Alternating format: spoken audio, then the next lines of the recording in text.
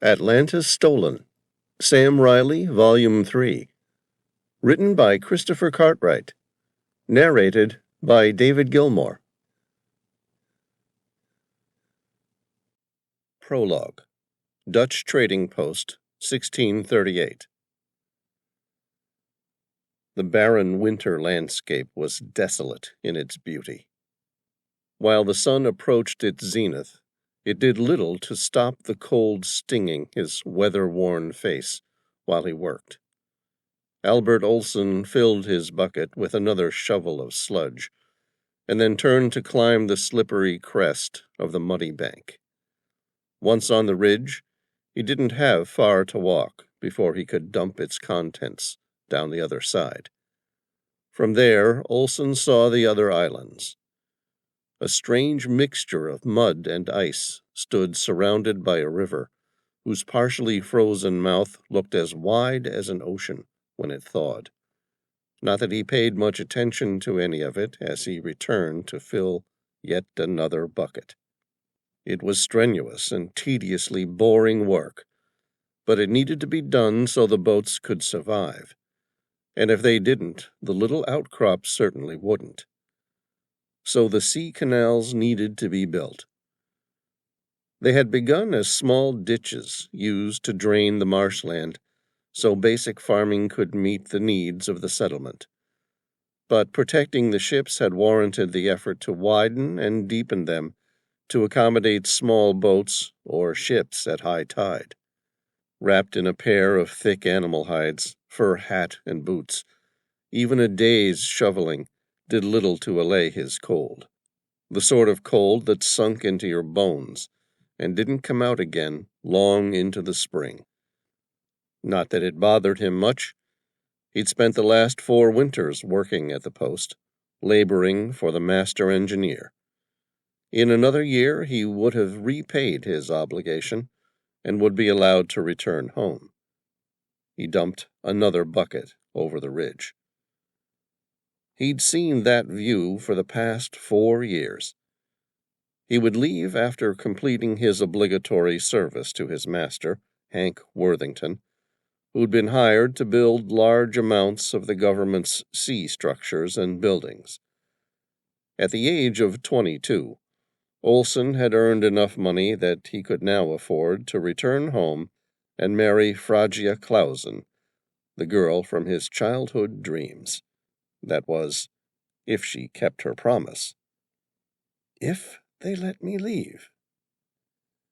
Young laborers were hard to come by, and the Council of Traders would offer tremendous rewards to those who would stay on.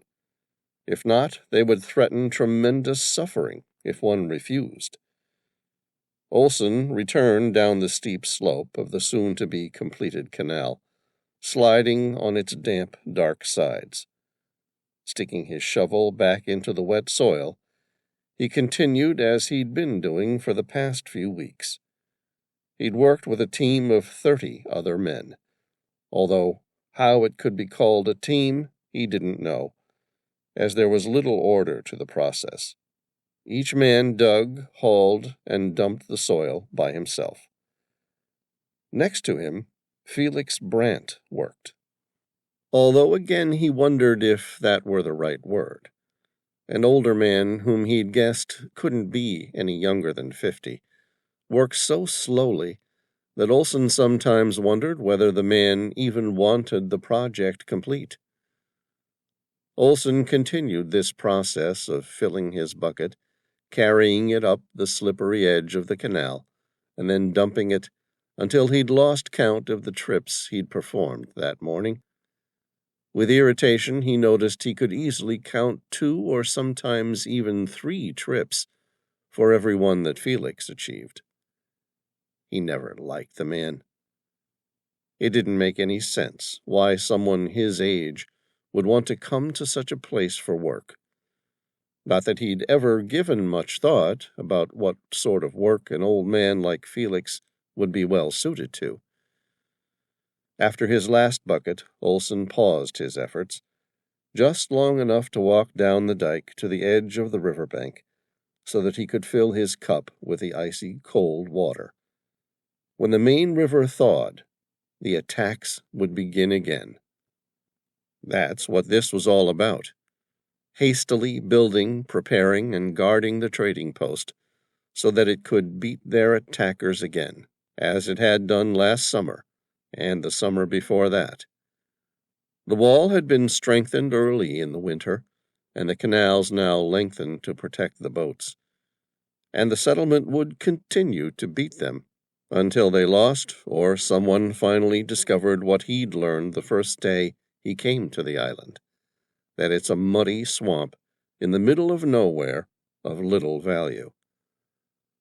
The naivete made him want to laugh. Not that it was his problem. He would be leaving soon enough. He took another drink of the water. It was so cold it stung his throat while he drank, making him cough.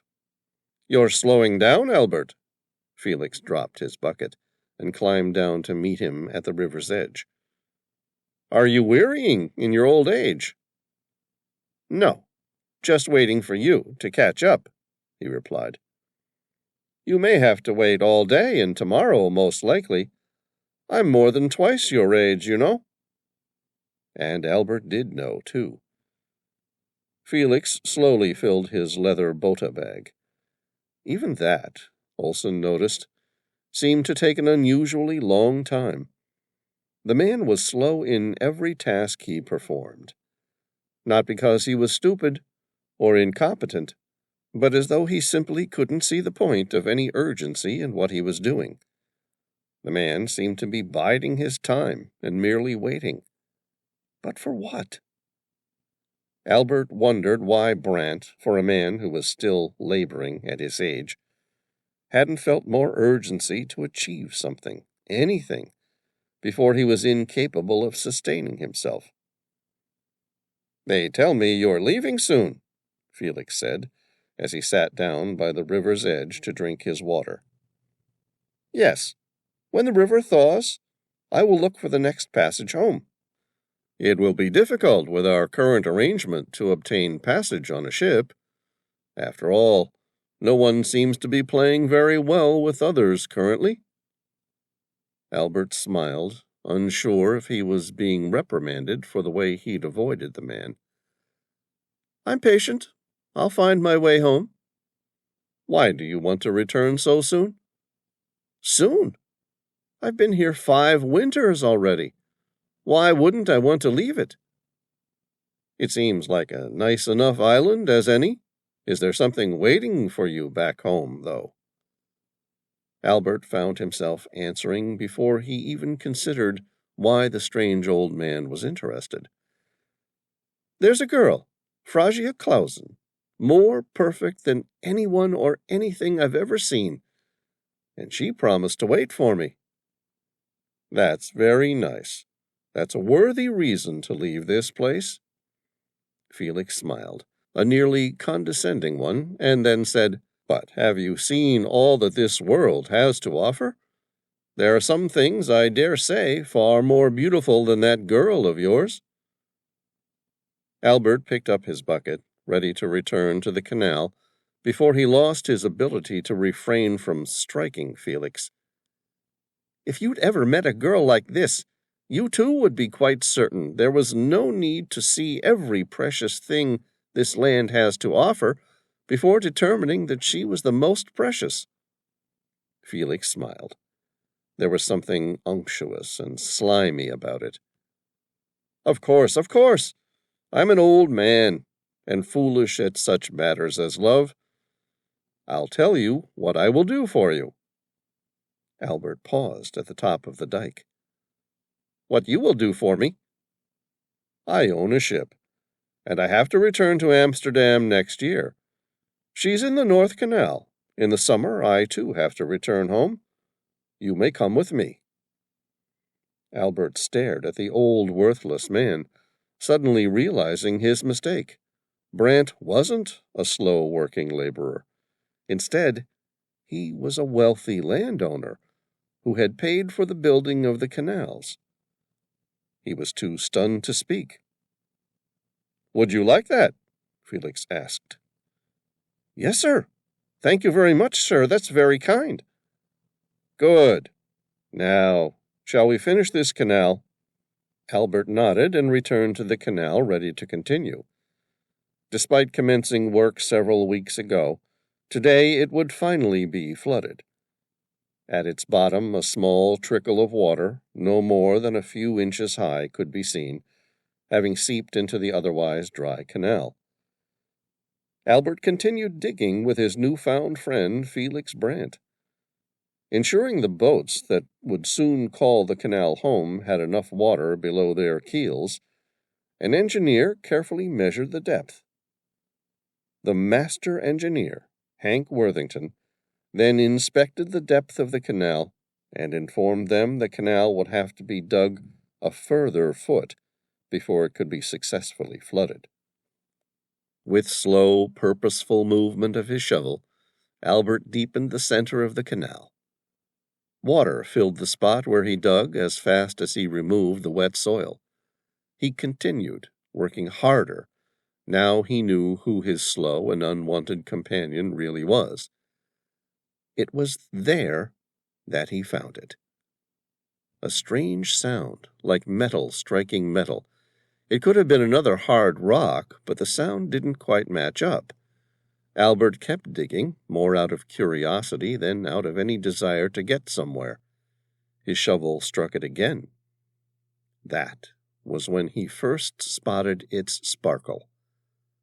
Below the water, half a foot under the soil, Albert saw what had made the sound. It appeared like a strange mixture of red and orange metal, but brighter, almost like gold. He worked the small device with the tip of his shovel until it came free from the earth's clasp. Pulling it out, he quickly washed it in the muddy water. It glowed red, like a strange type of gold. He quickly examined his finding. Built like a solid rod, it was nearly half a foot in length and no more than 3 inches thick. At the head of the device appeared something that resembled a telescope. Only there were no pieces of glass to be seen. Instead, its sharp rectangular angles rotated so that light reflected for no apparent purpose. Strange markings, completely foreign to him, covered the sides, making it appear old. At the base, he noticed something rotate. It had 12 different positions, and each one slightly changed the angle of the reflective metal at its head. Olson grinned as he shuffled the artifact in his hands. It felt heavy, more like the weight of a large axe than an ornate looking-glass. It was the first time he realized it was a strange red color, ruining his hope that it was gold. All the same, it begged the question, where did it come from? Albert bent down to wash it again. Over the hill, Felix approached, slow as ever.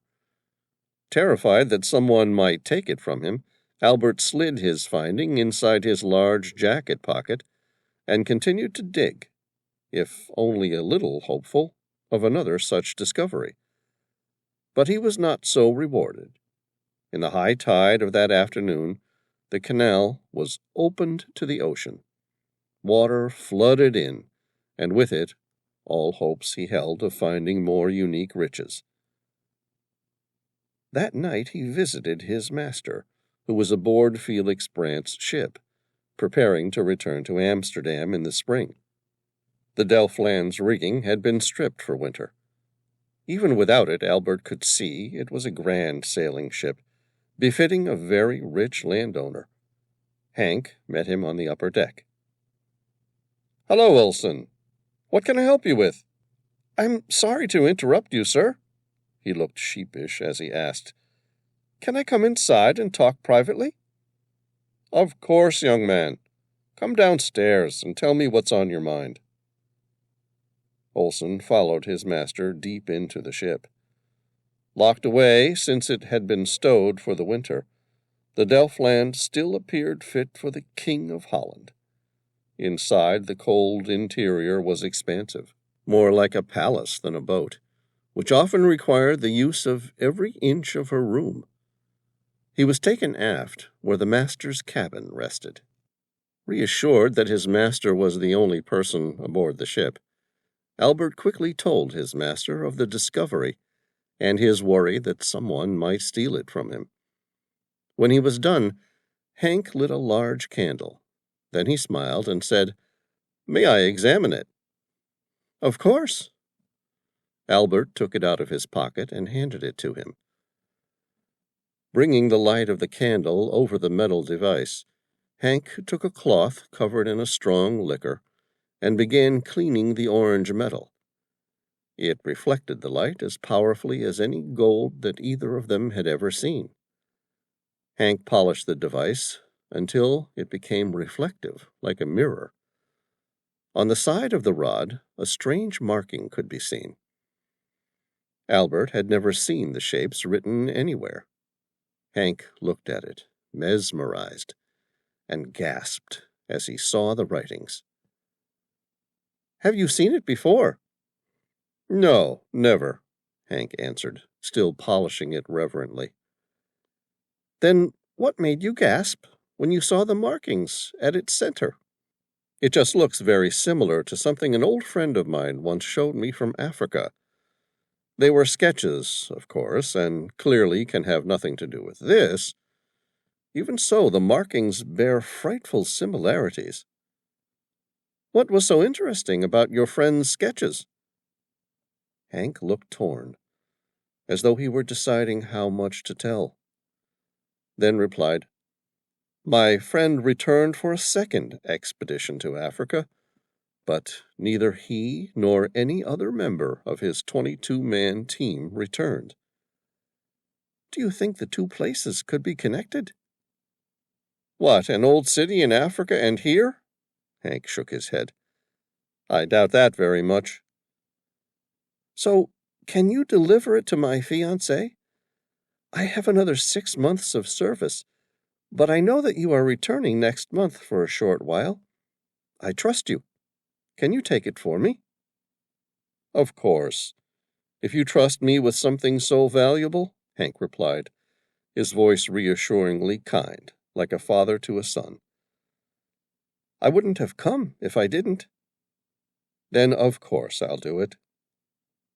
Felix Brandt couldn't believe his eyes when he saw it as he came over the hill. Albert Olson had found the arcane stone. The child had no idea of its purpose, but even a fool must have recognized its immediate value. And that would lead him to show it to someone, and before long, someone who knew about it, who had waited many generations to find it, would get access to its secrets. No, Olson was a good boy, with a bright future. But something had to be done. Felix left his house after dark.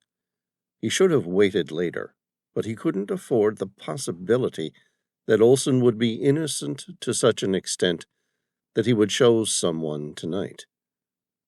After debating the problem over and over, he walked out into the street. Along the rocky edge of Pearl Street, his footsteps echoed quietly into the night until he reached its end. There he turned right and walked along the Heer Gracht, where the moon shined sympathetically on the first high tide, which flooded the newly deepened canal.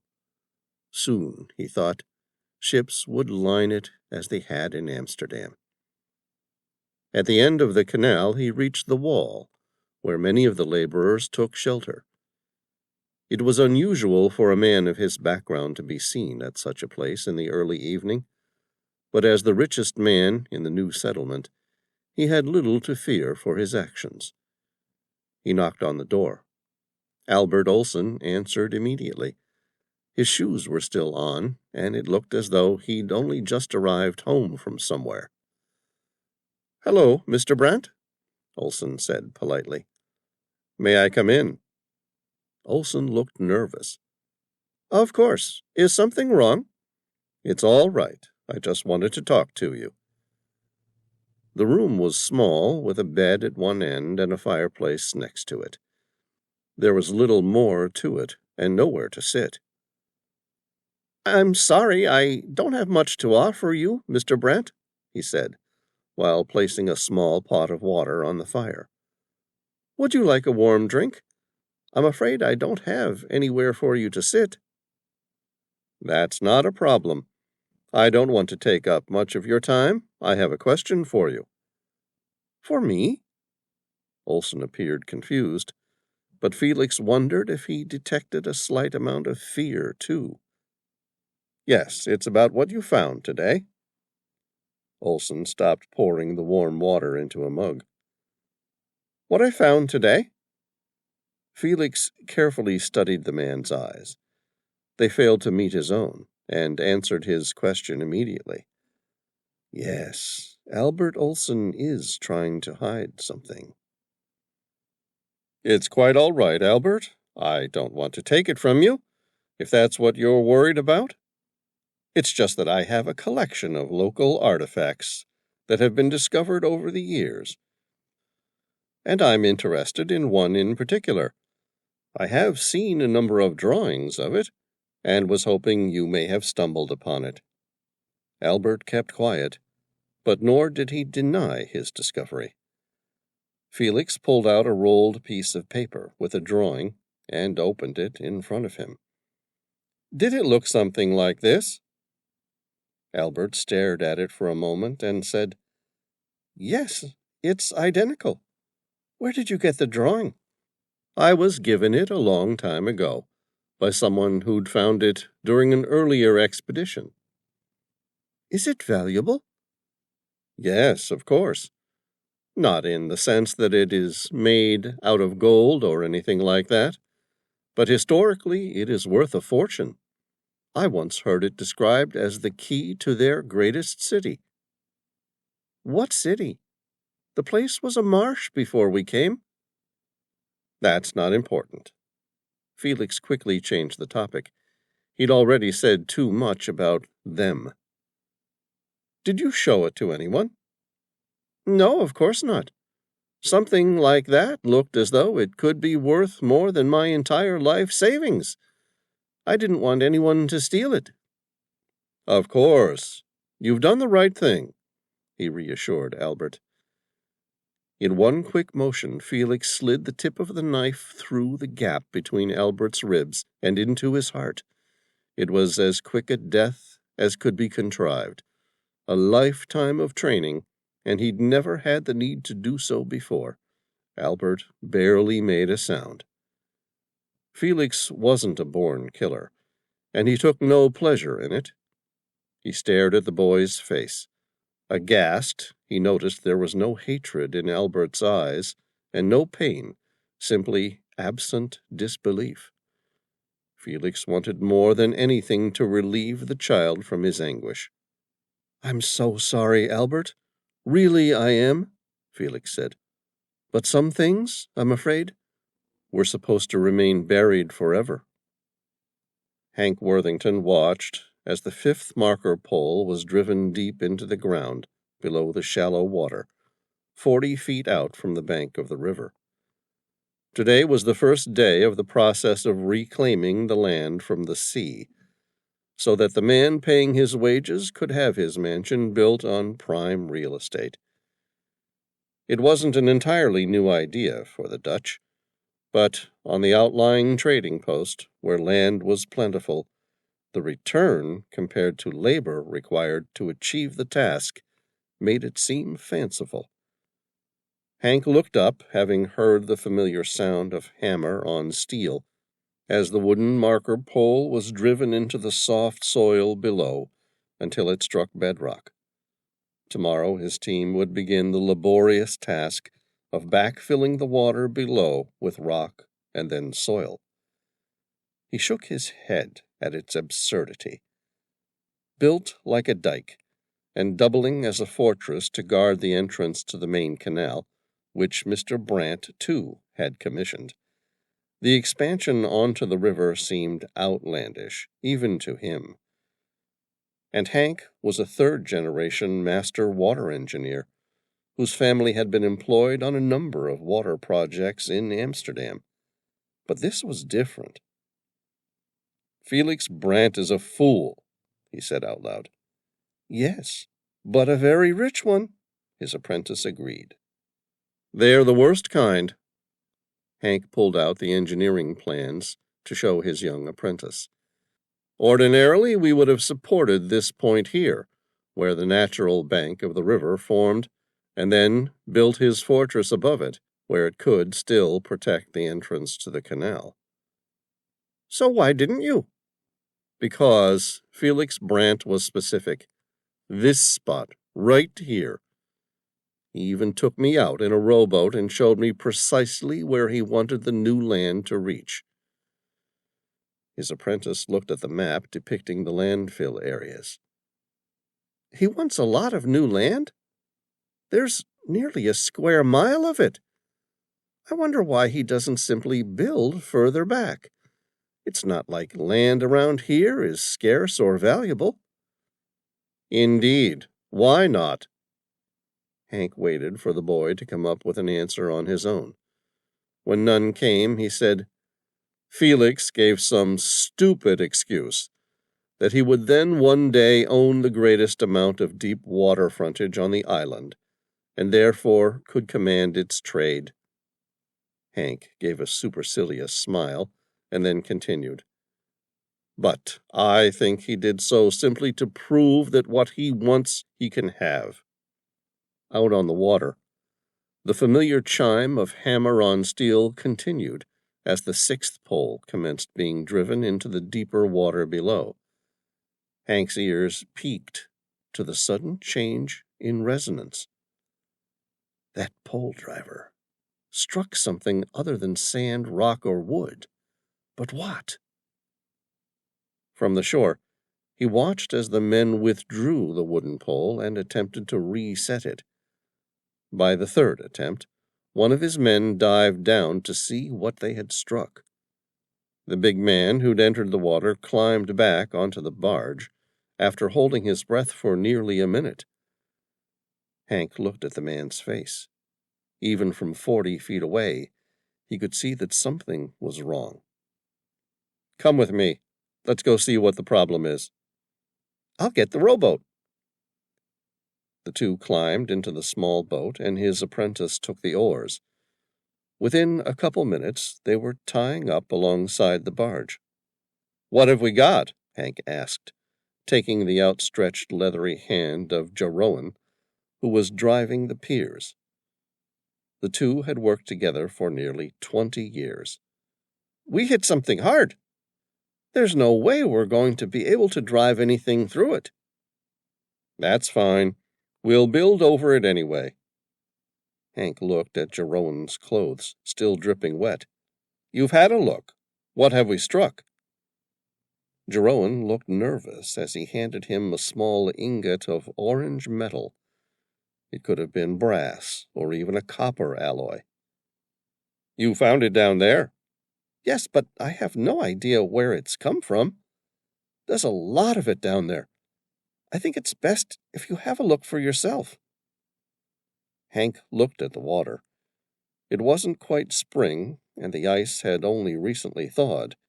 He was going to say something, but Jeroen stopped him.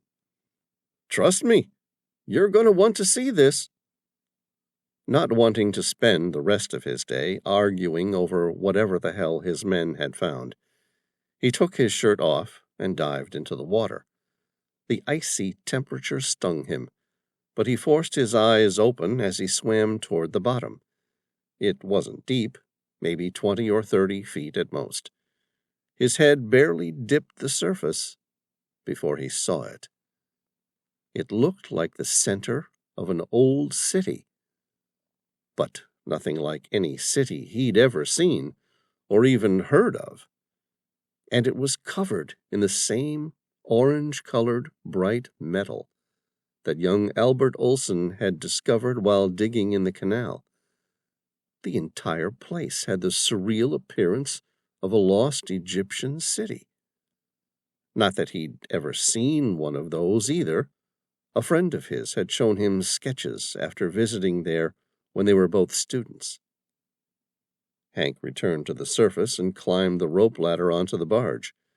He could see Jeroen's face, waiting to say, "I told you so."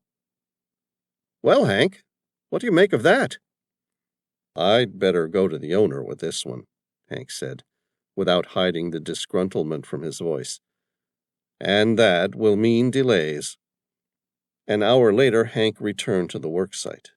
On the beach, a tent had been set up with a desk at its center, an office for himself and the architect. To the north, it was protected from the wind by large piles of rock and soil in preparation for the build. Sitting opposite his desk, Jeroen and his apprentice waited for him. A glance at their faces told him they had both been waiting in expectation. He was still carrying the strange piece of orange metal when he came into the small worksite office and sat down, placing it on the table as he would a paperweight, and said nothing. "Well, Hank, what did Mr. Brant have to say?" Jeroen asked. Hank cracked his knuckles together. "He says it's the remains of the India Star, an old brass-lined ship of war, dumped here years ago to stop the never-ending erosion to the beach." Jeroen laughed at the explanation. "That's bullshit, and you know it as well as I do.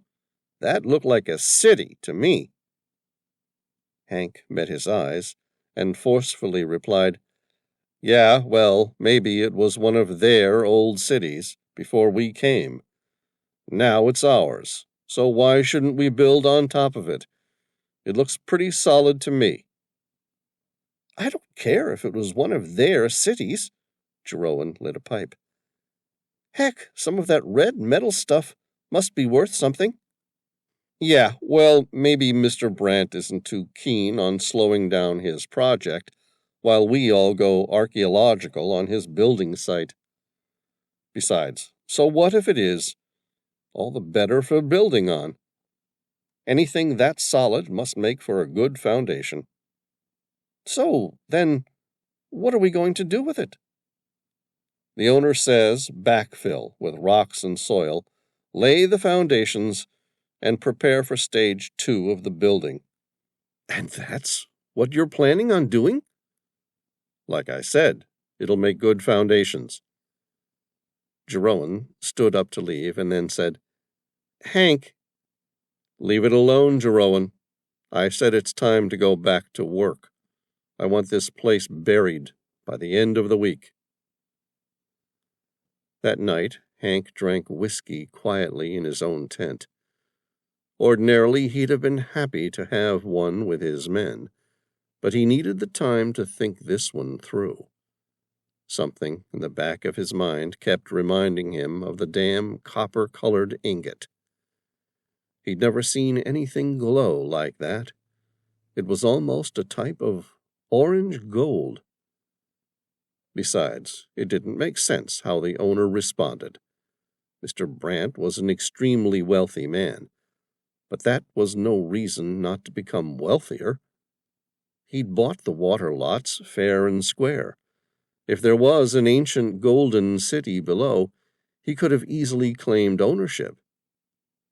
So, why had he been so quick and adamant to bury the lot of it? What didn't he want the rest of the world to see? It was too much for him, and in the end, Hank knew he needed to have a more satisfactory answer. Returning to his work tent, where he'd left the orange ingot as a good paperweight, Hank grabbed the strange metal, put it in his pocket, and walked towards the steel forge, where men were working through the night to create the steel required for the new outpost. As the leading engineer, Hank was known by everyone who greeted him cordially, though surprised to see him there in the night. At the back of the room, he examined the ingot. It was definitely made from the same strange glowing metal used in the artifact that Albert Olson had discovered. He shook his head, still wondering at the young man's sudden disappearance. It wasn't like someone had killed him for it. After all, Olsen had already entrusted the artifact with himself before he disappeared. Perhaps he had never intended on returning to Phrasia. And this was the best apology he could find? First, weighing it, he discovered that it was precisely 250 ounces.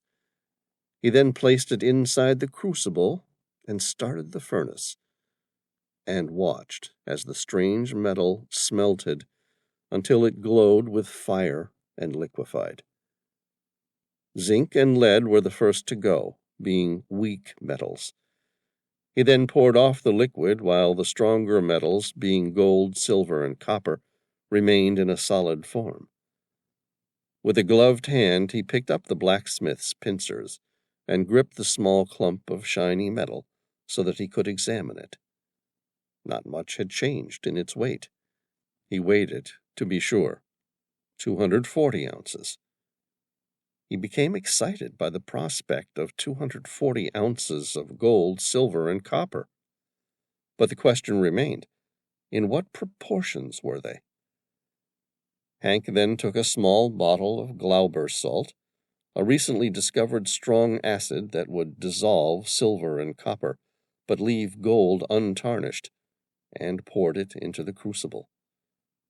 Again, the gold remained solid, while the other two elements turned into a weak sludge. He carefully removed the sludge, and heated the gold once more to remove any additional impurities, and then examined the glowing remaining metal.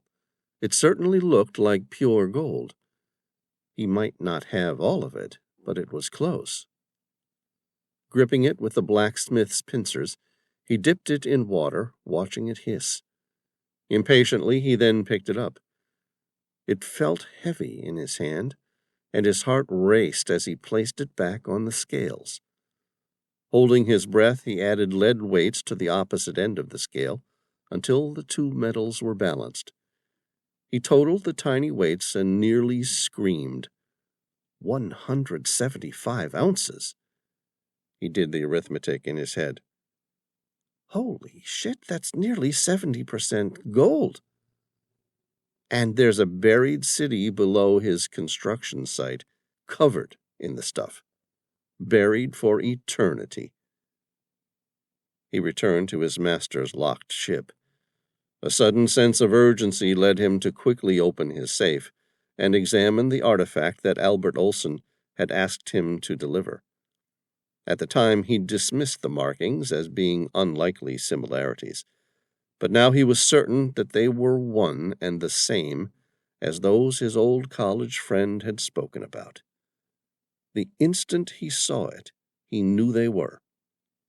So, he was telling the truth all those years ago. Robert Mitchell had discovered an ancient tribe in Africa that knew the way to the Golden City. Hank stared at the gold in front of him. He was going to be rich beyond his dreams. All he had to do was work out how he was going to steal it without Felix Brandt's entire fortress caving in on him.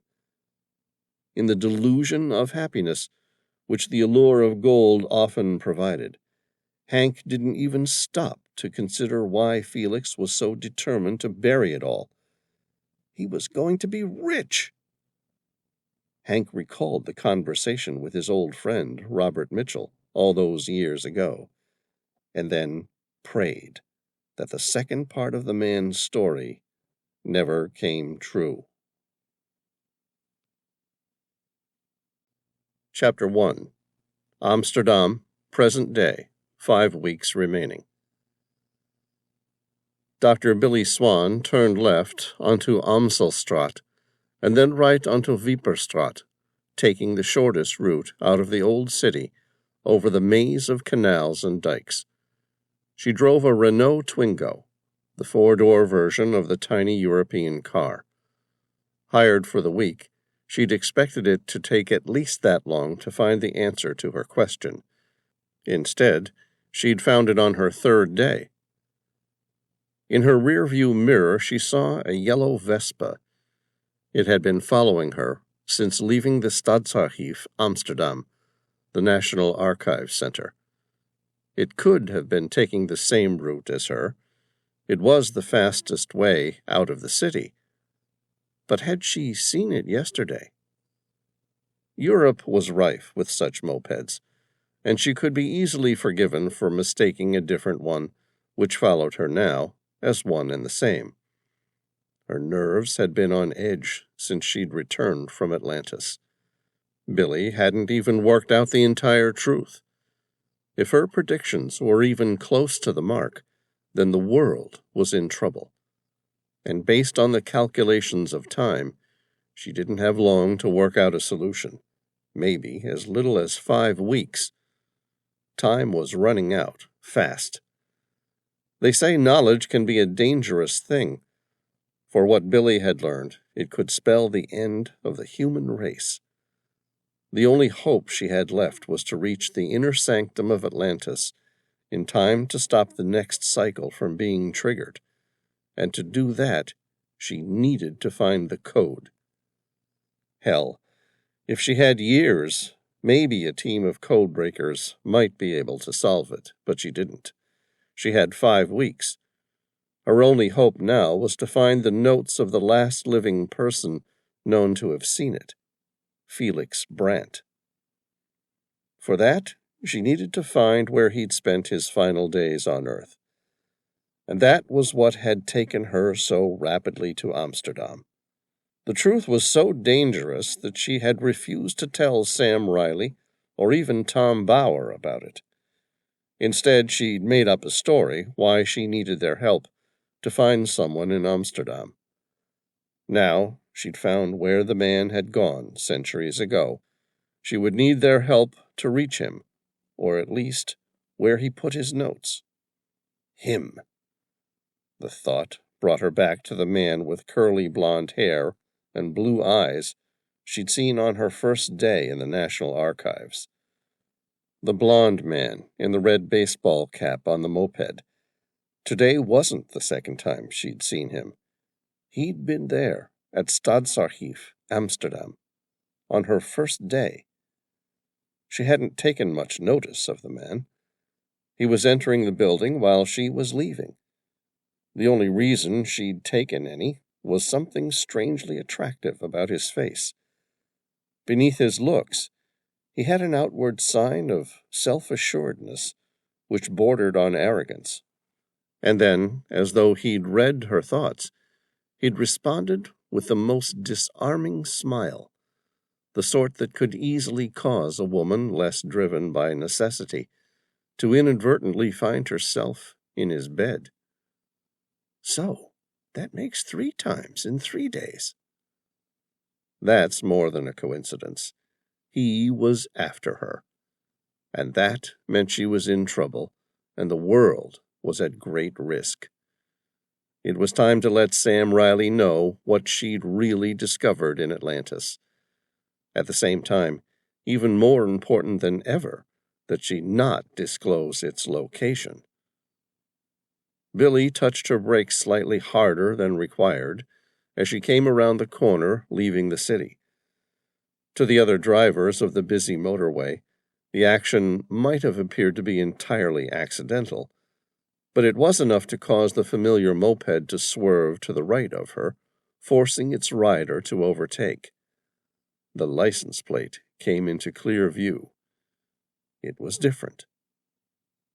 She had written it down as a precaution yesterday, when she noticed the motorcycle arrive and depart the National Archives building at the same time as herself.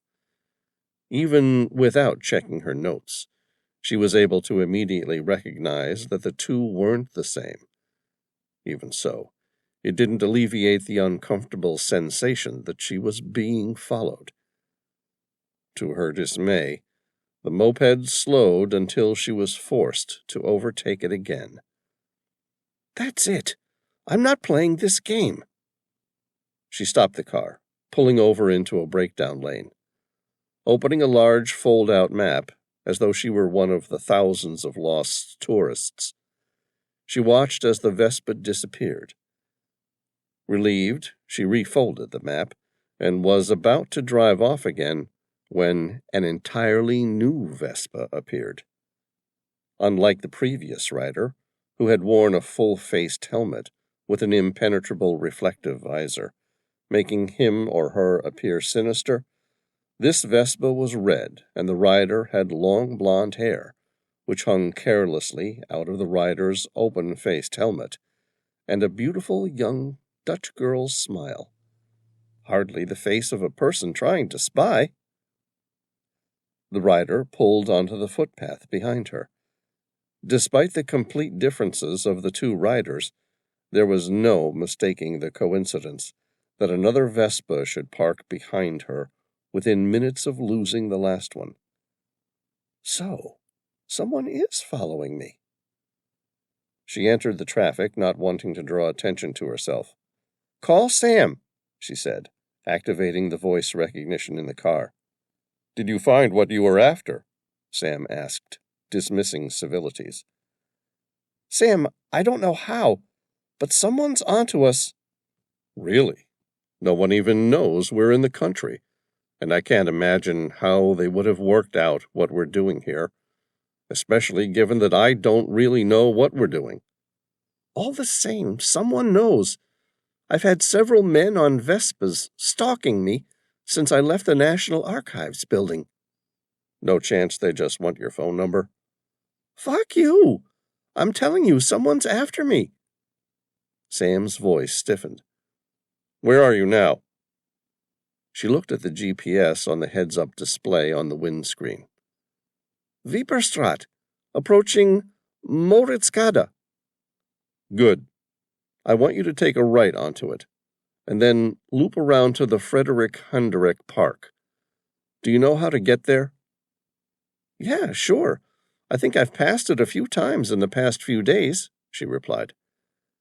"Stay on the main roads. If I'm not there when you arrive, make a circuit. I can be there in 20 minutes. And Billy?" "What?" "Did you find it?" "Yes. I couldn't steal it without someone taking notice, but I've taken several photographs. It should be enough to find where he's gone." "Good. Listen, stick to the main roads. I'll be there as soon as I can. Don't stop your car until you see me." "Understood." Billy's heart raced as she reached the Frederik Hendrik Park within 10 minutes. She slowed, but the park was empty. She was too early for Sam to reach it. The first time since she'd arrived in the city that the traffic had been so good, when all she wanted was a slow but constant run. In general, she could look after herself, but she was unarmed. She swore at herself for not taking the precautions she normally did, but she'd worried that her weapon was more likely to raise suspicion than dispel it. Besides, whoever knew what she was after would have infinite resources behind them. Few people knew that Atlantis really existed. Even fewer knew where it was. And as far as she could determine, no one presently living knew how to reach its inner sanctum. But she was about to find out, and that made her the most valuable person alive. Billy turned right onto Wilhelmsburg and began the mental process of planning a gigantic loop. The girl on the Vespa behind her seemed more serious now. The carefree smile had disappeared, only to be replaced by determination. The motorcycle rider, seemingly aware that Billy was on to her, became blatant in her movements to keep close. She laughed at herself for being so frightened. After all, they were only on motorcycles, Vespas, actually, not even a real motorcycle, and she was in a car. What were they going to do to her? When she made another right back onto Wieperstraat, Billy was horrified to see the original yellow Vespa, the one that had followed her to the National Archives on her first day. It was parked on the intersection coming the other direction, but immediately turned in pursuit as she passed it. She sped up as the yellow Vespa followed. Billy pressed the callback button on her cell. Sam, where are you? Zondam. I got stuck in traffic. But I'm doing my best. Are you all right? No, I'm not fucking all right. I have 3 motorcyclists after me, and I'm unarmed because of your suggestion. Sam didn't take the bait for the argument. Well, I'm not unarmed. I can assure you they'll lose whatever interest they have in you pretty quickly when I arrive. Take it easy. Are you still on the same loop? Yes. Good. Don't stop anywhere. I'll find you. I'm coming from the other direction, but I'll see you. Good luck. Fuck good luck. I want you to fix this, Sam. I'll be there in 5 minutes. Up ahead, Billy saw a light turn red. She began slowing down early, hoping that she wouldn't have to come to a complete stop. Traffic was already building up at the intersection, and she was worried it wouldn't be long before she didn't have a choice. In the end, she had to stop. She kept one foot on the brake while the other revved the engine, ready to cross into the oncoming traffic if she needed to. The yellow Vespa pulled up alongside her. It was the same blond man who had been watching her at National Archives in Amsterdam. He wore an open-faced helmet. He turned his head to look directly at her. The arrogant smile across his face made him look like any other man who was out for a great ride and had come across a beautiful woman stopped at the traffic lights. Her eyes carefully kept track of the 2 Vespas behind her, now stopped a couple car spaces back. Certain that someone was going to get off their bike and take her, she didn't let her eyes stop scanning the area. Billy hit the central lock button, and all 4 doors locked simultaneously. It failed to reassure her. The car was small and would do little in the way of protecting her from bullets. The traffic light turned green, and the man in the yellow Vespa grinned at her and waved before speeding off ahead until he disappeared into the sea of traffic. Well, that's something. She was starting to feel more confident that Sam was going to reach her in time. Up ahead, she approached the intersection of Wilhelmsburg and Stadhouderskade. Approaching the intersection, Billy was forced to slow down, as a man on a bicycle in front of her nearly came to a stop. Her eyes carefully monitored the closest Vespa behind her. Reassured that it wasn't moving, she remained in the intersection for a split second longer than she should have, after the bicycle had crossed the road. She then floored her accelerator and pulled into the intersection, where a truck drove toward her at full speed. By the time she saw it, Billy had just enough time to hit her accelerator in a vain attempt to avoid the collision. The truck struck the passenger side door, sending her forward and towards the wall of the dike. After the initial impact, she realized she wasn't badly injured. Deciding whether to run toward the truck driver or make a run for it down the street, she was about to reach for the door handle when the truck's engine roared into life again. It was pushing her toward the bridge. She slammed her foot hard on the brake. The side of her car struck the old stone wall with a jarring force, and then she felt everything give way as her car began rolling down the edge, until she struck the water. It floated for 30 or more seconds before the heavier engine block at the front of the car began dragging her down hood first. With a gush of bubbles, the entire car disappeared under the water. Chapter 2. Sam Reilly spun his BMW S1000RR, one of the fastest road bikes in existence, south along the A10 at speeds that would make any police officer doubt his vision. Cutting through the back streets of Houterhavens, he reached the intersection of Wilhelmsburg and Stadhouderskade. He came to a stop at the intersection. Broken glass and shards of metal were strewn along the middle of the intersection. A long stretch of tire marks could be seen skidding along the bridge. Starting in the middle, his eyes followed them until they went over the edge of the old bridge. He was too late. They had got to her first. Sam pulled his throttle all the way back as he raced to the edge of the bridge where the remnants of the destroyed railing still remained.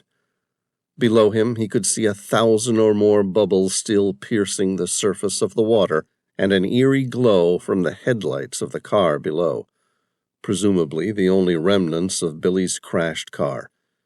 It must have only just happened. Sam then stepped off his bike and looked over at the broken, large sandstone blocks which had previously formed the top layer of retaining wall. Without waiting to see who else had been there at the accident, he lifted up one of the large blocks. It took all his strength just to lift the sandstone. He took a single step to the edge of the bridge and stepped off into the white, frothing water below. Chapter 3. Billy opened her eyes to the sight of bubbles running along the windscreen. Her hand touched her forehead. There was something wet running past her eyes. Slightly disoriented, she pulled her hand back and looked at it. There was blood. Where am I? In an instant, she recalled what had happened and where she was. Dazed for a moment, she quickly reached for the door handle. It didn't move. She tried the unlock button, but the door wouldn't budge. She tried the electric windows. Nothing happened. Adrenaline raged inside her as the realization that she was going to drown inside her own car terrified her. She thought through all the ways she'd read over the years to exit a flooded car. There weren't many that worked. Billy fumbled as she rummaged through the glove box, desperately looking for anything solid enough to break a window. Tissue box? Are you fucking kidding me? She squeezed into the back seat. Her shoulder bag rested there. She opened it and rifled through the contents. Her cell phone, wallet, and tablet. She cursed herself for leaving her laptop in the trunk today, instead of with her handbag next to her. Car keys, all plastic. No, that won't help. The water was filling the car faster now. Panic tried to grip her, and she fought to maintain control. If she was to survive, she was going to have to stay focused. The water was now up to her neck.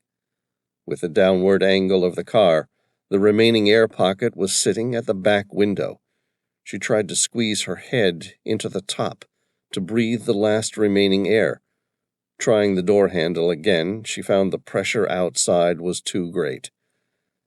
Billy returned to the back of the car and took another couple deep breaths, and then swam to the driver's side door and tried to open it. Still too much pressure. She returned to take a final breath from the last pocket of air at the back window before it completely filled with water. Now's the time.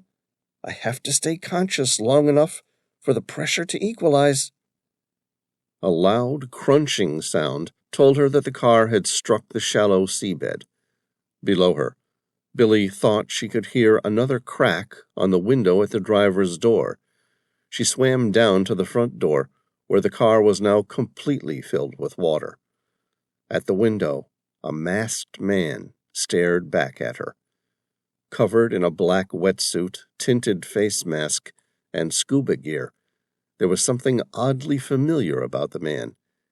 He could have been any diver, but there was something else she recognized from her past. Where, she could not place. He smiled, and she recognized it. It seemed sinister somehow, and she remembered where she'd seen it before. The man tried to open the door, but the pressure was still too great. Holding her breath, Billy moved to the back doors as the diver continued to fight his way into her car. She hoped the pressure would equalize, and she could escape through the back door while he came through the front. The diver looked as though he realized what she was thinking at the same time. It gave him additional strength, and after fighting one more time with the door, he slammed his elbow into the window, sending a crack right across it. For a moment, Billy thought the window would hold. Then he struck it again with his elbow, breaking through the window completely. She watched the man remove the last shards of the window quickly as he tried to squeeze through. Billy perched her back on the floor of the rear seats and pushed with legs against the back door as hard as she could. It didn't budge on the first attempt, and she was already losing focus as the effects of hypoxia attacked her brain. She held onto the door handle and kicked it again. This time, the water pressure had equalized and the door flung open. She turned to swim out, but her head was stuck on something, and as her world darkened, she began to lose the direction of the surface. Disoriented and frustrated, she felt the calm that often came before one accepted their death in drowning. It wasn't that she'd given up, simply a matter of accepting that she'd failed despite her best efforts. As her lungs burned with pain and desire, she opened her mouth to take a deep breath of ocean water and discovered a diving regulator being shoved inside her mouth by a large gloved hand. She involuntarily took a deep breath. It tasted sweeter than air, almost sugary, but it soothed the pain in her chest, so she continued to take long, deep breaths. By the third, everything seemed to go funny again, and then the world went dark. What has he given me? And with the fourth breath, all the worries of the world disappeared. Chapter 4. With the heavy landscaping block in his arms, Sam sank to the seabed below. Billy's Renault Twingo could be seen resting on the sandy bottom. A few remaining bubbles dribbled out. The trunk had been opened, as though she had thought to remove her laptop. The information inside was worth millions of dollars. Sam reached the front door. Its window had been broken. He scanned the area to see if he could spot Billy, but there was nothing but murky water. He opened the door to make certain she wasn't stuck inside. The passenger compartment was empty, the glove box open, and the back door on the other side half ajar.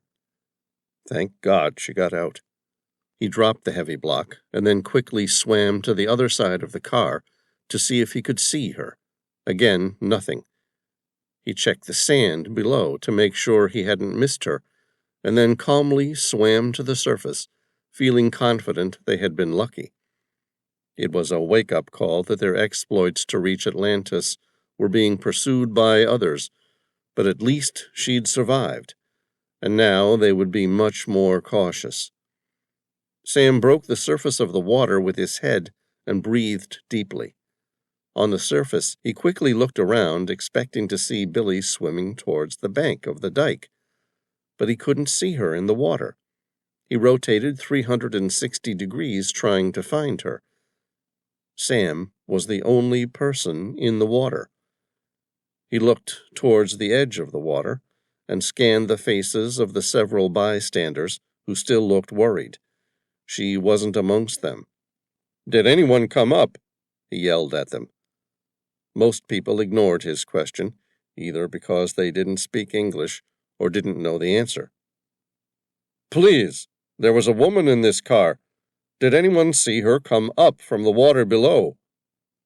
A man looked straight at him and said, "No, sir. I saw her crash, but I have not seen her surface the water." Sam ignored the man's response and immediately dived below again. Frantically, he examined the car from a new perspective. He saw it this time. The front driver's window had been smashed from the outside. The rear passenger door remained opened and undamaged, giving the impression she'd escaped through it. Had someone else come in after her? Before he'd thought any more, he knew that he was right.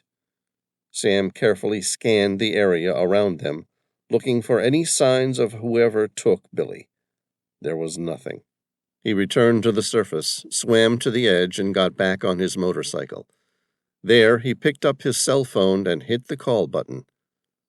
"Tom, we have a problem. They got to her."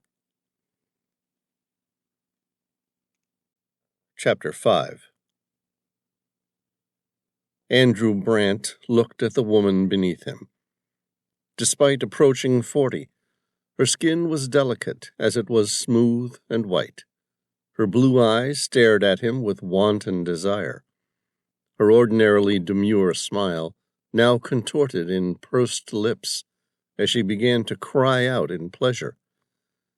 And the woman did cry out in pleasure, as he knew she would. It began more like a whimper, and then in response to the horror of her own base desire than the ecstasy of love. Frightened by her inability to control her bodily needs, as he showed her exactly what her body was capable of. Her face, aghast in abject desire, unbearable pleasure, and split between the guilt and shame of it all. Sarah tried to look away, unable to hide her shame, or her need. When he was done with her, he climbed out of bed, leaving her still writhing around, naked and insatiable. "Come back to me," she begged. "I have a meeting. I must get ready." He made no apology for her frustration. Andrew Brandt examined himself in the mirror. Despite his rigorous exercise this morning, his face displayed no sign of the exertion. There was no sweat. His cheeks weren't flushed, and he breathed calmly. There was something hard about his face, as attractive as it was frightening. His hair blonde and groomed, so that not even a single strand fell out of place. His eyes were gray and piercing in their intelligence and power.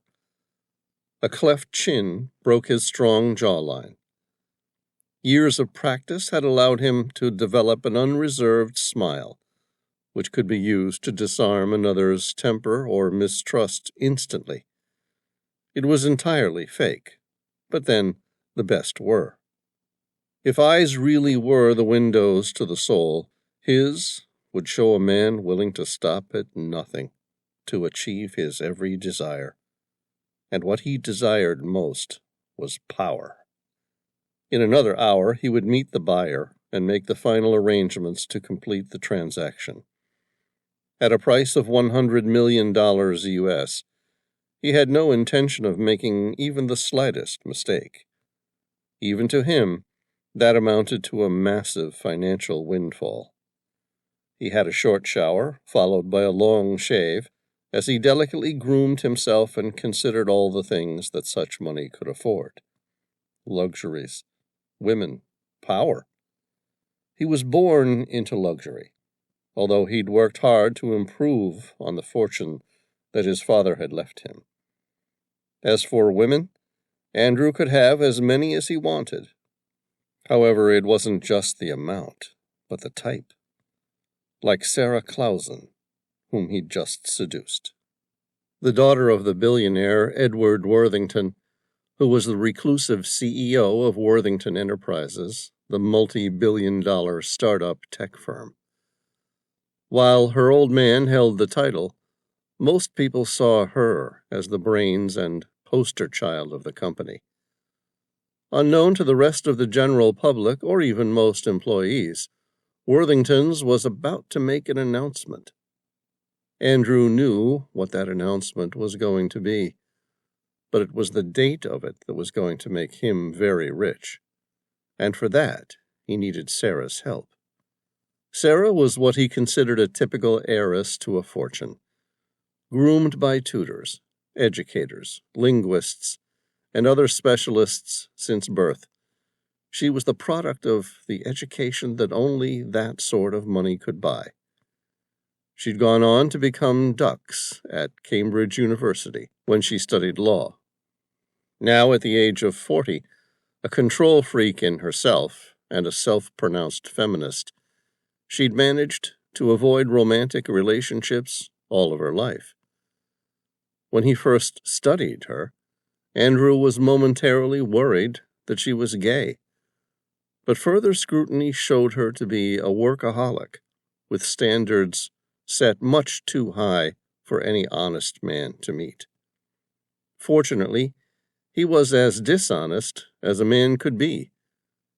Currently, she served as senior legal counsel to her father's company. That's what brought her into his life. He could take a strong woman for such money and make her weak.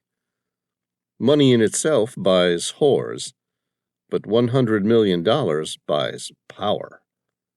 And with that sort of power, you could take a strong woman, strip her of everything she has, and reduce her to nothing but a cheap whore, and inflame her with lust that betrays her own dignities. He felt himself stiffen again at the thought. Sex for him had little to do with physical attraction and everything to do with power. He donned his tailored suit with matching blue necktie.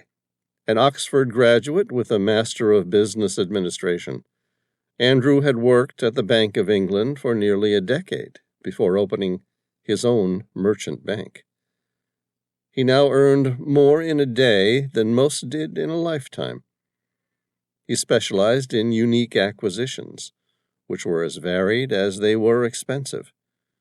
He specialized in convincing people to sell before they knew they even wanted to. Some of his previous transactions included such wonderful items as a nuclear submarine for a private buyer, the secret plans for a new type of hydrogen engine, new pharmacological products, and the remains of one of the 7 wonders of the world. For the most part, his transactions were perfectly legal, so long as he didn't get caught, on the international playing field that he worked, some projects more so than others. Today's acquisition was on the dangerous end of that scale and completely destroyed any pretense of legitimacy. He looked at his watch, an old Rolex. It was 10 minutes past 9 in the morning. It would be in his possession by now. The thought made him think about his acquisition. He smiled happily. With a $100 million price tag, the risk versus benefit had convinced him that he was making the right investment. And after all, that was the only way that a real businessman could look at his transactions. It wasn't a matter of being moral or ethical. Instead, he saw everything as risk versus benefit. In this case, he could amass an even greater fortune for a few days' work and minor risk, or he could be caught and spend the rest of his life in jail, or worse, depending on the country of capture, end up shot by firing squad.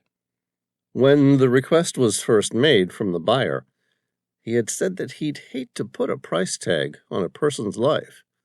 But then when the buyer threw out the figure, he was confident such a price covered it. He checked his watch again.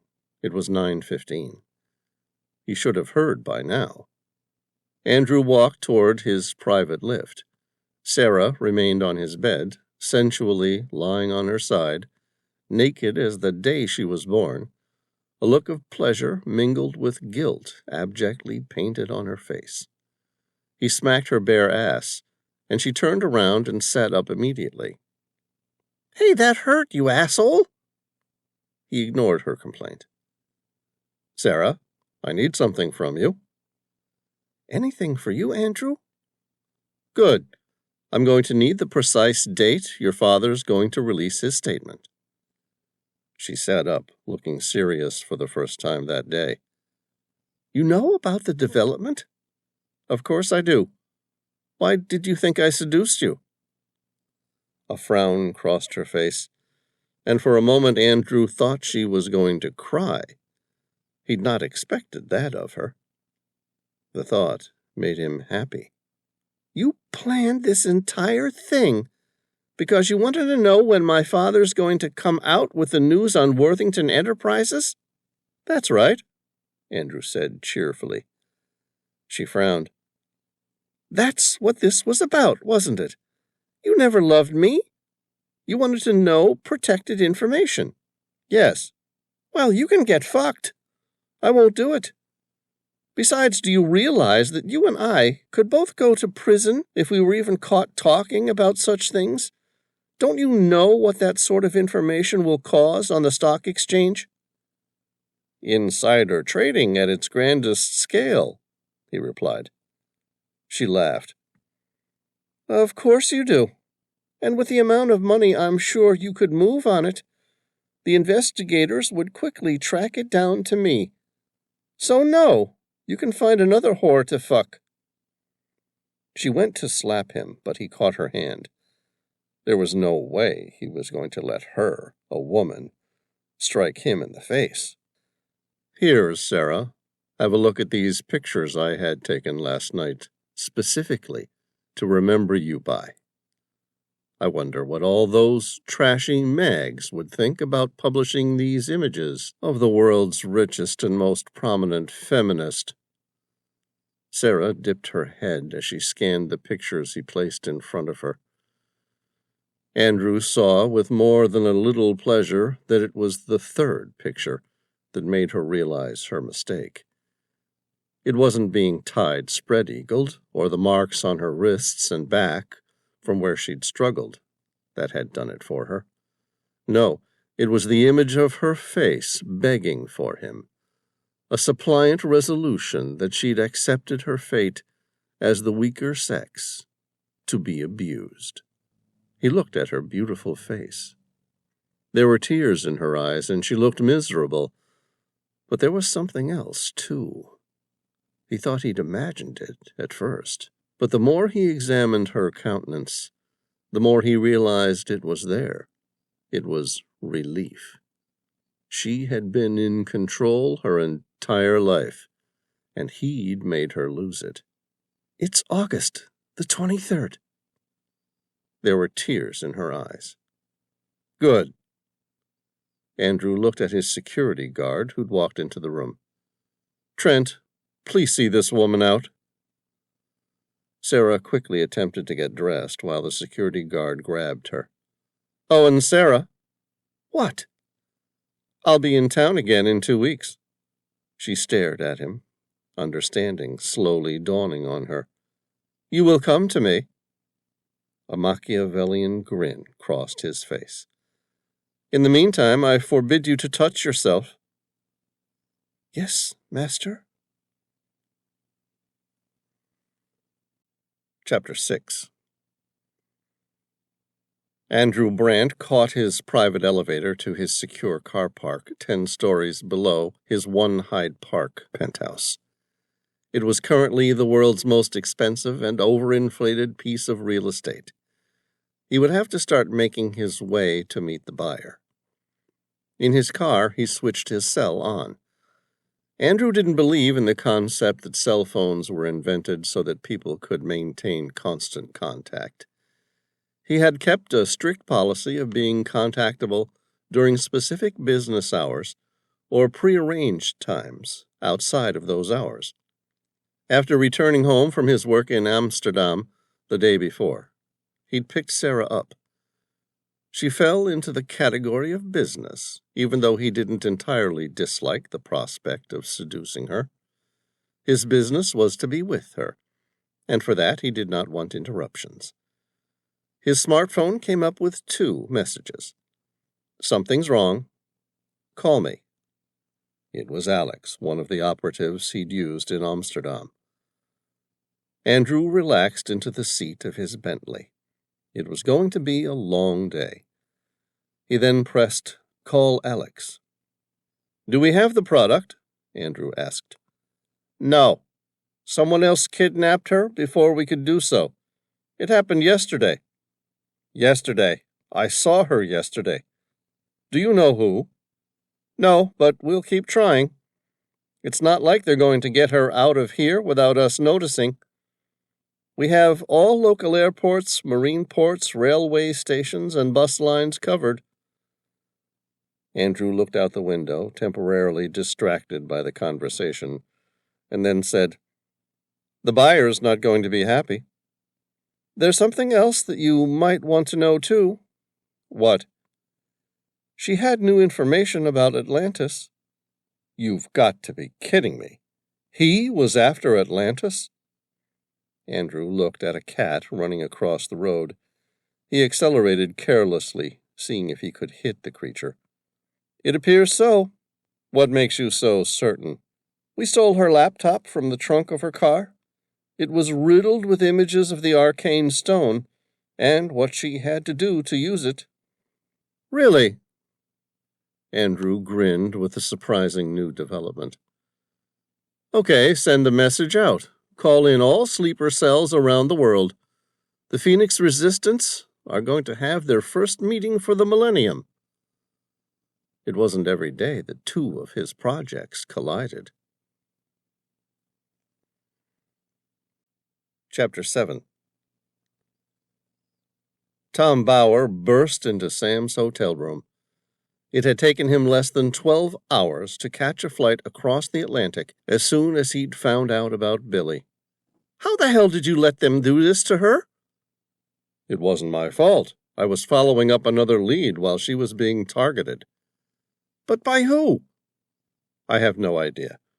If she'd discovered a new fact about the master builders, I might have been worried they had got a hold of her. But this was about Atlantis. No, whoever got her knows she'd discovered Atlantis. Seeing as Atlantis is more renowned for its enormous wealth, we can hope that whoever we're dealing with are willing to negotiate on financial terms." "You mean ransom?" "Sure. Your father's rich enough to pay anyone off. You will buy her life, won't you?" "Hold on, Tom.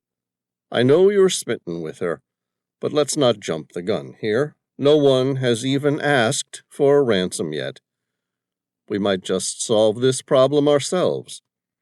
Alternatively, I'm sure you can agree that Billy can be, how do I say this, a little rough around the edges.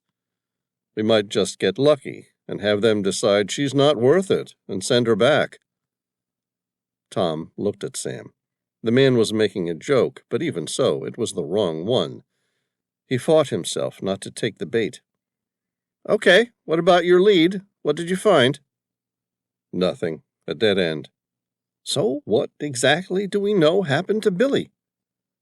"She was on her way back from the National Archives Center when she called me to tell me that some people had been following her.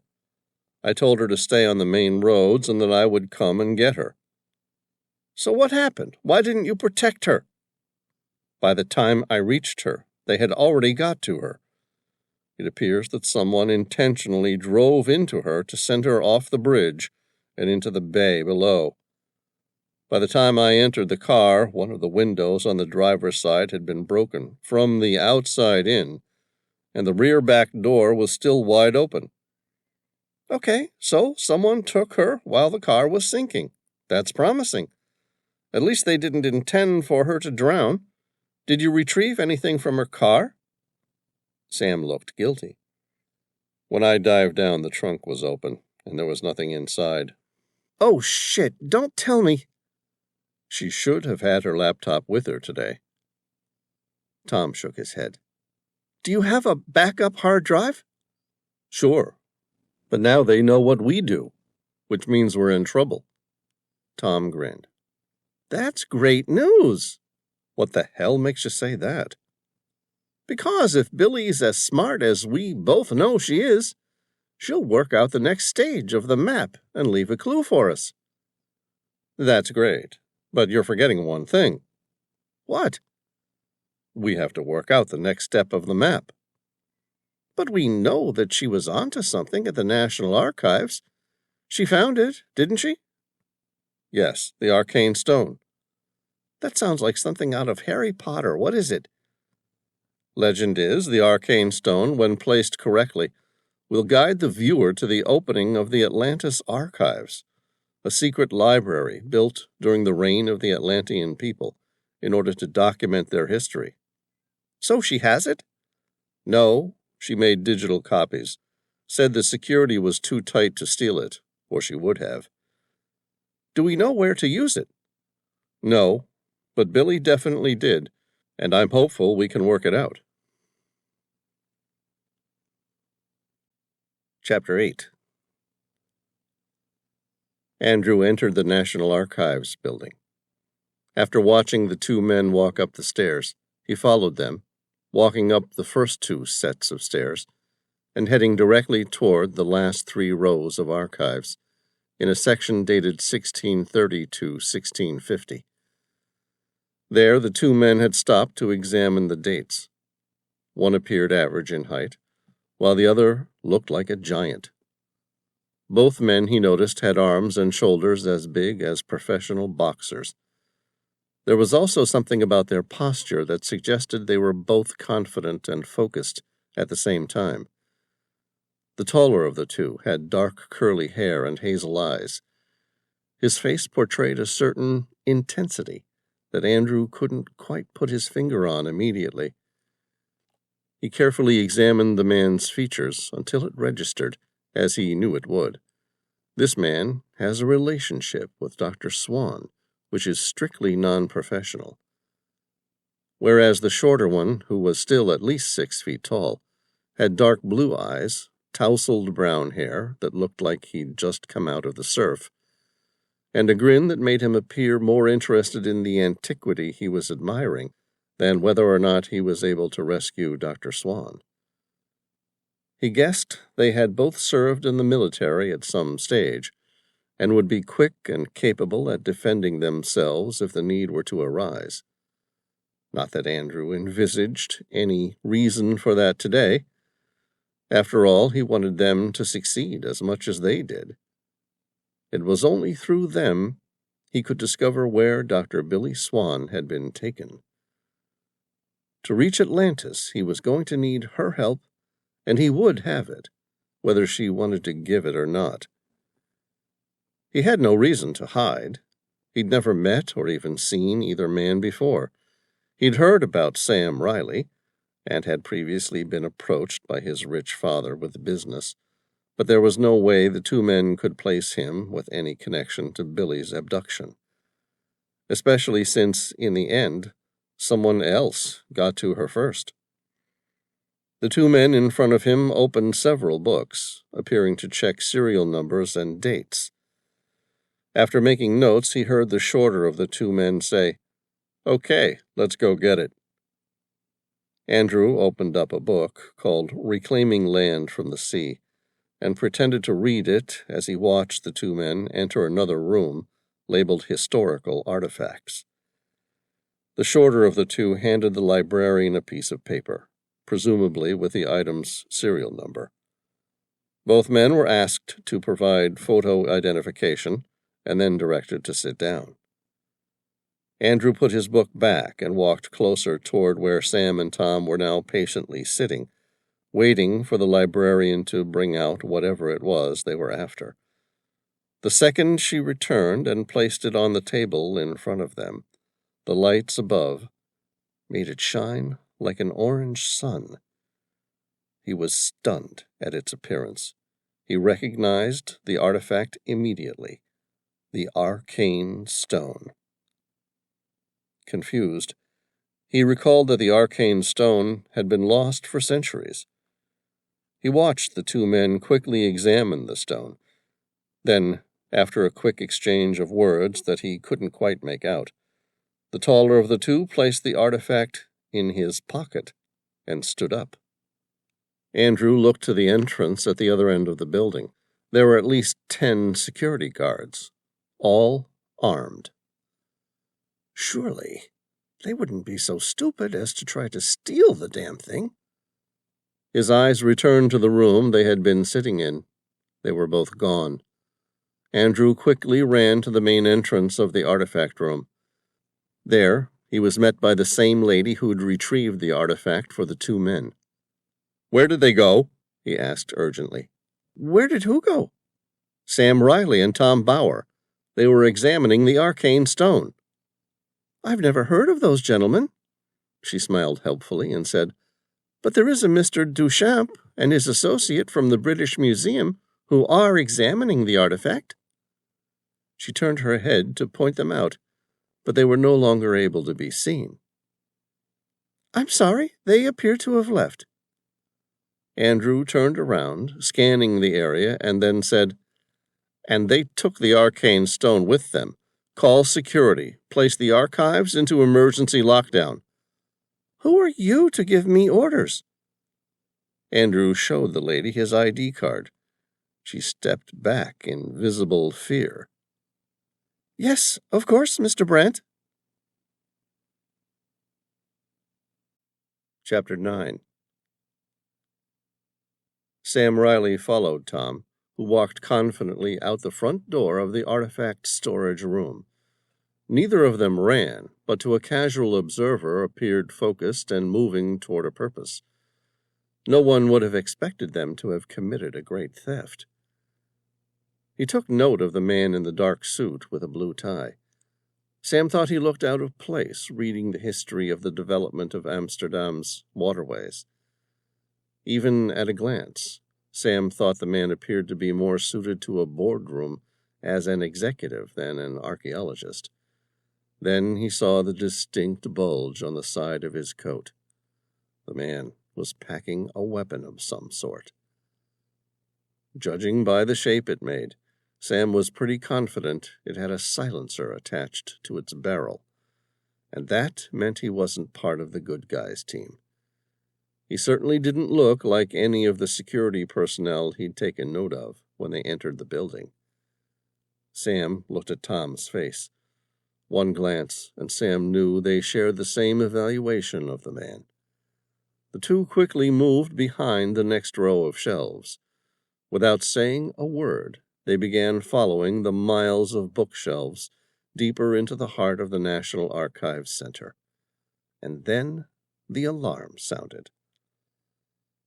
Well, Tom, that was unexpected, Sam said calmly. Do you think you might let me know next time before you steal an ancient relic? Tom looked guilty. Sorry. I figured we don't have time to play by the rules. It was meant to have been made of copper or something. Can't be too valuable. I didn't expect them to have someone guarding it. Well, it's done now. Sam picked up his phone and rang a secure number. Who are you trying to call at a time like this? Elise. And I'm trying to get us out of here. Elise was a computer whiz Sam had met years ago during his specialized training as a ghost agent for the U.S. military. He never saw her in person, only through computer challenges and games of riddles designed to test how each of them responded had they become friends. From what he'd heard, Elise had an IQ of 162. That was 2 points higher than Einstein, and she'd been recruited by the CIA when she was still a teenager.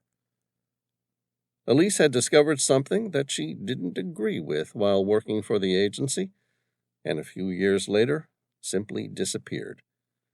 Sam worried that her malcontent had gotten her killed, but last year she started sending him encrypted messages that only he and 4 other people on the planet could possibly decipher. Since then, Elise had been working intermittently on a variety of projects for Sam. Sam took the lead and started running down a set of stairs, which led deeper into the archive storage, where millions of boxes covered more than 10 miles of basement. Where the hell are you headed? We're only burying ourselves deeper by going that way.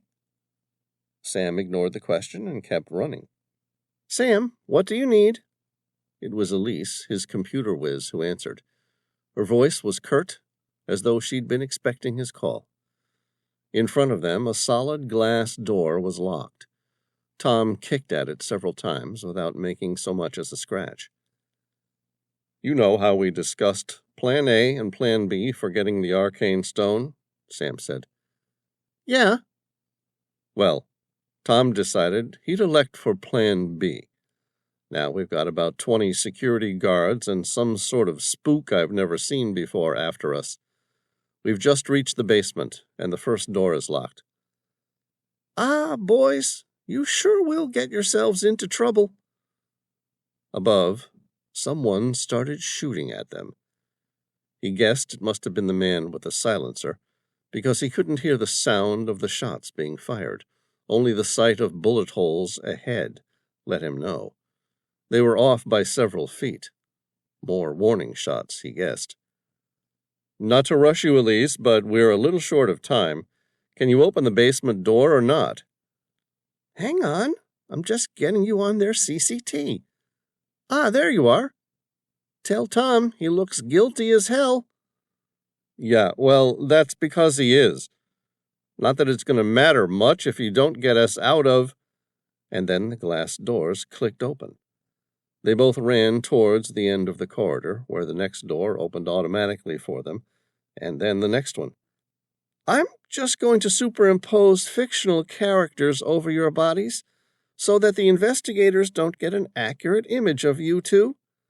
You're now Santa Claus, and I'm afraid Tom's one of the reindeer. You know that one with the bright red nose or something?" "Rudolph?" "That's the one." Sam stopped, dead in his tracks. The last door remained firmly locked. "Elise, I'm going to need the last door opened." "Are you sure? That's a pressurized room. They're not going to be very happy if you destroy their sterile atmosphere." "And I feel terrible about it. Really, I do. But if you don't open it, I'll be asking you to break us out of prison, or more likely, find us a nice place to be buried." The door opened, and the two men walked into the sterile room. Sam looked around, pulling covers off drawers, searching for something. "Stop where you are! You have no way out, and we're armed."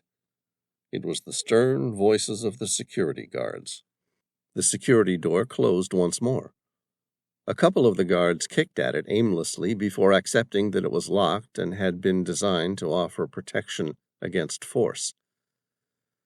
Sam looked behind and saw that the man in the dark suit with the blue tie was ordering them about. He stared at the man for a second. There was something sinister about his gray and intense eyes. "Who are you?" Confident that the door was sealed for the time being, while Elise had control of their computer system at least, Sam turned to ignore them and kept pulling expensive drawers out of the desks around the sterile room. "What are you looking for, Sam?" Tom asked. "A way out. Anywhere." Those are just drawers. What are you expecting to find?" "This," Sam said, revealing an opening. Sam turned to look at the man who had been following him since he arrived at the National Archives Center, and then stepped into the garbage chute. Chapter 10. It was a short, fast ride to the bottom, where Sam landed on a pile of garbage. He cringed when he considered what type of previously sterile equipment could have been thrown out. "You okay, Tom?"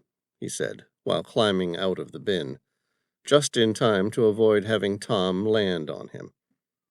"Never better, you?" "I'm fine." He admired his new environment. Most of Amsterdam was built on dikes or piers above the waterways and canals. The National Archives Center was above such water, but below it there was a world built for boats, shallow boats, that could move waste from underneath hundreds of buildings just like this one. If Sam reached up, he could almost touch the ceiling, which formed part of the road above them. In the distance, light flickered in through several openings to the outside world. Next to him, as promised, a wooden sports boat was tied up to the jetty. "Look, Tom, some nice person left the keys for us." Tom grinned. "I knew you weren't going to get us killed. Today." Starting the motor, Sam grinned as he threw off the rope lines and began heading out.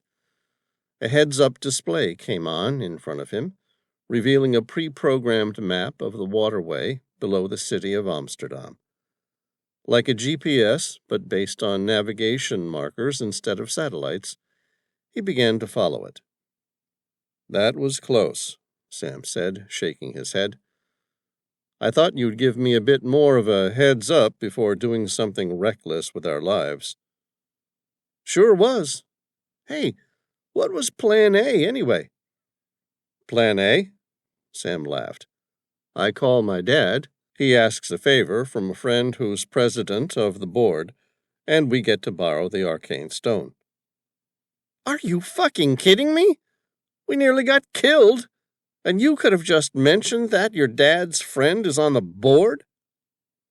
Yeah, well, to be honest, it could have taken a few days to arrange. I'm with you. Every minute counts. Besides, we'll return their artifact when we've got Billy back in one piece. You might want to throw in a couple million in rebuild costs, Tom said. I wouldn't say we did that much damage. Yeah, but he might. Sam looked up at the bridge ahead, where a man dropped a grenade down on them. Chapter 11. Sam swerved the boat to the left. As it turned in a sharp arc, both men were pushed hard into the boat's leather seats as centrifugal force hammered them with pressure. The massive V8 engine screamed, and the back of the boat dug deep into the water. A bow wave 7 feet high lapped toward the grenade, and then the boat took off again. Shooting off in the new direction, their bow had only just broken the surface tension, allowing them to skim along the water, and then the grenade detonated. The blast sent jets of water in all directions. But their boat rode high, with its bow skimming above. Sam turned his head back as much as he dared while keeping the boat on its careful balancing track. Are we clear? Sam shouted. Yeah, I think we just made it. And then, just ahead, 5 jet skis approached. Any chance they're just out for a joyride? Sam asked. A dozen bullets raked the front of their boat. I guess that's a no. Sam swerved to the right. Tom, have a look in the back there. See if Elise left us something more useful. I'm onto it. A moment later, Tom lifted up an RPG-7, the Russian version of the rocket-propelled grenade launcher, with an explosive head designed for anti-tank warfare. How about this? Sure, Sam said, taking a turn to the left again down a narrow waterway. I was thinking something more along the lines of a machine gun, but that'll have to do. But there's 5 jet skis. What are you going to do, blow up each of them? I think I've got an idea. See that bridge over there on the right? Yeah. Do you think you can make it there? I'll give it a try. Sam turned to the right again. More bullets sprayed the water just behind them. You'd better make it quick. Turning into the next waterway, Sam replied, What the hell do you think I'm doing? He took one more quick turn and then was traveling underneath the bridge. Okay, I'm here. Now what? The jet skis came on. Tom ducked. Their pursuers' machine guns fired in a blaze of red tracer bullets. Just a little further, Tom fired the RPG. It struck the base of the largest pier. For a second, the only sound that could be heard were the machine gun bullets getting closer to them, and then the tip of the explosive head ruptured. One after the next, the shock wave sent vibrations through the water. Behind them, he heard the crack of thunder.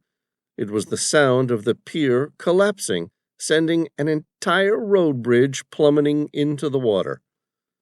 The jet skis were forced to turn back, while the subsequent wave of destruction plowed eagerly toward them with deadly force. You might want to pick it up a notch, Sam. That thing looks like it's going to swamp us. I'm trying, Sam said impatiently. What do you suggest I do? Tom grinned. Press the red button? What bloody red button? At the center of the little wooden sports crafts dashboard stood a single red button. It had the same kind of refinement as a British high-end motor car, while appearing equally out of place on the little wooden boat. Tom held on and pressed the button. The engine sputtered for a second, and then sounded like it was choking, before the turbocharger filled with jet fuel and kicked into life. The boat literally leaped out of the water, its propeller barely touching the surface of the water, while Sam fought desperately to keep it from flipping. The turbo burst lasted just 45 seconds, and then the boat settled back into the water. Behind them, the wave had disappeared, along with the jet skis. Sam returned to the pre-programmed route on the heads-up display. Elise had left him the boat with a destination. Tom looked up ahead. "Any idea where we're heading?" "Yeah, Nepal." Tom latched onto the boat's handle as Sam swerved to the left. "Why the hell are we going to Nepal?"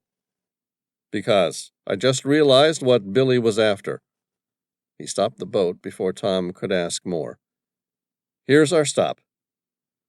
Sam engaged the boat's autopilot and sent it off into the canal again. A single workman's door was located at the base of the concrete pier. There, they climbed the stairs and entered the main foyer of the Waldorf Astoria, Amsterdam. A waiter in a tuxedo looked at the two disheveled men with a bemused smile. "Can I help you?"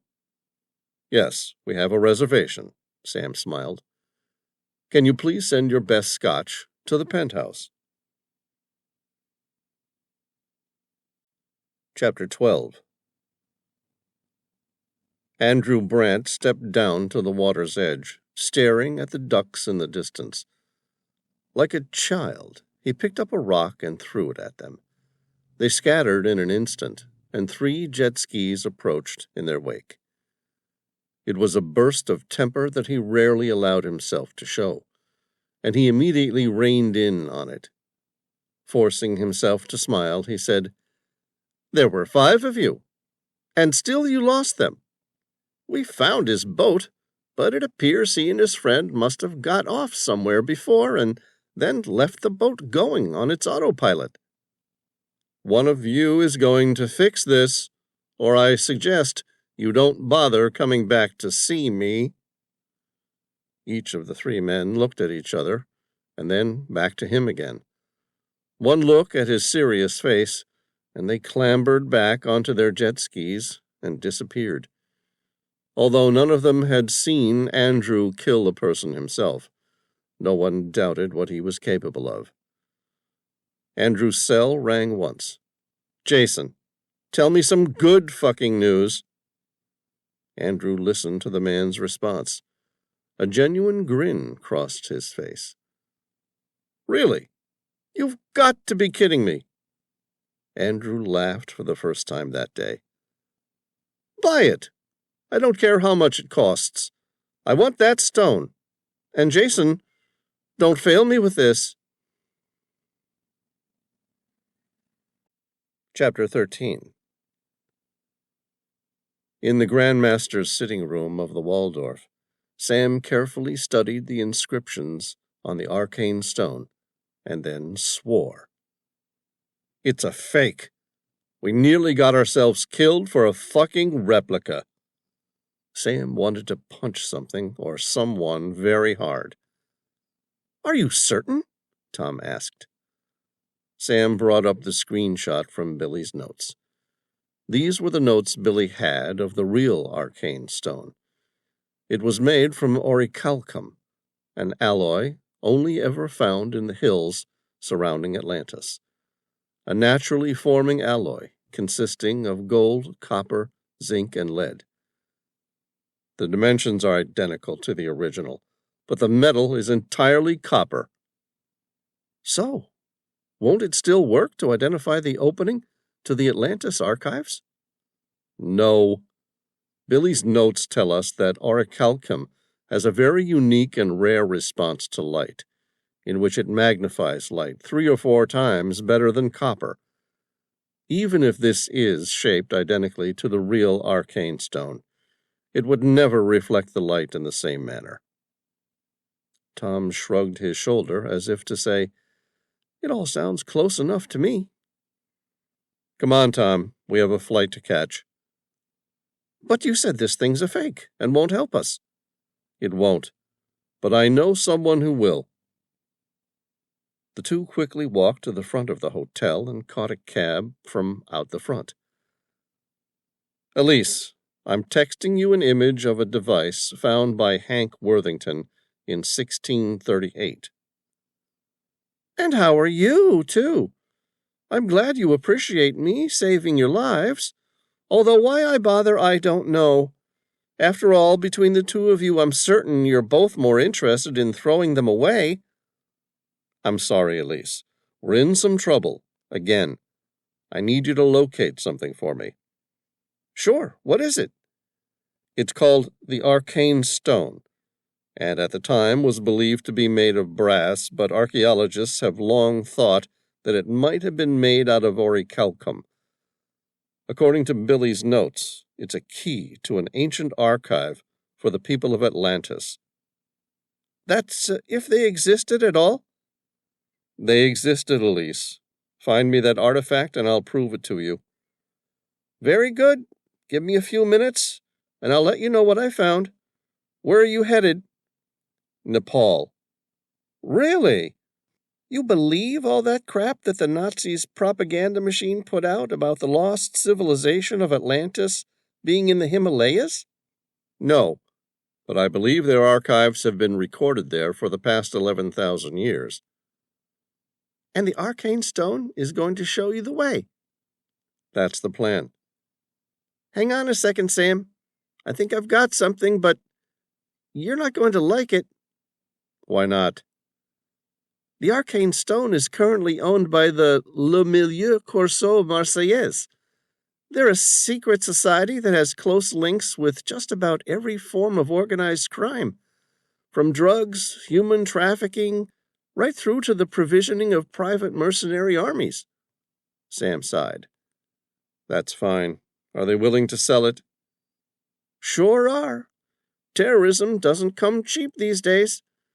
They currently have it listed on the dark net for 10 million euros, with a note that it holds the key to locating Atlantis and other unknown riches. It's probably a fake anyway." Tom interrupted. "Hey, Elise, sorry to interrupt. What the hell's the dark net?" "Hi, Tom. You know how most things we do on the internet are clearly visible to everyone? We make things available to search engines like Google. The darknet is the rest of the internet, where general users have no means of accessing information without knowing the precise URL to begin with. It's used for secrecy, and as well as the latest conspiracy theorist, organized crime, seem to like it for its obvious benefits." The cab pulled into the Schiphol Amsterdam airport. "Enough of the computer science lesson, Elise. Billy's in trouble. Tell them the price is fine. Buy it for me and send it where I'm headed in Nepal. I'll send you the address in a second." "But you're not going to Nepal." "I'm not?" "No. Le Milieu Corso Marseillaise don't sell through eBay or anything like that.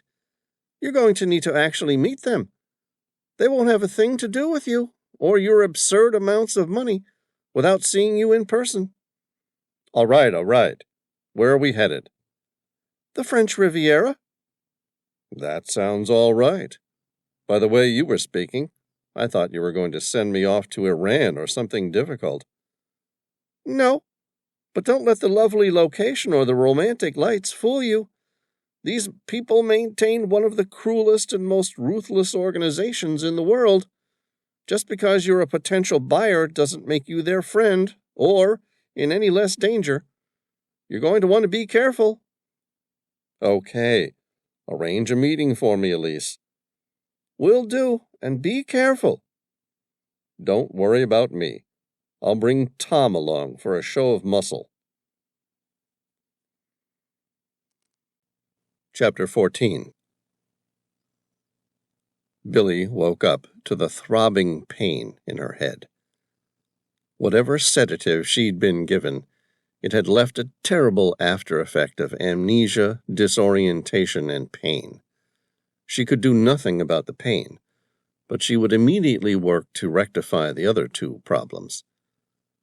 How the fuck did I get here? Billy thought about it for a minute. She'd been driving in Amsterdam. Something had frightened her. But what? She felt the itch above her forehead and went to scratch. It was swollen, and there were several surgical stitches under her hairline. That's new. Instantly, Billy returned to the events of earlier today or yesterday, or however much time had passed, and she'd been unconscious since the accident. Someone had learned what she knew and had come for her.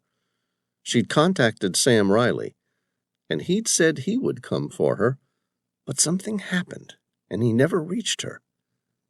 They had knocked her car into the water. She had tried to escape the sinking car, only to find that a diver had given her something and taken her.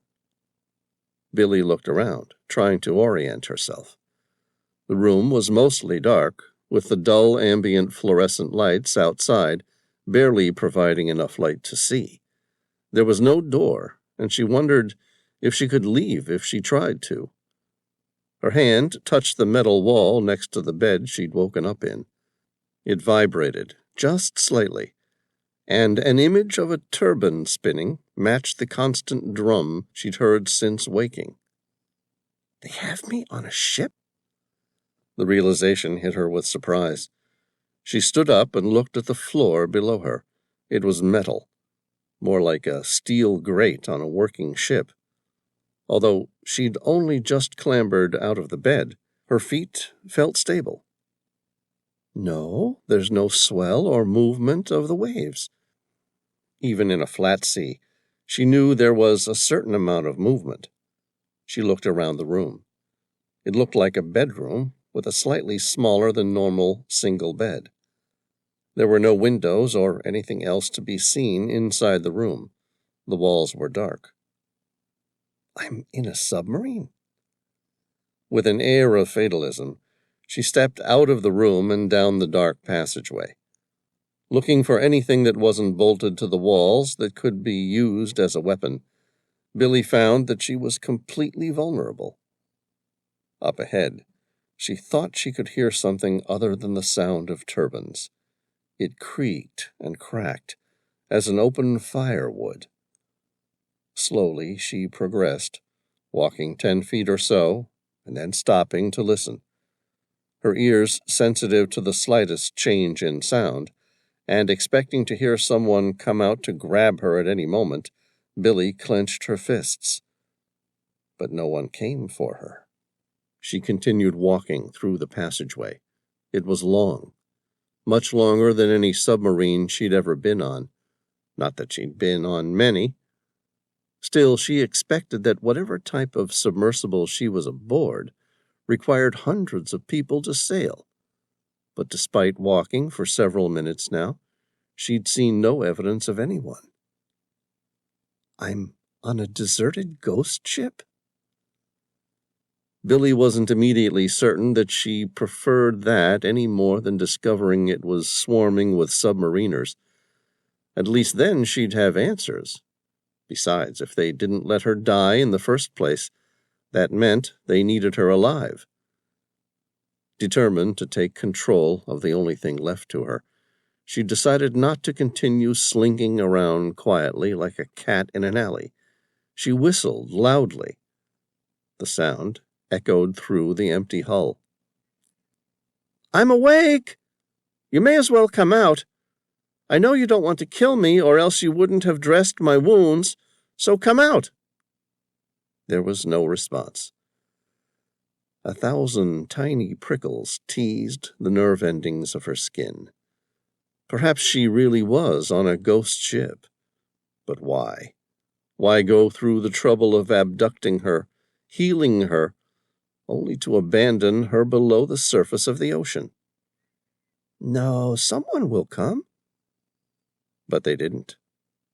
so she continued walking through the passageway. Although narrow, it had nearly 6 feet of headroom above. That meant she was most likely on an American sub. After all, no other navy in the world believed in such luxuries for its sailors. At the end of the room, she saw an old man, who most likely was nearing his early 80s. He was sitting and reading a book in a recliner chair. Next to him was a large heat light, built to look like a fire. It crackled like a real fire. The man smiled warmly, but did not stand up as she approached. "Hello, Dr. Swan. I was hoping you'd wake up soon. We have a lot of work to do, and it's time we get started." Billy looked at the old man. "Started? What are we doing?" He carefully placed a bookmark in the old leather-bound book he'd been reading, and then closed it. With an omniscient grin, he replied, "Why, saving Atlantis, of course." Chapter 15. "So that's what this is about." Billy looked at the old man, her fear replaced with curiosity, as confidence dawned on her that she could probably kill him with her bare hands. "You heard that I had a new lead, and decided that you could reap the rewards?" "Reap the rewards?" he asked, a curious look on his face. "The Golden City, or city covered in the gold-rich alloy orichalcum." Laughing, the man sat up and said, "So, you don't know then, do you?" "Know what?" "Atlantis, my dear, for the most part, was stolen nearly 150 years ago." "How could you possibly know that?" "I should know. After all, it was my grandfather who did the stealing." "So, if you didn't kidnap me to find the treasures hidden inside Atlantis, why am I here?" "First of all, I never kidnapped you. I protected you from them. And I would have thought you'd be more grateful for it on that matter." "Then can I leave?" she began to protest, but he stopped her. "Second, we need to find Atlantis before they do and stop the countdown, which we both know you started." Billy already knew the precise location of Atlantis. She'd been there only just last week. But instead of finding answers, she had found more questions, and discovered that she had inadvertently restarted a timer that should have been permanently stopped. But there was no way she was going to let this man know. "Who are they?" "They," the man coughed, a deep throaty cough. "They call themselves the Phoenix Resistance, and have served a useful purpose for nearly 11,000 years, too. They protected the secret of Atlantis, but like all brotherhoods, they are run by people, and people, well, let's face it, people are corruptible, ignorant, and, most of all, stupid." Billy examined the man's appearance and decided that he could be dying, maybe lung cancer or something. Hell, what did she care? The man had kidnapped her. "What happened to them?" "Over the course of that time, the Phoenix Resistance, in the process of trying to maintain the secret of Atlantis, managed to lose it altogether on 3 separate occasions. The most recent, of course, being nearly 200 years ago, when their plan to bury it ended in its disappearance entirely." She repeated the words. Phoenix Resistance. She'd never heard of them.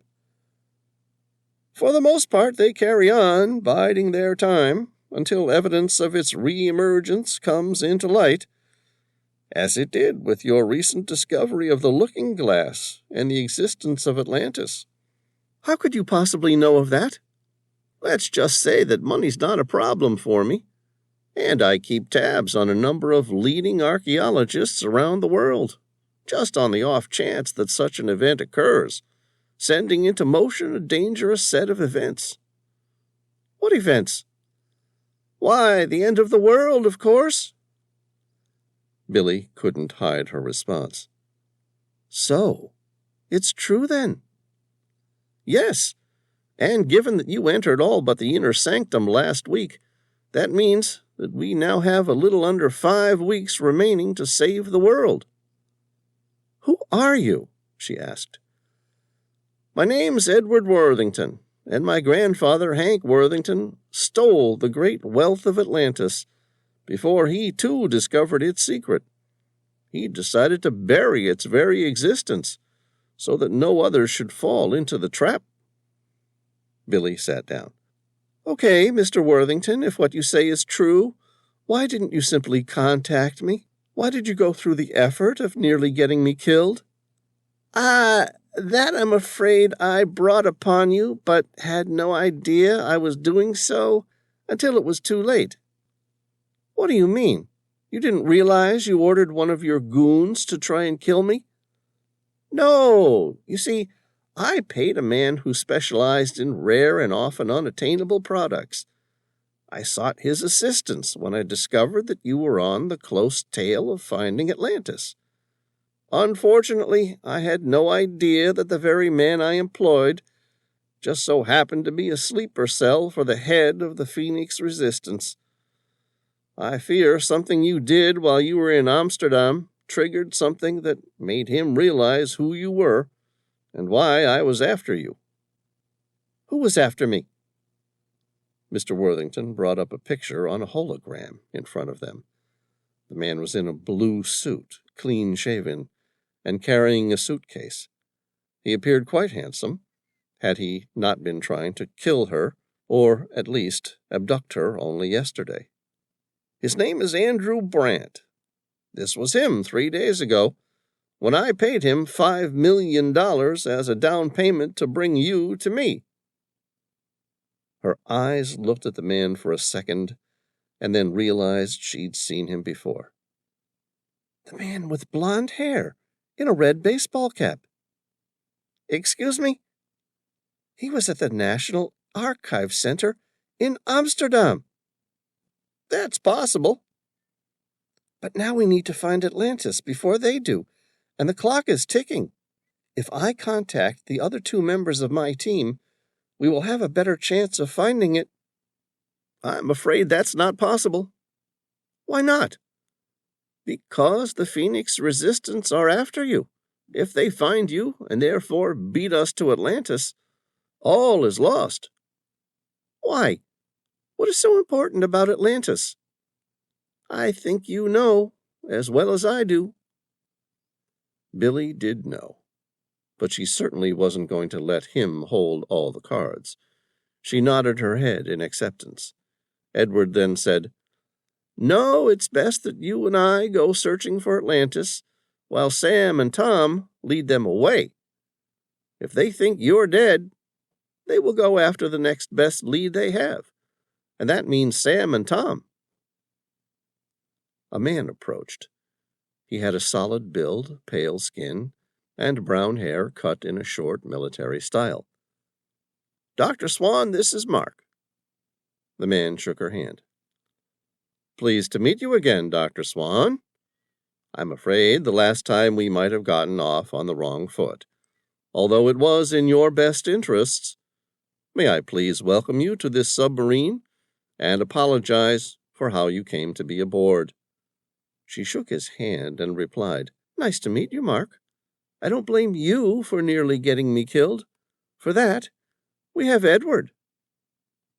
Billy looked at the man's eyes. They were an intense blue and a pleasant enough smile. But although she didn't say so, there was something about him that gave her the creeps. Edward looked at her. As though he'd read her mind, Edward said, Mark has worked for me for the past 20 years and is exceedingly loyal to those who pay him well.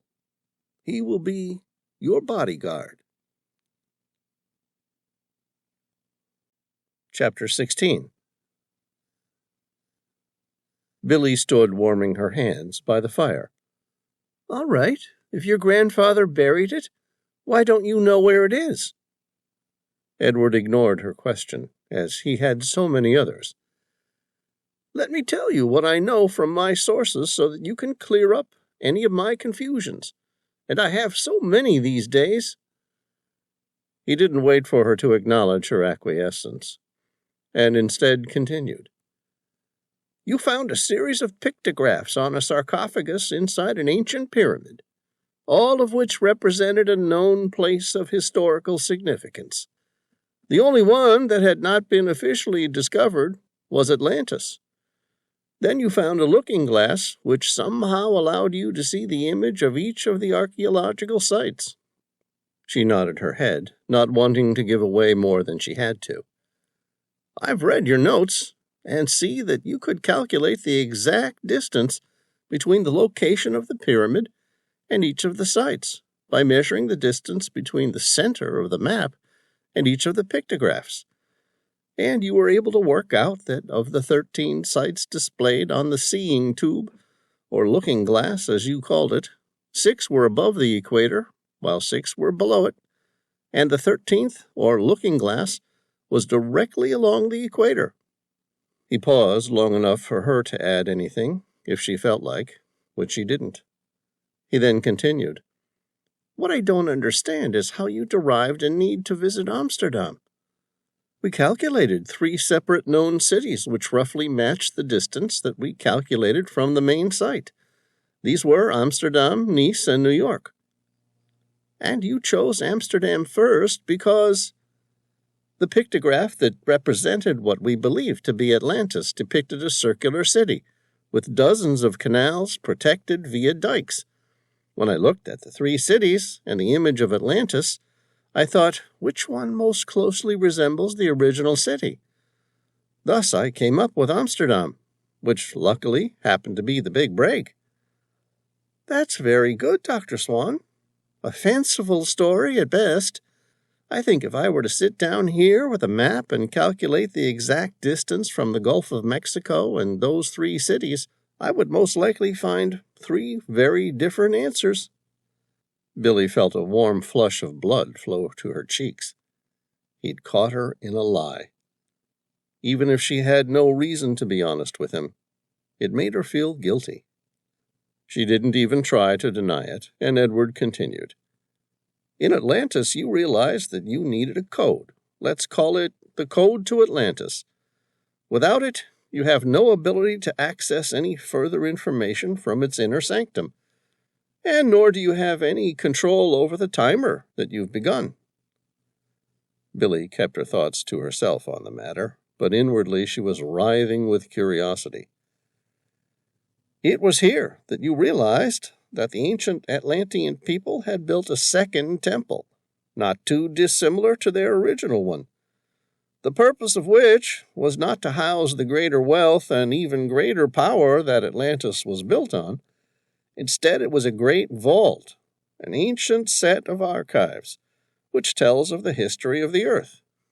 "Yes, I went to Amsterdam in search of a key to the archives to Atlantis." "Did you find it?"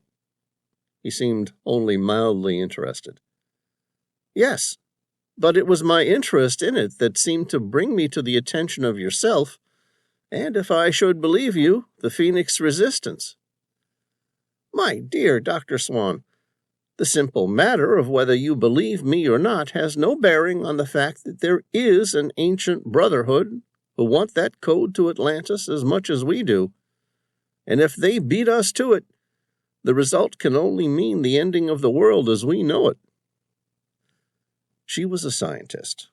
As such, Billy had spent her life assessing everything with circumspection and objectivity.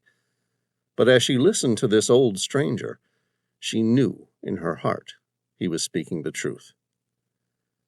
Seemingly confident he'd made his point, Edward said, "In Amsterdam, you learned Felix Brandt was one of the last people to ever see Atlantis, and that after returning to Amsterdam, he traveled to Tibet.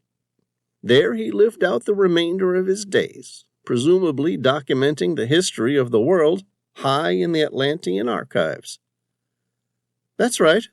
So, every archaeologist and treasure hunter in the last 2 centuries have heard the rumor that an ancient Atlantean left a treasure trove of orichalcum somewhere in the mountains of Tibet, along with the key to the city's central vault and a map that could outlast the ages of time.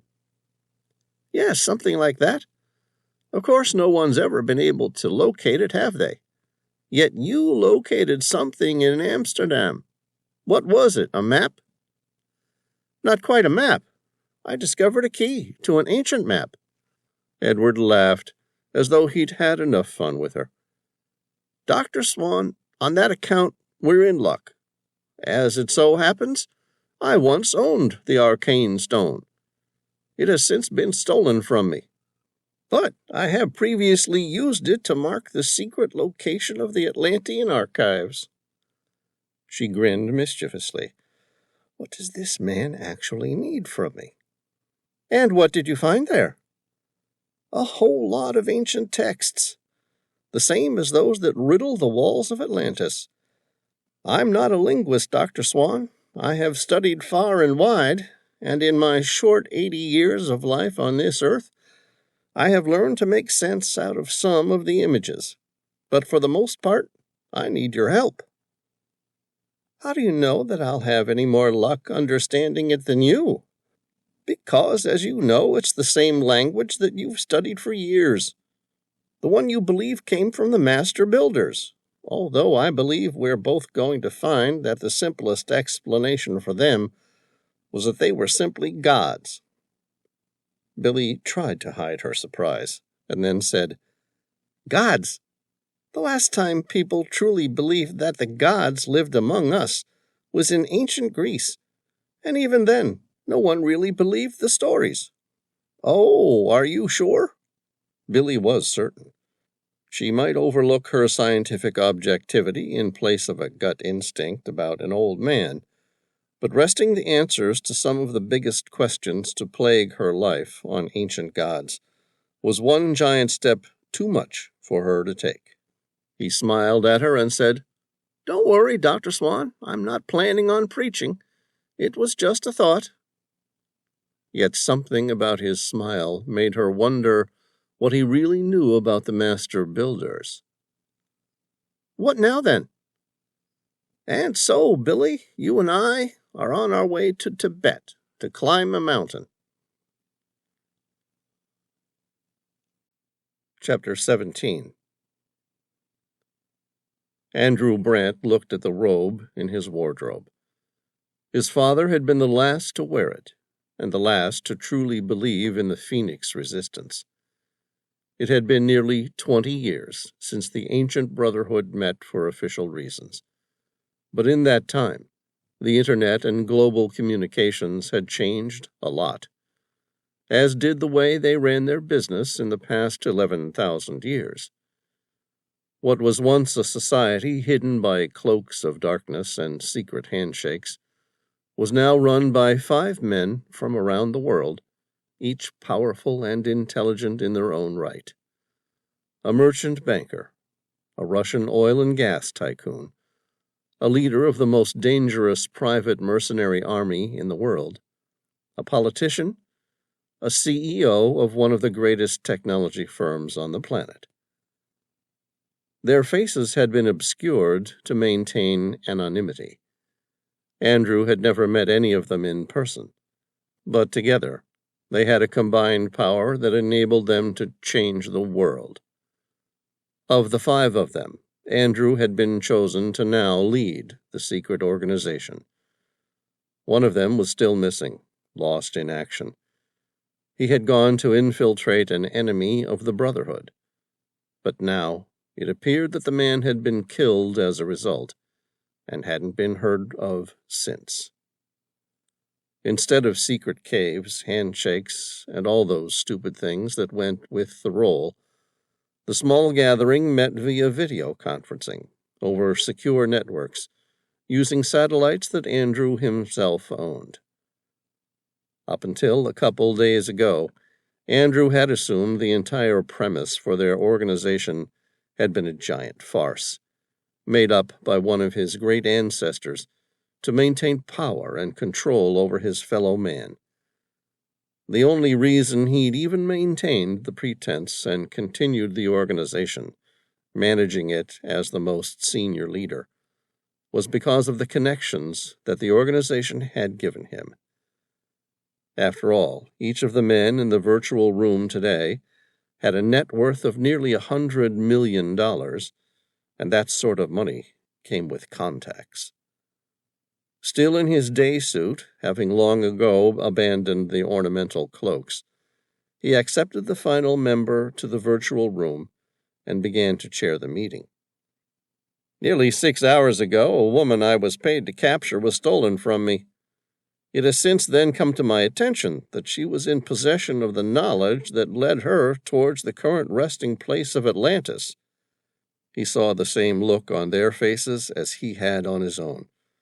They all said the same thing. So, Atlantis was real, and so was the prophecy. Do we know how much they know? It was Casimir. His name literally meant the destroyer of peace. No, we know that they discovered something that proved unequivocally the existence of Atlantis and directed them to Amsterdam. What sent them there, I have no idea. There they found the map to the gateway, also known as the Arcane Stone. Without Dr. Billy Swan, Sam Reilly and Tom Bauer are having to backtrack, but they're gaining momentum and have already booked a flight to Tibet. Tibet? It was Richard who spoke first. But we've already been to Tibet. There's nothing but scribbles there. Codes to enter the inner sanctum of Atlantis. But they're worth nothing without any knowledge of Atlantis itself.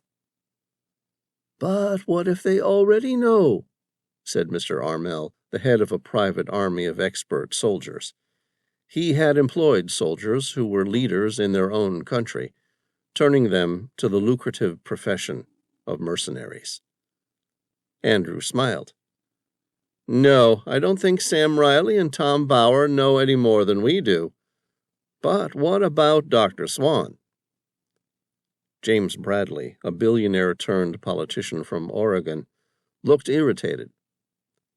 And if Dr. Swan does know its exact location, then that would explain why someone would want to abduct her. Which brings us to the next logical question. Who would have the knowledge and power to do so? Andrew sighed. He'd not thought it through so far. No idea, but I've already sent a team there personally to protect the code to the gateway and find out. Chapter 18. French Riviera, 4 weeks remaining. Le Vieux, Nice, was a honeycomb of narrow streets dotted with beautiful Baroque churches, vibrant squares, and restaurants.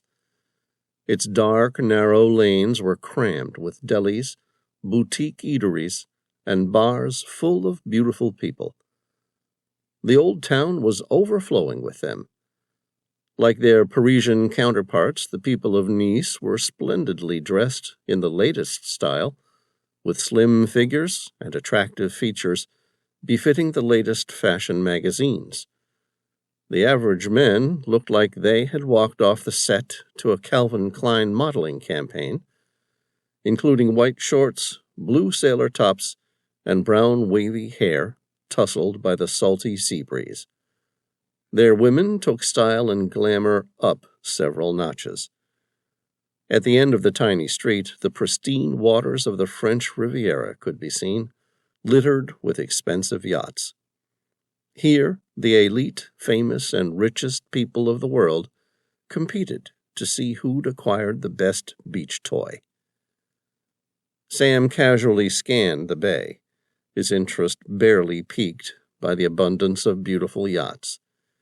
Instead, he stared at one vessel that stood out amongst the others, not because it was the most beautiful, but because, in a world of yachts filled with hulls built of carbon fiber, delicate woodwork, and gold emblazing, the large steel hull of what appeared to be an old icebreaker looked as though it didn't belong.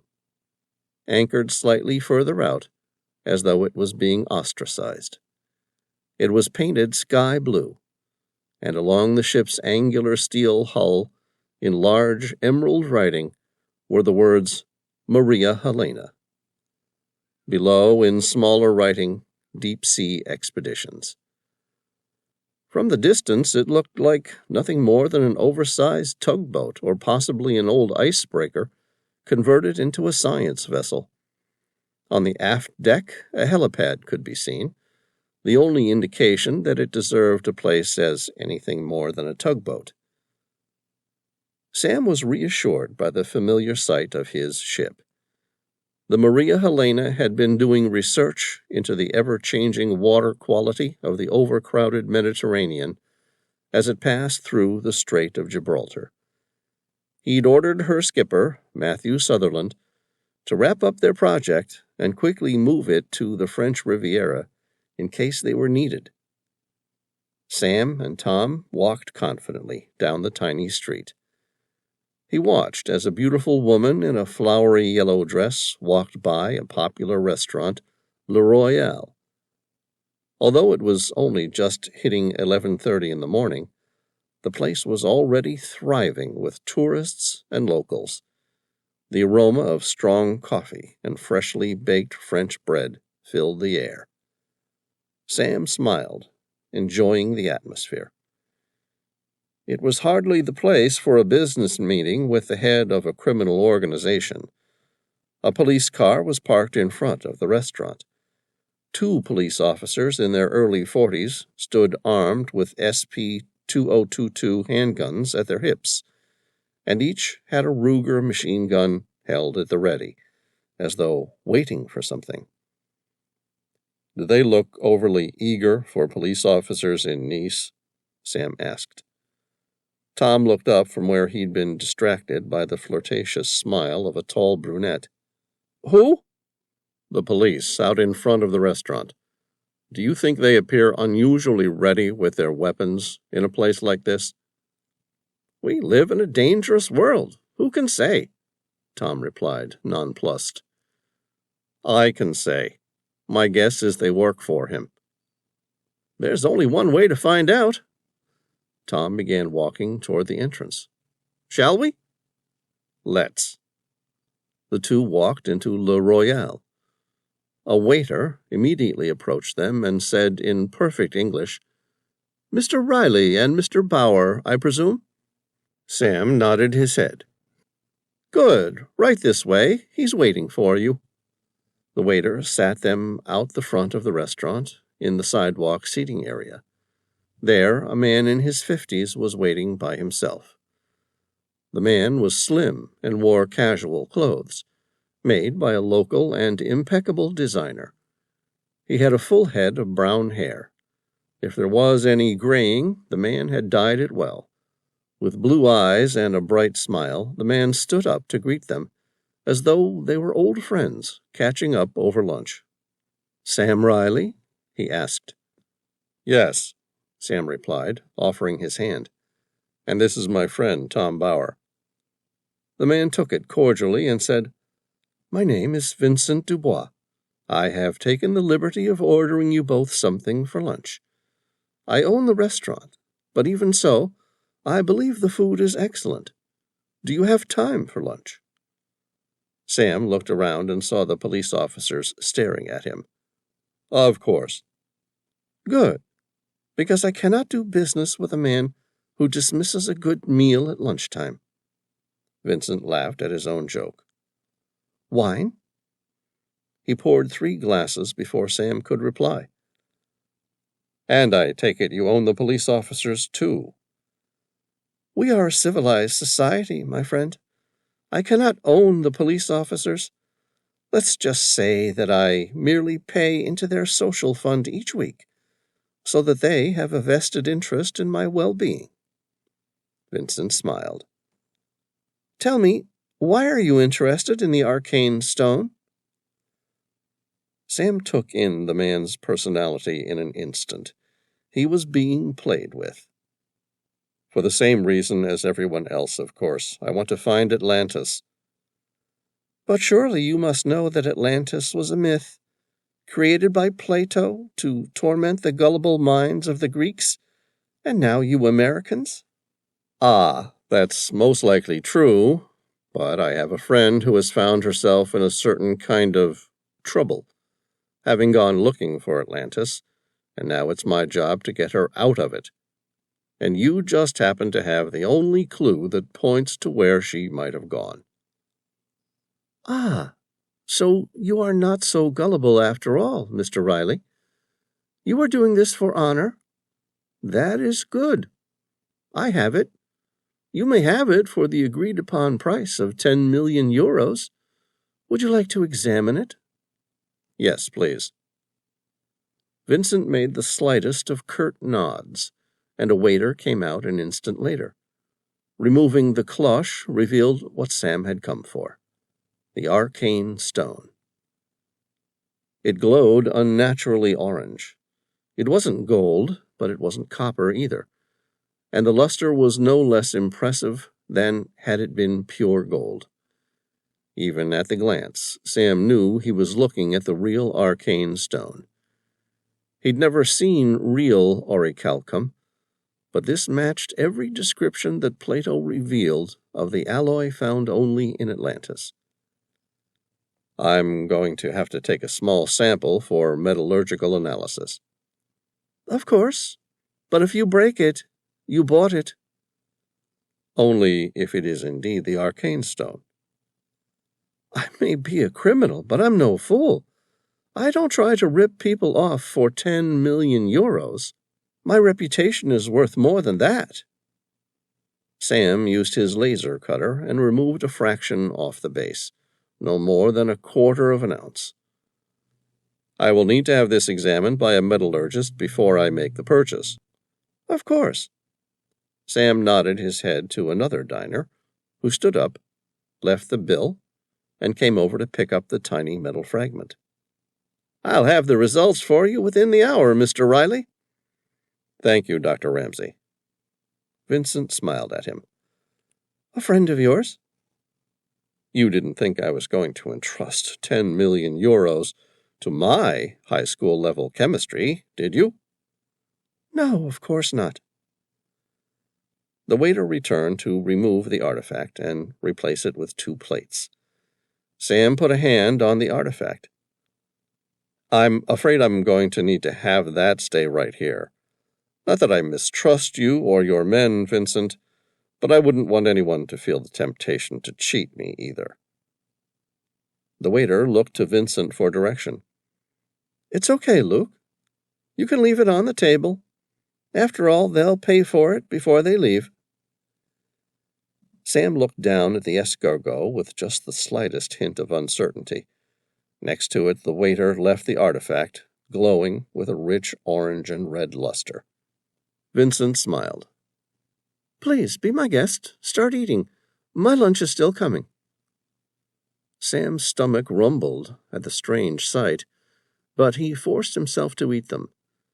Despite its appearance, his lunch tasted every bit as divine as he'd expected from fine French cuisine. Delicious, Sam said. Vincent smiled. Good, because I've always found them disgusting. That's why I ordered the lobster.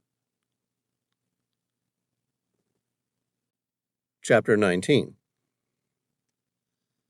Parked facing a southerly direction, the engine of a single all-terrain vehicle idled at the on-ramp of Boulevard Jean Jaurès. Inside, Tom sat in the driver's seat.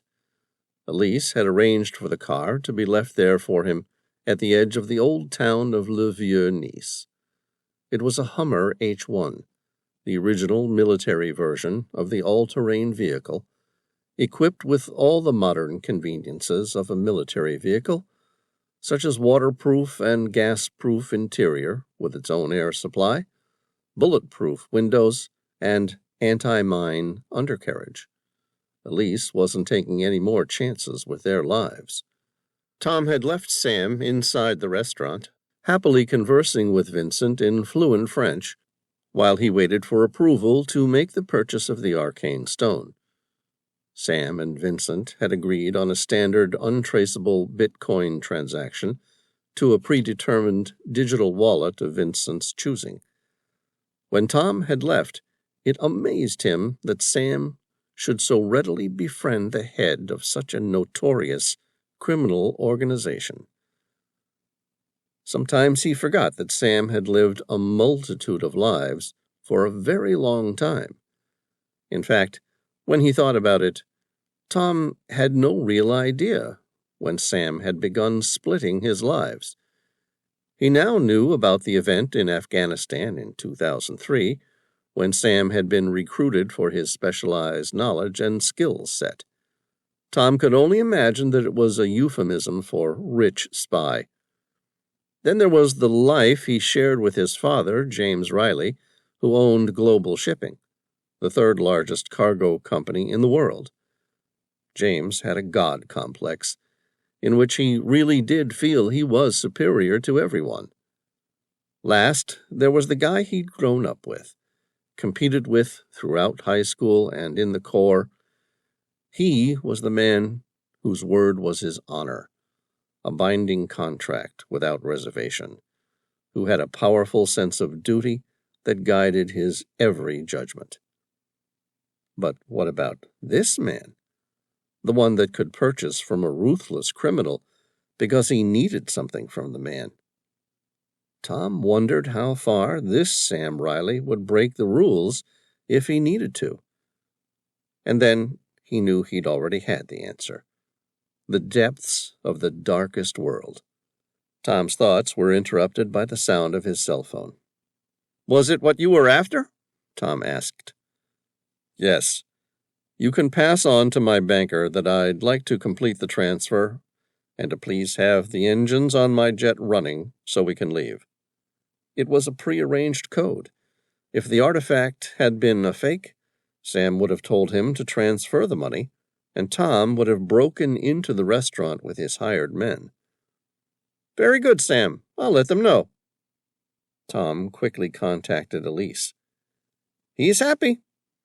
10 minutes later, Sam climbed into the Hummer next to him.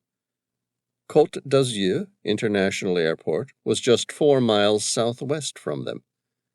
There, a private jet was waiting, its turbines already turning in preparation of their arrival. "Did that seem a little too easy to you?" Tom asked, pulling into Boulevard Jean Jaurès. "No, why?" "Oh, come on, Sam," Tom laughed. "We just went and bought ourselves a 10 million euro ancient artifact from the head of a mafia whose reputation lauded him for being the most dangerous, influential, and least forgiving head of any current criminal organization in Europe." "Yes, but people like that love people like us." Sam looked at him. "Well, people like me. The very rich kind of buyers. I wasn't there to haggle. I knew the product I wanted, and I was willing to meet his terms to buy it. Why wouldn't it go well?" "Because he's a criminal, and criminals don't play by the normal rules." "Trust me, his reputation is more valuable to him than the 10 million euros. Sam pulled out his handgun, a Glock with silencer. He checked the cartridge was fully loaded and removed the safety. "What is it?" Tom asked. Sam looked like a kid preparing to play cowboys and Indians. "Nothing. It's just our friends, the police officers. The ones who don't play by the rules have been following us, that's all." Tom looked into the rearview mirror. Around 3 cars behind them, he saw the police car on their tail. "Damn it, why didn't you say something?" "I thought I just did." "I meant when you first saw them." Tom put his foot down and started increasing the gap. Instantly, he saw the blue lights of the police car begin to flash, followed by the annoying drone of its siren. Tom sped up again. "Do you have a plan for outsmarting the police?" Sam asked. "Those aren't the police, they're Vincent's men." "All the same, they're driving a police car and sounding very much like police officers." "So what's your plan?" "Let's pull over and see what they want." That's your plan? Are you nuts? We're virtually driving a tank. What the hell are they going to do to us? Resigned to see what happened, Tom shrugged his shoulders and pulled over. The police car pulled up in front of them and parked at an angle to their front, preventing them from returning to the main road again. Both officers got out of the car and calmly walked up to the driver's side door. Tom lowered the window and smiled at the police officer. His name tag displayed the very non-French name, Jason. I'm sorry, was my brake light out? Vincent says he's going to need the arcane stone back. Sam smiled unsympathetically. Well, gentlemen, you'd better tell Vincent to find another one, because we're not interested in selling right now. Maybe in a few weeks, if he makes the right offer. The police officer at the open window smiled stupidly, and then pointed his Ruger machine gun inside the Hummer. I suggest you reconsider my offer. I don't think Vincent's going to... Sam fired his Glock at point-blank range, blowing the man's head back with 3 rounds before he finished his sentence. Tom put his foot down, and the massive Hummer rammed through the parked police car. Holy shit, Sam, a little heads up next time would be appreciated before you start shooting people. Only amateurs want to chat. Didn't they teach you to kill while they talk? Sam said, as he looked behind them. On that subject, his partner's right on our tail again, and unless I'm mistaken, he's brought friends. Tom looked in his rear-view mirror. There were at least 4 other crooked cop cars on the chase. You got any plans? Bullets harmlessly raked the back end of the Hummer. Good to see this thing lives up to its expectation. Yeah, but for how long? I'm sure they'll find something a little more powerful to fire at us if we overstay our welcome. Let's not wait and find out. A split second later, the loud report of a sniper rifle echoed through Nice, quickly followed by a second and then a third one. Behind them, 2 police cars veered off the road, their drivers shot dead. Who the hell did that? Tom said, weaving in and out of traffic, trying to increase the gap that had been created. That? I have no idea, Sam replied. No one aboard the Maria Helena could shoot like that. Perhaps Genevieve, but Matthew tells me she's on leave. It might be Veyron. I wouldn't put it past him to be an expert marksman. Another 4 shots fired in quick succession, and the drivers of each of the remaining 4 cars died. Whoever it is, they've given me a chance to get clear. We should be at the airport in another few minutes. And then Tom hit the brakes hard. An overturned garbage truck blocked the entire road. A road worker in high-visibility work gear redirected them to the off-ramp and back into the rabbit warren of the old city of Le Vieux-Nice. That can't just be bad luck, Tom griped. No, I'd say Vincent's bribes run pretty deep in this town. He turned into the first left, hoping to avoid the old town with its tiny streets and narrow lanes. In the rearview mirror, Tom saw a large bulldozer turn to follow them. We can outrun it. At the end of that street, he turned right, taking him back to the center of the old town, near where they'd had lunch, and into a dead end. Chapter 20. Sam looked up ahead. There was no way the Hummer was going to go any further. Behind them, the bulldozer had raised its digger menacingly. End of the ride, kids, Tom said. They both quickly got out and tried to make their way further down the laneway. The bulldozer drove over the top of their Hummer, squashing it like an aluminum can. Sam looked at his Glock. It felt highly inadequate against their attacker. The driver of the bulldozer stopped momentarily to lower the digger so it scraped along the ground and the walls of the buildings. Sam looked around. There were no doors or windows that might provide an escape route. If they waited where they were, they'd be dead in a matter of seconds. Sam took careful aim at the man high up in the driver's seat and fired. The first shot went wide by several inches. He carefully aimed and fired again. This time it was a dead-on target, but the bulldozer's windscreen had been designed to protect the driver from high-velocity projectiles likely to be thrown up during road construction. The bullet sent a ripple like cracked ice through the windscreen, but never came close to hitting the driver. Sam fired another 3 shots. Finding himself out of ammo, he dropped his clip and loaded another, emptying it into the driver's windscreen. But the driver continued. High above them in the church tower, Sam recognized Vincent with a sniper rifle.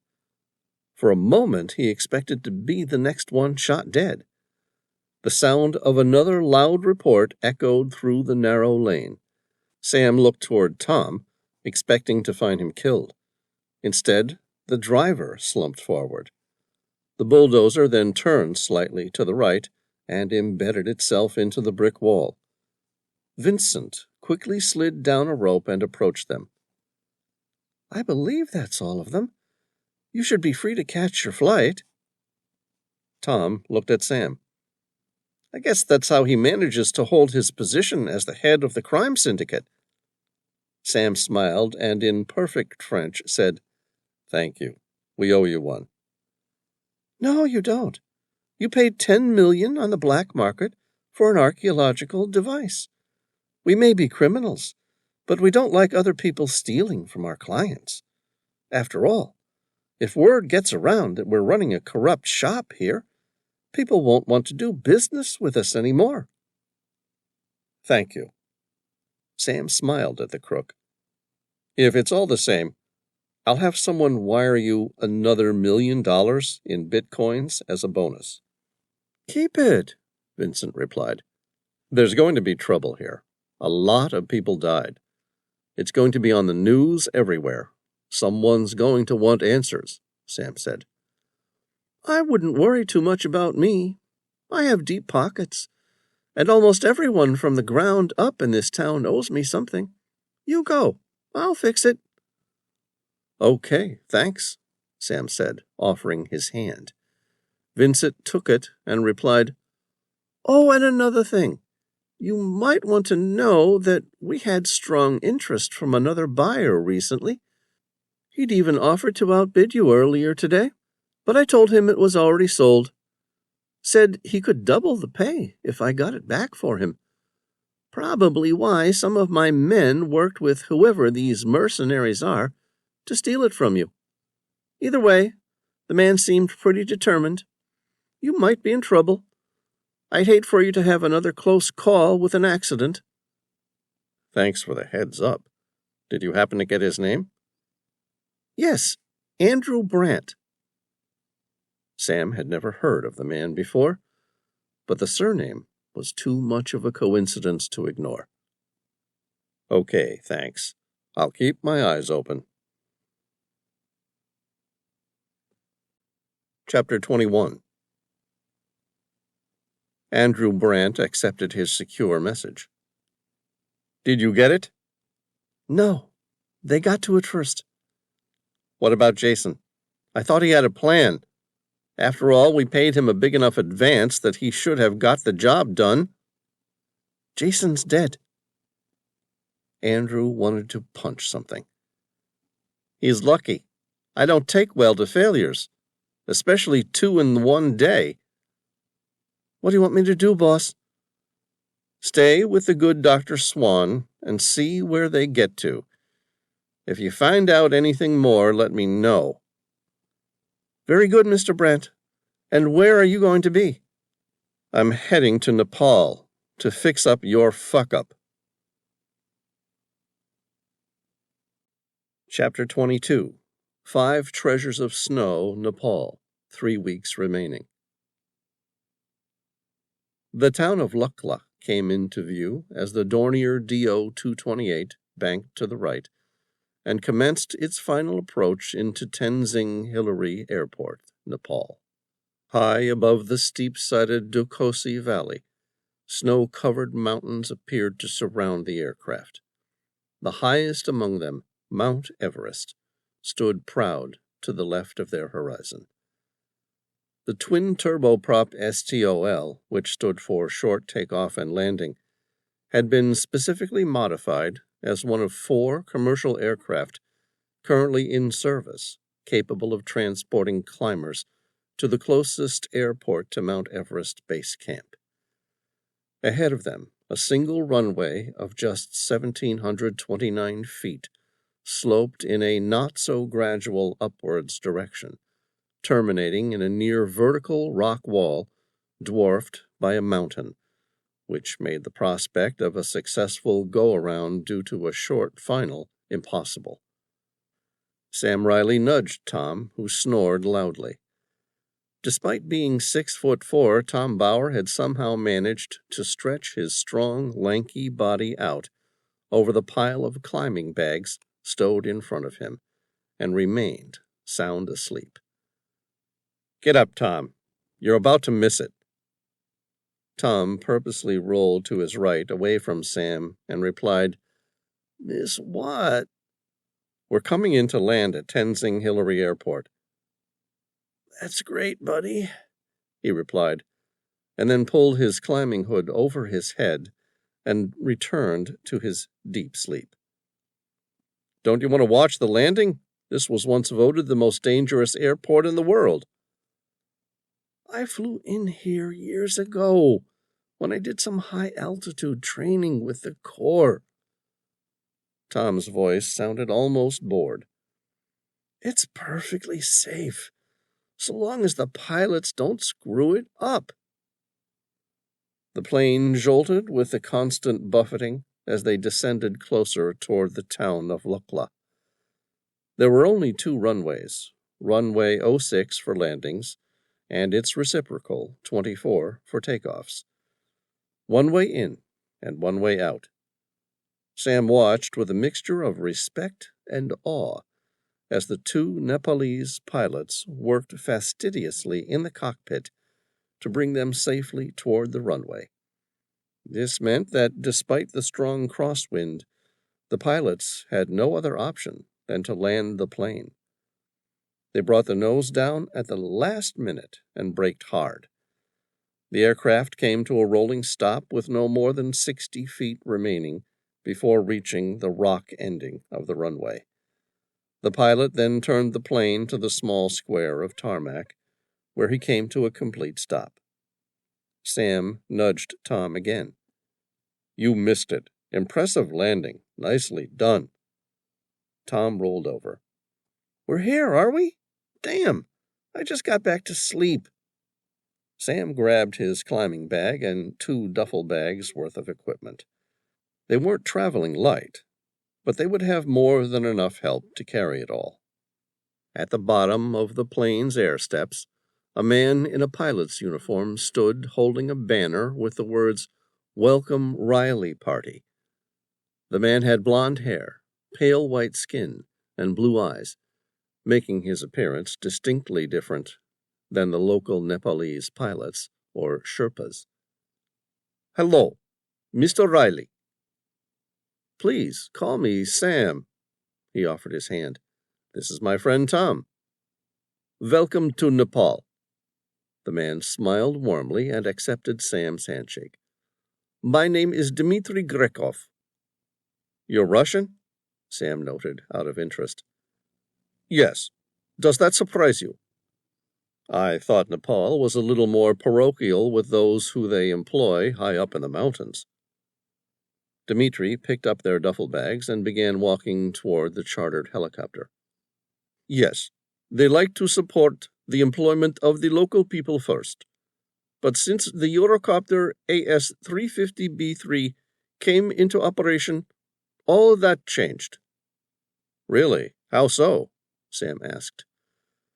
"The B3 is capable of operating above 23,000 feet, raising the mountain rescue ceiling to new heights, with good cellular reception now being maintained throughout the mountains. The opportunity of high-altitude rescue has become a reality. Both search and rescue and commercialization in the region are taking another large, if lurching, step forward.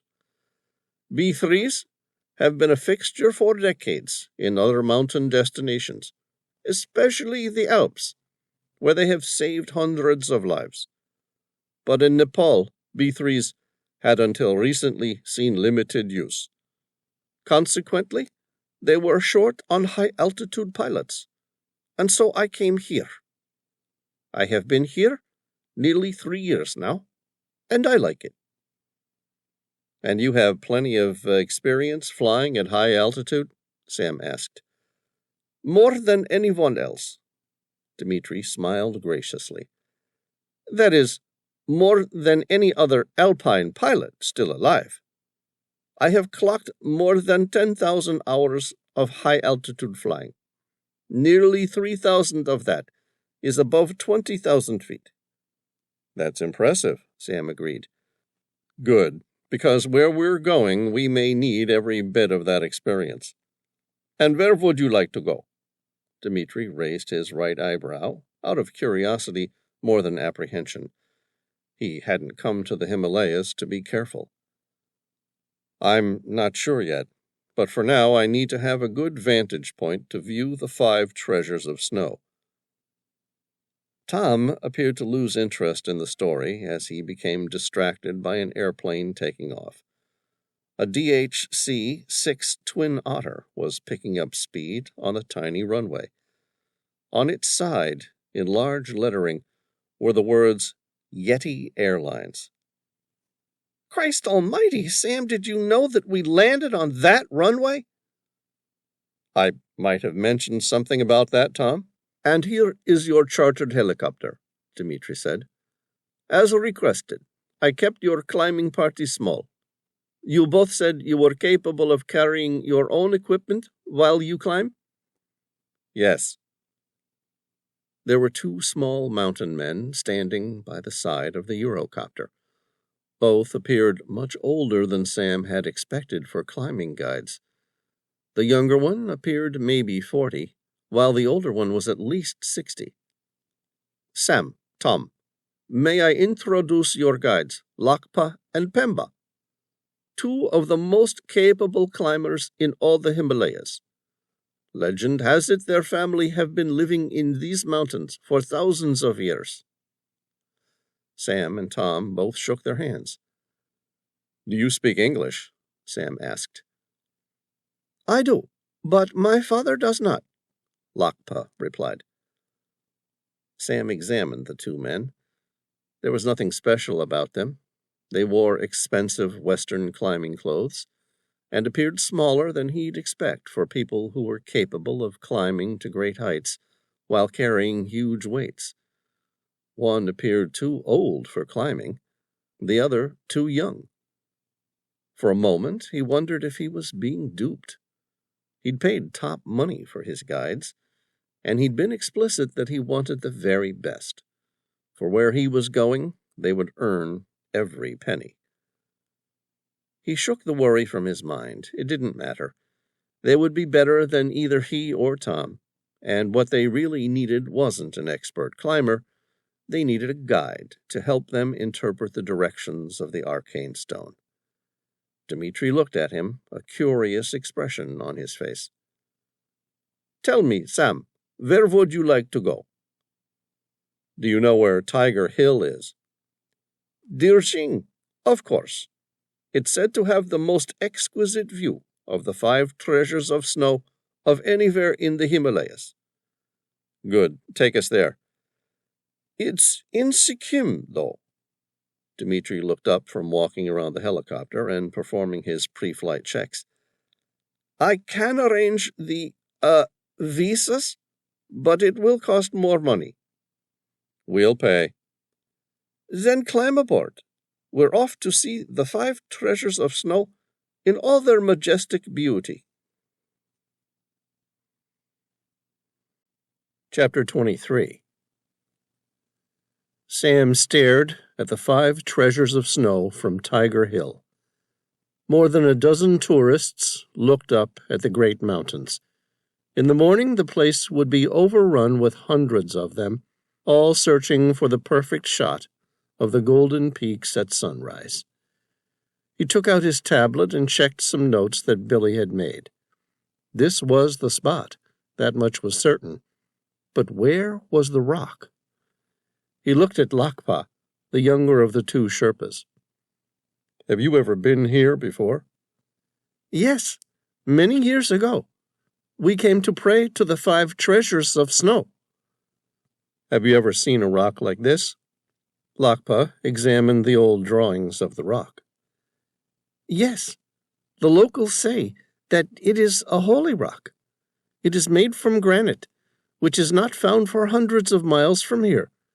They say that it was a gift from their gods." "Then why don't the crowds of people form there?" Sam asked, with genuine curiosity. "Because the original people of these mountains, the Kusunda people, have forbidden it.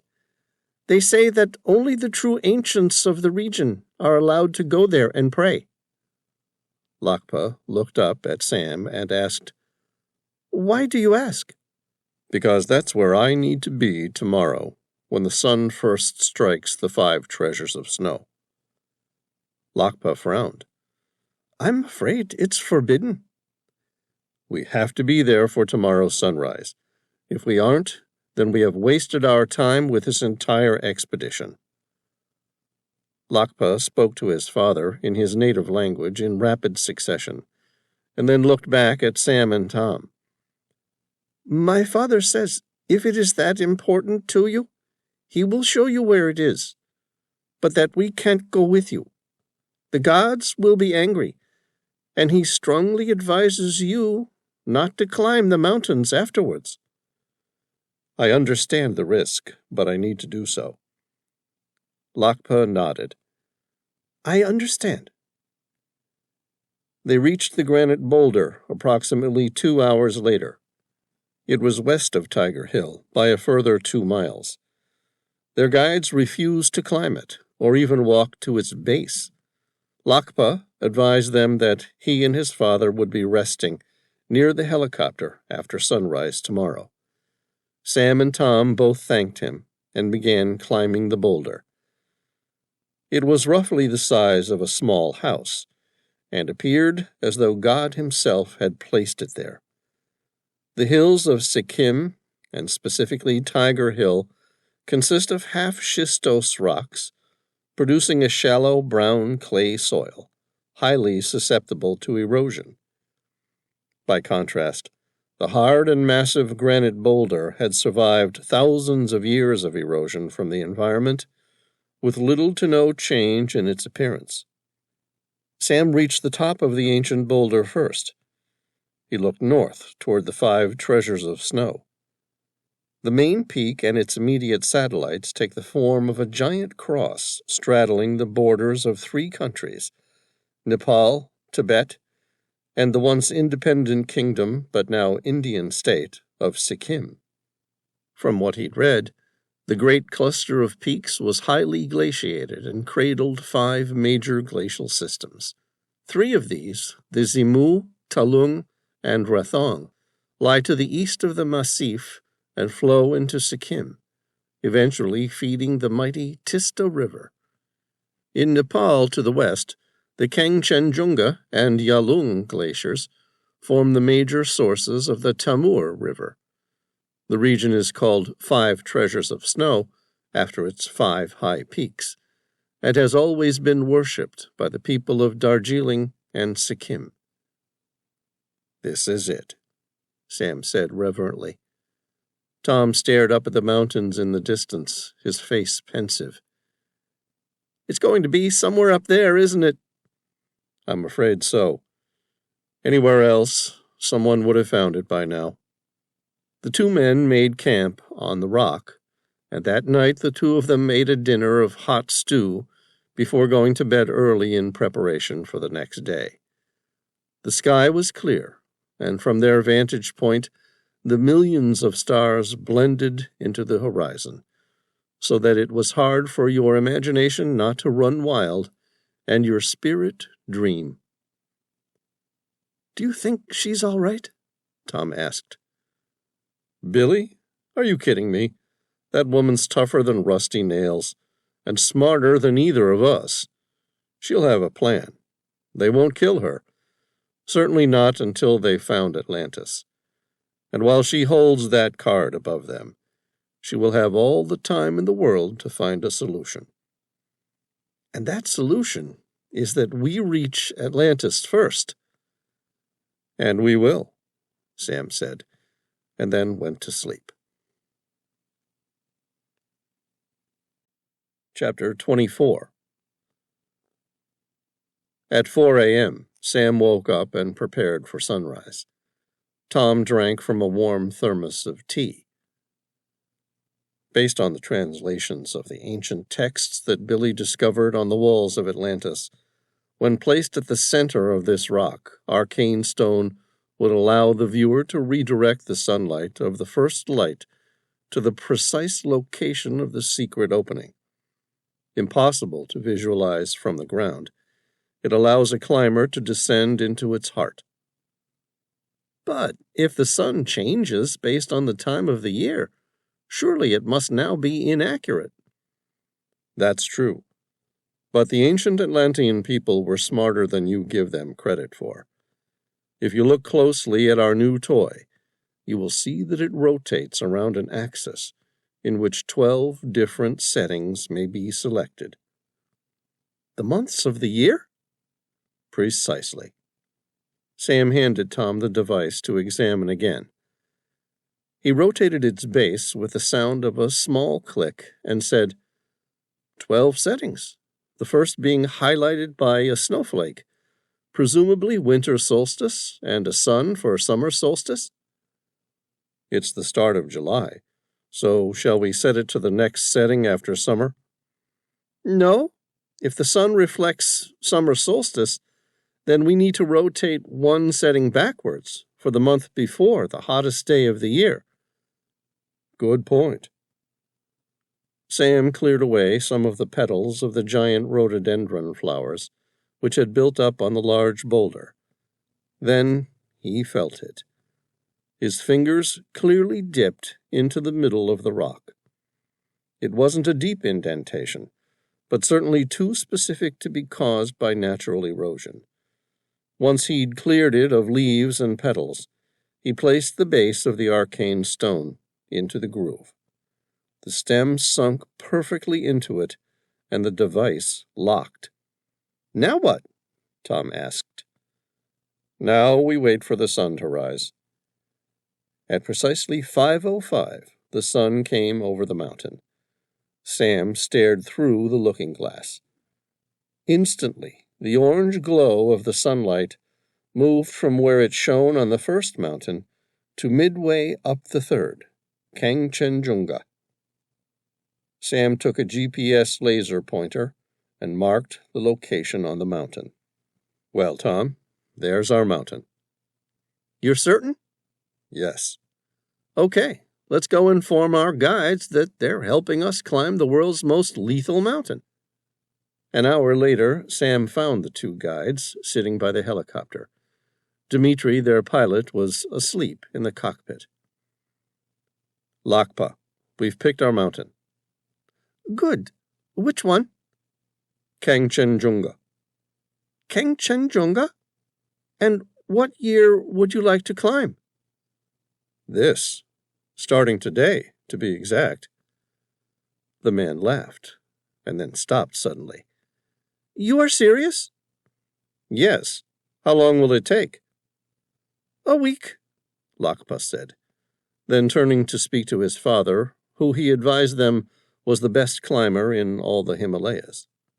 The two men conversed in their native tongue, a short, fast discussion. My father says you are both very brave, and must be great climbers to even consider such a mountain. Where have you climbed previously? You can tell him that we have climbed extensively through the Dolomite mountain ranges, last season to be exact. Lakpa spoke with his father and then back to them. My father says the Dolomite Mountains are excellent for technical skills, but you need endurance as well as skills to climb Kangchenjunga. Sam grinned. He wasn't about to tell his newfound admirer that his recent climbing experience in its entirety involved a 3-day weekend hike along the Via Ferrata, or Iron Stairway, in Italy while searching for the Magdalena, a Jewish airship lost while escaping Nazi Germany. You can tell him that Tom and I are exceedingly fit people. We may not be the greatest climbers that your father has ever set eyes on, but we have stamina and a purpose for a climb that will drive us to succeed where others have failed. My father says you speak like a true tiger, but only a jackal takes money from a fool. Then tell him that he will be a very rich jackal, because I have a lot to give, and a purpose that necessitates climbing that mountain. I have to find an ancient temple that I hope will provide answers that may save my friend's life. Pemba faced Sam and spoke in perfect English. I will take you up the Kangchenjunga, but when you fail, I will not risk my life, nor the lives of my men, trying to save your stupid self. Is that agreed? Yes, perfectly, Sam laughed. You speak English. I've been guiding English people over these mountains since I was 8 years old. Of course I speak bloody English. I only pretend ignorance because I can't stand to speak to tourists. But you, I see, are seeking the ancient archives of Atlantis. Tom opened his mouth to speak and then stopped himself, unable to find the right words. Sam said, So, you know about Atlantis? Of course I do. My people once descended from there. Chapter 25. The Tsoka Monastery was perched at 12,000 feet and nearing the end of the Gochala route. Kangchenjunga stood proud behind them, surrounded by other majestic snow-covered mountains. Sam shook Dimitri's hand and said, We'll give you a call in a few months for our return flight. No problem. I will be waiting for it. Have you decided on a mountain to climb? No, Sam lied. At this stage, we're going to hike the Goechala route and acclimatize, with the plan to summit one of these mountains before the end of the climbing season. Good luck. After the helicopter left, the small party began its long walk toward Kangchenjunga. They had more altitude to make up before they reached the place where they could climb. Pemba had told them both it would be impossible to climb the mountain without at least a week to acclimatize. Sam had protested that he had no intention of reaching the summit, only about 1/3 of the way up. Even so, Pemba provided him with the ultimatum. Hike in or find another guide. And so they began their journey. It took them through a thick rhododendron forest and fir, festooned with lichen and moss, which gave it a truly magical air. At Phidang, they passed a large grassy clearing, surrounded by large purple rhododendrons. Several hours into the journey, Pemba and Lakpa led by hundreds of feet. Tom trailed only just behind Sam, not because he couldn't keep up, but instead because he was enjoying the magnificence of his environment.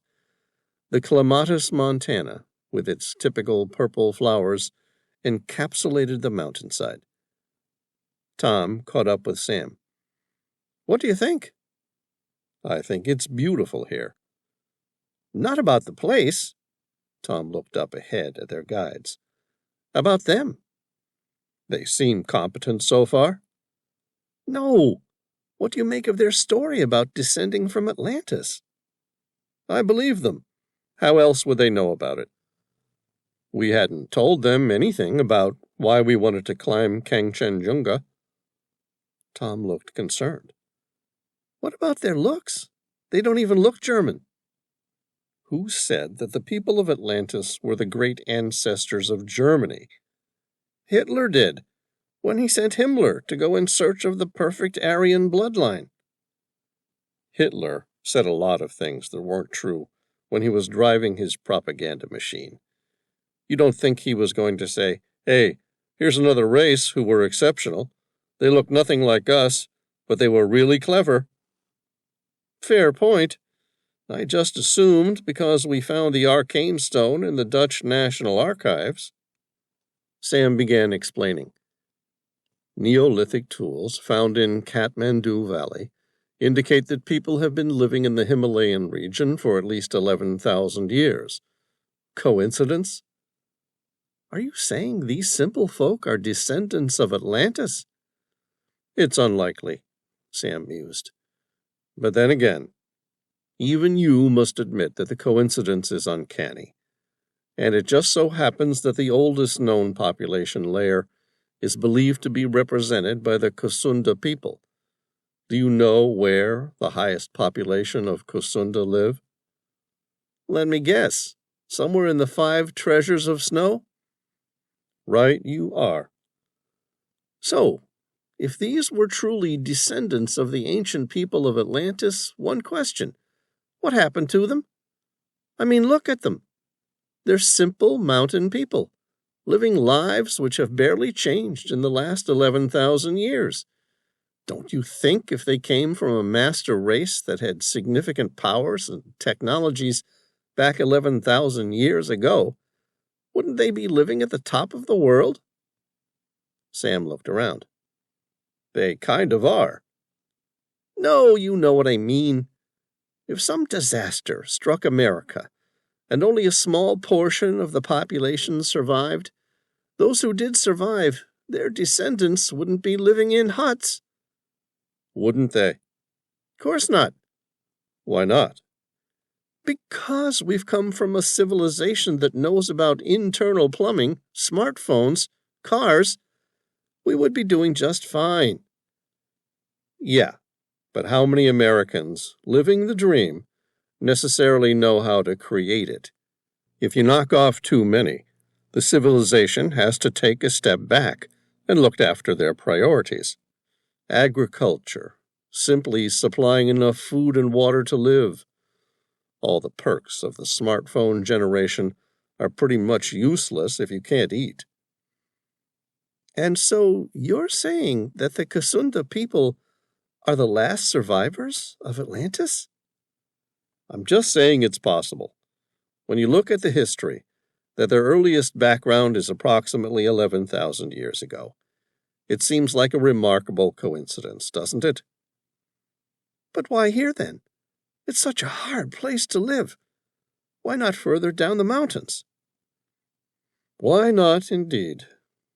Sam looked up at the mountains above. What if they knew something we don't know about our future? Do you think as far back as 11,000 years ago, they were planning on avoiding a second disaster? I don't know. But why else would they go to such lengths, as a small group of survivors, to build a new Atlantis in such an inhospitable place? Chapter 26. Landing at the edge of the village, Andrew thought he could imagine these people living this way for thousands of years. He'd gone back in time to when life was simple. Andrew Brandt scrambled out of the passenger seat of the B-3 Eurocopter. With him were 2 helicopters and 14 mercenaries armed with AK-47s. Given the stakes, he wasn't taking any chances. The monks of the Tsoka Monastery looked at them with worried faces. They were simple people who had lived on the mountain for thousands of years, but that didn't mean that they didn't recognize evil when it arrived. Dmitri, you're sure it was them? Certain. There were two of them, and they had no idea which mountain they wanted to summit, only that they needed to reach Tiger Hill before sunrise. Then, once they had viewed the sunrise, they returned to the helicopter and asked me to drop them as high up the mountain as possible. Are you certain this is where they went? Of course I am. I'm telling you, this was where I left them. Where did they go from here? No idea. They said they were going climbing for the season. They had my number and said they would call when they were ready. They've paid well and knew I'd come the second they asked. All right, gentlemen, everyone out. Let's see what these monks remember about our friends, shall we? What do you want me to do, boss? Shall I shut her down? The pilot asked. No, keep your rotors spinning. I want to take off again as soon as we know where they've gone. Andrew stepped out of the helicopter. He carried an AK-47. It was an old but effective weapon. And more importantly, it was one of the most well-known weapons on the planet, which meant it would serve the purpose of creating terror, and frightened people told the truth. His men, also armed with AK-47s, walked towards the huts. The villagers scattered. An old man was the only one who couldn't run. Did you see other white people like us? No, not like you. They weren't carrying guns. But did you see where they went? The old man looked concerned. I am not sure where they went. Some of our local men helped them. I think they were going on a climbing expedition. I do not know where. Andrew looked at one of his men. Go find me one of the children. Andrew smiled at the old man while he waited a couple minutes for his men to return with a crying child of around 4. He smiled at the small boy. Did you see where the other white people went? The boy shook his head. How about you, old man? Has your memory improved? The man's toothless smile was the only response. Andrew pulled out the pistol from his holster and pointed it at the child's head. Okay, everyone, I'm going to kill this boy in 10 seconds if I don't get some answers that I'm looking for. Then I'm going to find another child. 10, 9, 8, 7, 6. At 6 seconds, he pulled the trigger, and the rock next to the child's head exploded. The child screamed, and the man holding him fought to keep him still. The boy then bit the soldier's hand and ran. Holy shit, Andrew, Dmitri said. You nearly killed an innocent kid. Do you really want to go through with this? Andrew leveled the gun with the running child and took aim. I would kill every single one of their kids if I thought it might provide a lead to the location of Atlantis. His finger began to squeeze the trigger. Wait! It was a woman who came running. Yes. I know where they've gone. Good. Take us there. Chapter 27. Edward Worthington looked around the ancient Atlantean vault, where their history had been recorded over the millennia. Several tunnels lined the passageways. The biggest room of them all had walls and walls of ancient writings, followed by circles of information on the ceiling, which he recognized as being the same pictographic text he'd seen in the drawing of Atlantis. At the end of the room, there were 3 fully decomposed bodies, the remnants of Himmler's last expedition. The man who'd started the Nazi SS had pursued his crazy idea to find the Atlantean people who shared the perfect Aryan bloodline.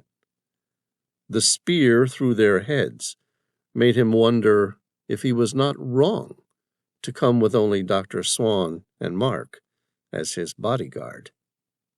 Dr. Swan audibly gasped when she saw it. Not the remains, but the glowing pile next to them. It must have contained more than 1,000 pieces of orichalcum, the ancient gold and copper alloy the Atlanteans once mined. They had to prepare themselves for the return of their city, Edward said, noticing Billy's astonishment. When it came, the Atlantean survivors knew they would need gold to be in a position to make it great again, so they stockpiled what remained here. Yes, it must be worth a fortune. Forget about the gold. It's worthless if we can't find the solution to the code of Atlantis in the midst of these thousands of ancient notes. Without that code, the sphere will be locked until it is too late. If we fail in our task, the gold will have no meaning to any of us. It could take months to make sense of all this. Edward raised his voice. We don't have months. We have a little less than 3 weeks. He watched as Billy's shrewd mind explored the cavern. I found it. What is it? The code to Atlantis, of course. That's wonderful news. Only it's missing half of it. What do you mean it's missing half of it? I was worried about this. In my earlier research, I found reference to 2 groups of Atlantean survivors. One went east and set up camp high in these Tibetan mountains, while the other went somewhere completely different, presumably west. But to where? Edward asked. The 2 groups must not have trusted each other not to steal the most valuable remnants of Atlantis. So, consequently, they broke the code into 2 parts and split them between the 2 groups. Fine. So what now? We need to know where the other group is? Yes. Here it is, a map to their other settlement. Edward studied the rudimentary map. The depiction of the African continent wasn't exact, but nonetheless it was impossible to deny what he was seeing. He listened to her read the description. Only a few people on the planet knew how to read the ancient text.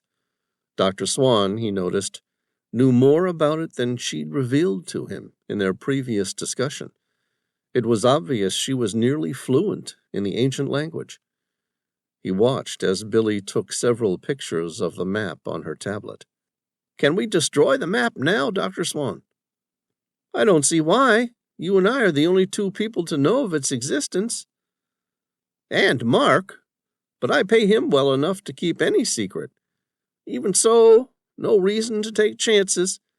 Mark, bring a grenade in here. I want this destroyed. Very good, sir. Chapter 28. Edward watched as she marked some notes on one of the blank circles. So you really can understand this? I have an idea. They're similar to something I saw inside the Mayan pyramid, beneath the ocean in the Gulf of Mexico. I just wanted to test my theory. And what does it mean? Well, if I'm right, Dr. Swan said, while she ran her fingers along the grooves of the hieroglyphic, then this is a map to the other group of descendants. Other group of descendants? Yes, as this building is testament to, not all died during the sinking of Atlantis. By the looks of things, it was decided to split the 2 groups up and send them in different directions to protect the knowledge of the future. Mark came back into the tunnel from the opening. It's time to go. We have company. Andrew Brant or Sam Reilly? Edward asked, reaching for his binoculars. Sam Reilly. But if he's this far up the mountain, you can be sure that Andrew won't be far off. How far away? Less than a day's climb. He'll be here by nightfall, Mark replied. Okay, we'll leave soon. Edward looked at Dr. Swan. You want to go back for them, don't you? Dr. Swan smiled at him. They could help us. You know that's not possible, don't you? Yes, of course. Andrew's gaining on us, Dr. Swan, and unless you like the concept of losing in this race, I suggest we come up with a plan to throw them off our tail." She paused, a piece of chalk in her hand, and then wrote a note followed by several numbers in the ancient text before writing in plain English, "Love, from Billy." Edward studied the numbers. They were written in the ancient text he'd not fully mastered, but the numbers were clear enough. There was something strangely familiar about them. They were GPS coordinates, of course. But where? Then it hit him. "Very good, Dr. Swan. But don't you think they'll know that anything of any value was destroyed there more than 100 years ago by the American expedition?" Chapter 29. Above them, Sam Reilly thought he heard the distant sound of thunder. A crude signal of an avalanche, perhaps. Or worse, someone had beaten them to it. He looked above, where the opening to the cave should have been, another 6,000 feet above them. "Avalanche?" Tom asked. "Maybe, but it must have been a long way off. If it was above us, we'd have known about it by now." "I almost thought it sounded like the echo of a grenade." "Then they've already beaten us to it?" The thought brought the urgency back into Sam's mind. "Come on, we're close. Maybe there's still time to save her." It was early the next morning by the time they reached the opening to the Atlantean archives. It was built by two rocks overlapping. From the air or the ground, it appeared as one only, but once you stood directly next to it, you could see that there was an opening. It wasn't very large, big enough for only one person to slip through at a time. Sam was the first to enter the cave.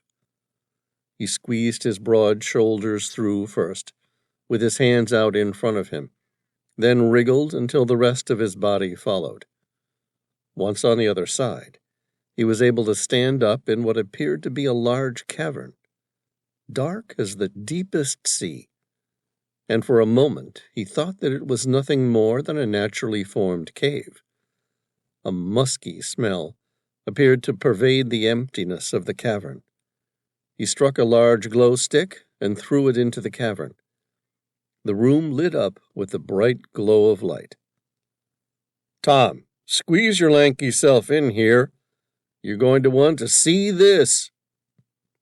His friend shuffled into the room. "What have you found?"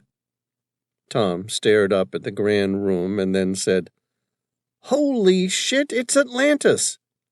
The walls were massive, giving it the appearance of a football stadium more than a cavern, except for the fact that the roof was quite low. So much so that Sam found himself capable of easily running his hands along it as he walked. At least 200 circles could be seen covering the roof, and a maze of pictographs and hieroglyphics inside them. The circles that formed the roof were carved from ivory. The walls themselves were made of stone, but a multitude of sapphires embedded in them glowed like stars under the glow stick's reflection. "What's that scent?" Sam asked as he walked forward. "It's fresh. Whatever caused it has been here in recent weeks." "Musk. And it's Billy's cheap deodorant she uses on her expeditions. We must have only just missed her." They walked further into the cavern. At the far end of the room, the remains of 4 people appeared. They wore Nazi uniforms and the insignia of the Schutzstaffel, the elite SS Guard. Sam looked down at their remains. Who would have thought they were so close to finding Atlantis? "The Nazis," Tom laughed. "What the hell would they want with an ancient civilization?" Heinrich Himmler, the man who started the original SS, believed strongly in the perfect bloodline and noble DNA. Like Adolf Hitler, he was obsessed with the concept that Germany came from a powerful bloodline. Throughout the war, they spent a fortune trying to find Atlantis, believing that Germany had originated from it. Sam looked at them and shook his head. Himmler made declarations that they had found Atlantis and were in the process of proving their pure heritage, but no one actually believed any of it. Everyone just assumed it was another one of Hitler's propaganda machines working in overdrive. Tom looked at the spears that still rested inside each of the men. Well, there's a bit of useless trivia for your children. They got close, but look what they got for their efforts. It's a timely reminder to us not to become complacent here. This place, as with the real Atlantis, may still be protected by a number of booby traps. That's impossible. Surely their springs, coils, and firing mechanisms must have broken over the centuries. Yes, but as we have already learned, there are still direct descendants of Atlantis very much alive and keen to protect the secrets stored here. Chapter 30. Tom stared at it in awe. It could take us more than a year and an army of archaeologists to make sense of this cavern, let alone where they have taken Billy. The good news is this isn't Atlantis, Sam replied, and that means they'll want to keep Billy alive and that we probably still have a chance. We just need to find where they're headed. Still, we'd have to get pretty lucky to make any sense of this in time to catch up. If they've already been and left, then we know they got whatever they needed from here.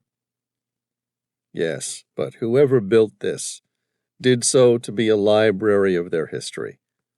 Therefore, we should find a logical sequence. Sam scanned through the rows upon rows of circles until he reached a blank area. There, the circles are empty. Meaning? Those are empty folders, still yet to be filled with the writings of Atlantis, Sam said while he studied the entry to the last circle. It says that Atlantis is due to be activated again. Activated again? Tom looked surprised. How do you know how to read ancient Atlantis texts? Because this is the same language the master builders used. Can you read what else it says? Unless the proper code is input once more, and then it has some sort of date. But I can't work it out. I can read the numbers, but I have no idea about their calendar to make any sense of it. Code to Atlantis? Input into what? Did these people have computers or something? I have no idea, Sam replied, shaking his head. Now I really wish Billy were here. Maybe it's a good thing when Atlantis becomes activated, Tom suggested.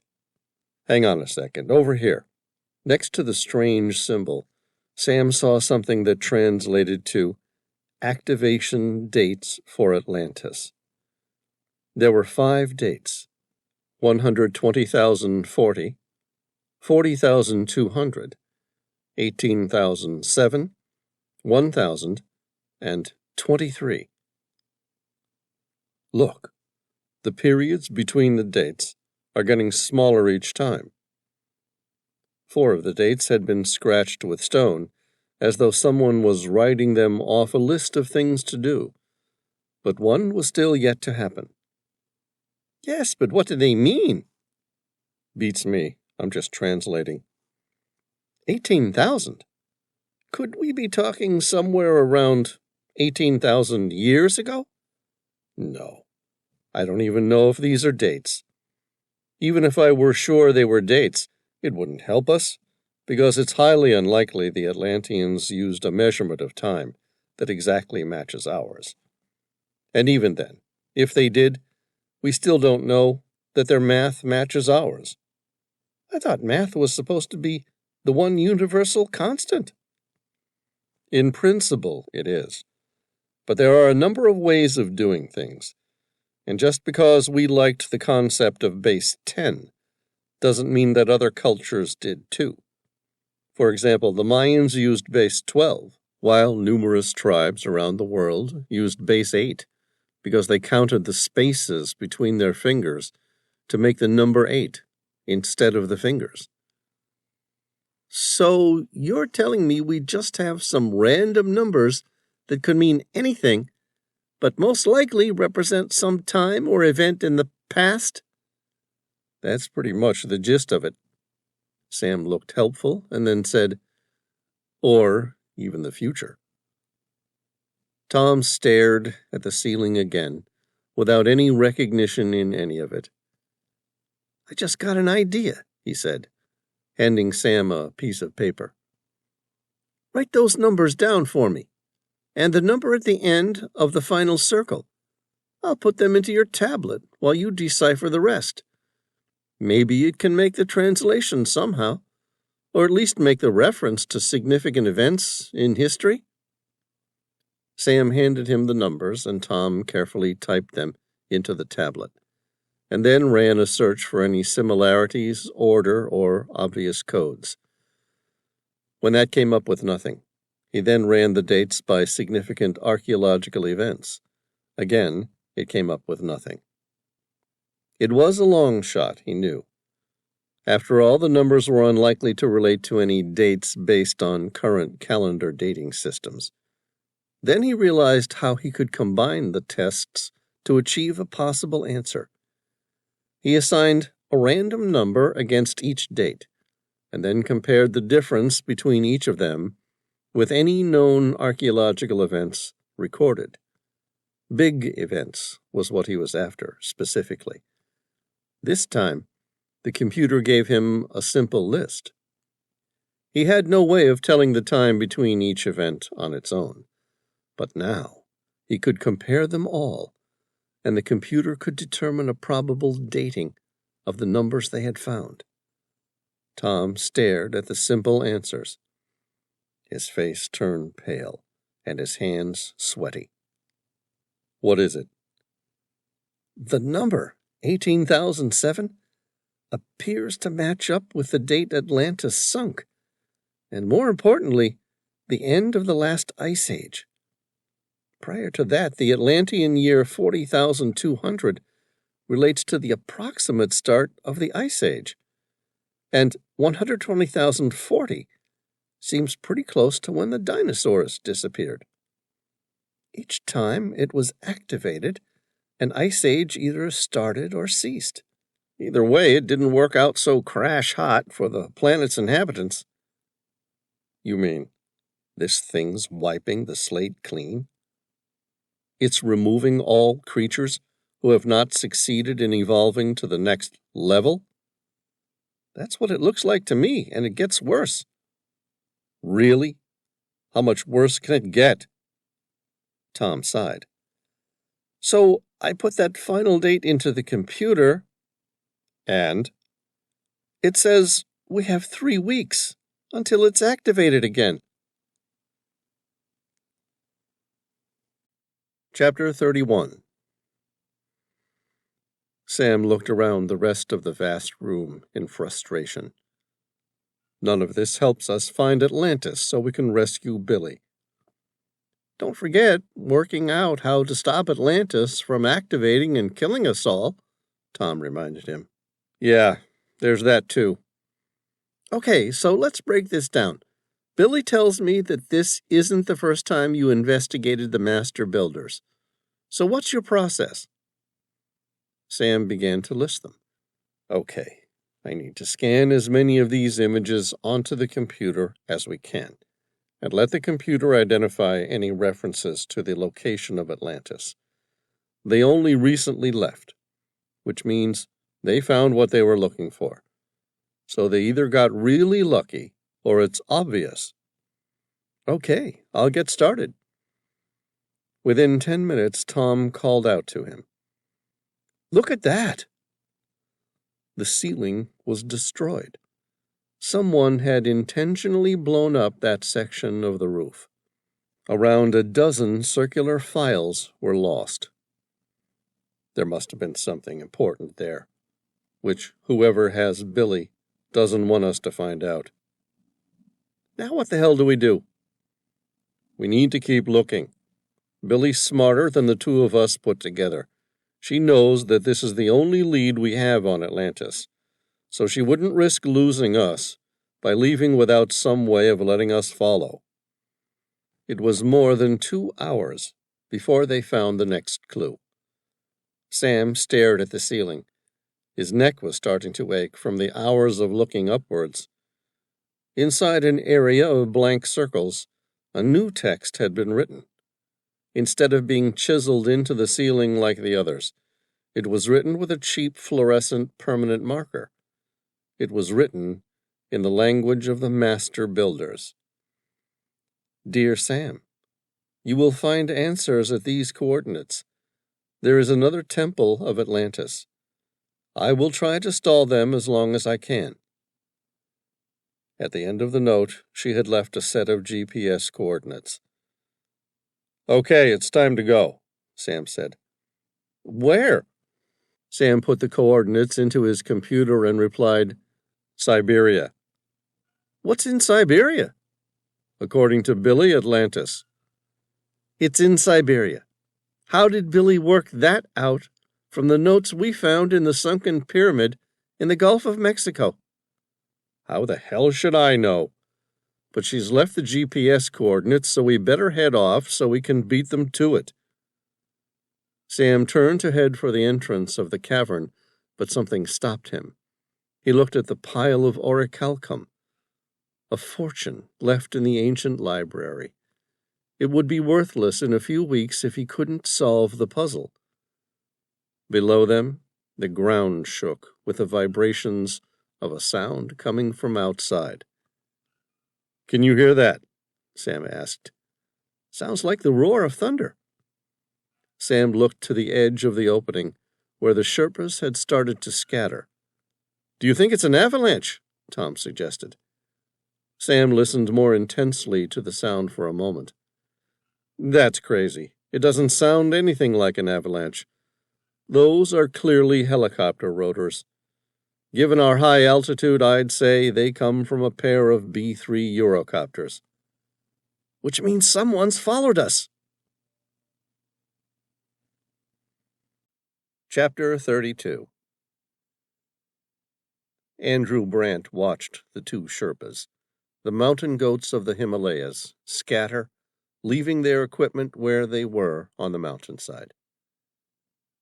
I don't see them, he said to the pilot. Keep looking. Those Sherpas weren't going for a climbing holiday on their own, Dmitri replied. Those were the two I left looking after Sam Reilly. They must have entered the temple. The two men scanned the mountain. There, Dmitri said. Look at that overhanging rock. It must have an opening. There are footprints in the snow leading into it. If they've gone in, they must come back out. Just hover here for a few minutes. I can't stay long at this altitude, Dmitri said. All right, we can't wait all day. Everyone off. We're going in to get them. One by one, they dropped off the helicopter's skids while the pilot hovered, and onto the thick snow on the mountain 3 feet below them, followed by the soldiers in the second helicopter. He wanted to take no chances. He'd heard of Sam and his friend's reputation as excellent fighters.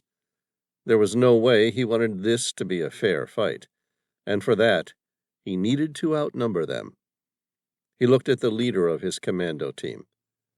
Aiden, take 3 men and get me a reconnaissance of that entry. If you find resistance, take cover and hold your position. Understood. The 3-man team quietly entered the secret opening to the Atlantean temple. Minutes later, the opening turned to rubble along with the sound of a loud explosion. Andrew jammed his ice axe into the mountainside and took cover in the snow. 20 feet away, the 2 helicopters, concerned about avalanches, quickly backed away from the face of the mountain. Snow fell, but no avalanche followed. Seconds later, Andrew heard the sound of machine gun fire, but he couldn't tell whether it was coming from his own commandos or someone else. Aiden returned, blood dripping from the back of his head and burns to his face. "They fucking have the place booby-trapped," Aiden swore. "We need to storm that temple. What have we got when we enter?" "You have a hole that is completely dark, a cavern that echoes, which suggests that it's quite large. I didn't see them, but they must have seen us, because they killed Frankie and Mitchell. Then the next thing I know, they're using an AK-47 on me, probably stolen from my own men." "What do you need to extract them?" "Alive?" "Yes, at least one of them.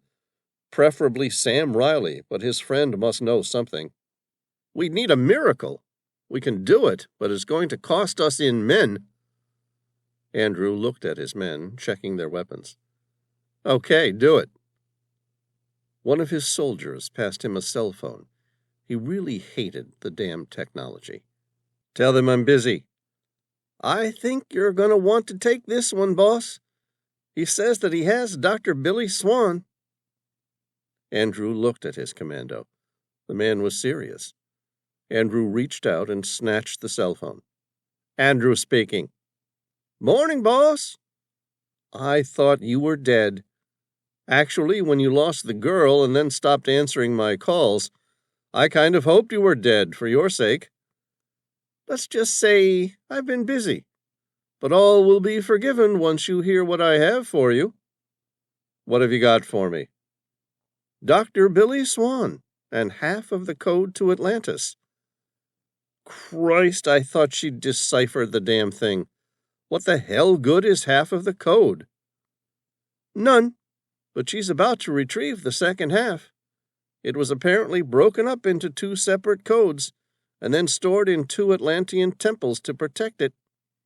"Do you know where the second one is?" "Congo, somewhere in the heart of darkness." Andrew signaled to one of his soldiers for a pen and paper. "Do you know where exactly?" "No, but I'm still part of the team. I'll let you know once they've found it." "Good. Let them solve the mysteries of the second Atlantean temple. Better they risk their lives than me. Once you have answers, send me your coordinates, and we'll bring a retrieval team in to get the rest of the code."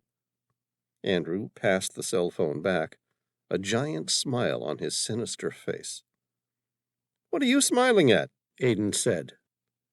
"Because we no longer have any reason to keep Sam Reilly and his companion alive." Chapter 33. Sam quickly studied the back of the Atlantean temple. All the tunnels seemed to have reached an end, and there was little that either of them could do to maintain their position against the significantly more powerful team of mercenaries after them. Turning to examine the final cavern, Sam said, "We know Billy was here before us. There was no one else on the face of the mountain when we climbed it. We must have only just missed her." Tom pulled out his Glock and prepared to fire at anyone who came through the cavern. "Possibly. But sorry to say this, pal, I don't think she's coming back to save our asses." "No, it's not that. She must have been here in the last day or two, and yet we didn't see her, or whoever has her leave, which means—" Tom smiled, realization dawning on him. "The people outside aren't the ones who took her?" "The thoughts crossed my mind, but I don't think so. I think she beat us all to it, and that whoever's outside is also searching for Atlantis, and if they didn't find Billy, that means there's definitely another exit." "Of course," Tom said. "When I read Plato's ancient Critias dialogue, it noted that the Atlanteans built rings within rings of defensive structures so that retreat was possible. It was one of the reasons Billy believed that Amsterdam was related to the descendants of Atlantis. We know that's not true now. But one thing's for certain. If the survivors of Atlantis built this place as an archive to their history, then they must have built in an escape tunnel. Several shots raked the walls of the cavern behind them. Sam looked up to see that the first soldiers were entering the far side of the cave. That's great, but if you're right, we better find it soon, because whoever the hell's trying to come in here, they don't sound like they're friendly. Sam started to quickly examine the walls, pressing rocks, pulling on things, and then he saw it. A slight change in the sand.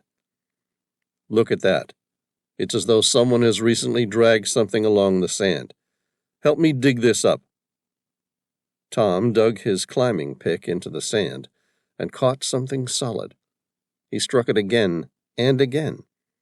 On the third attempt, the head of his climbing pick caught. Using the back of the handle, he was able to lever the entire rock structure out and pull it to the side of the cavern, revealing a black abyss. The air that now flowed upwards towards them was warm. What do you think?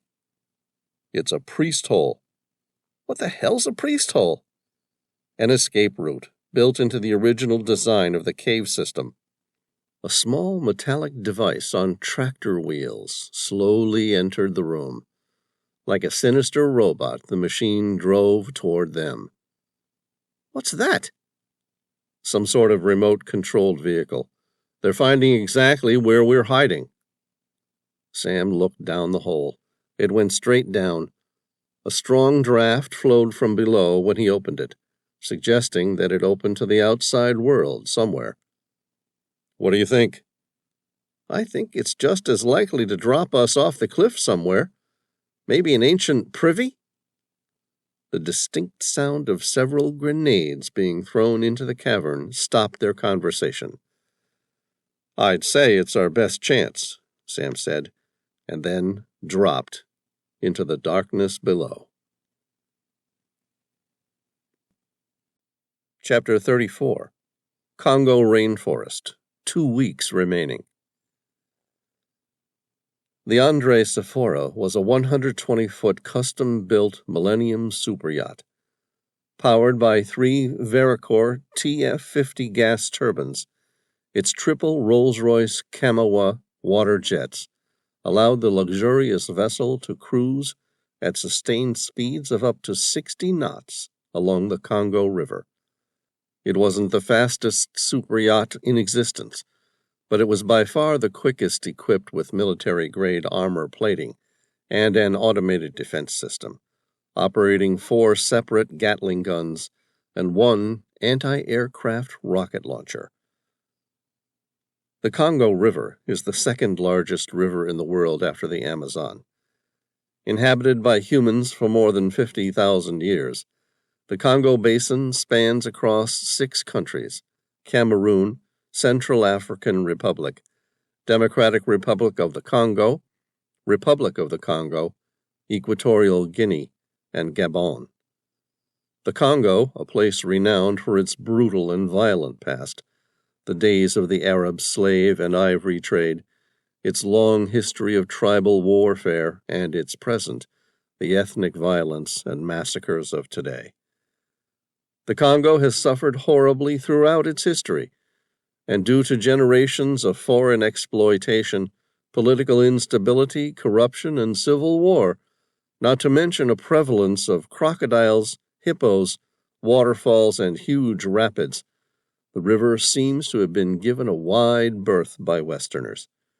Subsequently, few archaeological expeditions have ever ventured deep into its rainforest. The entire Congo Basin is populated by Bantu peoples, divided into several hundred ethnic or tribal groups. Bantu expansion is estimated to have reached the Middle Congo by about 500 BC, and the Upper Congo by the beginning of the Common Era. Remnants of the Aboriginal population displaced by the Bantu migration remain in the remote forest areas of the Congo Basin. The oldest of all of these are the Pygmies, the most ancient hunter-gatherers of the Congo rainforest. No one knows for certain how many remain, as their ancient way of life allows them to survive in otherwise inaccessible areas of the remote jungle. This has permitted many of their tribes to live in secret, away from westernized ideologies. It was the pygmies, the most ancient of these hunter-gatherers, who most interested Dr. Billy Swan. Based on the markings on the roof of the Tibetan Atlantean temple, one such group of pygmies held the key to the remaining half of the code to Atlantis. The Mankan pygmies were said to be the most ancient, ruthless, and powerful in all of Africa, having inhabited the region for more than 50,000 years. If anyone witnessed the coming of the people of Atlantis 11,000 years ago, it would have been them. Made inaccessible by thick rainforests and deep swamps, vast areas of the Congo remain unexplored, with some areas so remote that no maps exist. As a result, the area has been a breeding ground for myth and superstition, with local pygmy tribes telling of a mysterious tribe called the Mankan. Isolation from the outside world was so important to the Mankan people that legend had it if anyone was caught finding them, they would be killed so as not to reveal their home. The only problem being, with the exception of the notes within the Atlantean temple, there were no records of the tribe ever existing, which meant either they no longer survived, or lived in an area of the Congo rainforest so remote and in such small numbers that no Westerner had ever laid eyes on them. Finding them was a long shot, but it was the only one that remained for Billy.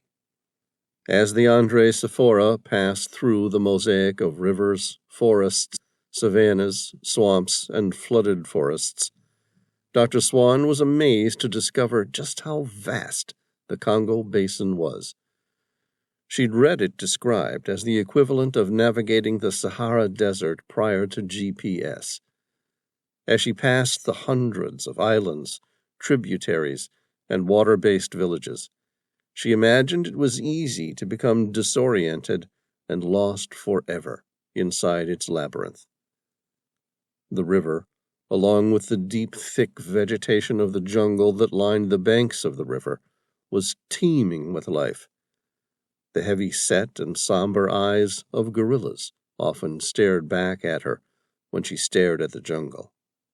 Buffalo ran wild, and elephants carefully nestled on the banks of the river.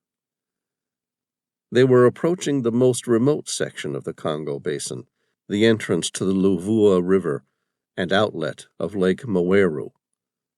As they came around the latest bend in the river, Billy almost gasped when she saw the evidence of the river's greatest predator, man. Peppered with waterfalls and rapids, the entrance to the upper river was guarded by abandoned T-62 tanks, littering the hillside by Pwito. The Andre Sephora slowed to a near stop. The Luvua landscape was unique. Golden-colored grass covered the surrounding hills, dotted with occasional abandoned huts built from volcanic-like rock. Large trees seemed to be covered by giant sheets of white silk blowing in the wind. In fact, they were gargantuan house-sized spiderwebs. Dr. Swan noticed the 3 dismembered heads on spikes that littered the bank of the river. They were approaching the most remote traversable section of the river and would soon have to leave the safety of the river and go on foot. The skipper of the Andre Sephora, Jason Faulkner, a South African who'd made his fortune guiding the ultra-rich through unique African jungle hunting experiences, cautiously slowed the vessel and moved it toward the southern riverbank. There he examined his most recent map. It was an aerial photograph taken that morning depicting a section of the river where a route further upriver might just be possible. The river, he knew, was alive, and as such was constantly changing its shape. What was navigable today might not be tomorrow, and vice versa. Dr. Swan watched as the skipper approached a set of rapids. The difference in height of the river was no more than 5 feet, but it was enough to make it appear impassable to a vessel their size. With the bow of the Andre Sephora pointing directly upriver, she could see 2 sets of rapids. White and angry water flowed to the left and to the right. At the center, between the two, appeared one constant large rapid. The water was relatively clear, and she could see the bottom was no more than a few feet deep, much less than the 7-foot draft of the Andre Sephora. "Is this as far as we can go, Mr. Faulkner?" Edward asked.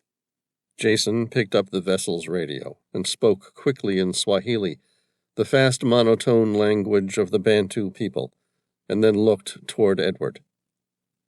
"I wouldn't worry, sir. I have taken care of it."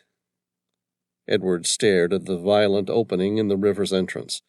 Wedged between 2 islands, the water appeared angry as it competed to squeeze through the narrow entrance. "Really? You're planning on lightening the load and reducing our draft?" "No. I'm certain your entire inventory of cargo is important to you. I wouldn't dare consider forcing you, as a paying customer, to offload anything." "How the hell do you expect to pass that, then?" Edward asked.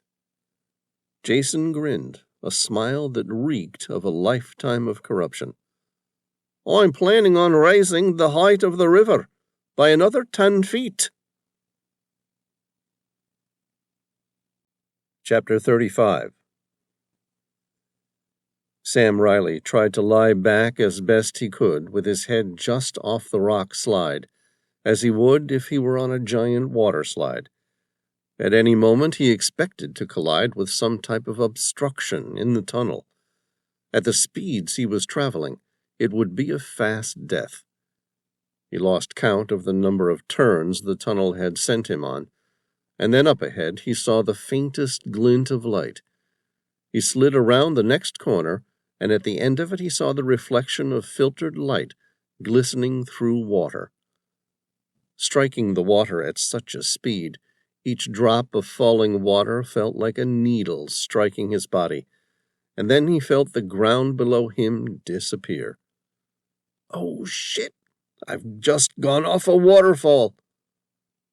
Sam forced his eyes to open and take in his position. He was free-falling to the river, nearly 40 feet below.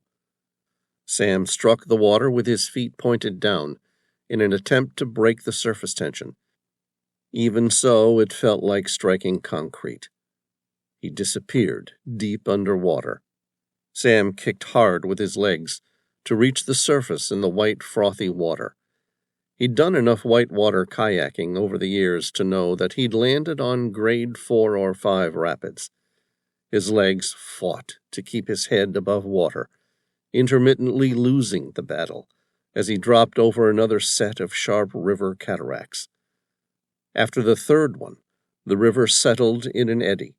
With the last strength in his reserves, Sam swam to the bank of the river and looked back toward the latest set of drop-offs he'd just survived.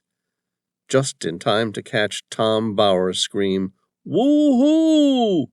as he fell too.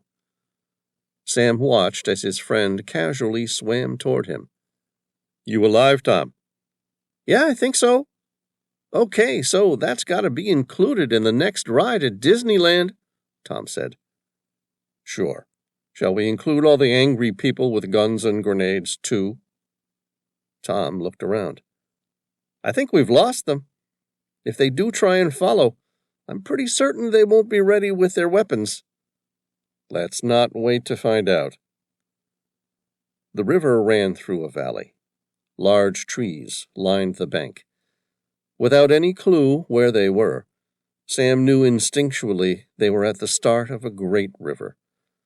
But that didn't help him locate themselves, because rivers ran in all directions around Kangchenjunga.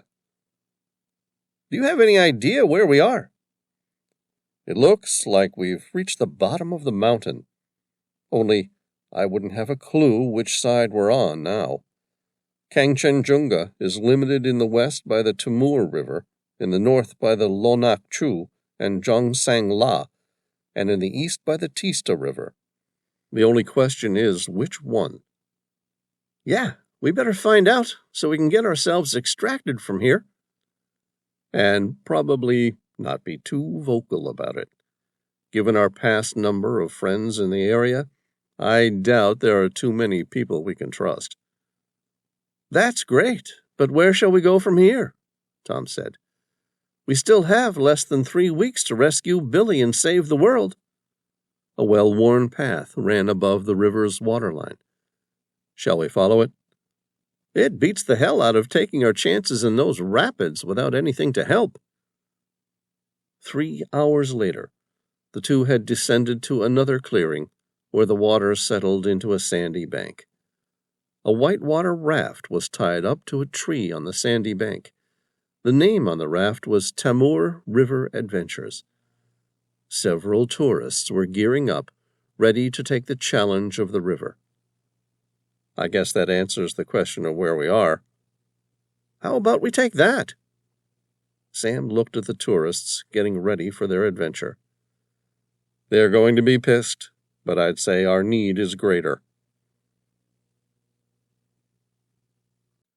Chapter 36.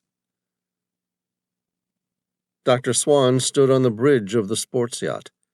Ahead of her, she could clearly see that the river's cataracts looked navigable on an inflatable boat such as a Zodiac, but would be impossible in such a large vessel as the Andre Sephora. What kind of pirates am I involved with? Edward Worthington and Billy shared a common goal out of necessity, but the man at the helm only served to remind her that she'd been kidnapped. She said nothing. Billy had chosen her course of action when she sent Sam Reilly to Siberia. She was on her own.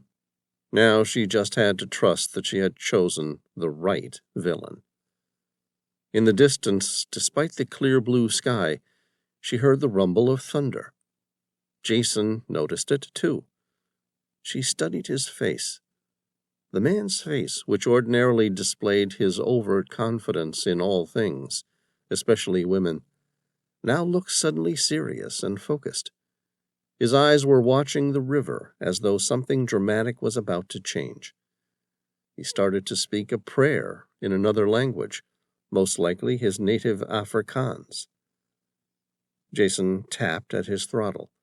The strain of concentration became obvious on his face as he was judging the right time to perform a task. The volume of the sound increased abruptly. Jason turned the boat to the left and pushed the throttle to full. Billy gripped the side of the railing to stop herself being thrown off under the pressure. Edward took another deep puff from his cigar and stood confidently, using only his sturdy feet to balance him with the agility of a much younger man. "What the hell is that?" Billy asked. Jason smiled at her. "That, my dear lady, is the river flooding." "You blew up a dam?" Jason laughed. "Nothing of the sort. I merely had a friend of mine open the emergency floodgates. It will close automatically in 30 minutes. By that time, the river will have risen enough to allow the Andre Sephora to reach the next level of the Congo." "Holy shit!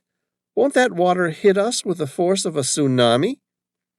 He brought the sports craft around in a giant arc until it faced the rapids head-on once more.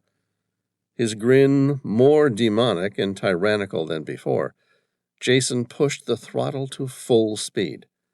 The bow of the yacht quickly raised above the water as it began to skim across the top of the water. "It certainly will.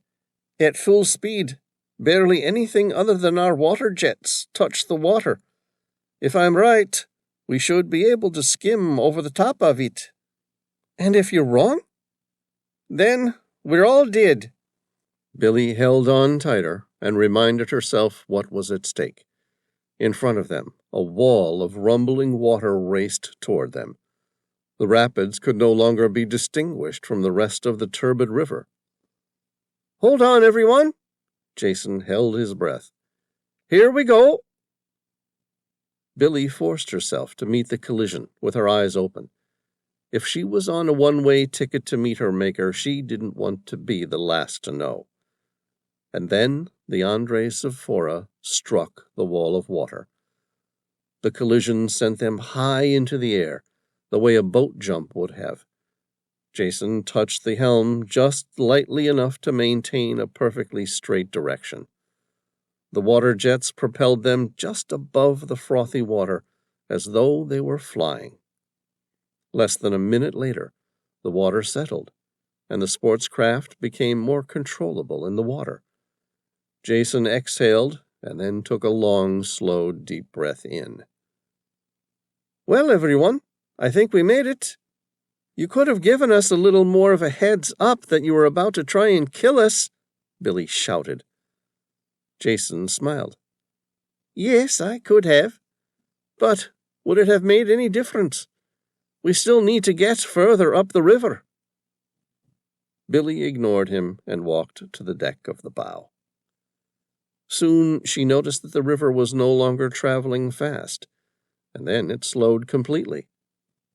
The emergency floodgates must have been closed again. Their intrepid skipper slowed the boat down to a crawl. Without the gate open, the height of the river quickly diminished, and their risk of striking a sandbar increased.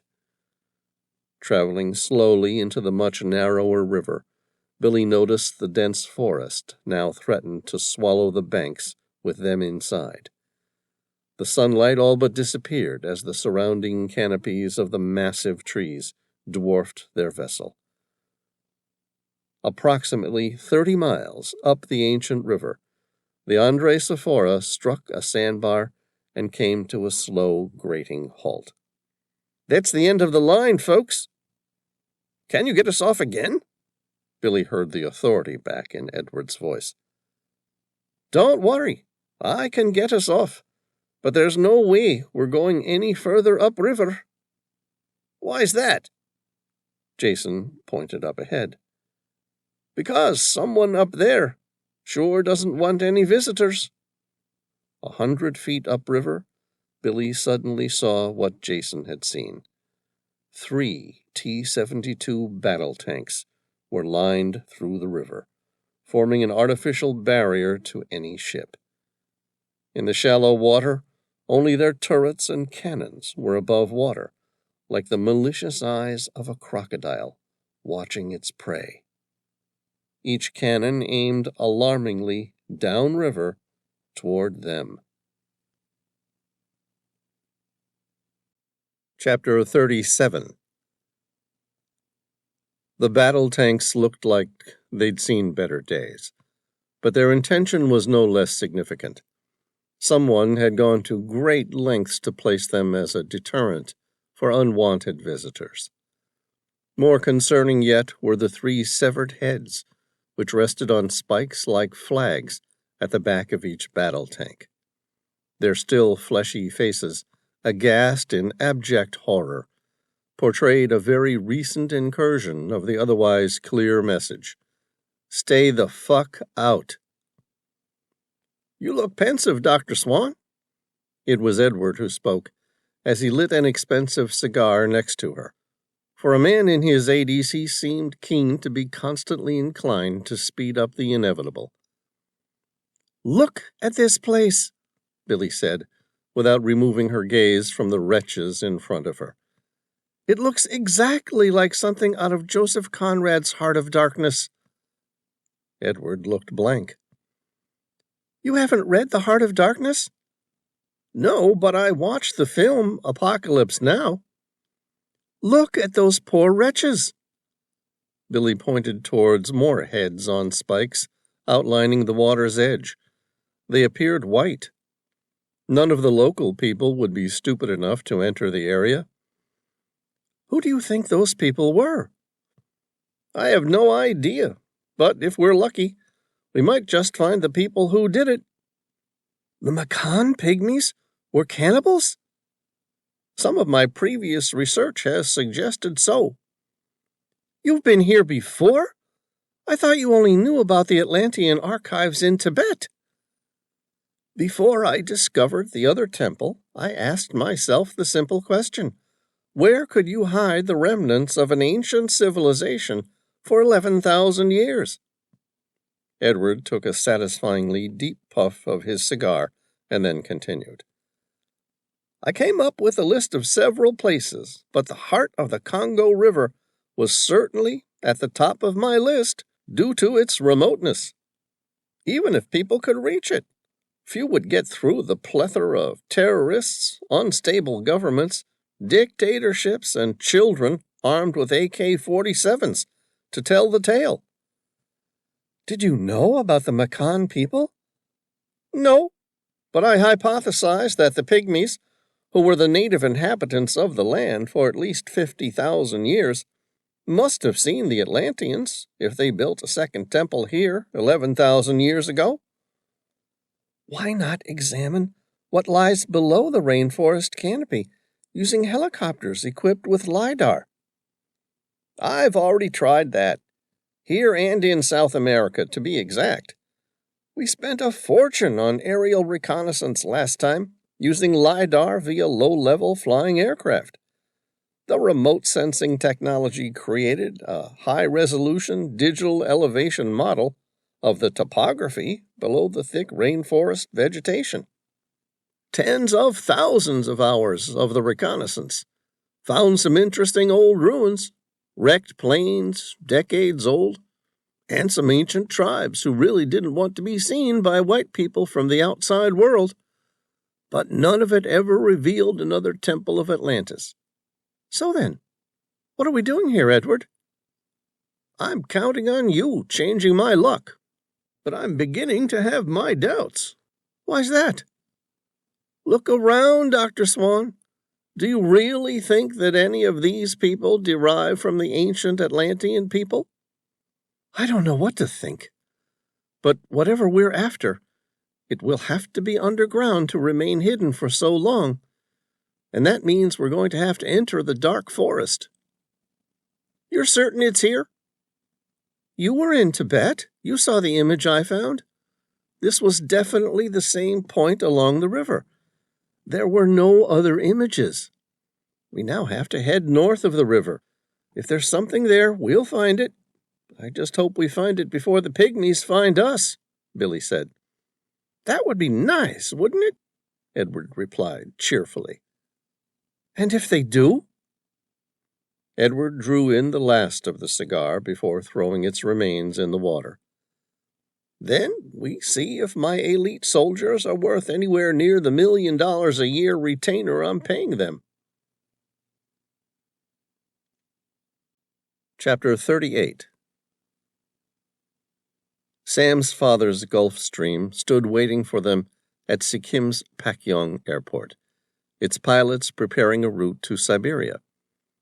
Opening his laptop, which he'd left aboard when they first arrived in Nepal only a week earlier, he looked up the GPS coordinates Billy had left for them.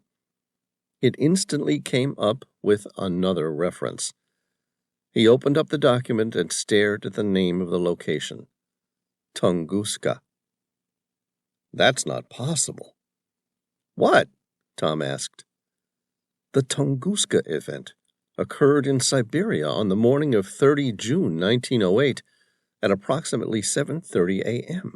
The explosion over the sparsely populated eastern Siberian taiga flattened 800 miles of forest and caused no known casualties. The cause of the explosion is generally thought to have been a meteor.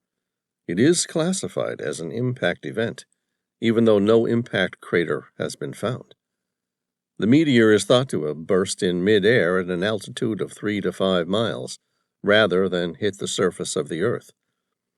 Different studies have yielded varying estimates of the superbolide size, on the order of 600 feet, on whether the meteor was a comet or a denser asteroid. It is considered the largest impact event on Earth in recorded history. And that's where Billy sent us? Right. That's one hell of a coincidence, isn't it? Yeah, I'd say so, if I believed in them. What about Elise? Did she find anything in the dark net? According to Elise, the CIA went to great effort to cover up whatever it was the Russians found back in 1908. In fact, the CIA and the Russians signed an agreement to cover up whatever they found there. If you look closely at the images online, they don't match the ones taken in 1908. But the reason for the cover-up was sealed, not to be released until... Sam scrolled through Elise's secret files a little further and then swore. Not to be released until when? Sam looked up at him, the slightest hint of fear in his eyes. Not to be released until next month, just under 3 weeks to be exact. Now, that is a coincidence, isn't it? Tom said cheerfully. Chapter 39. Edward looked at Jason. Are you coming with us or staying on the boat? Are you kidding me? There's no amount you can pay me to enter that place. No, thank you. I'll stay aboard my fortress and provide aerial firepower if you need it. All right, we'll see you in a few days. Edward climbed on board the rubber Zodiac. He wore a bulletproof and, more importantly, spear-proof vest. With a handgun holstered to his side and a Mills 12-gauge shotgun in his arms, he looked back at Jason. His voice was slow and brutally honest. If you leave us here, I will personally drag you back here to let these local pygmies deal with you. Do you understand me? I certainly do, Mr. Worthington. You've paid very well for an exceptional experience. I can assure you that money was well spent, and I will remain to provide those services. Good man. Edward tapped one of the mercenaries on his shoulder. The man turned the throttle of the outboard, and the Zodiac jumped into life, moving toward the bank of the river. There was no bank to the river on which to drag the 2 rubber boats. Definitely no visible one anyway. Mark, who'd been his bodyguard for nearly 10 years now, and now acting as the team's official leader, made the decision to tie the boats to the branch of one of the million trees that blurred the line of the river's bank. It was difficult to even enter the jungle. With no documented exploration by Westerners, there were no roads, paths, or maps to suggest what they should expect to find. No way to have known they had entered a giant swampland, a mesh of water and jungle. Its vegetation was so dense that each of his team were soon forced to sling their M60 machine guns in exchange for a machete. Their movement inside the jungle was slow, and no sooner had they entered it than the thick jungle coverings seemed to swallow them, removing all view of the outside world from which they came, as though the jungle itself had a desire to keep them. Edward could immediately see why this was one of the most unexplored regions on Earth. The impenetrable rainforest canopy made satellite imaging useless, while the watery ground below rendered an armored vehicle useless. His mind returned to the 3 ruined T-72 tanks blocking the river. They must have been driven up the river when it was shallow. If this place was still inhabited by the ancient pygmies, he could only imagine what they had done to the previous owners of those battle tanks. Ahead of him, Dr. Swan jumped from one branch to another with the agility of a gymnast. She alone, he noticed, kept her finger confidently fixed next to the trigger of the M60. He admired her fondly, She was beautiful in every sense of the word. By far the most intelligent person he'd ever met, and had an attractive smile with an exotic and sporty figure to match. Although he could hardly fail to recognize her physical attributes, he cared little for them. Instead, he looked at her with the fond pleasure a father might his daughter. Billy looked up, her intelligent, almond-shaped eyes actively avoiding his stare, before her smile broke the awkward tension. Edward smiled warmly in response, and wished he'd found her years earlier, before their time had nearly run out completely. That was, unless they found the temple and the second half of the code to Atlantis. "Are you still confident it's here, Dr. Swan?" "You saw the image as well as I did. The river must have changed unrecognizably over the last 11,000 years, but there was no mistaking it. That was the Congo River, and it was about 1,000 miles inland.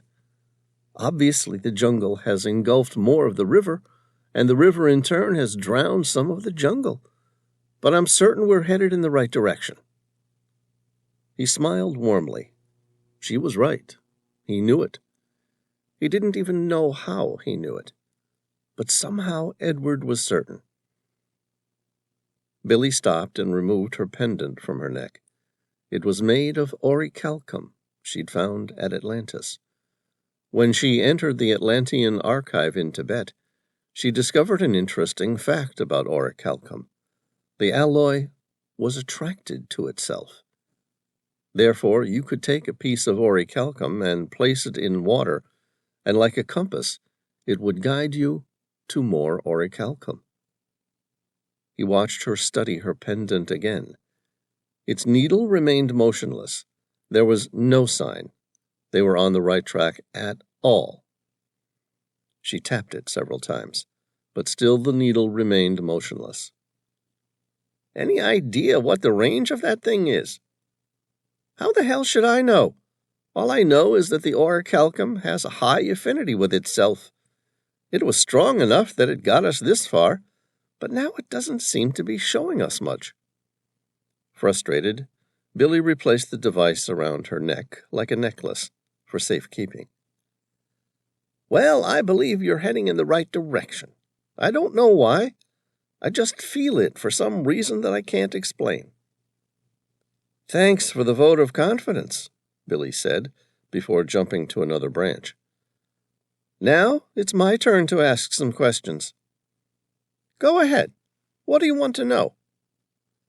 "If we find the symbols that we're looking for, the code to Atlantis, do you have any idea what we're going to do with them?" "I have my ideas." "That's it? We've traipsed right around the world to find them, and you're telling me that you simply have an idea what to do with them once we get them to Atlantis?" "Yep, that's it. You're a pretty bright young lady. If you happen to stumble upon a better idea, be sure to let me know. Until then, let's first see if we can find them in time." "Agreed. Which brings me to the now." Billy stopped walking and looked at him. "Yes?" "How confident are you that you brought enough people to ensure we don't end up becoming a warning to others not to trespass? Because, frankly, I'd rather not have my head on a spike." Edward smiled reassuringly. "These 10 men are a team of highly paid mercenaries, experts in their chosen profession, strategically recruited from around the world to avoid any concerns about patriotism. I have Navy SEALs from the U.S., Commandos from Australia, SAS from Great Britain, and even a German GSG-9. He was forced to put his shotgun on his shoulder while he tried to climb across the next swamp. Having made it, he grinned warmly and said, "So, you see, Dr. Swan, we are very well equipped to deal with any natives who wish to interfere with our mission." "And what about the other person who wants what we know?" "Andrew Brent?" "Yes. Are you kidding me? The man's a moron. He'll still be following Sam Reilly to Siberia." And if he already knows that the Russians destroyed everything of value back there in 1908 and comes looking for us instead, then what? Then I see if the $1 million per head that I'm paying my men to look after us has been well spent. He was surprised to see that Billy wasn't afraid. She was simply finding out more about the men he'd employed to look after them. She stopped suddenly. What is it? My orichalcum compass started to work again. She took it off her neck and stood still as she could until the needle stopped again. Taking out his real compass, he noted that her device pointed to the west on a bearing of 285 degrees. So we're on the right track, Edward said. Okay, gentlemen, we have a compass bearing of 285 for our target. We're on a deadline here, so let's get a move on. The small party of explorers continued on into the jungle, the pygmies' jungle. The canopy became thicker, if that was possible, and despite the time being 2 p.m., the light disappeared completely, so that each member of the team had to switch on their shoulder lights just to continue. With the exception of Dr. Swan, all members of the team were grown men, not inclined to be afraid of the dark. And yet even Edward, who at his age no longer feared death, felt it was a sign of the evil of the jungle itself. He heard the splash first, followed by the loud German words, Fick mich! Chapter 40. It was the German member of their team and ex-GS-9 officer who had fallen into the water below. Carrying his heavy equipment, the man sunk so that his head was below the water for a moment until he was able to pull himself back to the surface using a branch. Mark was the first one to reach him. Immediately climbing down onto the branch directly above Zelig, he stretched his arm down and grabbed his fallen soldier. You okay? Mark asked. Yeah, but I'll be happier to be out of this damn swamp. You and me both. 3 other members of his team quickly attached a rope to Mark in case he fell in too. Zelig began pulling himself up. It was the eyes of the creature that got Edward's attention. They glowed, almost golden, in the darkness of the forest. Zelig, the poor man in the water, saw them too, and almost climbed out of the water on his own, but he was too late.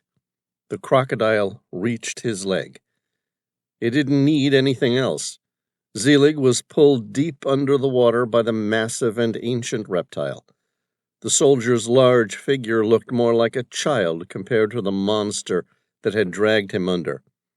Fucking shoot it! Mark cried out.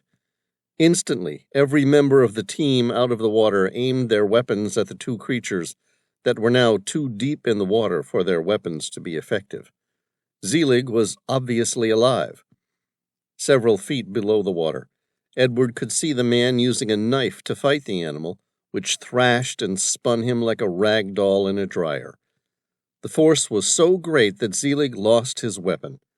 Both man and beast seemed to keep thrashing. There was nothing any of them could do. And then the thrashing stopped. Zelig lay lifeless in the water. The crocodile let him go for a second, and then snapped its huge teeth on the man's head with a gut-wrenching crunch.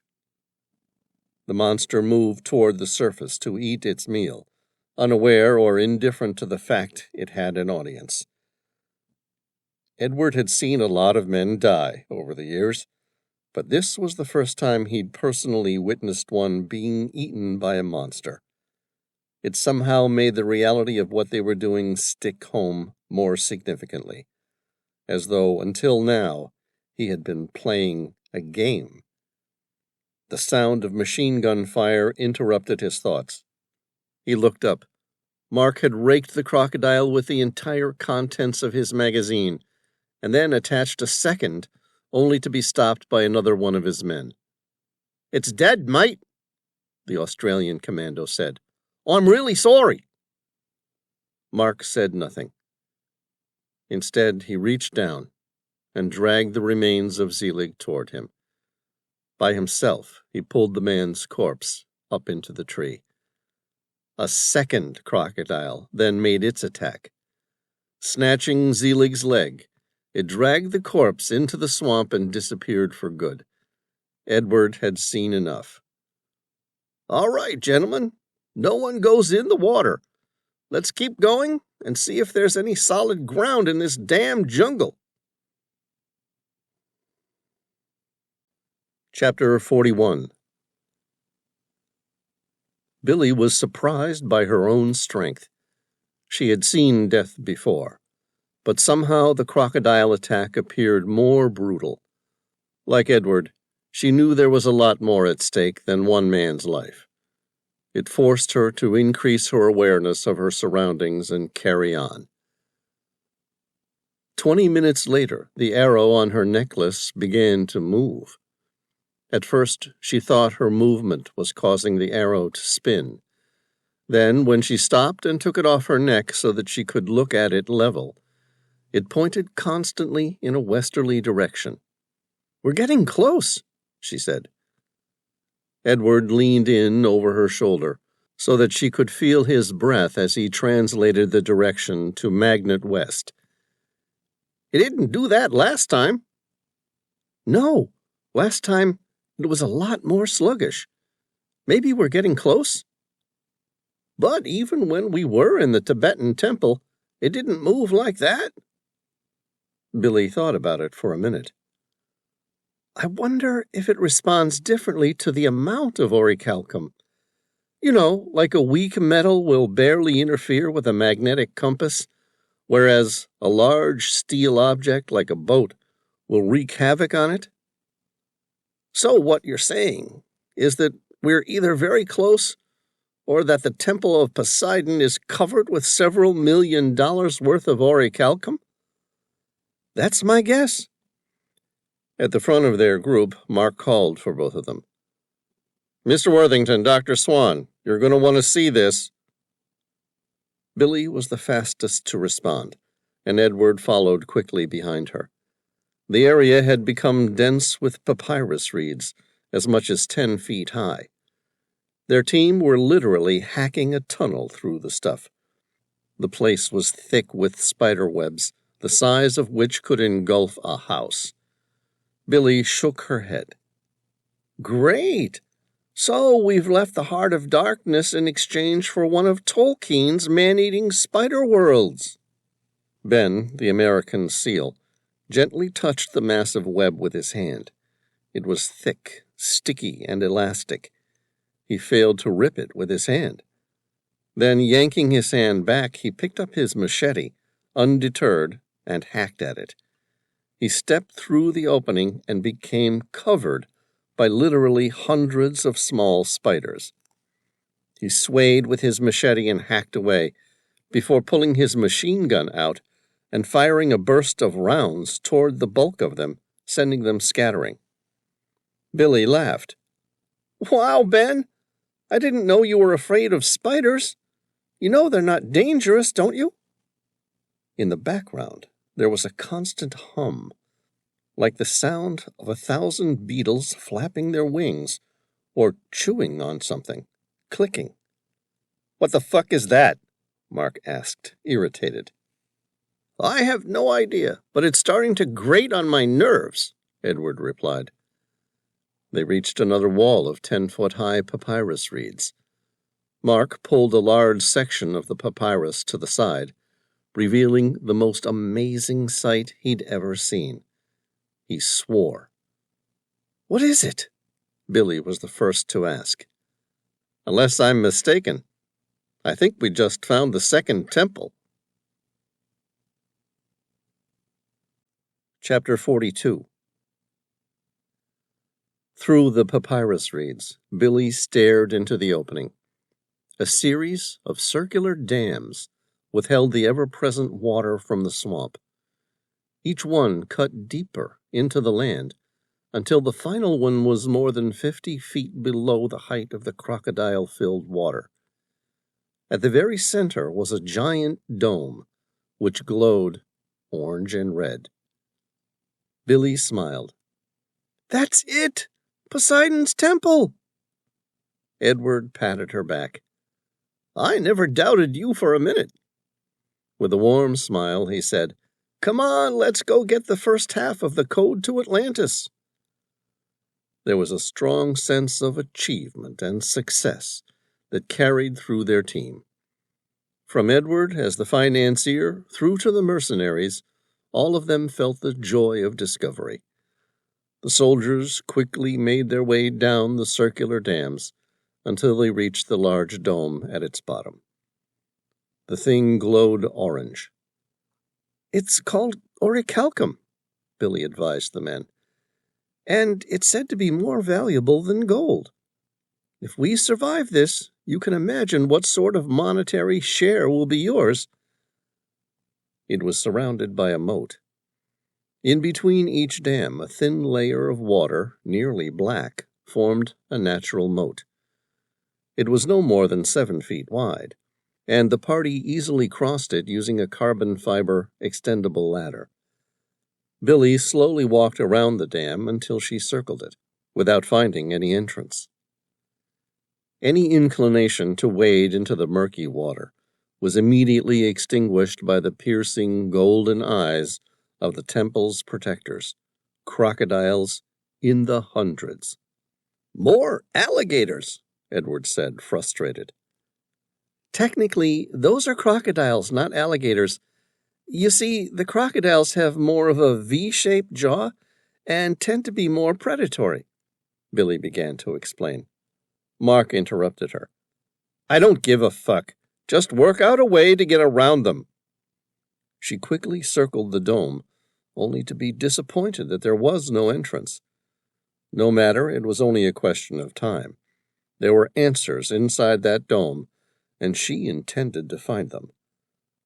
The annoying background hum of beetles increased in volume until it sounded more like an earthquake. Billy looked up. "That can't be good." Surrounding them from above were more than 400 men, no more than 4 feet tall, and wearing nothing whatsoever. The white pygmies stared down at them, the butts of their spears thumping the ground in a continuous and haunting staccato. Billy cursed. They had walked straight into a trap. Chapter 43. Siberia, 1 week remaining. Sam Reilly's Gulfstream landed on the Podkamennaya Tunguska Airport, Siberia. His pilot taxied to the outer edge of the southern arm of the airport. He looked out the side windscreen. All he could see was white. "Welcome to Siberia," Tom said. Sam sighed. "Yeah, not my first choice for a diving holiday. But let's see if we can make it a rewarding one." A series of Russian police cars approached the plane from the runway. "Look, they've come to welcome us," Tom said. "Apparently so." Sam pressed an intercom direct to his pilots. "Have they told you what they want?" "No, sir," the pilot replied. "They've just advised me to stop so they can board us. It might be a routine inspection of a private jet." "I doubt it." 2 minutes later, a small complement of men in thick black coats climbed the steps to Sam's Gulfstream. He pressed the intercom to the pilot again. "Bring them into my office. If we're going to have a meeting like this, I want it to be on my terms." "Understood, sir." Sam sat down in his office and closed the door. His private jet, a loan from his father that he really never intended to give up, was armed more like a Lockheed Martin Boeing F-22 Raptor. Although nowhere near as agile, it had a weapon system that would send shivers into the commanders of most air forces around the globe. On the inside, Sam had spent a fortune having the small office built to repel boarders. In fact, behind his office, A secret room held the ability to remotely pilot the jet in the event that his pilots were killed. Also, his office had its own air supply so that he could vent toxic gas into the main cabin if he really wanted to protect himself from unwanted boarders. He sat down comfortably in his office. His father worked closely with a number of oil and gas suppliers throughout Russia, and for the most part he was treated nearly reverently when he arrived in the country. Still, Russia was well known for the pettiness of some of its officials, particularly in the outer areas, and Tunguska was an outer area. There was a knock at the door. Sam stared at the video screen where the feed from a secret camera displayed his unwanted guests. There were 5 in total. Underneath his desk, he kept his hands on a Glock with a silencer. He wasn't taking any chances. Then he saw her face. If she was here, and had taken the risk of entering Russia through unofficial means, it meant they were all in much worse danger than he'd realized. He opened the door and stood at attention. She walked in and closed the door, leaving Tom to look after her bodyguards. Pulling the dark hood off her face, she revealed the most exquisite deep red hair. Her hazel eyes had a rich opaline ring to them, and years of hard work in a dangerous world had left her with a smile that bordered on a permanent scowl. "Madam Secretary, are you on holiday too?" The defense secretary's scowl tightened, if that was even possible. "You know damn well what this is about." "The Tunguska event," Sam replied. "Officially, we were never there, and I have no idea what happened in Tunguska. From what I've read, it was a dirty meteor, made up of predominantly gas and small fragments of stone, which allowed it to penetrate the world's atmosphere, whereby it then broke up about 5 miles above the Tunguska River. The powerful downward projection of air blew more than an estimated 10 million pine trees to the ground." Sam listened impatiently and then said, "And unofficially?" "We sent a team of researchers to investigate something in that region. They never came back, so we sent a team of soldiers in to find out what happened." "And what had happened?" "Nearly 10 million pine trees were knocked to the ground." "With all due respect, ma'am, a friend of mine is missing, and I'm pretty certain it's tied in with the Tunguska event." "Really? So that's why I was sent halfway around the globe for you this time? You've lost that girlfriend of yours, Dr. Swan?" "She's been kidnapped, and the only clue about where she's gone is her own note leading with the GPS coordinates of Tunguska." "Kidnapped, Mr. Reilly?" Her voice was patronizing in its sympathy. "You let her get kidnapped? How very careless of you." "Yes, well, it was a mistake letting her out of my sight, especially after she told me what she knew." "And what does she know?" "The location of Atlantis." She paused for a few seconds. Her normally abrupt nature softened. "Did you hear what I just said?" "Yes. If she knows the coordinates of Atlantis, then someone's about to have a really bad day. Sam, you need to find her before she tells anyone else. It's a matter of national security." "Oh, no, you don't get to send me on an assignment just because I've now found something to keep you interested. First, you have to give me something.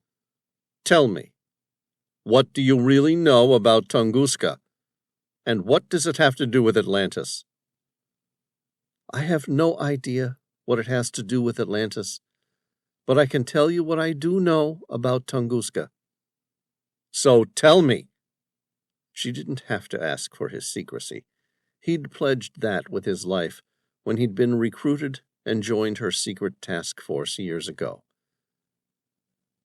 In 1906, a team of explorers attempted to cross the Canadian and Siberian seas and travel through to Moscow. On their way, they uncovered something.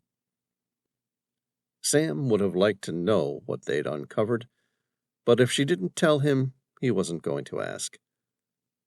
So we sent a second team. This one was full of researchers. The Russians got wind of our operation, and they wanted to be involved. When we no longer heard from the teams, Washington became concerned and sent a third team.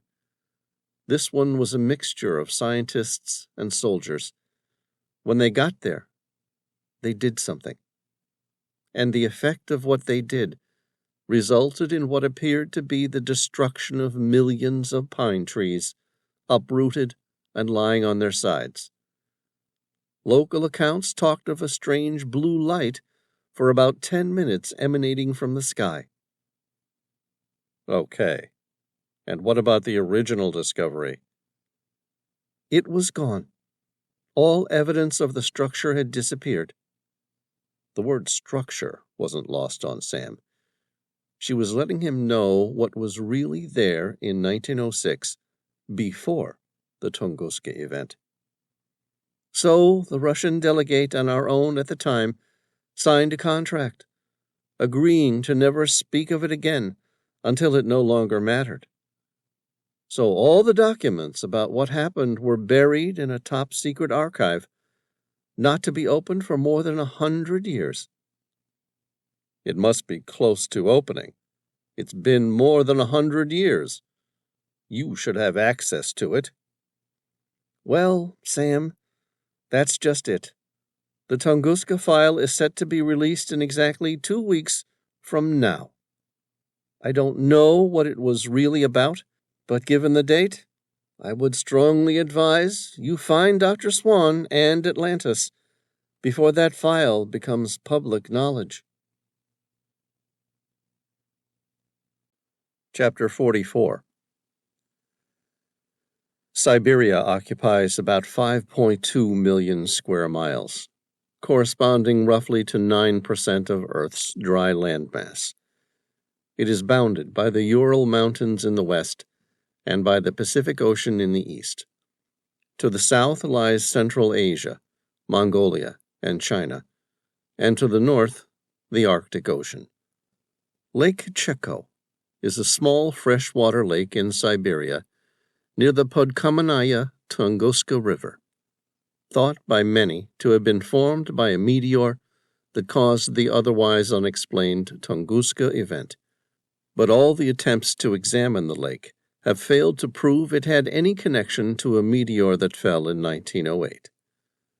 Somewhere in the middle of this giant landmass of snow and ice, a Russian-built, gigantic, all-terrain vehicle known as a Kharkovchanka, and built to conquer the Arctic and the Antarctic Circle, rolled toward a new history.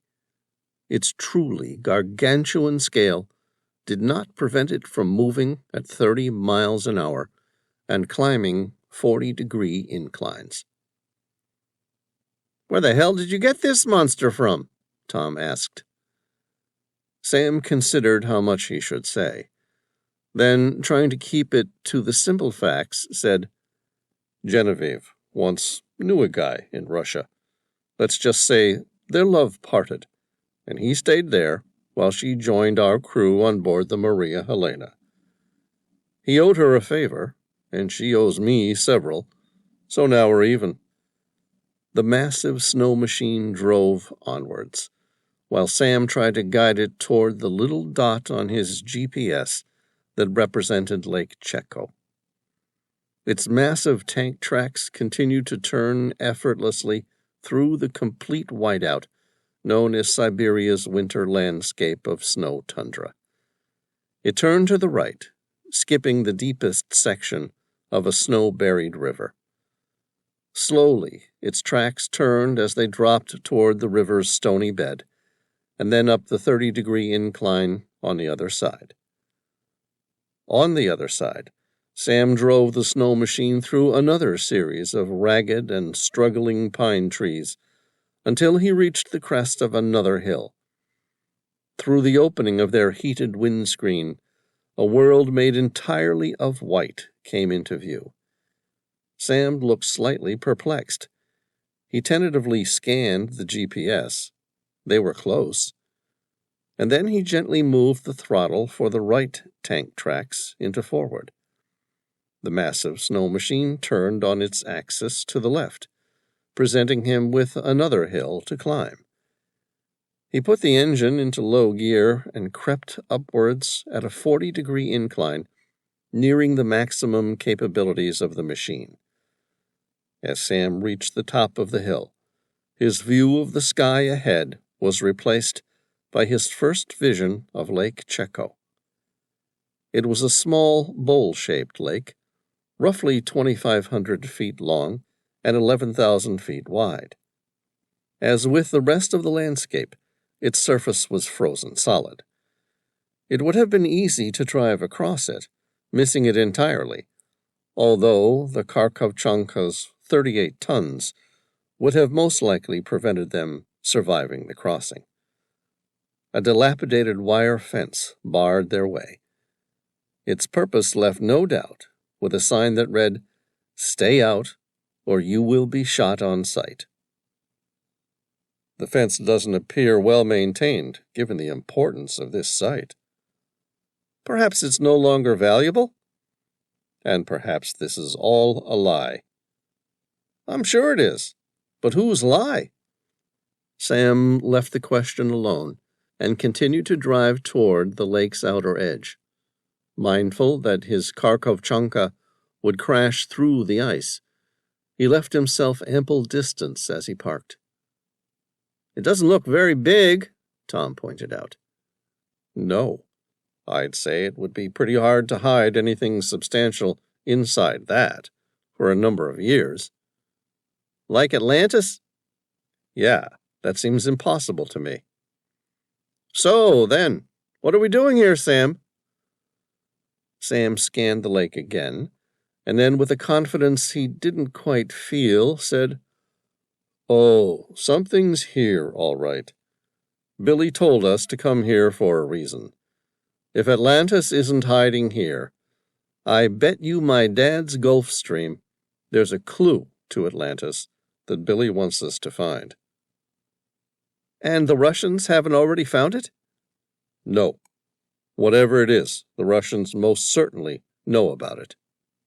"So why not come out with it and tell the world?" "I have no idea, but there's only one way to find out." Chapter 45. Covered in Arctic survival suits, Sam and Tom stepped out of their Karkovchanka and climbed down the ladder on its side. Sam's boots sunk into the heavy snow. He then slowly made his way to the back of the massive all-terrain vehicle.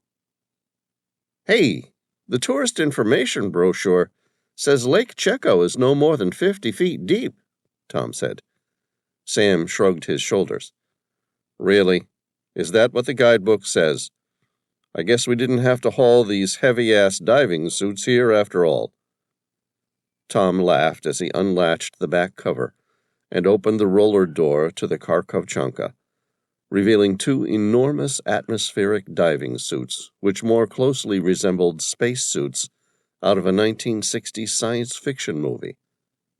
The atmospheric diving suit, or ADS, is a one-person articulated submersible of anthropomorphic form, which resembles a suit of armor with elaborate pressure joints to allow freedom of movement, while maintaining an internal pressure of 1 atmosphere. The ADS can be used for very deep dives of up to 2,300 feet for many hours, and eliminates the majority of physiological dangers associated with deep diving. The occupant need not decompress. There is no need for special gas mixtures, and there is no danger of decompression sickness or nitrogen narcosis. The two ADS 2030 units sitting on the back of the snow machine were prototype diving suits based on the ADS-2000, which the U.S. Navy built for submarine rescue. The ADS-2030 provided increased depth capability. Manufactured from forged T6061 aluminum alloy, they used an advanced articulating joint design based on the Newt suit joints, and were capable of operating in up to 3,000 feet of seawater for a normal mission of up to 48 hours. It had a self-contained automatic life support system. It even provided the occupant with food, water, and the ability to excrete bodily waste through a system comparable to that used by astronauts. Additionally, the integrated quad thruster system allowed the pilot to navigate easily underwater, while the hydraulic-powered limbs allowed equal maneuverability and strength while out of the water. Sam and Tom removed the two machines from the back of the snow machine and put together a winching system to run their safety lines so that each of them could be returned to the surface. The device looked like a giant tripod with a large free-turning pulley attached to its point with a large bolt, which allowed a safety line to be connected to the snow machine. The two men quickly put the system together and then attached themselves to a safety line, which in turn was attached to the automatic winch at the front of the snow machine. They then walked along the hardened ice surface of the lake. The three sharp bases of the tripod slid along the ice like skates. Sam held out a GPS in his hand and watched as it picked up more than 6 satellites, providing it with the maximum accuracy.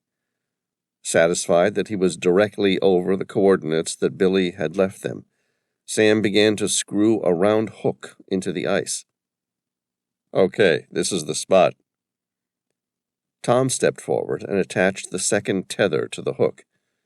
Waiting for the automatic winch to take up some tension with the ice, he started his power saw. "Here goes!" In a slow and definitive motion, Tom cut 4 lines in the foot-thick ice. Despite his cutting through it, the ice remained solid. Sam looked at him. "You ready for me to start the winch?" "Go for it." Sam switched the remote control, and the tether began to slowly furl. A moment later, the ice pulled free, leaving an opening into the dark blue water 8 feet by 8 feet. The large square block stood on the water's edge, and together the two men were able to push it to the side, allowing a clear run for any cable from the opening. Tom, focused on the plan, immediately began bolting the base of the tripod to the sheet of ice. He then tested it with the strength of his arms. Satisfied it would hold, the two returned to the snow machine to be suited up.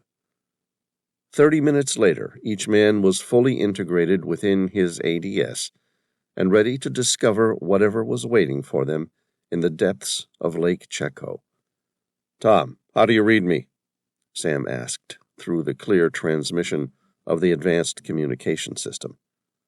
"Loud and clear." "Then let's go get whatever the hell it is Billy wants us to find, so we can get out of these damn atmospheric suits. I feel like the Michelin Man." Chapter 46. Sam stepped forward with his large mechanical leg and into the hole they'd created in the ice. His ADS machine was set to positive buoyancy so that he floated more like a boat, with his spherical helmet remaining above the ice-cold water. Checking his internal instruments, he gave the all-clear signal to Tom. "Okay, I'm descending to 10 feet to perform the first set of underwater safety checks." "Understood. I'll follow when you confirm all systems functioning." Sam decreased his buoyancy by letting more water into his internal chambers, the same way a conventional submarine manages buoyancy. Likewise, when he wanted to increase buoyancy, he would simply blow out the excess water. His ADS machine quickly sank to 10 feet, where he then balanced the system until he came to a neutral stop. Below the ice, the world turned blue. It was frightening in its rich beauty and lethal environment. Here, any malfunction in their equipment would result in their deaths. No one knew they were here, and even if they did, nothing could be done to rescue them if something went wrong. Sam paused for a moment and let the thought run through his mind, while he enjoyed the surreal view. He adjusted his position mildly. With each movement, he checked the responsiveness of the individual articulations of his machine.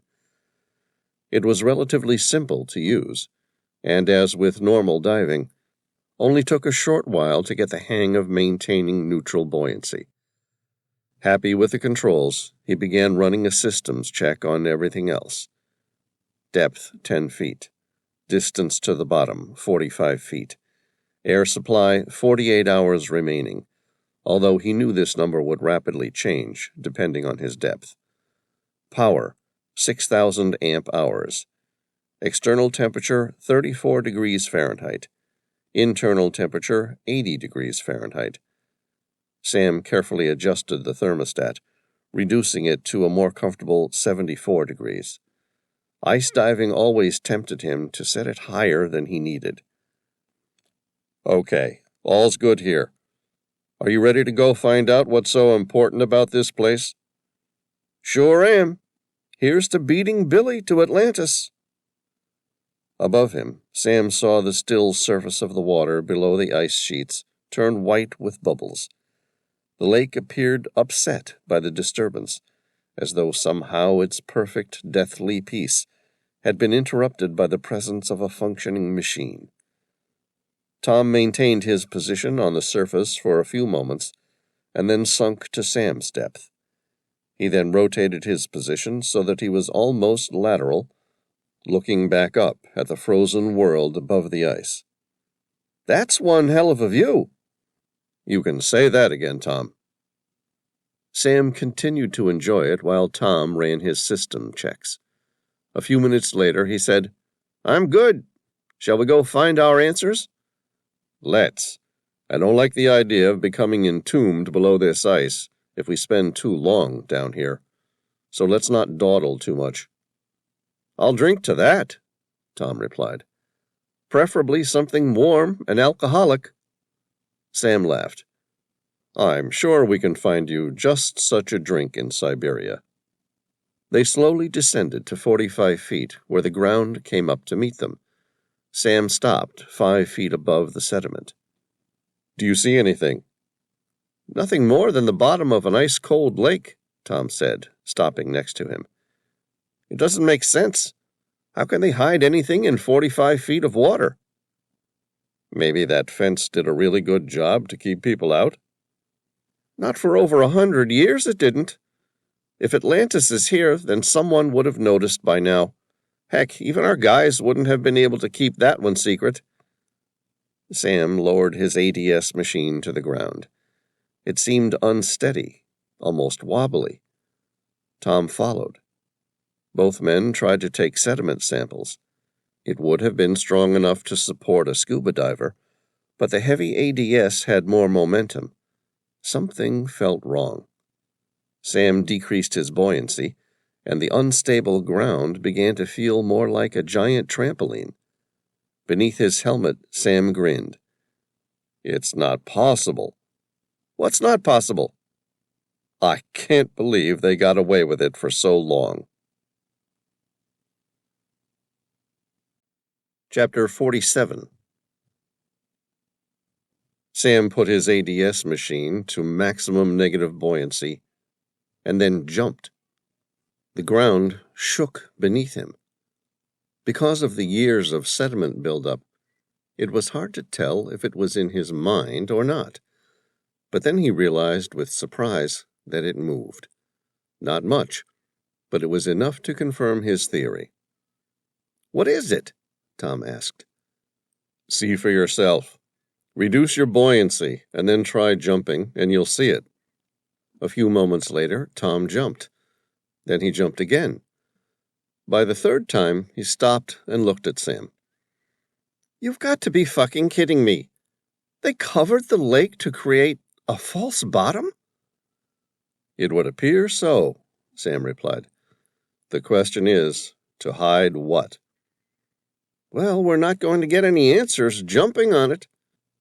Let's get rid of this sediment and work out how we're going to cut whatever it is. Good idea. Together, they used a powerful suction device to clear a way through the sediment, the way a dredging ship removes a sandbar or maintains the depth of a shipping lane. It took more than an hour and 7 feet of soil before they reached it. Sam examined the material at the bottom of the hole they'd just created. It was made of some sort of thick synthetic polyurethane material. The thing even looked like a giant tarpaulin or trampoline. Whatever it was, it definitely hadn't formed naturally at the bottom of the lake. Any idea what it is, Tom? No idea, but I have an idea that this rotary saw will fix it. Tom moved the extension arm forward into the hole until its rotating saw began to cut through the material. It was tougher than he expected, but once the saw picked up speed, it sliced it open. A moment later, a gap was created that was large enough for both of them to swim through. Large amounts of surrounding sediment fell through the new opening. Tom, I think we're about to find some answers.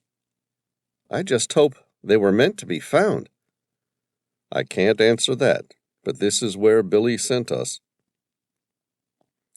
They sunk through the opening and found a dark world, untouched by humans for nearly 100 years. Sam's depth reading showed the true bottom of the lake as nearly 500 feet deep. That's more like the sort of place I would say Atlantis may remain hidden for many, many years. 500 feet is a little more serious. Even though the ADS machine is made for it, we're leaving very little room for error if something goes wrong. The two men, feeling more like astronauts in their ADS machines, sunk into the hole of their creation and into a new world. It was dark, a place that hadn't seen the light of day for many years. There was no marine life to be seen. Sam shined his powerful shoulder-mounted flashlight around the new ceiling. Although the material was certainly much stronger than a tarpaulin, from beneath there was little to differentiate the two. Tom looked at the predicted maximum duration of his life support system, a simple number on the side of his mechanical left forearm. It read 47 hours and 5 minutes. So now we're below a man-made fake lake bottom, constructed of sediment and some sort of polyurethane, which in itself is below more than a foot of frozen ice. And we want to go down there? It's either that, or you can explain to Billy why we didn't follow her direction to Atlantis and save her. Tom didn't reply. I think your girlfriend would be pissed off. Billy is not my girlfriend, but you're right, she'd be pissed. Let's go find whatever the hell she sent us here to get, and then get as far away as possible from this place. Sam shifted his ADS into a controlled dive and then asked, Billy's not your girlfriend? No. Sam was going to say something and then thought better of it. They descended another 100 feet, and the place had the dark appearance of another world. Yet, unlike many other places in which Sam had dived, this one seemed to be entirely lacking in any marine life. At 300 feet, Tom said, Billy's amazing. I'd marry her tomorrow, if she'd let me. The trouble is she has no interest in it. She's focused on something else, which she has no desire to tell me about. But, like the master builders and yourself, she can't truly commit to anything or anyone until she finds the answer to whatever question seems to have eluded her since she was a child. I understand, Sam began to respond, but stopped. Because you know how you get when you're studying a lead to the master builders? No, because despite all those muscles, you're really quite an unattractive guy. Despite their distance, Sam could hear the sound of Tom's deep laugh inside his ADS machine. Tom ignored Sam's joke and then continued. You know Billy a lot better than I do. Do you have any idea what she's looking for?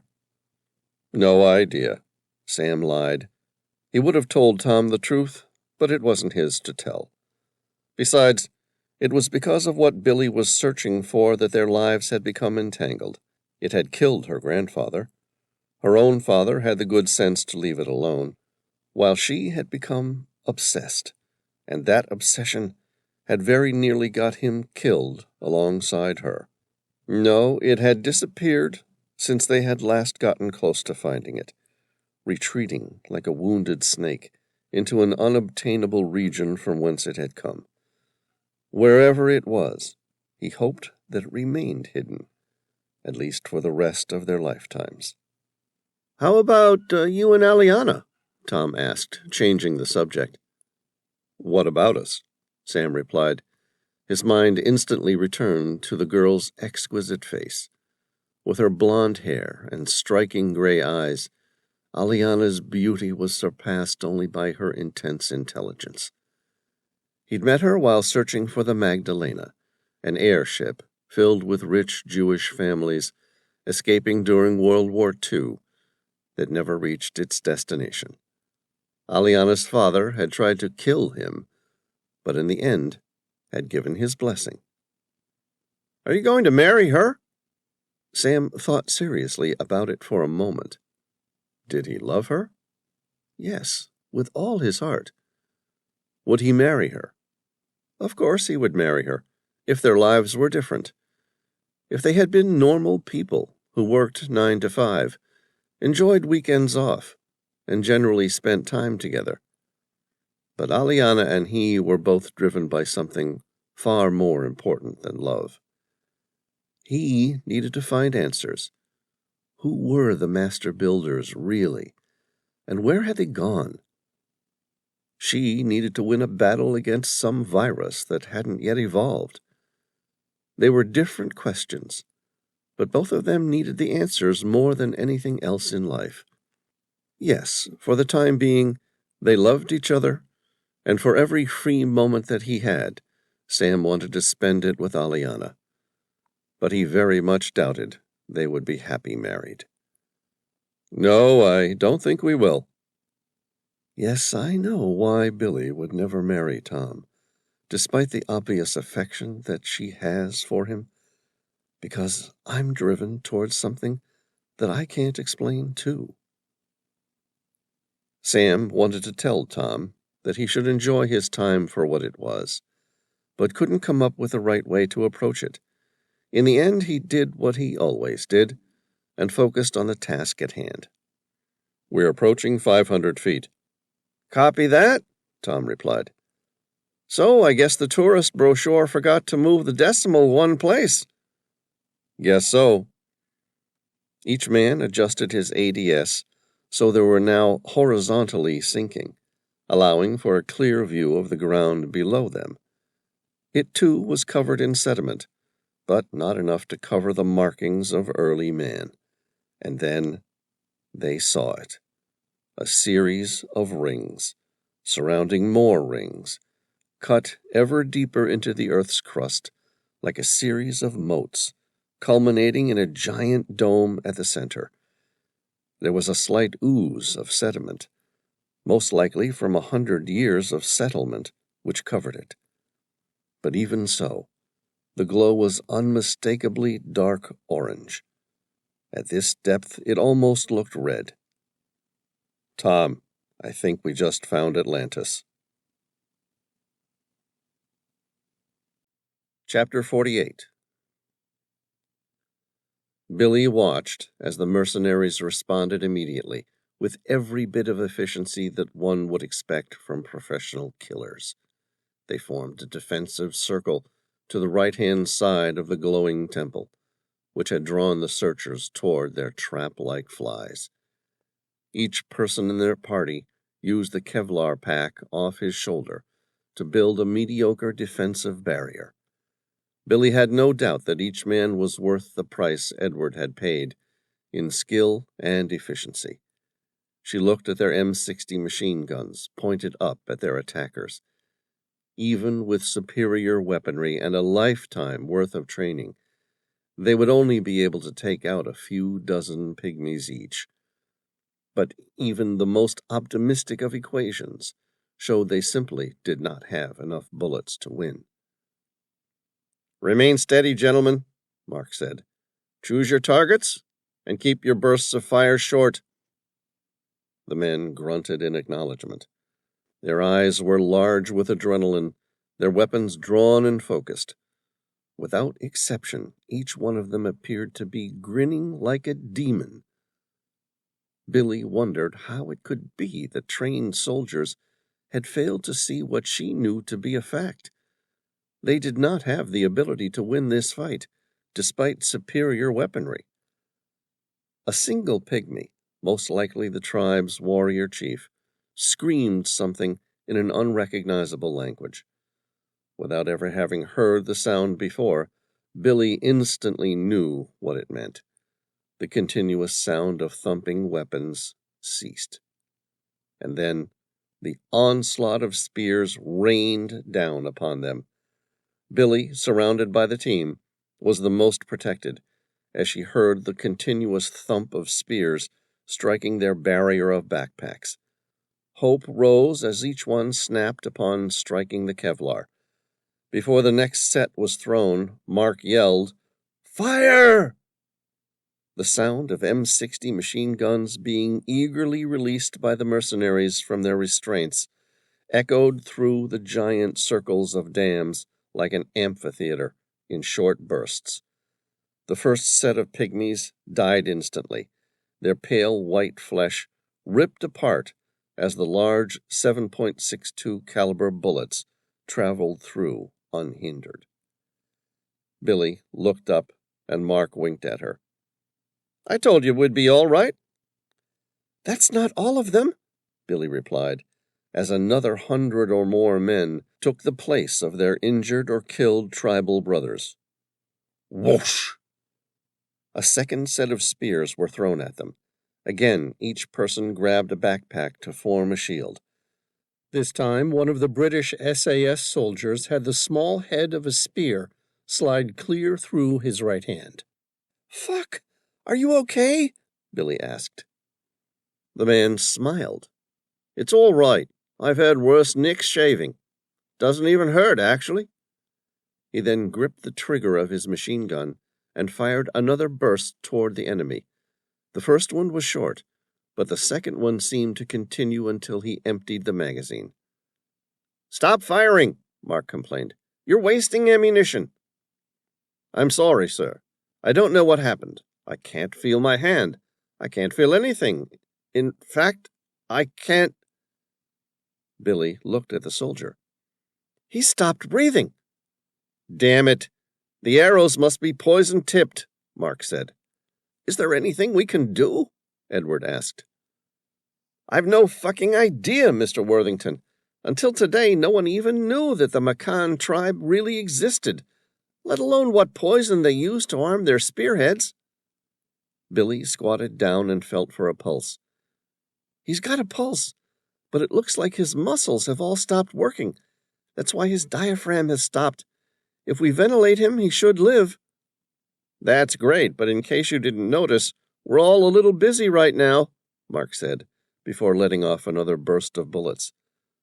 Another 100 or more pygmies stood proudly above them in a sign of strength, despite the certainty they were going to be gunned down.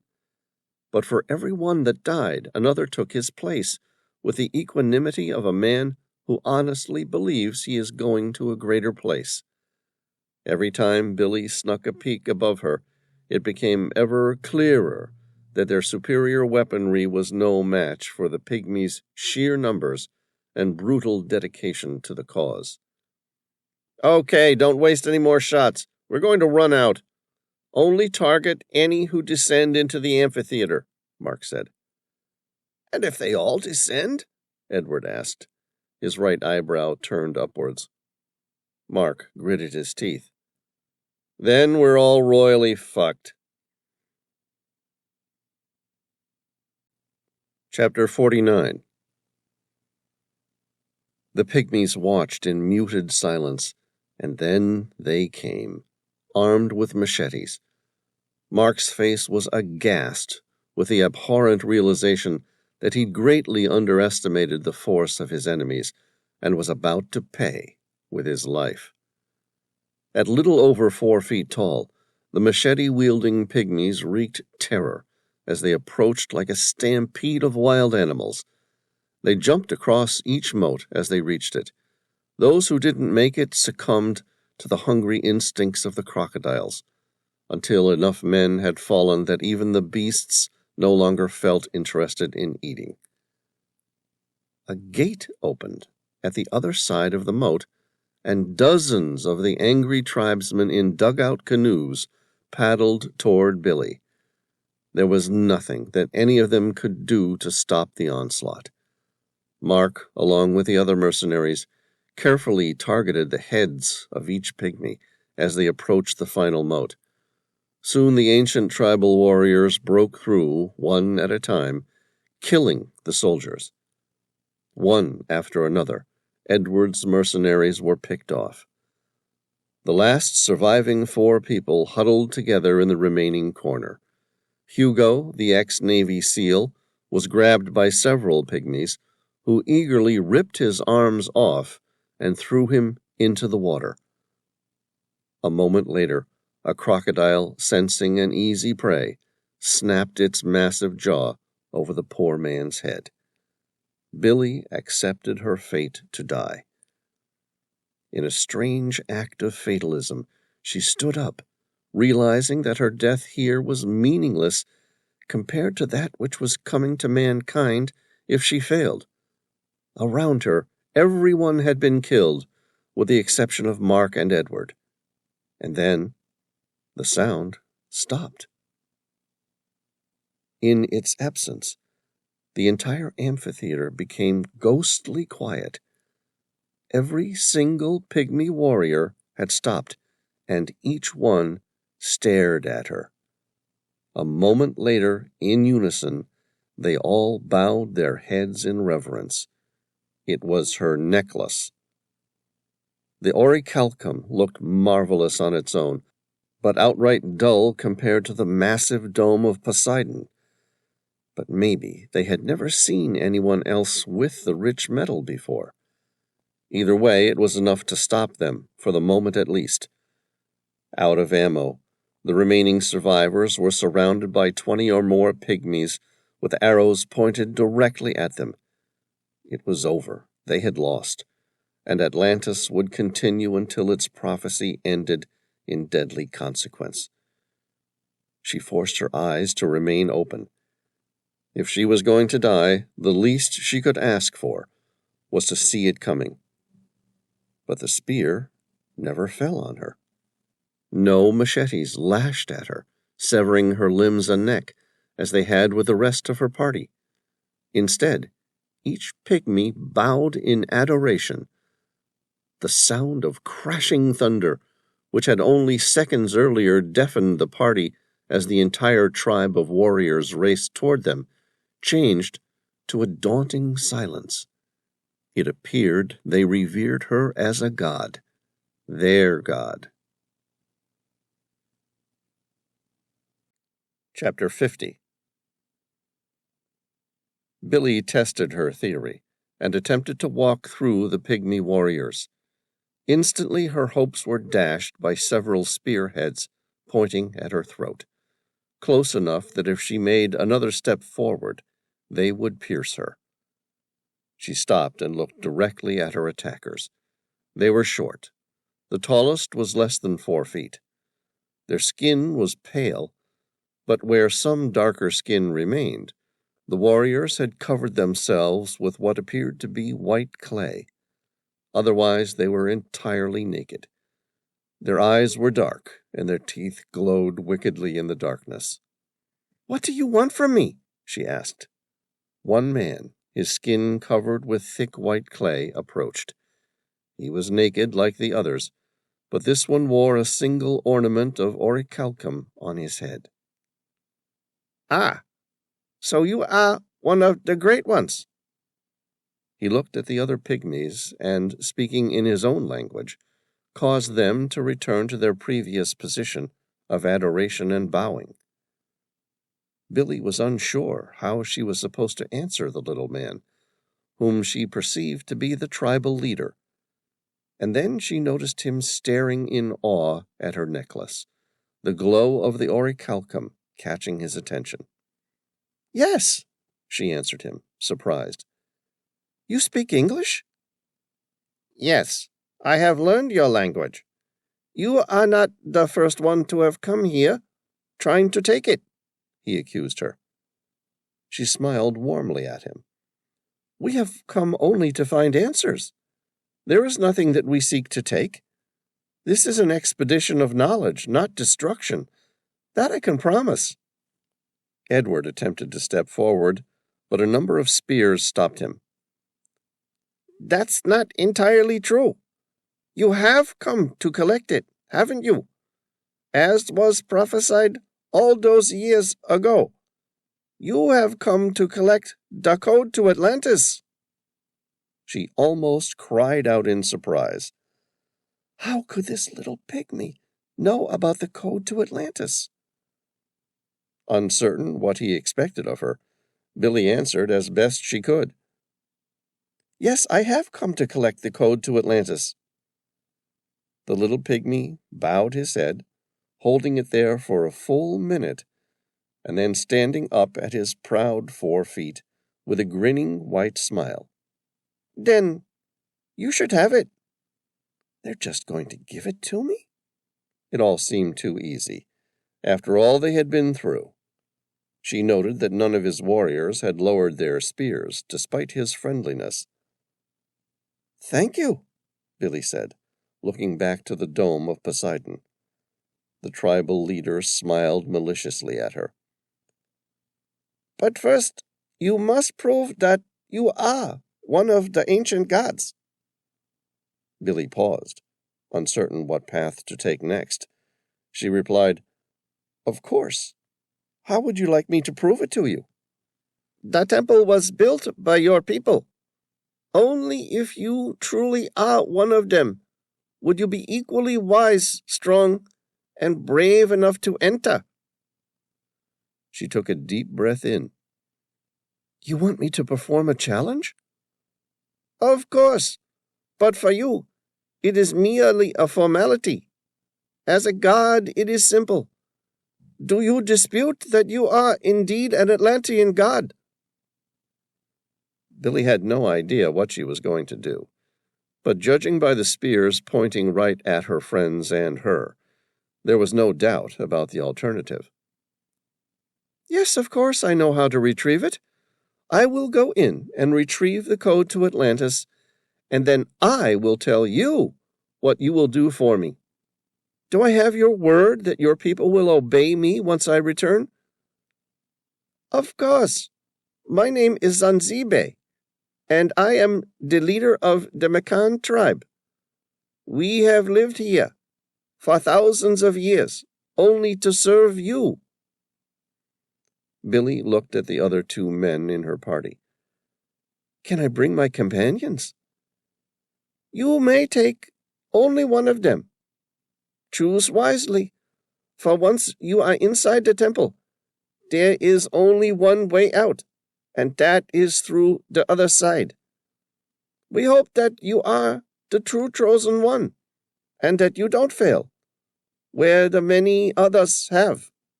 Once you are inside, even if we wanted to, we cannot allow you to leave the way you entered. Do you understand?" Billy nodded her head. She understood perfectly well.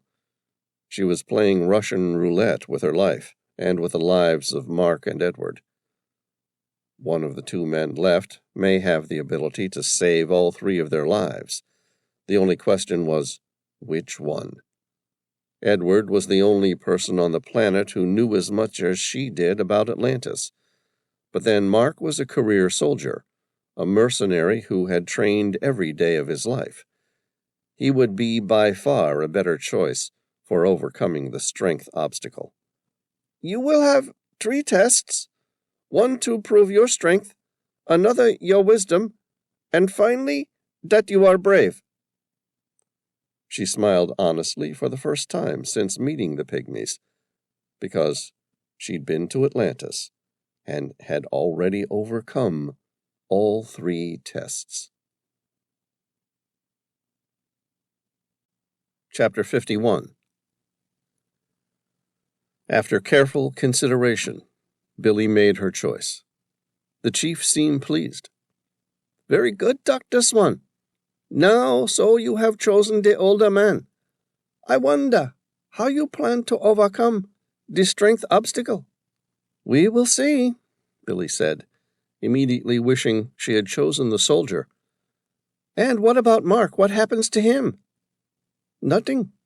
He will wait here, and he will be treated like the god that he is.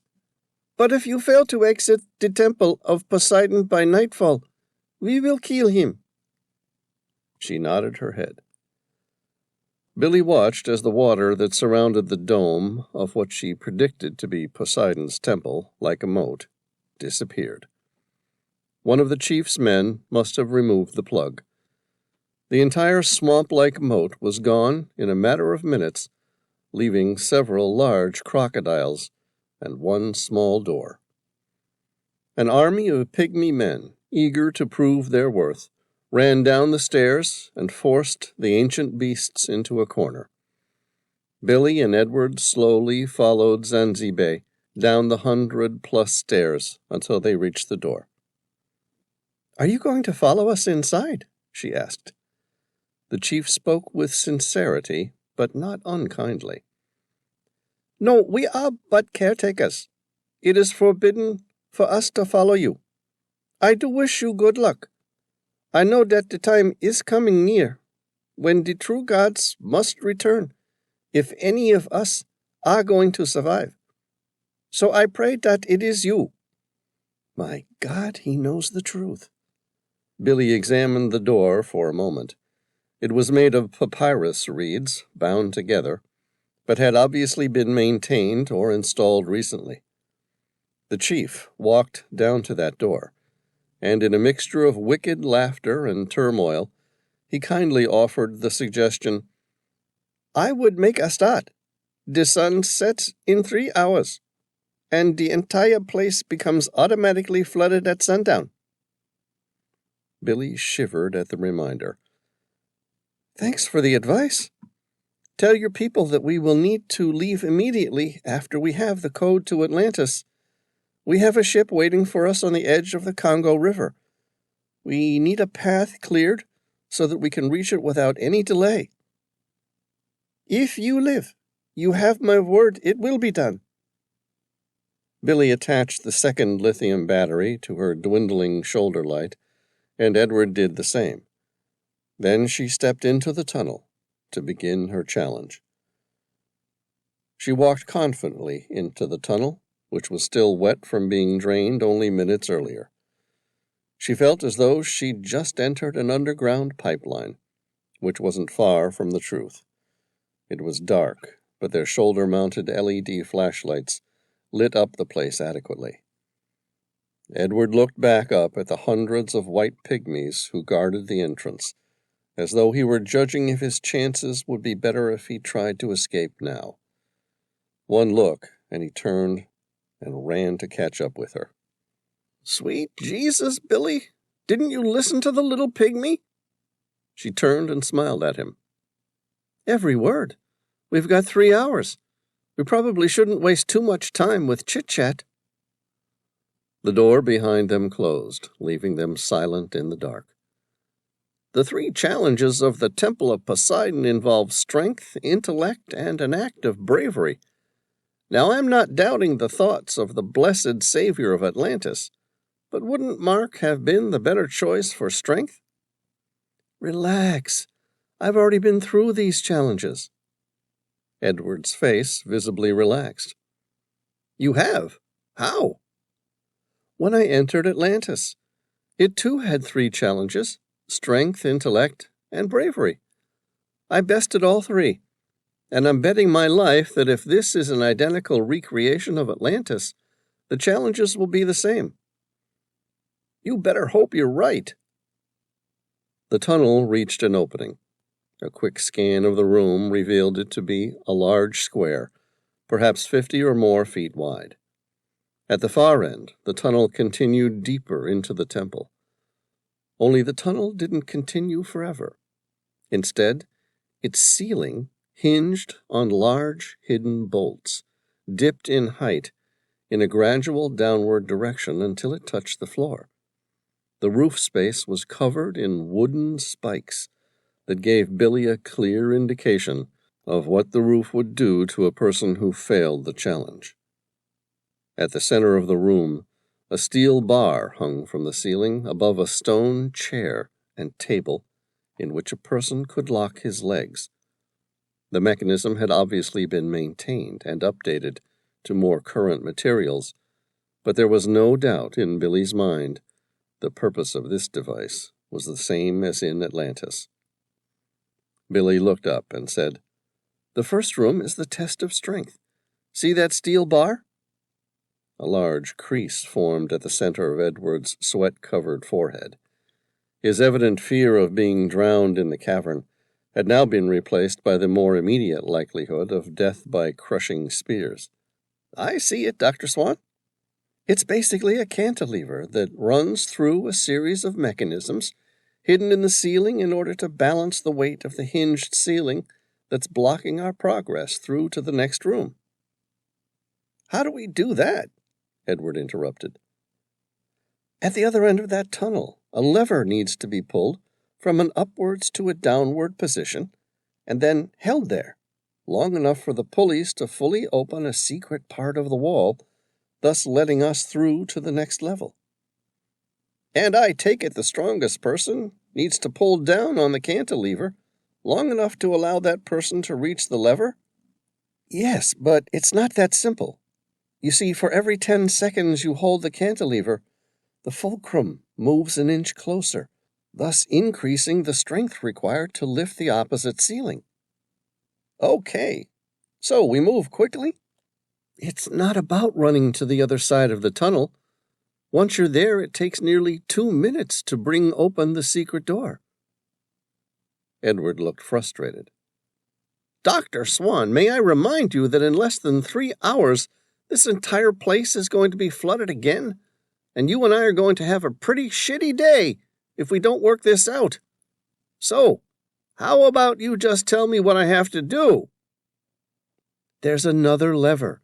It's about halfway down the tunnel and almost undetectable unless you know where to look. If I turn that lever, every time you lift the cantilever in the main room, the fulcrum moves an inch away from you. By the time you've done that enough, the weight of the bar along with one of our backpacks should be enough to hold the ceiling upright." "Okay, you know where the secret lever is, so I'll pull on the main cantilever," Edward said. "Sounds like a plan." Edward took grip of the steel bar and pulled using his body weight predominantly to lower his side of the cantilever.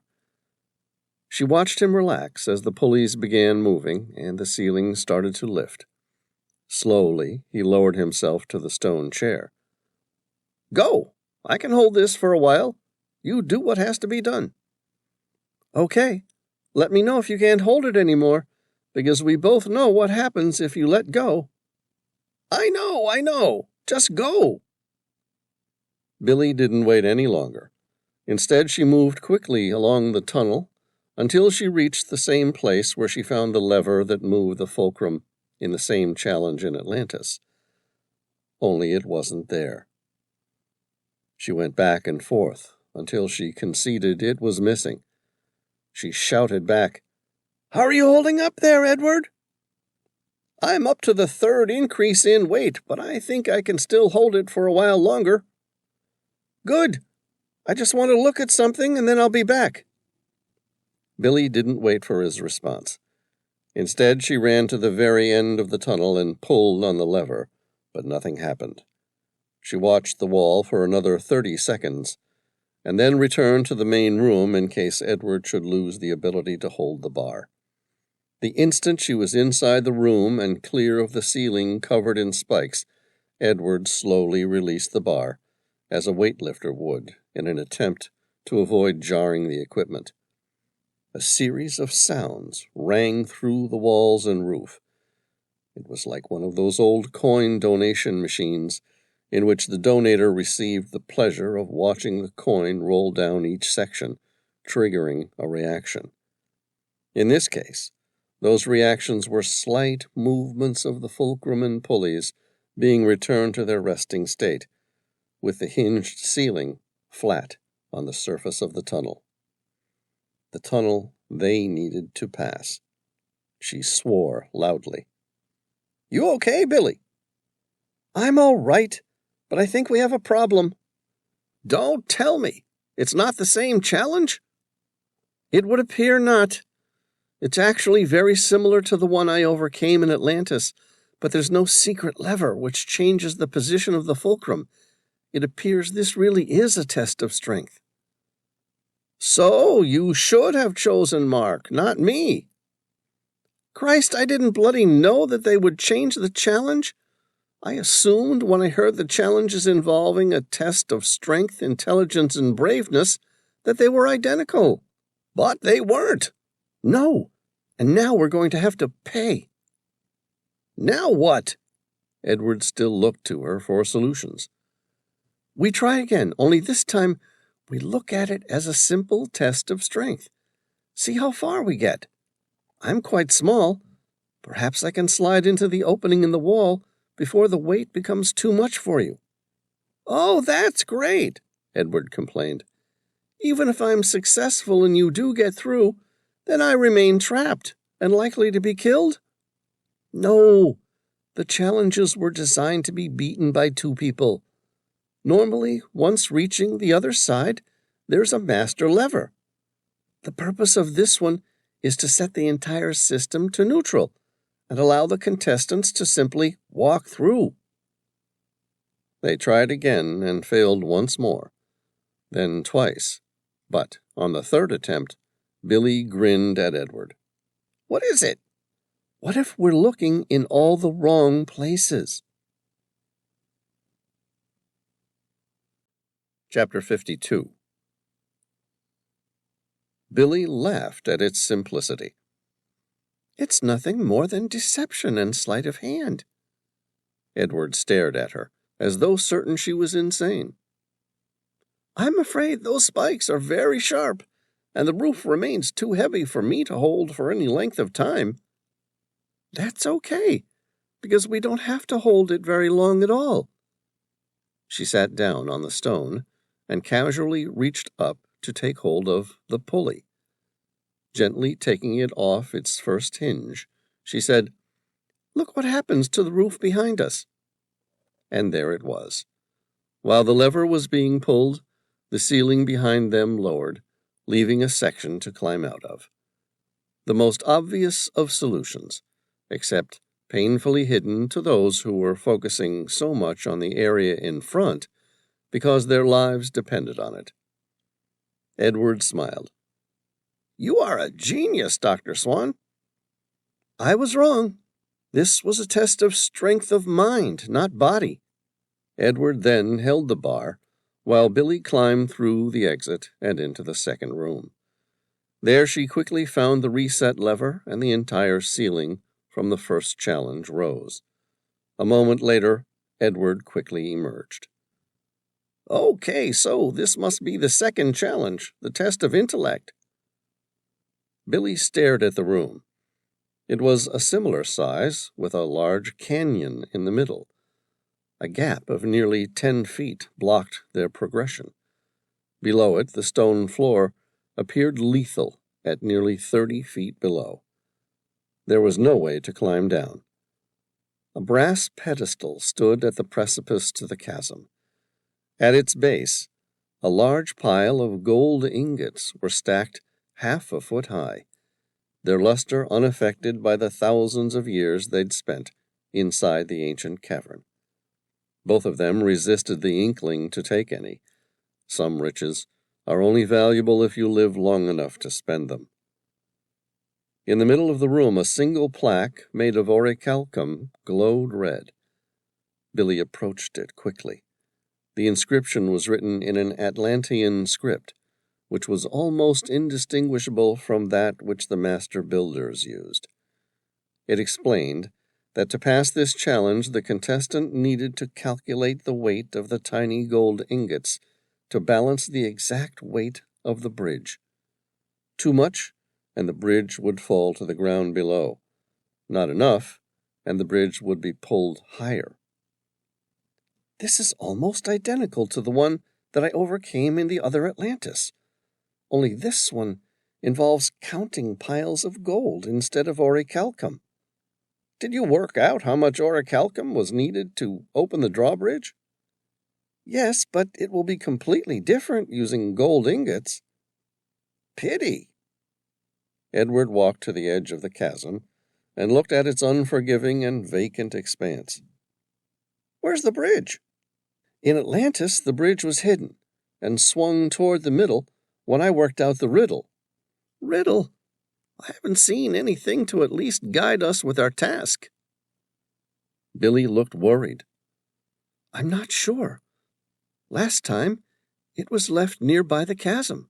Like that? Edward suggested. In the corner of the room, a single set of brass scales stood lonely.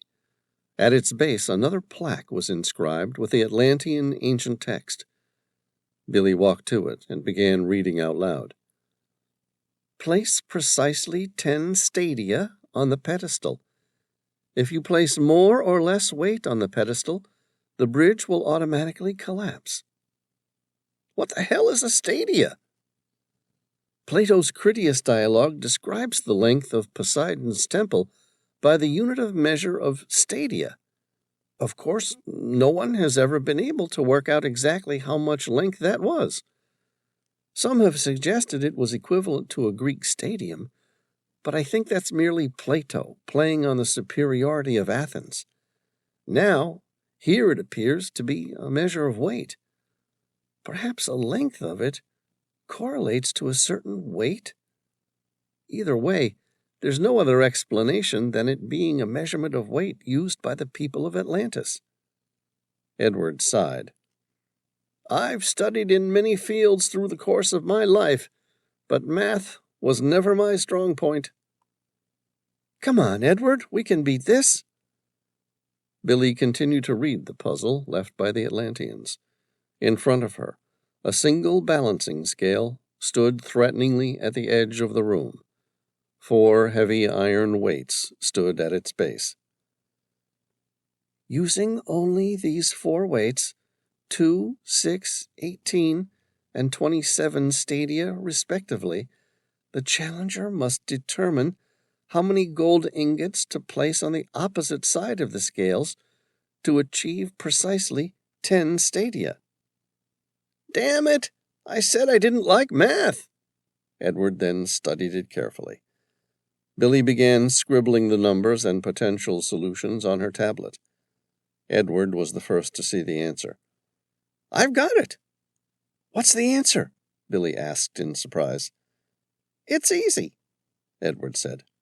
We need to place the 6 stadia weight and the 2 stadia weight on the opposite side to the 18 stadia weight, and then add the gold ingots until the 2 sides balance. When the 2 groups weigh the same, then the weight of the gold ingots is equal to 10 stadia. Billy nodded her head. The math appeared quite simple. Too simple. She grabbed her tablet and quickly began searching for something. The slightest of crests formed on her forehead, the only sign of her stress. Quickly, she scrolled through and read the information she was after. Something was wrong, but she needed proof. Edward started to optimistically load the scales until he balanced the same amount of gold ingots on the same side as the one with 8 stadia worth of weight. once the scales were balanced. He took the gold ingots and said to Billy, "I guess that's how much 10 stadia is, about 25 pounds. He was ready to place it inside the brass cup that formed the pedestal when Billy stopped him. "Wait," she said. "What is it?" "I think we just got the entire equation wrong. I think we just overcomplicated a very simple math problem." "What do you mean? The math was simple. I'm sure we covered it in grade school or something. We placed the 18 stadia object on one side of the scales, followed by a 6 stadia and 2 stadia weight on the other side, and then increased the weight with gold ingots until the scales balanced, leaving precisely 10 stadia worth of gold ingots. Now I'm going to take those 10 stadia worth of gold ingots and release our bridge." "That would be correct," Billy said, with a tone of reassurance that clearly said that it wasn't. "That is to say, if we were using the correct type of math as we use today. But what if the Atlanteans used something different?" "What do you mean? Math is the one universal constant, the language that defies borders." "The answers may be the same, but the method of reaching those answers vary greatly throughout history and society."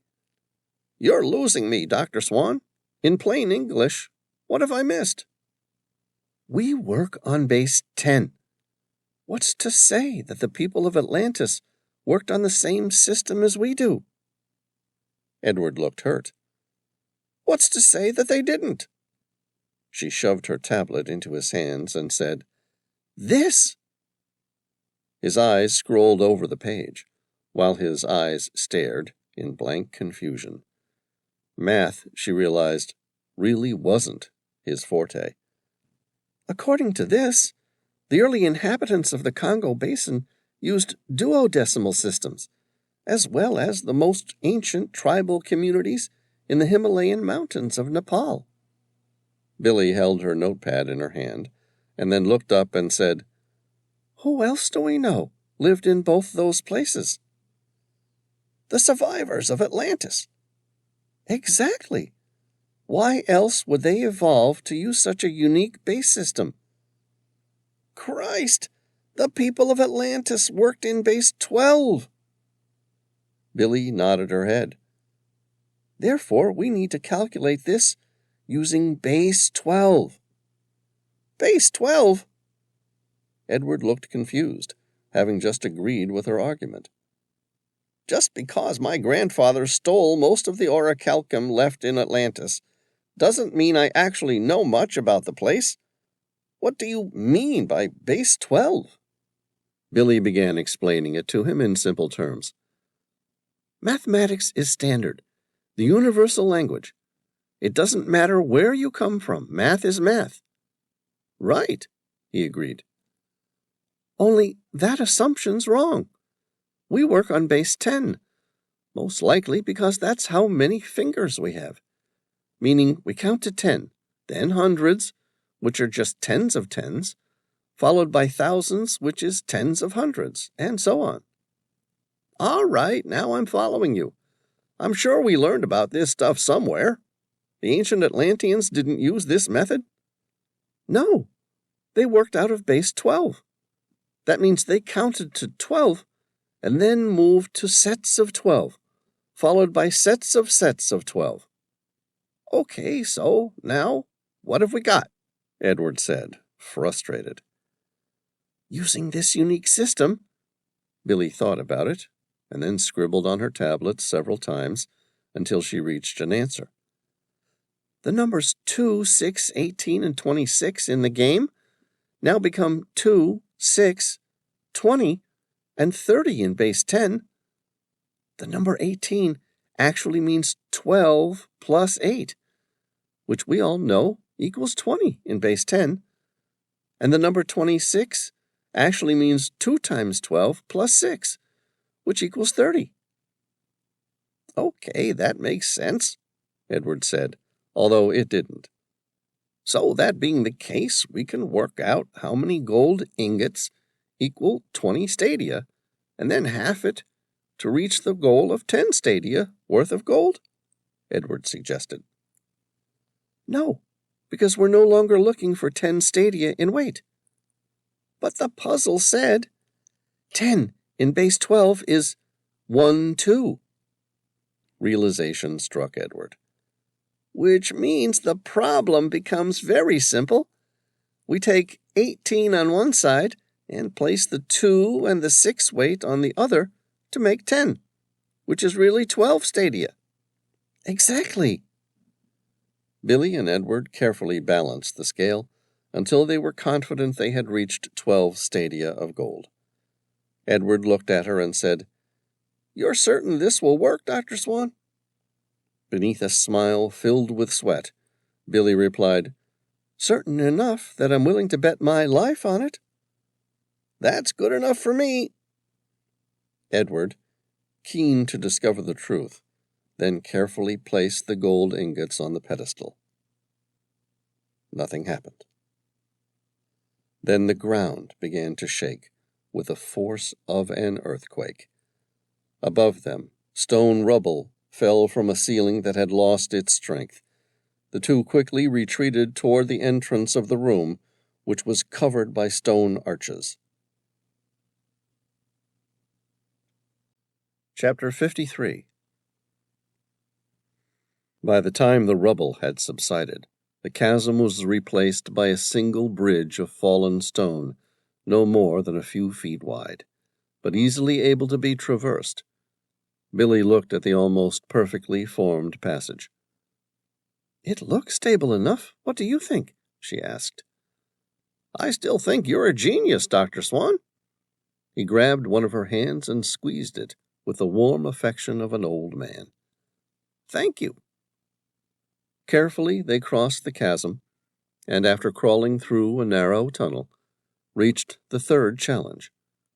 Again, it appeared to be a relatively large cavern, but this time the entire room was separated by 20 tall stones, which reached up toward them like totem poles. From their height, Billy and Edward could step along most of them and reach the other side, but any misjudgment of their footing, and they would fall to their deaths. The steps ranged from 1 to 3 feet apart, and at points were narrow enough that whoever was attempting to cross would have only enough room to place 1 foot on it. Even so, with only mild circumspection, even an 80-year-old man could make his way across to the level ground on the other side. "Looks easy enough, doesn't it?" Edward said. "This is the challenge of bravery. What's to be afraid of? I've seen you hop from branch to branch above crocodile-infested waters, my dear Dr. Swan. This must be simple by comparison." "Yes, dangerously so." "What are you worried about? None of the other challenges have been that hard, once you take a step back and look at them." Billy looked carefully at the simple maze of totem poles they would have to navigate to cross. "I don't like it. Every other challenge has first appeared difficult, only to become simple. Now this one appears simple. There must be something wrong." "Well, there's only one way to find out," Edward said. "This time I'll go first." She watched as Edward carefully took the lead and stepped from one precipice to the next with a certain level of agility that surprised her. His confidence rose the further into the maze he stretched. By the time he was halfway through, he was merely skipping from one stone to the next, until he reached the 14th stone. Then, as he landed on it, the stone sunk. Not by much, perhaps 4 or 5 inches at most. But then, so did the next one, and the one after that, until the final few stone steps had lowered so much that it would be impossible to jump from the last one onto the level ground on the other side of the chasm. He smiled patiently. "Okay, I guess I see the problem." "Yeah. All right, Edward. See if you can come back here, and we'll see if there's another way through. Maybe there's a secret path or something that could let us through. What did you find for this challenge in the original Atlantis? An almost identical room, filled with similar totem pole-like structures. Edward jumped over the remaining stones and landed back on the same side of the chasm as Billy. Reassured to be back on the ground, he said, "And how did you beat it?" "Funny you should mention that." "Why's that?" "Because when I beat this challenge last time, I took a fairly lateral approach to the problem, which we might have trouble reproducing." Edward curled his eyebrow. "Are you going to tell me what that is, or shall I keep trying alternative routes through the secret labyrinth?" "I had dynamite with me, and I knocked over the 3 final totem poles so that they lay diagonally along the final wall. Then I jumped from one to the other." "You cheated?" "No one said how we were supposed to get through the challenge. Only that failure would result in death." "Christ! And you didn't think to mention this before you came in here, without any dynamite?" "No. That's why I brought you along. I figured that maybe you and I would be better equipped, mentally, to solve the puzzle." Edward laughed as he thought about it. All that rested on their ability to pass this simple puzzle: 20 stepping stones, 6 that dropped lower and lower the closer you got to them. If they'd brought some sort of makeshift ladder, it would have been easy. "Okay, so let's work the problem." Billy drew a series of vertical and horizontal rows with her finger in the sand to make a grid similar to what they were looking at.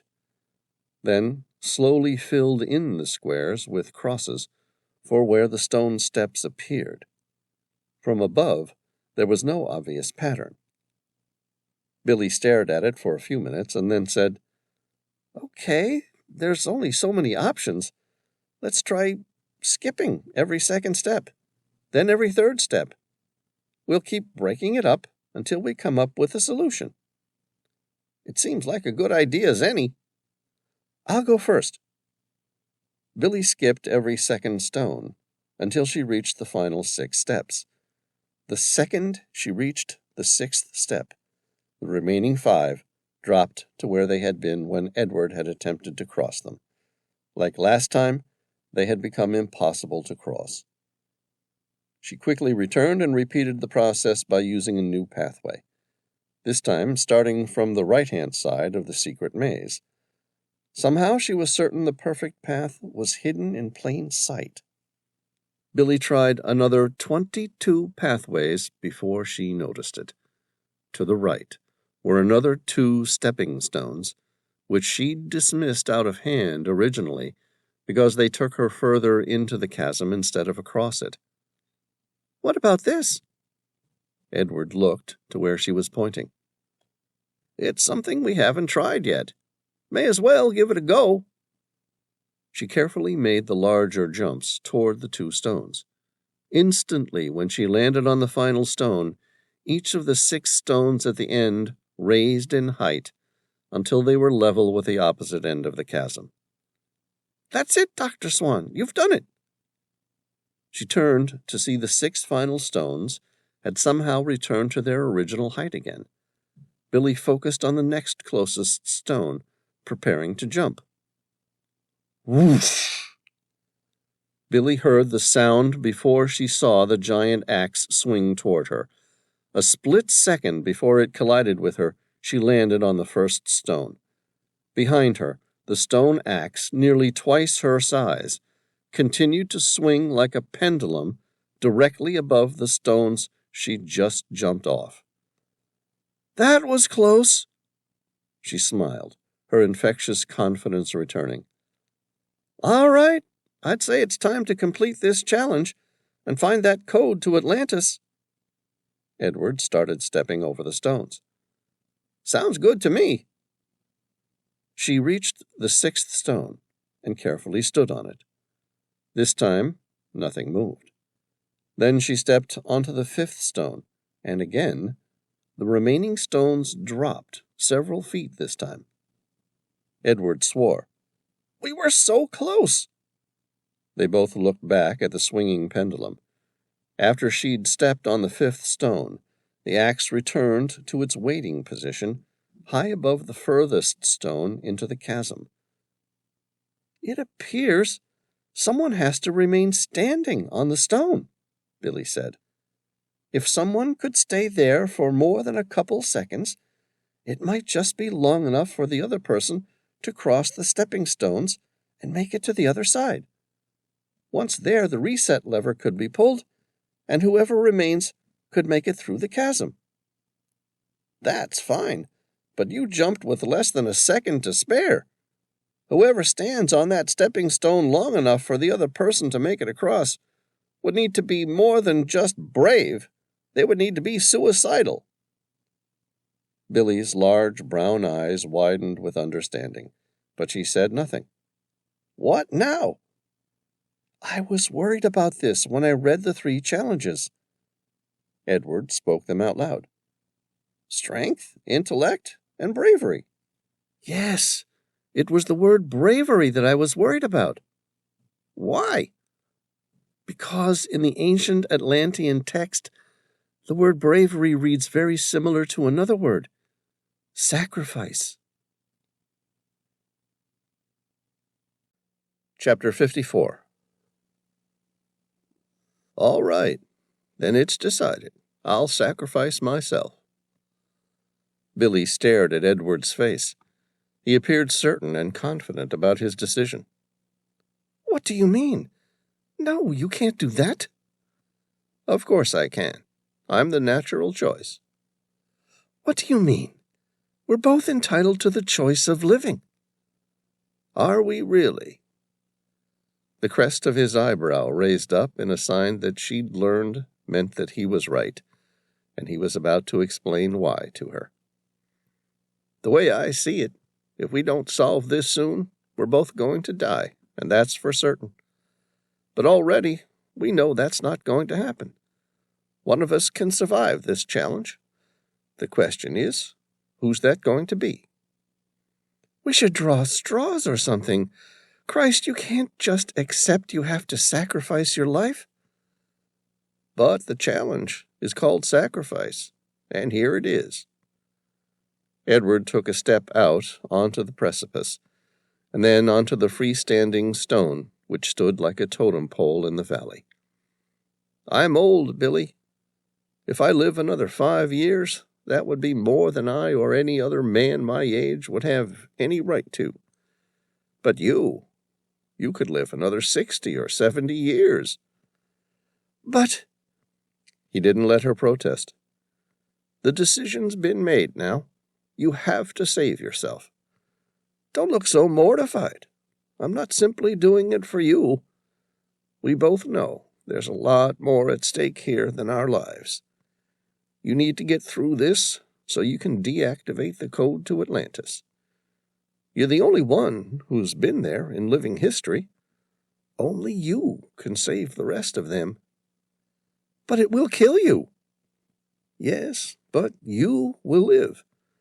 And that is all that matters." He spoke the words calmly, and Billy realized that they were the truth.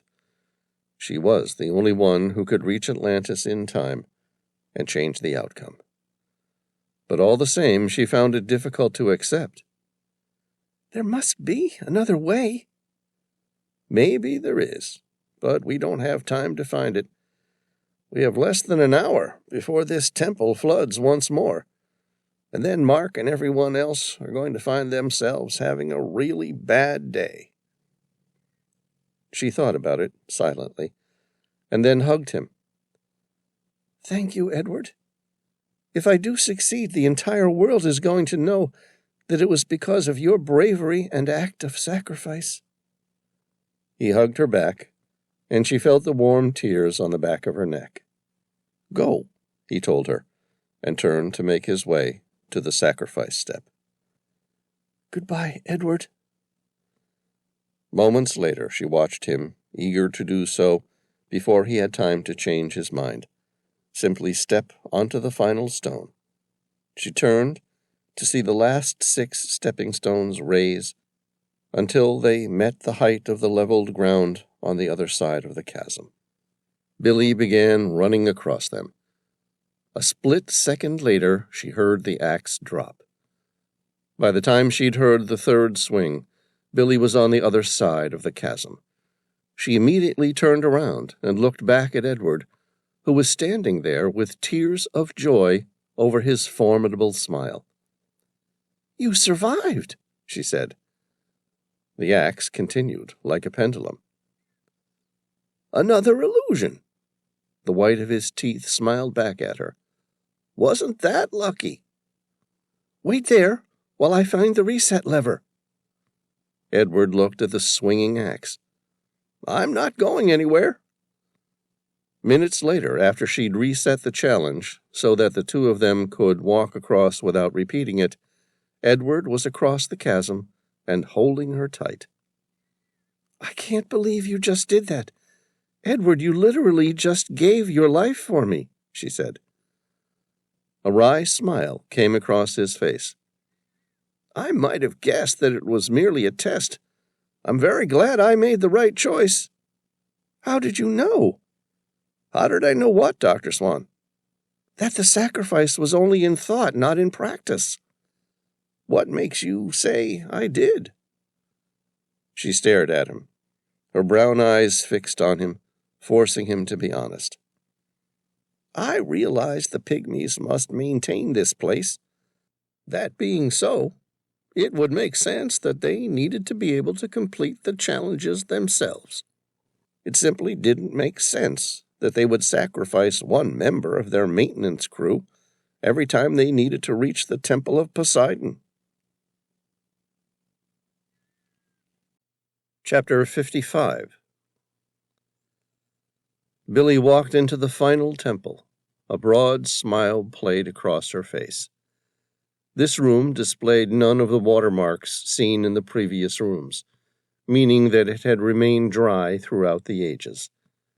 The room was said to be 1 stadia in length and 1/2 wide, but what the Atlanteans called a stadia appeared much smaller in real life. In fact, it appeared no larger than a movie theater. The interior was less grand than expected, despite fundamentally matching the description that Plato gave in his Critias dialogue. The roof was made of intermittent ivory, as described in the 2,500-year-old story, and the walls had silver, gold, and orichalcum scattered. Poseidon himself stood as a statue, standing on top of the chariot drawn by a 6-winged horse. Unlike the descriptions she had read, the god of the sea had gold armor, but it certainly was not made of gold. Poseidon's height fell short of the ceiling by no more than a couple feet. Above his head, the ivory had turned brown. "There's a fortune worth of precious stones covering this temple, but nothing like we were led to believe," Billy said. Her tone was almost disappointed. Edward nearly read her mind. "But it seems an anticlimax of the vivid description by Plato." "Precisely." "I wouldn't fuss. What we are after is worth a lot more than 10 times this amount of gold." Billy smiled as she began to climb the back of the 6-winged golden horse. "Don't remind me. We're here to save the world." Edward began reciting the navigational guide they'd found in the Tibetan Atlantis. "For the 6-winged beast that pulled Poseidon's chariot stared at something more valuable and dangerous still than the entire temple, the prefix to the code to Atlantis." She scaled the gargantuan beast without a thought of the 30 feet in which it rose above the ground, and then swore, the kind of curse that echoed throughout the temple until it sunk heavily in Edward's heart, and he knew in an instant that all was lost. "What is it?" She quickly slid down the back of the horse. "Someone's beaten us to it." "How can you be sure?" "Because the entire piece of orichalcum in which it was supposed to be contained is completely missing. A blank hole in the ceiling is the only evidence that it once existed at all. Looks recent, too." "How can you be sure?" "There are drill marks in the ceiling. They look like someone's used a power drill to quickly remove the orichalcum placard without any care for stealing the rest of the temple's treasures. And that means to me that whoever did so knew the value of the code to Atlantis." "It also means that pygmy leader lied to us. Someone's previously entered the temple and come out alive." Chapter 56. Edward watched as Dr. Swan sat down in front of him. Despite her outwardly hard-ass appearance, he could tell she wanted to cry. The inner workings of her mind, unfamiliar with failure, continued to search for the next solution. "If you don't mind, Dr. Swan, I would like to find a way out of here. If we've failed, I, for one, would like to spend my remaining days on Earth somewhere other than this God-forsaken temple." "I agree, but I'm not convinced that this is the end. I refuse to believe we can't find another solution." "Like what?" "I don't know. But anything's better than the alternative. Sam Reilly uses a computer whiz who can work miracles. Perhaps now that we have half of the code, she can break the first half of it. It's unlikely, but I've never been very good at rolling over and dying." "Okay, so you'll take your chances on the cryptanalysis and computer geeks. What will you do with your remaining days?" "I'm going back to Atlantis. If I can contact Sam and Tom, I'll bring them too, and we'll revisit the temple. See if there's anything I missed." Edward smiled at her, like he would his own daughter, if only he looked at his own daughter like that. She had betrayed him. Of that he was certain, but he didn't know why, after all he'd done for her. He looked around the temple. "Now that we've reached this point, do you have any idea how the hell we are going to get out of here again?" Billy reached for a lever behind Poseidon and pulled. "That's simple. We reset the 3 challenges, like this." The door opened behind them, as well as a number of doors behind that, so that they could simply walk out through the same entrance they came in. "Okay, let's go," Edward said. They climbed through the tunnel, across the stepping stones, past the swinging pendulum, which should have killed Edward had it not been for his sacrifice. Then across the deep chasm where the bridge remained after they worked out the right number of stones to move. And then through the tunnel with the cantilevered roof. Following the entrance tunnel, the dim light of the outside world became visible once more. Billy stepped into the dismal sunlight of the pygmies' jungle. Mark picked her up in a joyous hug and said, "You did it, Dr. Swan. By God, I thought for certain I was waiting for my death, and then the door popped open again." He then noticed her more despondent appearance. "What's wrong? Did you get it?" "Someone beat us to it," Billy mumbled under her breath. "It was all for nothing." For the first time, Billy heard Edward complain. In the background, the hundreds of pygmy warriors began to chant. Their weapons pounded the ground with a dire staccato. It could have been a warrior dance after victory, but as she studied them, Billy knew they were more sinister than that. Mark looked at them and said, "I guess we won't have to worry about the end of the world, or stopping the cataclysmic event at Atlantis." "Why not?" "Because I think these pygmies are going to finish us now." Chapter 57. Through the forest of warrior pygmies came their leader, Zanzibe. He was smiling like a fiendish demon. It was impossible to tell whether or not this meant he was happy or angry. He approached with a knife in his hand. It was made of orichalcum and adorned with precious and semi-precious stones. Billy noticed that despite its ornamental appearance, the weapon still had a razor-sharp edge. Was that the weapon designed to kill his gods? It wouldn't have surprised Billy in the least if these violent pygmies actually slaughtered their own creators.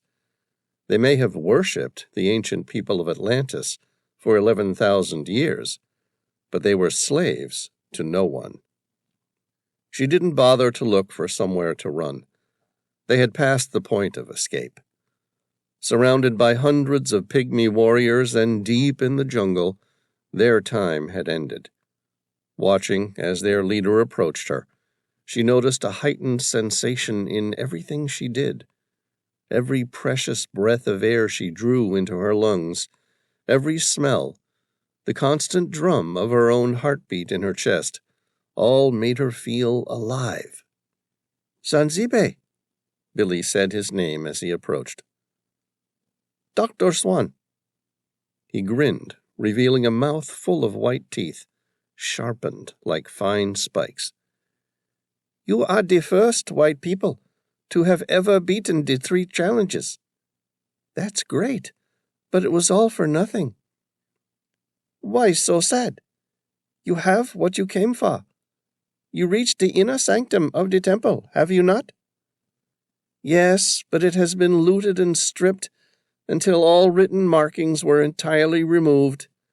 There is nothing of any intellectual value for us there." "Yes. Before I became king, some white men came with guns.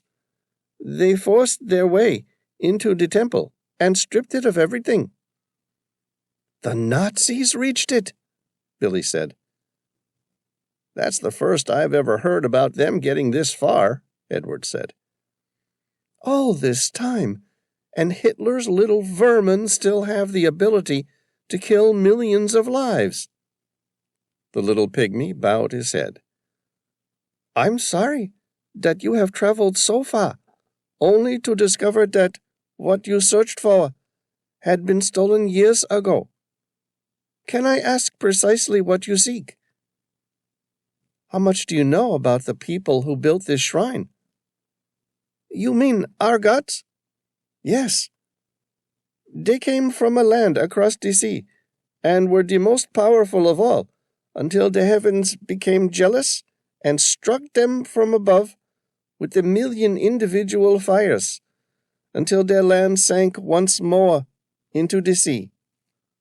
"That's about as much as we know about your gods," Billy confirmed. "In their first home, a machine survived the disaster, which has the power to create much good or death in the world. Legend has it that there is a code to activate the machine. It was so valuable that the code was broken into 2, and then a shrine in 2 separate parts of the world stored 1/2 each. We have already found one of the halves in mountains far away from here. The other half we were hoping to find here." "Yes, I know about the code to Atlantis. People before you have come in search of it. I wish I could help you. Maybe if I had something similar to see, then I could help. Perhaps I've seen it before." She looked at him, doubtful, and then handed her tablet over with the image of the second half of the code to Atlantis. The pygmy took it, and Billy asked, "Ever seen anything like this?" The pygmy grinned. "As a matter of fact, Dr. Swan, I have." "Really? Where?" "Until recently. It was in the temple just here." Her heart sank. So, it was destroyed then, and with it all hope. "There is nothing more we can do." "That's not true." "Why? What else do you have in mind?" "Because My people built this temple thousands of years ago, as a tribute to the real gods. They adorned the walls with gold, the closest metal to that which the gods covered their own temple, which glowed red. Your people built this temple? Billy asked in surprise. The pygmy nodded his head. It's not the original temple of Poseidon? It was a replica? Edward said. Yes, the pygmy replied. Billy looked around. But where's the original? The original was found by my great ancestors, thousands upon thousands of years ago. But I'm afraid that when the Congo River swelled, our god's shrine was flooded. For years, our men would swim into it and study it so that we could recreate it exactly in their image. As the millennia went by, the mighty Congo grew, and soon only the strongest of swimmers could reach it. Now, it would be impossible to swim to such a depth. He grinned again. But on your boat, Dr. Swan, I'm sure you would have the means to reach it.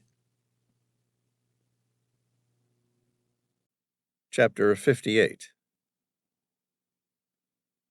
Andrew opened the second meeting of the Phoenix Resistance via video conference.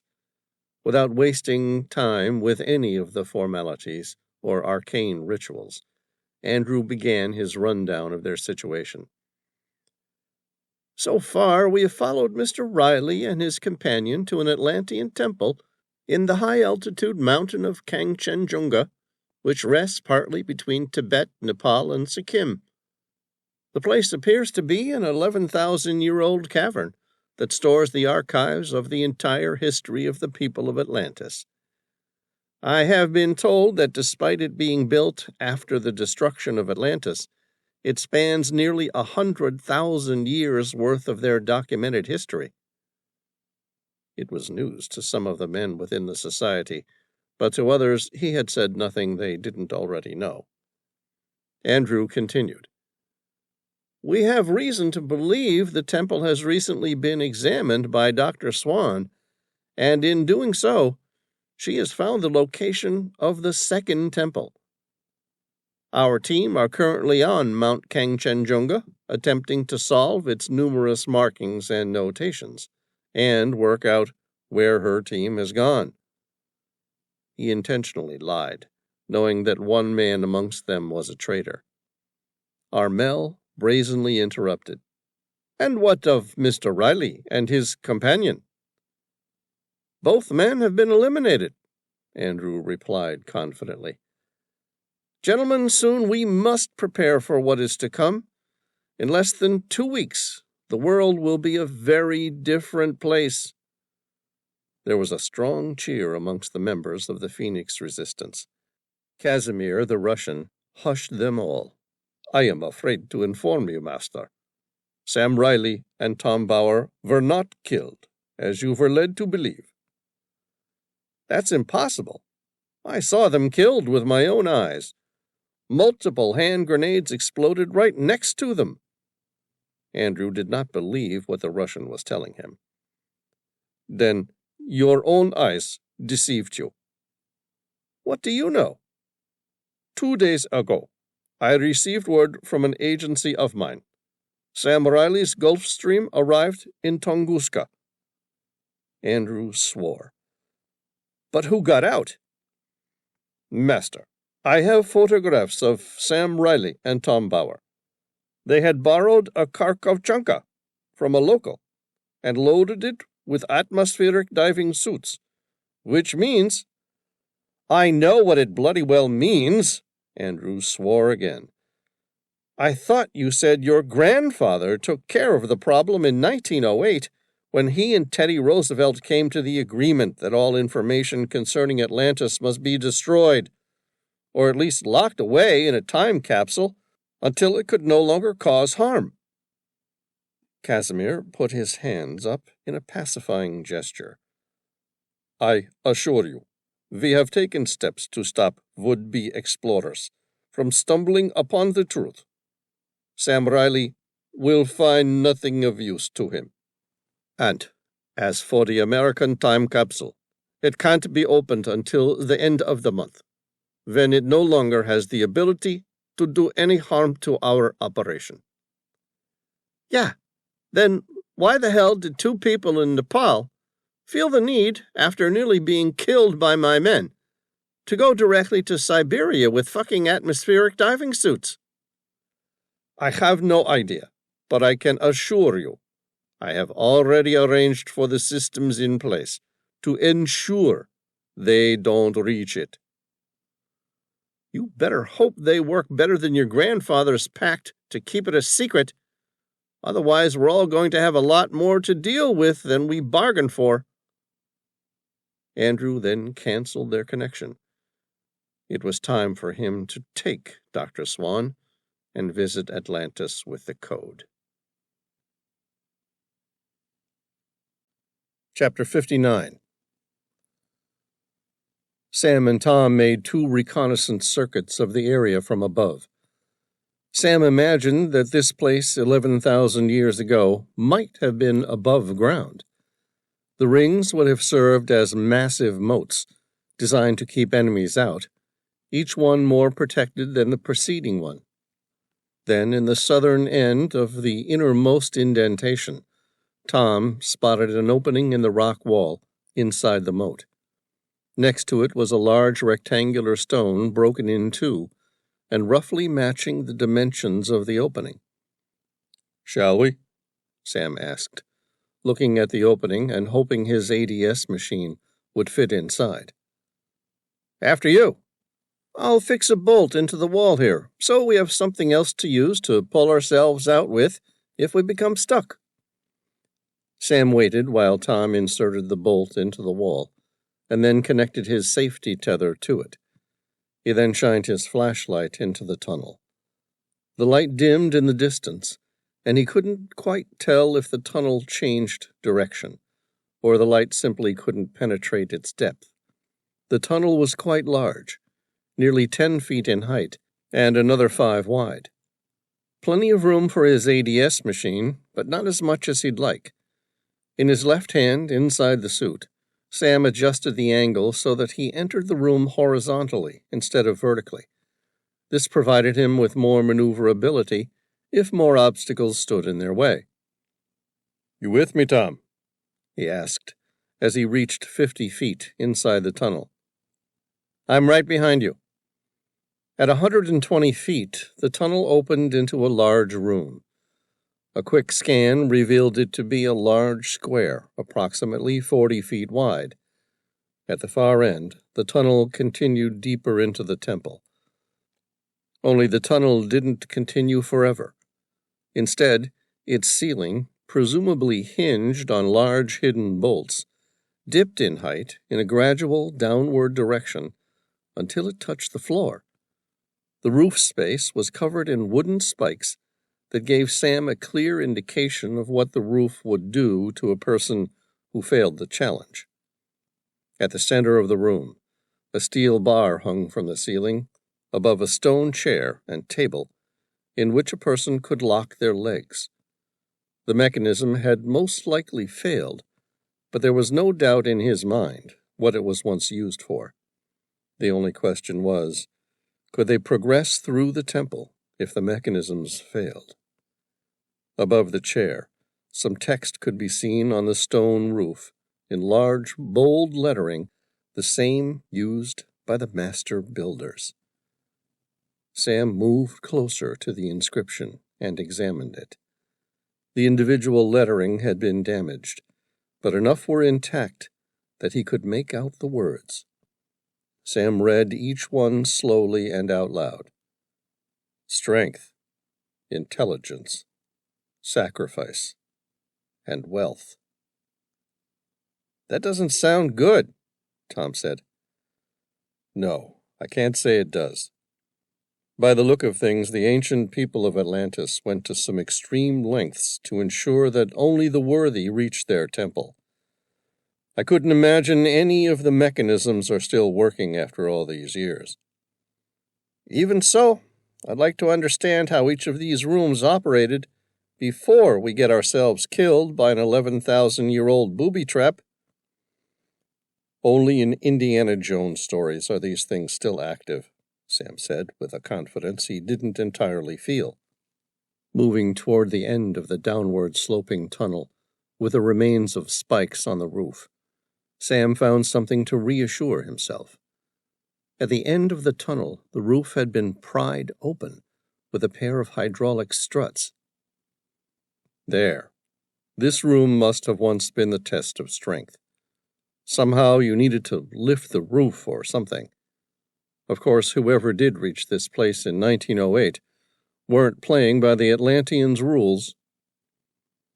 Entering the second room, Sam was greeted by a massive room with a chasm in the middle, nearly 20 feet wide. The remains of a bridge could be seen at the bottom. Not that it would be required now that the entire room had been flooded. Next to it, a golden pair of scales stood, as though they were forever waiting for someone to balance them. On the wall where they approached was the word intellect. Across the chasm, a steel ladder had been strung. At its base, the small emblem of an American flag shined bright. "Okay, so I guess we did make it here in 1908. The question is, where was here?" Tom said. Then, to clarify, he said, "If it wasn't at the bottom of a 500-foot lake, where was it?" Sam studied the ladder. Clearly, whoever had used it weren't swimming at the time. "I have no idea." The two men carefully powered their ADS machines toward the end of the room, along another tunnel, and finally into the third room. This one had the word sacrifice at its entrance. It was relatively small compared to the other rooms. 5 pillars stood approximately 40 feet above another chasm's floor. To the side of the middle pillar, about 3 feet away, stood a single totem pole. Above it, an enormous axe remained attached to the ceiling more than 10 feet above, forming a perfect pendulum of death. "Now I'm really feeling like I'm in one of Indy's nightmares," Tom said. Sam laughed. "No, Tom, I think Indy would have felt safer inside an ADS machine. Come on, let's go find the reward." The electric propulsion units whirled into life as they crossed the seemingly easy test of sacrifice. "What do you think was meant to happen here?" Tom asked. "Nothing good, whatever it was. I suppose, being a sacrifice, someone had to stand on that additional pillar in order to trigger a weighted mechanism to open the final door so the other person could exit. The only problem being, he or she would die in the process." At the end of the room, the door had been held open once more by a hydraulic strut. Sam continued through the tunnel, which gradually moved in an upwards direction and towards the fourth room. When he reached the end of the tunnel, the head of Sam's ADS machine left the buoyancy of water. Startled, Sam said, "Tom, you're not going to believe this. It appears the fourth room is still dry." Chapter 60. Sam stepped out of the water and into a massive room. The hum of his ADS machine's electric propulsion system was replaced by the hydraulic movements of his mechanical limbs. He scanned the cavern they'd entered. There was no question about it. They were standing inside Poseidon's temple. In Plato's Critias dialogue, Poseidon's temple was described as a stadia's length by half a stadia's width. No one had ever worked out what an Atlantean stadia represented as a measurement. Looking around, Sam was surprised to discover that although it was large, it wasn't anywhere near as large as historians had guessed over the years. The ancient cavern was nearly barren. Inside the temple of Poseidon, the place was completely dry. It looked like one of those fake sets after Hollywood got to it in another movie about the destruction of the world. Sam looked around and could imagine it to be Atlantis, as described by Plato, with the one exception. All the wealth had been stolen. The gold statue of Poseidon himself was missing. The walls were no longer covered in orichalcum, the precious alloy mined only in Atlantis. The roof, stripped of its ancient ivory and precious gemstones, was barren blocks of stone. "This looks like Atlantis, all right," Sam said. "Yeah, the only problem is we got here about 100 years too late," Tom replied. "Man, look at this place. Whoever got here first, either the Russians or our guys, certainly did a job on the place. Archaeologists would have a seizure if they saw the destruction here." At the center, a round ball glowed with a slightly bluish tinge. It was as tall as each of them, were they not wearing the ADS machine. Despite its obvious glow, Sam had nearly missed it during his first reconnaissance of the room, the shock at the wanton destruction of Atlantis, most likely for its precious metals and ivory, distorting his vision. But now the spherical structure seemed obvious. "I've seen that blue glow somewhere before," Sam said. Tom squinted. "So have I." "Where?" "At the center of the Mayan pyramid, the same place Billy found the map to Atlantis." "Of course. I remember the bluish glow now. And I remember her showing me the sphere, too. Only hers was only the size of a clenched fist. Billy said she'd taken it to a number of geologists who could only tell her that it appeared natural and similar to a diamond, only stronger, brighter, and it had the unique properties of transmitting sound and light better than any other material ever known." Sam walked up to the sphere and examined it. More than 50 strange markings could be seen on the outside of it. Only they weren't completely strange markings. He'd seen them before, too, but where, he couldn't even imagine.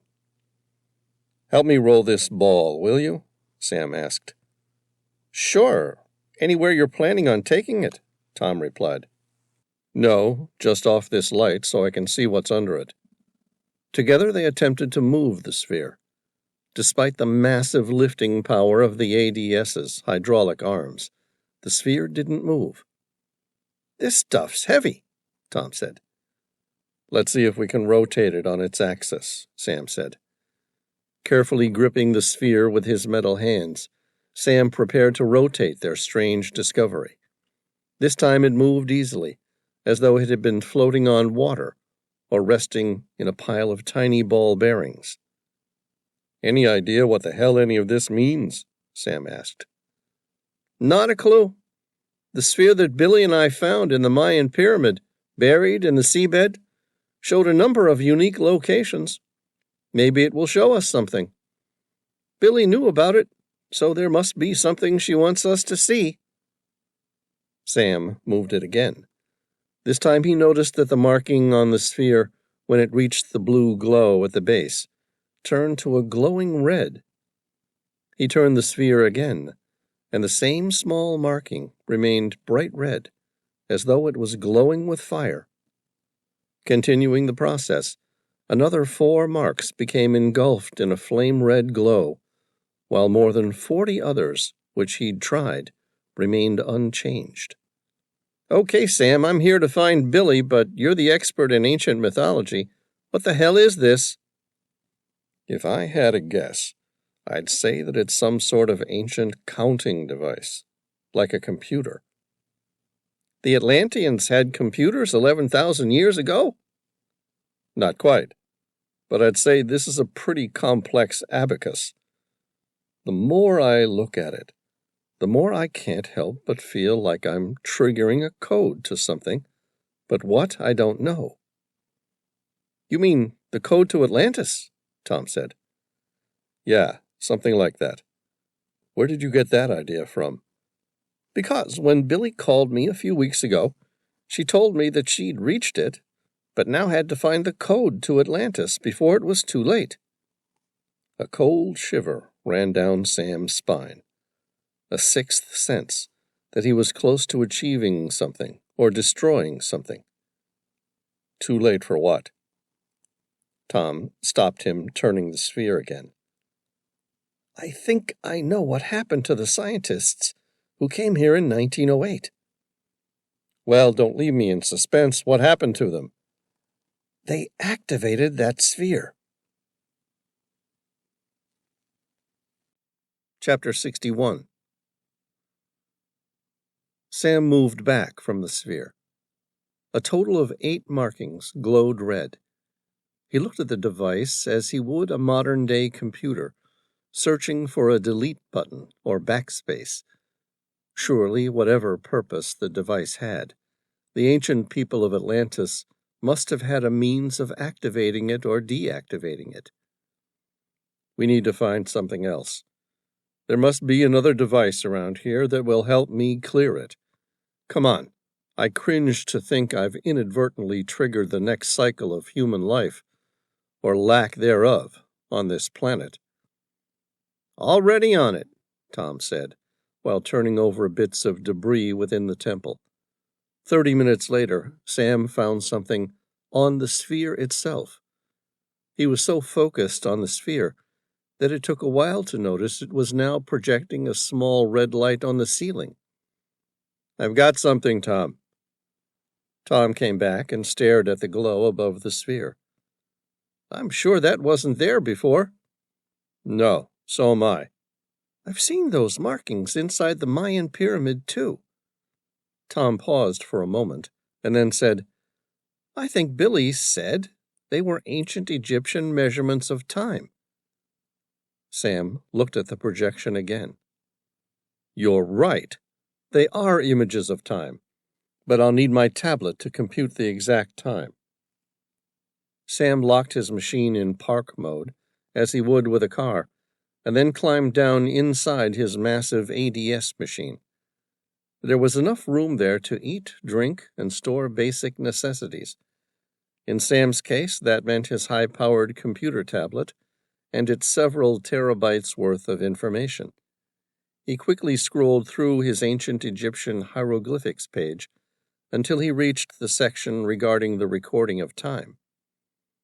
Oh, that's not good, Sam said, when his initial worst fear came to an even more apocalyptic fruition.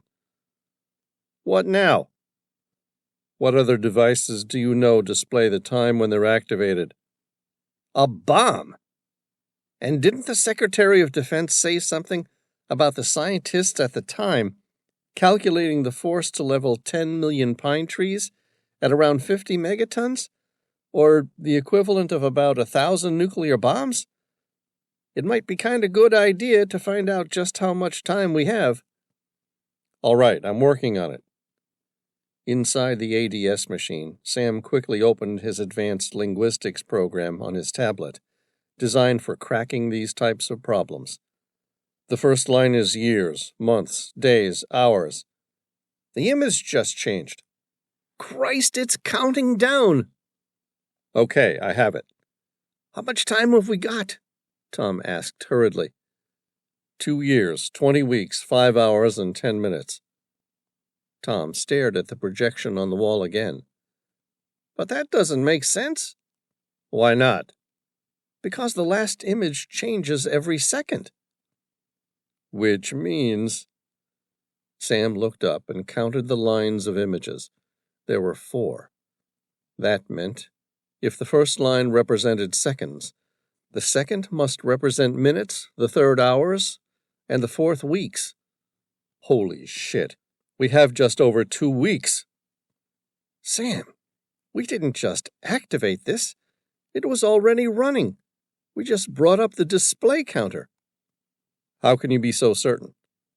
Because the Secretary of Defense told you that everything from the Tunguska event was sealed, only to be reopened in just over 2 weeks from now, when none of it would matter. Damn it, Sam. We've got to get out of here.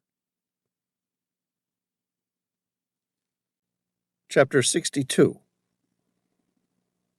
We're not leaving until we find whatever the hell it was that Billy sent us here to find, Sam said. She told me that she'd only just come back from Atlantis, and that it was important that she find something in Amsterdam to help her with her discovery. Now, there's no way she'd dive to this sort of depth on her own, so that means to me that there's another Atlantis. You mean this isn't Atlantis? Sam started to realize the truth. No, this isn't Atlantis. It was created by the ancient Atlantean people, but it does not match up in any way with Plato's description of its size or grandeur. Okay, if the Atlantean archive we found in Tibet was created as a library of the events in Atlantis, like an almanac, then could it be possible that the other survivors attempted to rebuild Atlantis here? It's possible, but why go to all the trouble of building a place like this if it served no purpose? No, it wasn't just a shrine to Atlantis.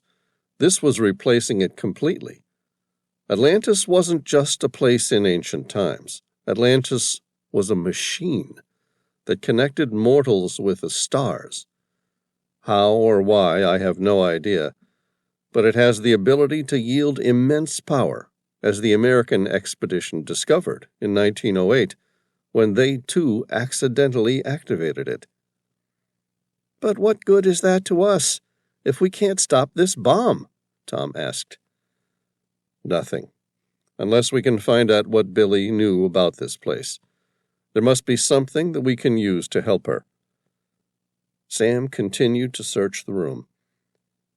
At its center, where Poseidon's golden statue had most likely been removed, a series of strange shapes covered an area several feet wide.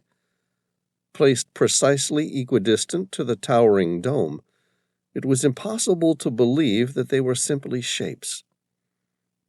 It looks like something important was here. Or at least it was important once upon a time, Sam said. Tom swept the room with his flashlight. Yeah, whatever it was, it's easy to believe that it was long ago destroyed, most likely by whatever caused the Tunguska event. Meaning we've lost whatever it was that Billy wanted us to find? Sam asked. That was Billy's writing in Nepal. She must have wanted us to come here for something, Sam said. Or she specifically wanted us off their tail? Tom pointed out. She intentionally sent us on a wild goose chase and made us dive in frigid waters? Possibly. Sam looked up at the ceiling again. The place had been stripped of all its orichalcum by the Russians years ago. Any writings on the wall were long destroyed. What if it wasn't such a case of wanting to send us here, but instead a case of wanting to send someone else away from her? You mean her captives told her to write the GPS location? No.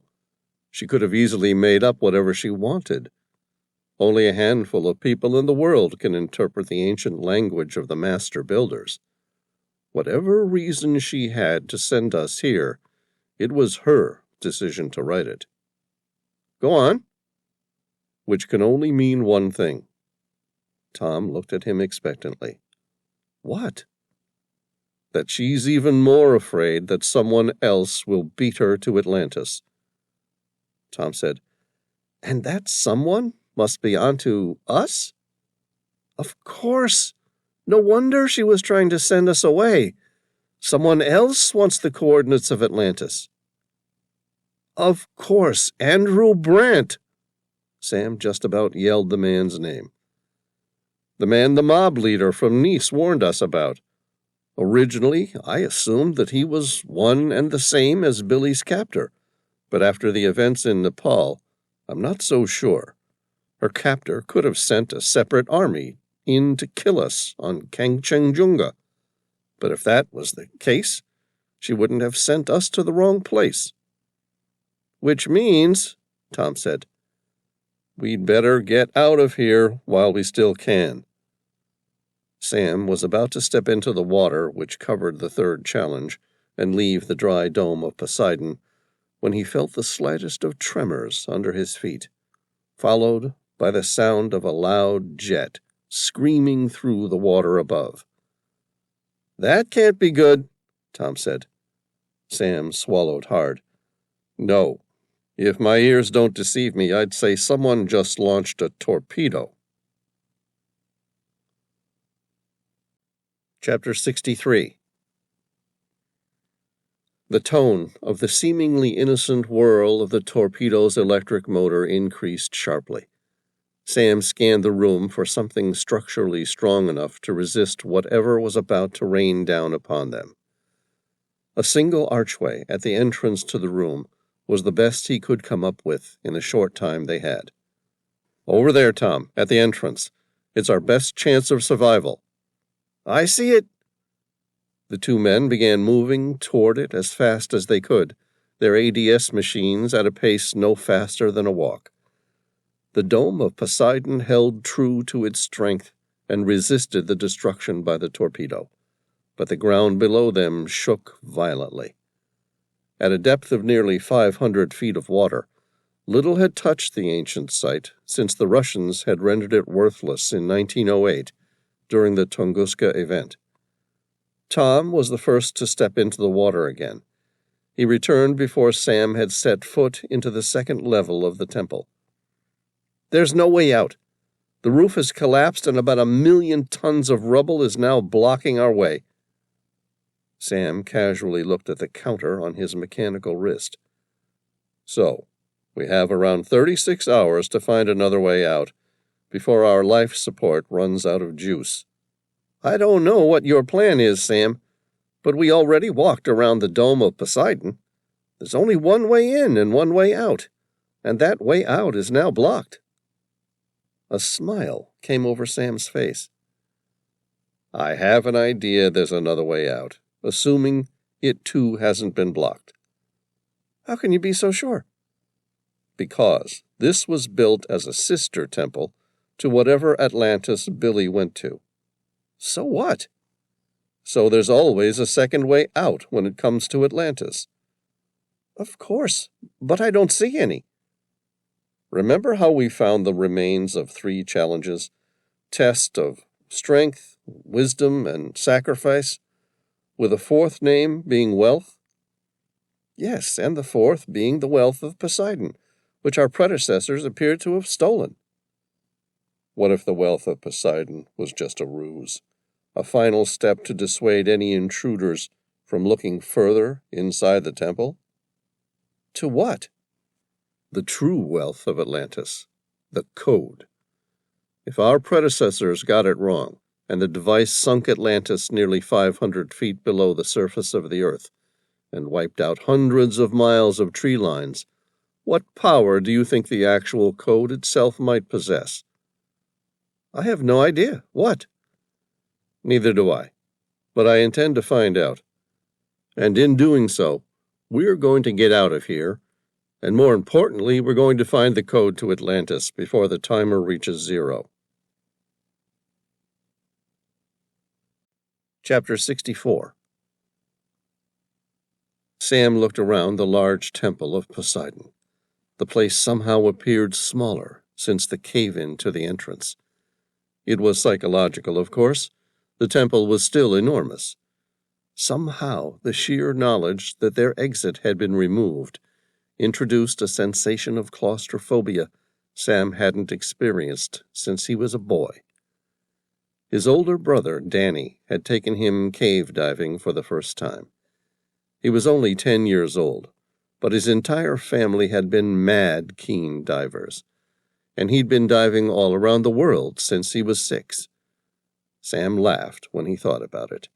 Child Protection Services would have had a field day if they knew what risks his father's adventurous spirit had brought him. Being the youngest in the family, he was always the most motivated to keep up and prove his ability. It was that inspiration that made him beat his brother, who was nearly 3 years older than him, at a freediving competition in the Blue Hole, Belize. His brother was so mad that later that day Danny asked him to go for a dive to the most amazing cave. That was, if he wasn't too scared to swim through a few tunnels first. Eager to please, and knowing a challenge when it was being set, Sam had been quick to accept. They had gone on the dive, and his brother had led in through a series of underwater caverns and tunnels. Presumably, Danny had made the dive a number of times with his father, and confidently knew that there was only one way in and one out. But despite the appearance of multiple directions, it was fundamentally a very simple cave dive. To Sam, however, it was the scariest thing on earth. By the second tunnel, the place became quite dark, and by the third, only their handheld flashlights provided them with any light. And even that was extremely inadequate for the conditions. Then, feeling only just on top of his nerves, Sam watched in horror when Danny turned off his own light and began swimming at full speed. Sam tried to follow, but couldn't keep up and soon lost him. To this day, he could still remember the sensation of panic as it built up in him. He was 40 feet below the surface of the water, lost in a labyrinth of caverns and tunnels. His light barely showed what was 3 feet in front of him, and now his brother had disappeared. He began to hyperventilate, the gravest of diving mistakes, because it's the surest way to waste all of your valuable air. And then he stopped. What am I afraid of? If Danny can navigate through here, so can I. Almost as suddenly as the fear overtook him, Sam forced himself to slow his breathing. Work the problem, not make it worse. Soon the terror of claustrophobia turned to euphoria as he empowered himself to take control of the situation. Soon he turned around and slowly navigated his way back to where he started. He looked at his dive watch. Only 5 minutes had passed since his brother had intentionally lost him in the tunnel, an act tantamount to killing him if he hadn't maintained control. Sam was about to swim to the surface when he had an idea. He swam to the side of the cave's entrance and found a sinkhole, the entrance to a tunnel that disappeared deep below the rock wall. He dived deeper until he was resting several feet inside, and then switched off his flashlight. After 10 minutes, Danny came swimming out the original tunnel's entrance, swimming faster than Sam had ever seen him go. He watched as his brother swam to the surface, and then returned to the tunnel in panic. Sam recalled that feeling so well. He had bested his big brother, who thought he'd got the best of him by trying to scare him. He waited at the entrance to the cave system, laughing, like the 10-year-old child that he was. And then he looked at the air supply. There was less than 50 bar remaining. His brother was now risking his life to save him from being trapped. Sam's laughter turned to fear as he realized that he might now have killed his brother. Looking at the remaining 50 bar, Sam quickly swam into the tunnel again. He shined his flashlight on his brother, who immediately turned to swim toward him. The two turned and swam back to the entrance fast. Danny, who'd been exerting the most effort attempting to find him, reached Sam holding his dive gauge and gave it to him. The gauge was empty. Danny made the signal indicating he was out of air. Sam handed Danny his own second emergency regulator, and the two began buddy breathing as they slowly ascended to 5 feet. Sam looked at his own gauge, 20 bar. It wasn't much, especially when 2 people were breathing it. Maybe 3 to 4 minutes, no more. The surface was just above them, but both had already overstayed their no decompress time, which meant that they would have to spend time decompressing. Sam might get away with it, But Danny had already swum to the surface and back again looking for him, an event akin to shaking up a Coke bottle. He needed to remain underwater for at least another 10 minutes. Sam wrote on his dive slate, "Dad's emergency air tank." Danny nodded and began swimming toward the boat. Their dad, although a risk-taker, had always insisted on leaving a full tank of air on a line at the 5-foot mark below his boat when they were diving. They had been here for nearly a week, but his father never brought it in. Sam followed his brother in awe as Danny managed to expertly navigate to their father's boat 400 feet away. To an expert diver who'd been paying attention, it was simple, but to 10-year-old Sam Reilly, Danny's ability paralleled mythical wonder. Their air tank gave out 30-odd feet away, and the two continued to paddle their fins with slow, strong movements until they reached the tank. Each of them immediately grabbed the tank's regulator and began taking giant breaths of fresh air in turn. Danny smiled at him, and Sam watched him mouth the words, "Thank you." In front of him, Danny held up his dive slate with the words, "I'm sorry." Sam took it and wrote something else. It was an accident. Both boys knew it was a lie. Sam had proven himself to his older brother, and more importantly, he'd proven his ability to himself. The two boys became men, and neither ever spoke about that incident while Danny was alive.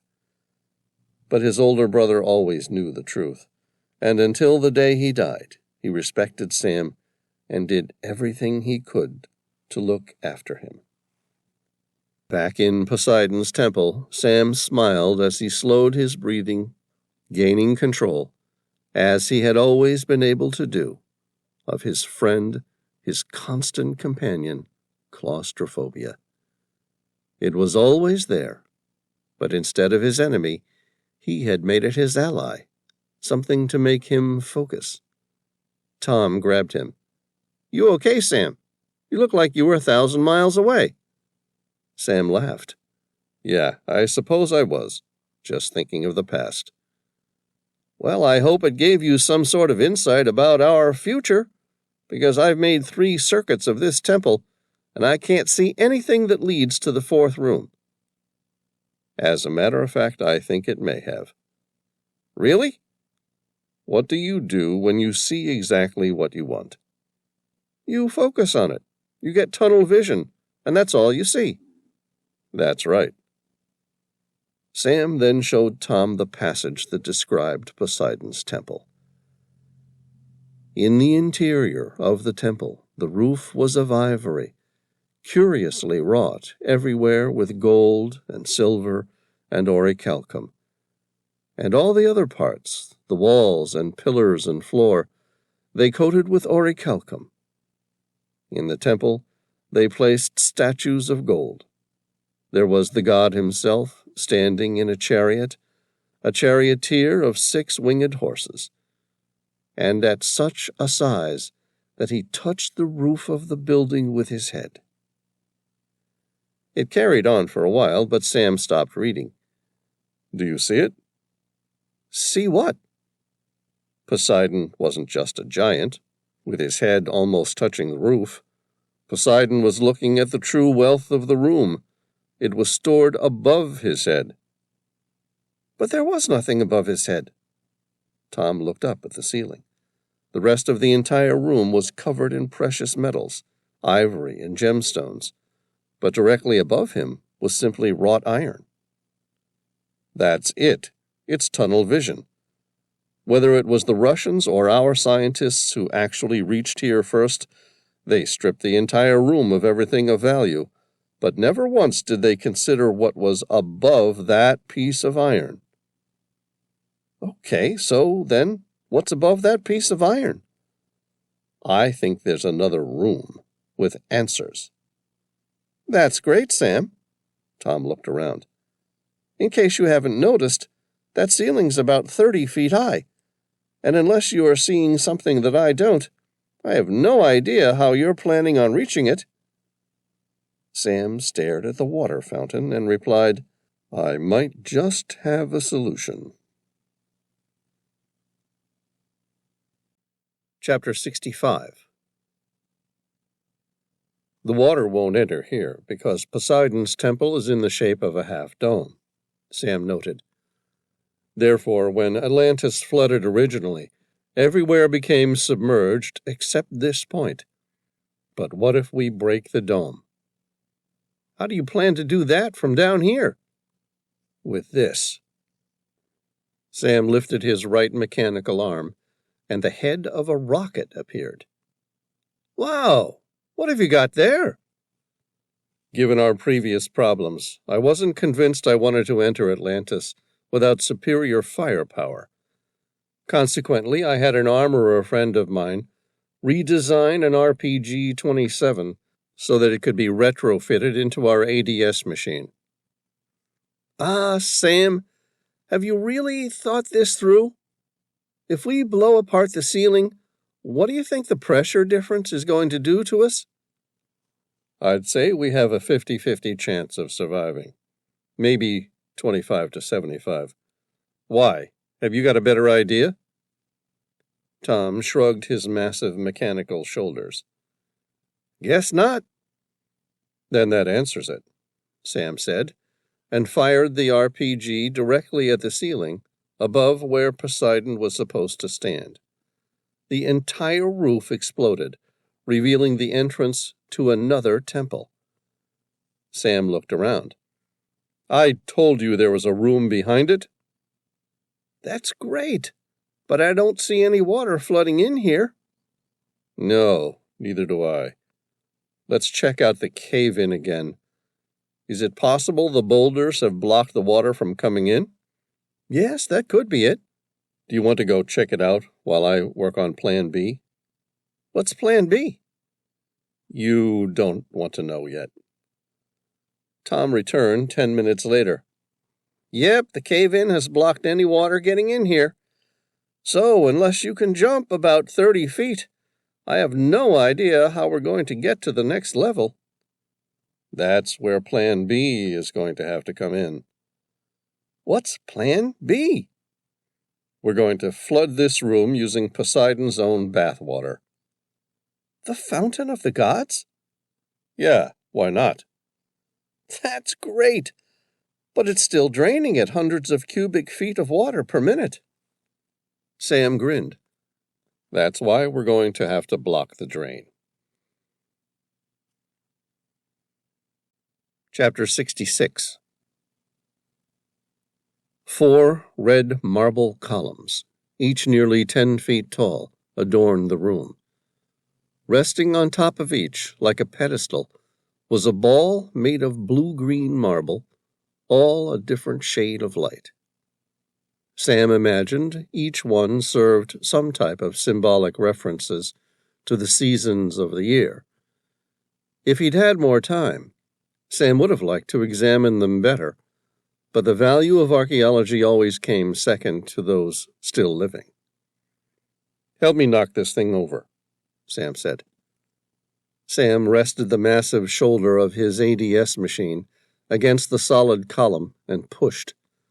Nothing happened.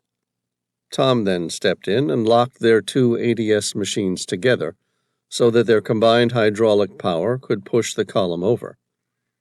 Okay, try now, Tom said. The column moved, but only slightly, not enough to knock it over. Sam gritted his teeth and said, "Let's try pushing it back and forth until it moves." By the 5th go, the entire column tipped to the floor, sending the marbled earth rolling. Built into the side of Poseidon's temple, the Fountain of the Gods flowed miraculously as it had done for thousands of years, still remarkably flowing into a drain which dispersed the water somewhere. It was like a flood of hot and cold water. But where did it come from, and where the hell was it going? Sam lifted the large marble ball and placed it on the drain pipe, blocking it. Instantly, the magical water began spilling out and covering the room. Within minutes, they were standing knee-deep. The two turned and swam back to the entrance fast. The level rose rapidly until Sam and Tom were once more in the water their ADS machines were designed for. Capable of movement outside of water, the machines were built to perform highly sophisticated underwater tasks, and were capable of much higher speeds and maneuverability in it than out. Despite being massive, Poseidon's temple filled with water quickly. They decreased their buoyancy so that they rested on the temple's floor instead of the ceiling, where powerful currents were forming as the water tried to squeeze through the little opening. "We'll give it another 20 minutes to fill the room above with water, and then we go," Sam said. "Sounds good to me." After waiting for the current to settle, a good indicator that the next room had filled with water, Sam moved toward the opening. Attached to Tom's ADS machine via a tether, in case the current became dangerously strong, his quad propulsion unit whirred into life as he shot through the opening he'd made. No more than a few feet inside the second room, Sam said, "It's safe to come up, and I think you're going to want to see this." The room was relatively small compared to Poseidon's temple, and almost entirely barren, with the exception of a massive picture on one wall. Etched into a solid piece of glowing red orichalcum, 14 feet tall and equally wide, was a depiction of an island and its surrounding coastline. "So, that's orichalcum?" Tom asked. "It appears so. I don't understand. If all that wealth underneath us was merely a ruse to stop people finding this image, what the hell is so valuable on that island?" The Code to Atlantis. Chapter 67. Sam stared at the painting, as though he were mesmerized by it somehow. Out of the corner of his eye, he noticed Tom look around the rest of the room, trying to see where the water had gone. If the water came into the room, that meant that air had gone out, and for that to happen, there had to be an exit, and he was going to find it. Sam gave it little thought. He knew he was right about the Atlanteans. They needed redundancy in their systems, and that meant escape routes.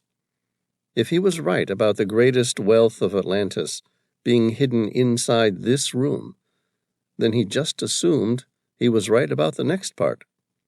Right on cue, Tom said, "Look at this! I think we just found your priest hole." It was a large tunnel leading downwards. The water could be seen where it had been flooded, and Sam hoped that it hadn't been destroyed by the torpedo. "I just wonder where it leads now that Atlantis is nowhere near where it was supposed to be when that thing was built." "No idea, but I'm sure it will get us out of here. Of course, I'm not too sure where we'll go from there. If Andrew Brandt and his goons are smart, they'll be waiting for us on the surface. And even if they aren't, it's unlikely they're just going to have left our snowcat there waiting for us, which means we're going to have a mighty long cold walk." Sam remained staring at the wall for another 10 minutes before Tom interrupted him again. Like a map, the place depicted a coastline, and in the middle a small island. At the center of the island were those 5 rings Sam was starting to associate with Atlantis. Above them, he noticed that the ceiling of the cavern was surrounded by celestial markings. There were notes, which appeared like an ancient almanac, with the image of shooting stars next to it. The math and the astronomy were too much for Sam to make any useful sense of. He took a dozen photos of the ceiling, as well as a 3-minute digital video. With the exception of a few stars he recognized, the entire ceiling was beyond him. But one thing appeared obvious. The code to Atlantis was somehow tied with stars. He studied the map for a few more minutes, mesmerized by the detail. How a land-based population could gather such detail without the aid of satellite imaging, he would never understand. Tom interrupted his concentration. If we take a few pictures of it, we could get a lease to run it with every coastline in the world for its closest match. It would have changed substantially in the past 11,000 years. But if we run all known images of coastlines with a plus or minus variance of water levels, we might just get lucky. Sam grinned. I already know where that is. Really? Then what are you trying to work out? How the hell I'm going to convince the mayor of New York that we have to dig one heck of a hole in Manhattan. Chapter 68. The Andre Sephora slowed to an idle along the Congo River. They were getting close to where the pygmy king had told them it would be. Billy looked at the little pygmy, who seemed to be thoroughly enjoying his own adventure as their guide to the real Temple of Poseidon. You're certain it's here? Yes. Billy looked up. Jason, what's our depth sounding at here? There's a lot of water below us, Dr. Swan. How deep exactly? 700 feet. Much too deep to dive. Okay, keep us here. You can't dive to that sort of depth. It may as well be the bottom of the Mariana Trench, for all its accessibility. Leave that problem to me, Billy said, frustrated. Zanzibe, how certain are you this is the place? It's here, Dr. Swan. I promise you. My father took me to this place to worship as a boy, as did his father and his father's father, since the great Congo River first swallowed the temple. She studied his face. He was certain that was enough for her. Okay, we stay here.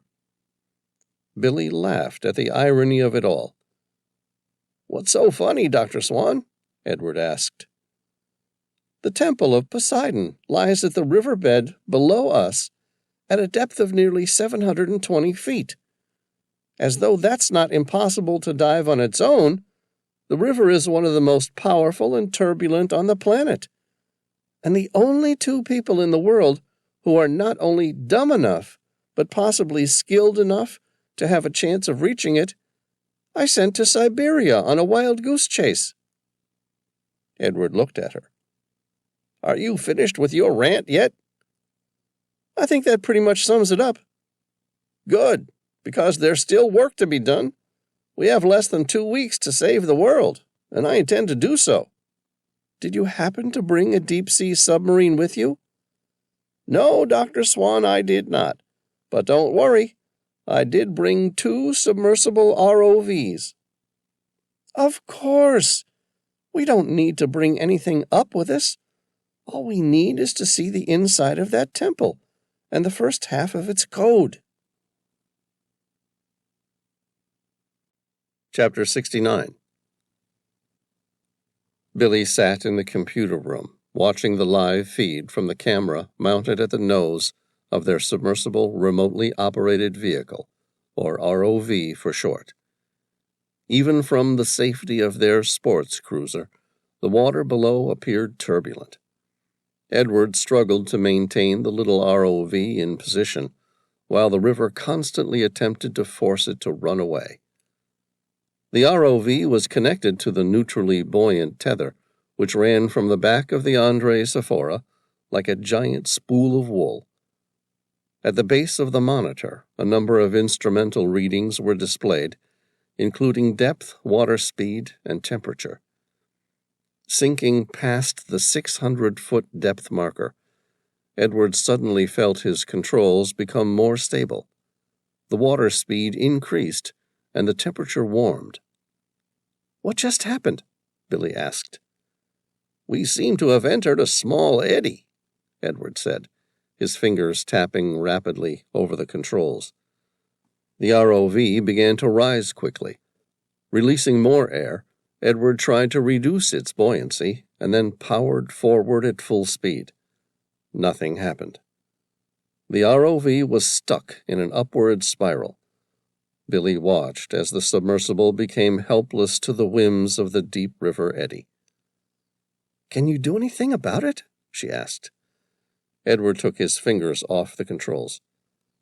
"Nothing that I haven't already tried. Now I just get to watch and see what happens." A moment later, the image on the screen showed the ROV had punched through the upward spiraling eddy and was now on the other side.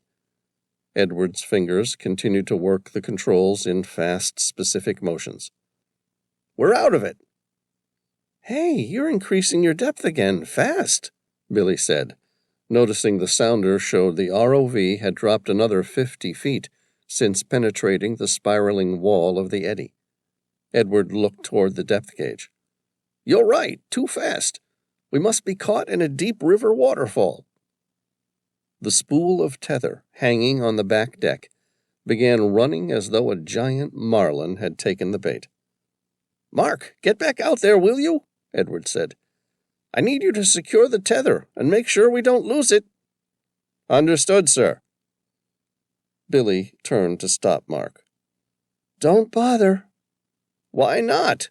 Edward asked. "Because we just snapped the ROV's tether line." Chapter 70. The second ROV was ready to launch 20 minutes later. It was slightly larger, and Edward explained that he was worried the submersible may have trouble accessing the Temple of Poseidon, especially if some of the challenges were still intact. Zanzibar had assured them that the temple of their gods was left unarmed while it sunk into the river, so they could study it and try to replicate it as best they could. Lowered into the water by a load-carrying umbilical cable, the second ROV remained in its tether management system, known as a TMS, until it reached the bottom of the river. The TMS was a garage-like device, which housed the ROV during the lowering process through the splash zone, and then worked to lengthen and shorten the tether so the effect of cable drag where there were underwater currents was minimized. The TMS stopped just short of the bed of the river, so that no additional silt was stirred up by the ROV's propellers. "Well, that's something at least," Billy said. "Can you turn the main LEDs on?" "As you wish," Edward replied, and flicked the powerful lights on. The place was completely lacking in environmental light, and reminded Billy of the time not so long ago when Sam Reilly had dragged her from her research in the Antarctic to help his friend, Tom Bauer, explore a Mayan pyramid nearly half a mile under the ocean. Surreal in its isolation, the place where the ROV now explored was more distant than nearly every other place on Earth. At first it appeared devoid of all marine life. But when Edward displayed the view of the downward camera, the riverbed seemed to be swarming with giant freshwater crayfish. Although what they were eating to sustain themselves, she had no idea. "Any sign of our temple yet?" she asked. "Not yet. I'm just waiting for the sonar to come into view." Edward grinned. "There she is!" Zanzibar sat still and watched the computer screen. Although he said nothing, his face depicted bewilderment and awe at the first sight of his god's true temple, a sight which no one had seen for nearly 11,000 years. The ROV began moving toward the temple. Its powerful electric motor propelled it at a speed upwards of 30 knots. The TMS was attached to the rear deck of the Andre Sephora via a full umbilical system, and then the TMS ran a separate tether to the ROV, making it much more versatile, while providing it with infinite power to exhaust. The real dome cover of the Temple of Poseidon came into view, and for a moment Billy found herself holding her breath. Like the replica which the pygmies had constructed many years ago, the dome of this one was covered in orichalcum and stood at the center of several deep indentations, each one progressively getting deeper. Somewhere inside, there would be an open doorway to the answers they needed. She forced herself to breathe out and consciously remember to breathe in.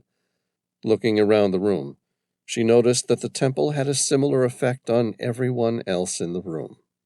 Only Edward, who was so focused on the need of their mission, appeared immune to its glory. "Okay, Zanzibe, do you have any suggestions where our door is going to be?" "I've never seen it, but if it's anything like ours, then the door should be down there, at the end." The ROV moved quickly toward the end of the deepest moat, where the large stone opening stood without its door. Edward looked at Zanzibe.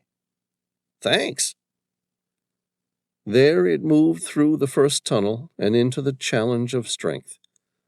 With the mechanisms of each of the challenges long since corroded or rotted away, Edward was able to easily navigate through to the next room. The memory of trying to beat the challenges the pygmies had set out in their replica appeared fresh in his mind as he navigated the ROV through the temple's entrance. Its eerie light scattered in the dark rooms, and Billy watched as Edward's hands began to shake at the recent memory they stirred. Propelling itself over the chasm that had long ago lost its bridge, and then finally past the pendulum of sacrifice, the ROV quickly made its way toward the Temple of Poseidon. Billy placed her hand on Edward's shoulder.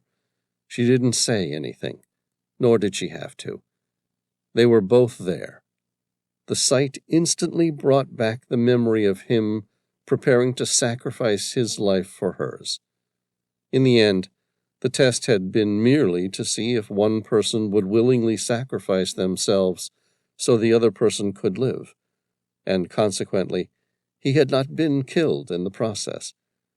It was still one hell of an offering. The ROV turned the last corner and entered the ancient temple dedicated to Poseidon, the god of the sea. And there it stopped. "What the hell happened?" Billy asked. Edward reversed and then plugged in a separate controller. "I was worried this might be the case." "What is it?" "The dome is dry.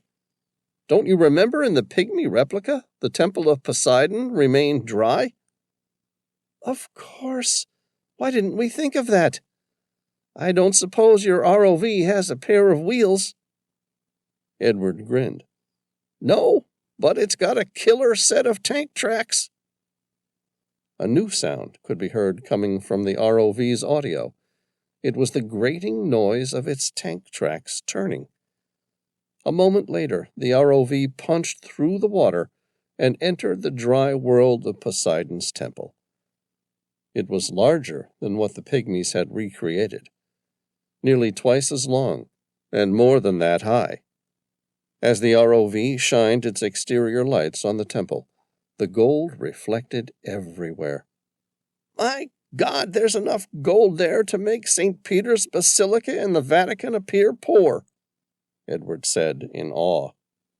Spotting the golden statue of Poseidon himself, still standing on top of his chariot and drawn by the massive six-winged horse, Edward drove the ROV toward what they had come for. Edward then changed the view to one of the cameras mounted above and designed to look up.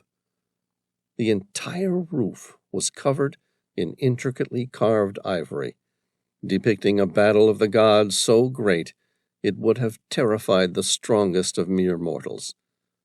Protected by 11,000 years of isolation within the vault, the carvings appeared perfectly intact.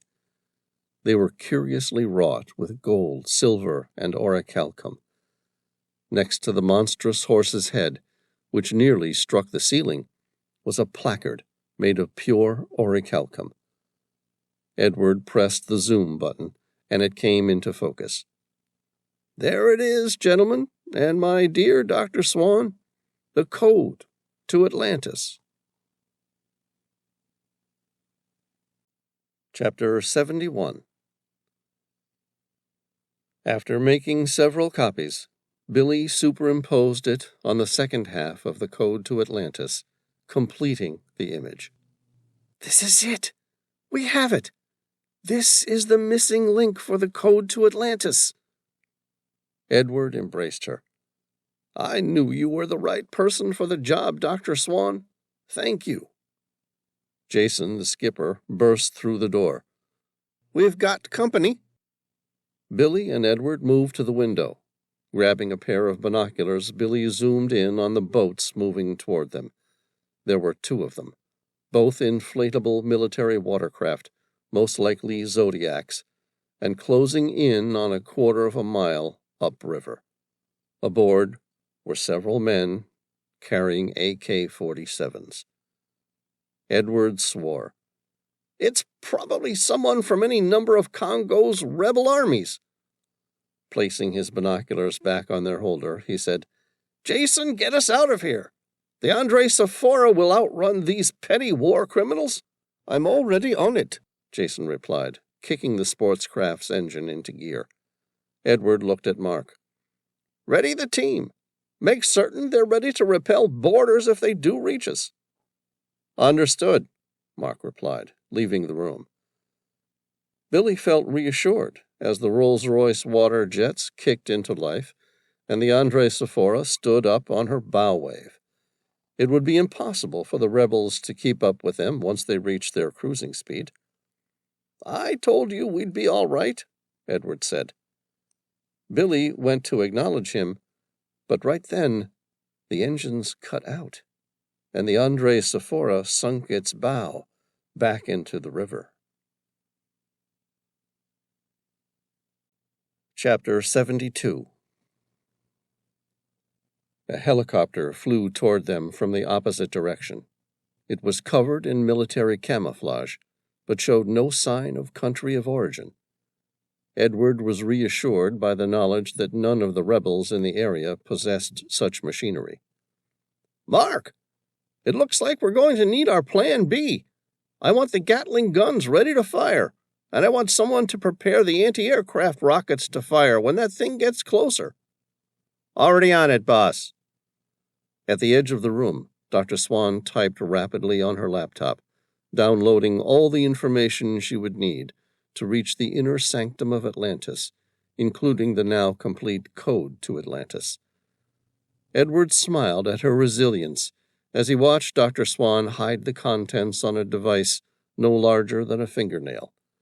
She then prepared to destroy the entire workstation, including her laptop, if the worst were to happen. Edward could only imagine what would happen if the code to Atlantis fell into the wrong hands. Behind them, he could see that the two Zodiacs had slowed down, and the men were preparing to board. He saw the men at the front, carrying AK-47s, swing grappling hooks while yelling war cries in their native language. Others simply fired at his hull. Surely they must know that a vessel like his would never enter the Congo without arming herself well enough to defend herself. "Okay, Mark, time to destroy them all." Edward brought up the automated defense system and placed an asterisk over each of the Zodiacs. The computer system then highlighted the perfect angle of firing, and a microcomputer fired. The rattle of the 4 Gatling guns turning filled the room, but no rounds were fired.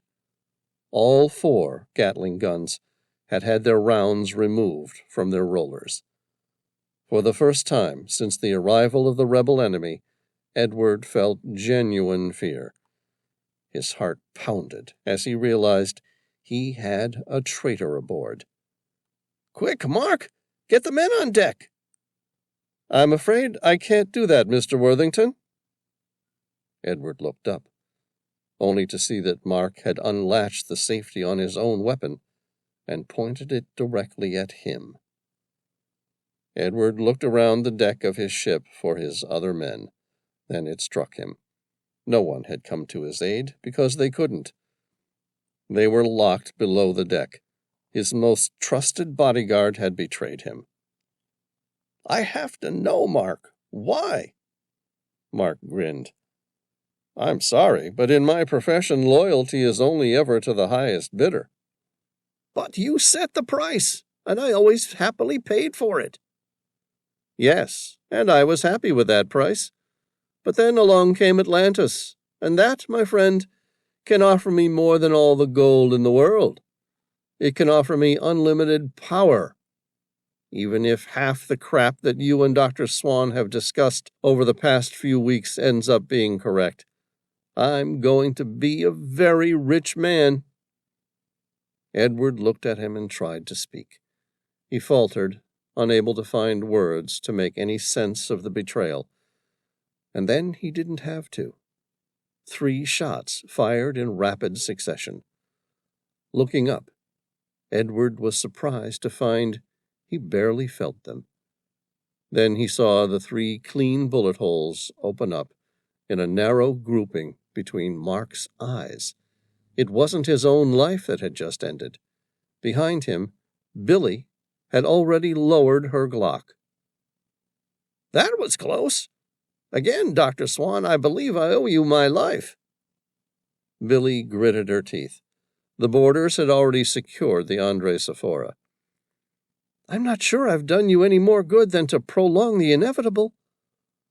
Several men came in and grabbed them. He noticed, thankfully, that Dr. Swan hadn't felt the need to fight to the death. So long as she was alive, there was still hope. The helicopter hovered just above the front deck of the Andre Sephora. A man stepped out of the aircraft. Edward recognized the man instantly. How could he not?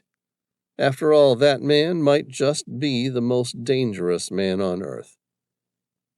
"Andrew Brant! I should have guessed you were behind this attack." "Mr. Edward Worthington." Andrew looked at Billy, struggling to get free from the soldier who held her head in an arm lock capable of killing her in seconds. "And Dr. Swan, how nice to finally meet you. I cannot say how pleased I have been with your efforts. I could never have deciphered the code to Atlantis on my own." He then looked at Mark, lying dead on the ground. "I see that you found the employment of my associate, Mr. Mark Armel, unsatisfactory." Andrew laughed at his own joke.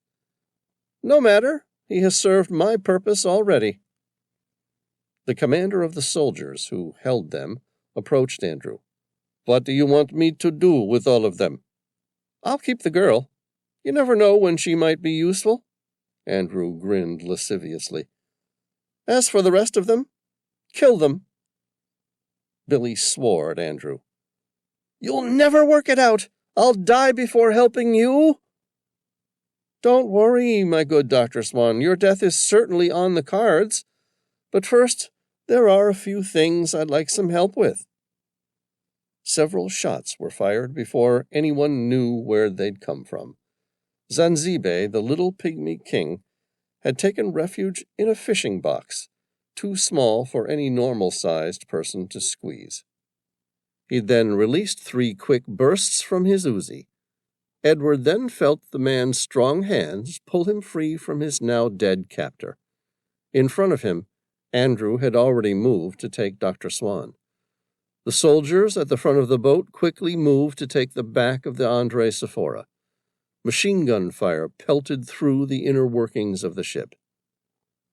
"We have to go," Zanzibe said.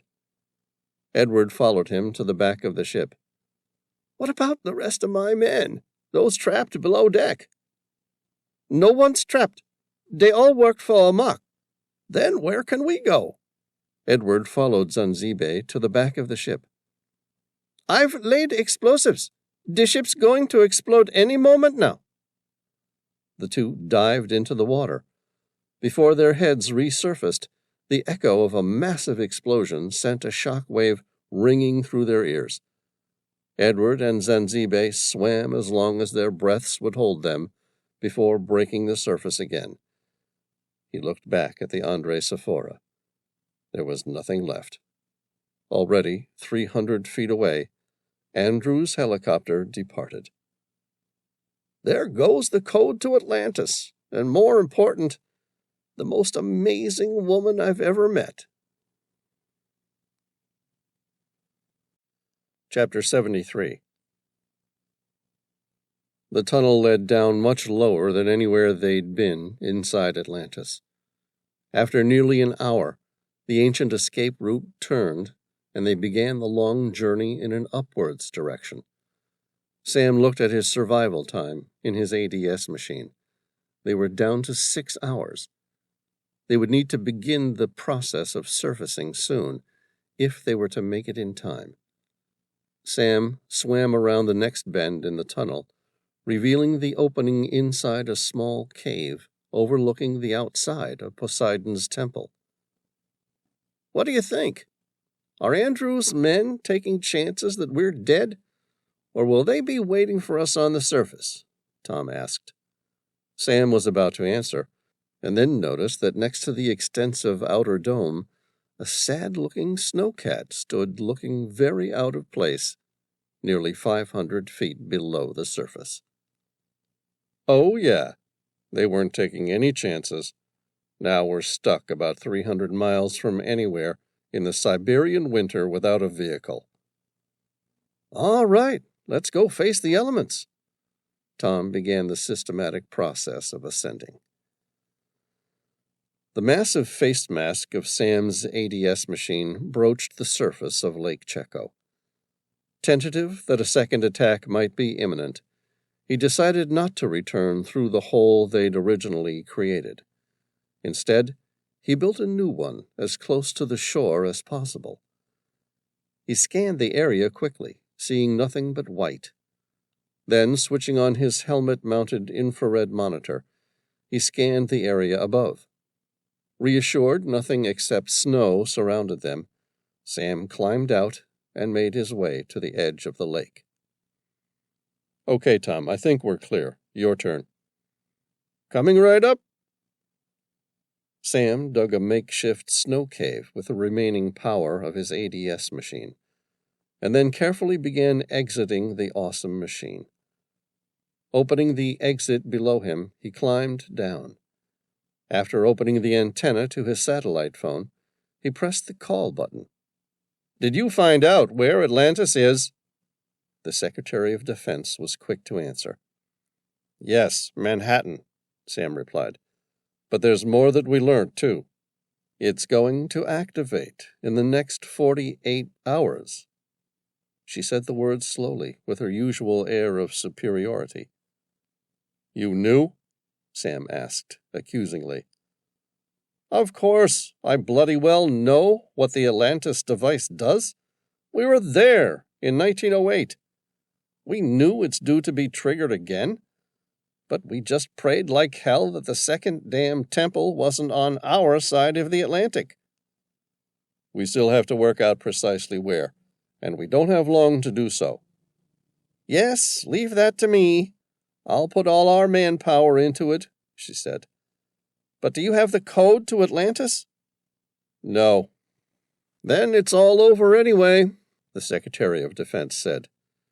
No, it's not, because I think Billy might have found it.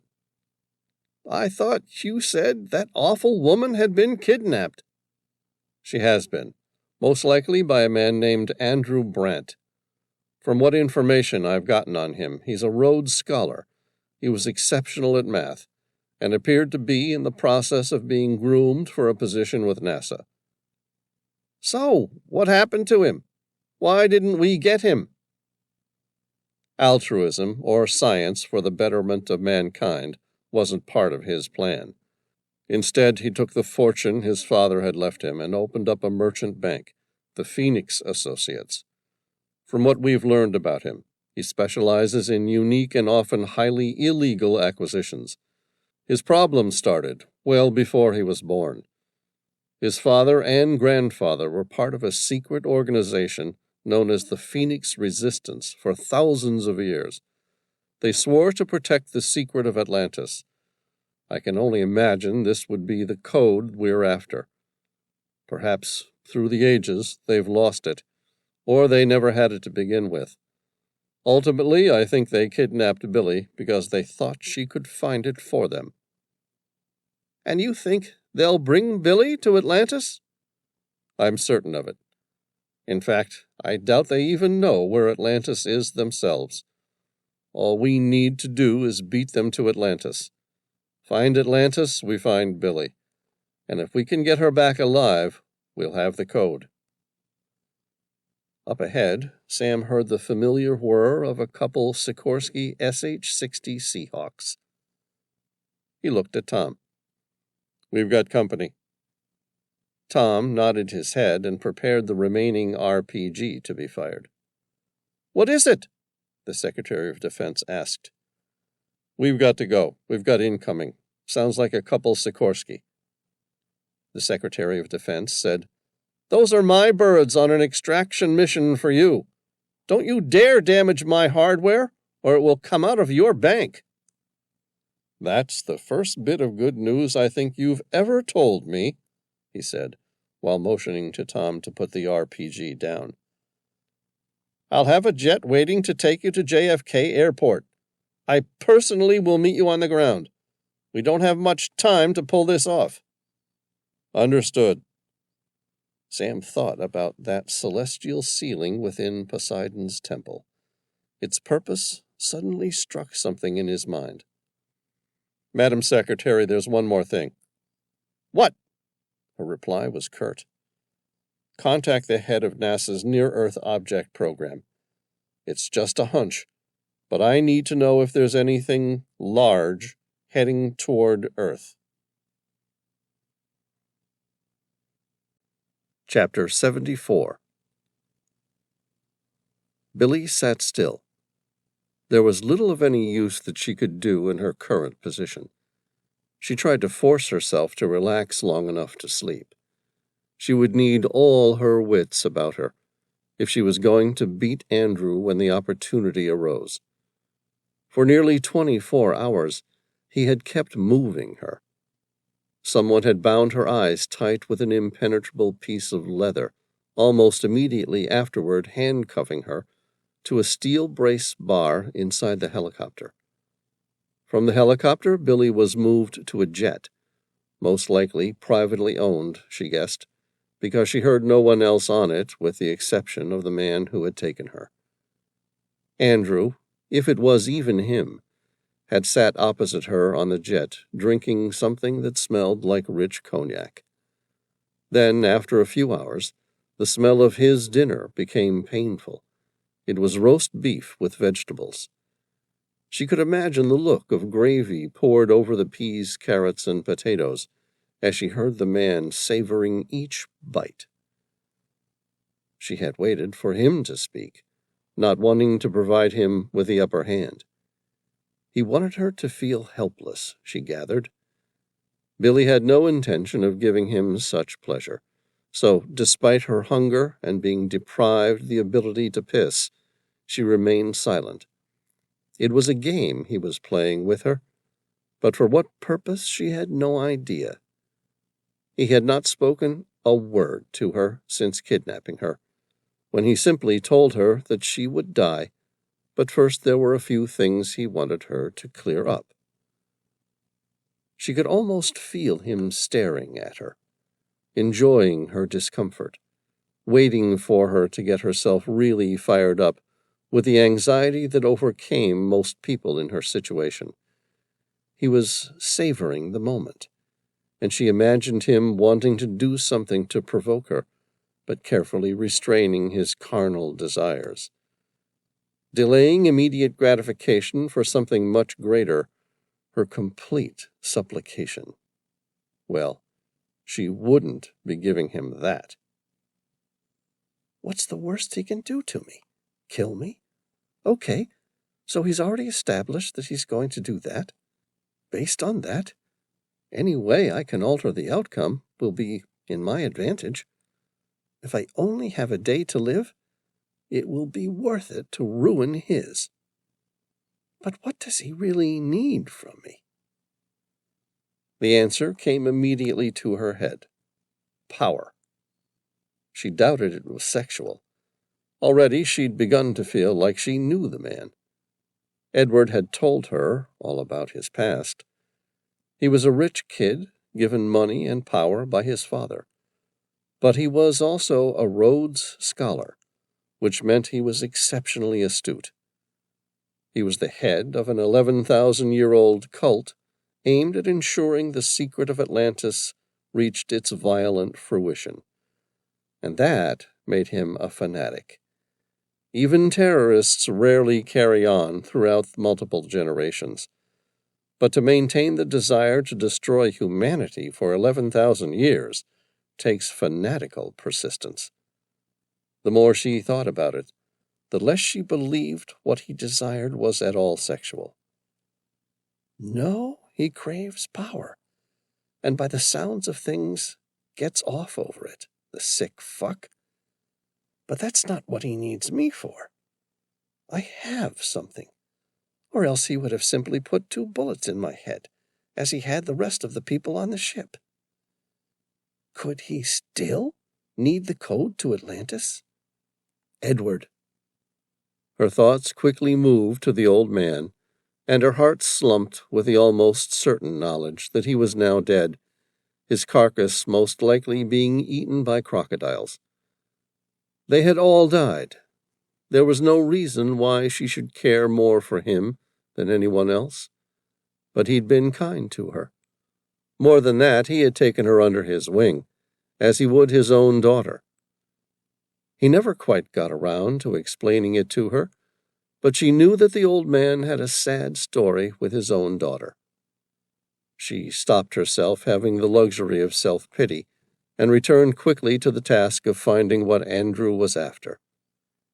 So, if Andrew already had the code to Atlantis, what did he want? Could it be that he doesn't actually know where Atlantis is?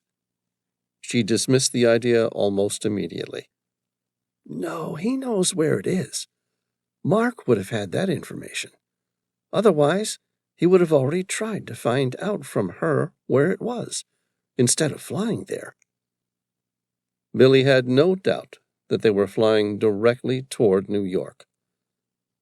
He's already been there, which means he's seen the challenges. He can't pass them. That's what he needs me for. And that meant there was time. If only she could get a message to Sam Reilly. The flight continued. It made a brief landing. From what she could gather, it was only to refuel. Her ears, now highly attuned to the sounds around her, noticed that the man who was watching her had stood up to stretch his legs. She waited for a few minutes, and then stood up herself. Instantly she was punched in the gut. The force knocked the wind out of her lungs, and as her diaphragm went into spasm, she struggled to take the next breath. Slowly she curled up back in her seat. Then, slowly gaining the ability to breathe again, Billy said, "I was going to the bathroom, you fuckwit." "So go," the man replied with a laugh. She hated to let the man have his way, but even so, it was a long flight to the U.S., and there was no way that she was going to hold it all that way. Without speaking, she simply pissed on the man's jet.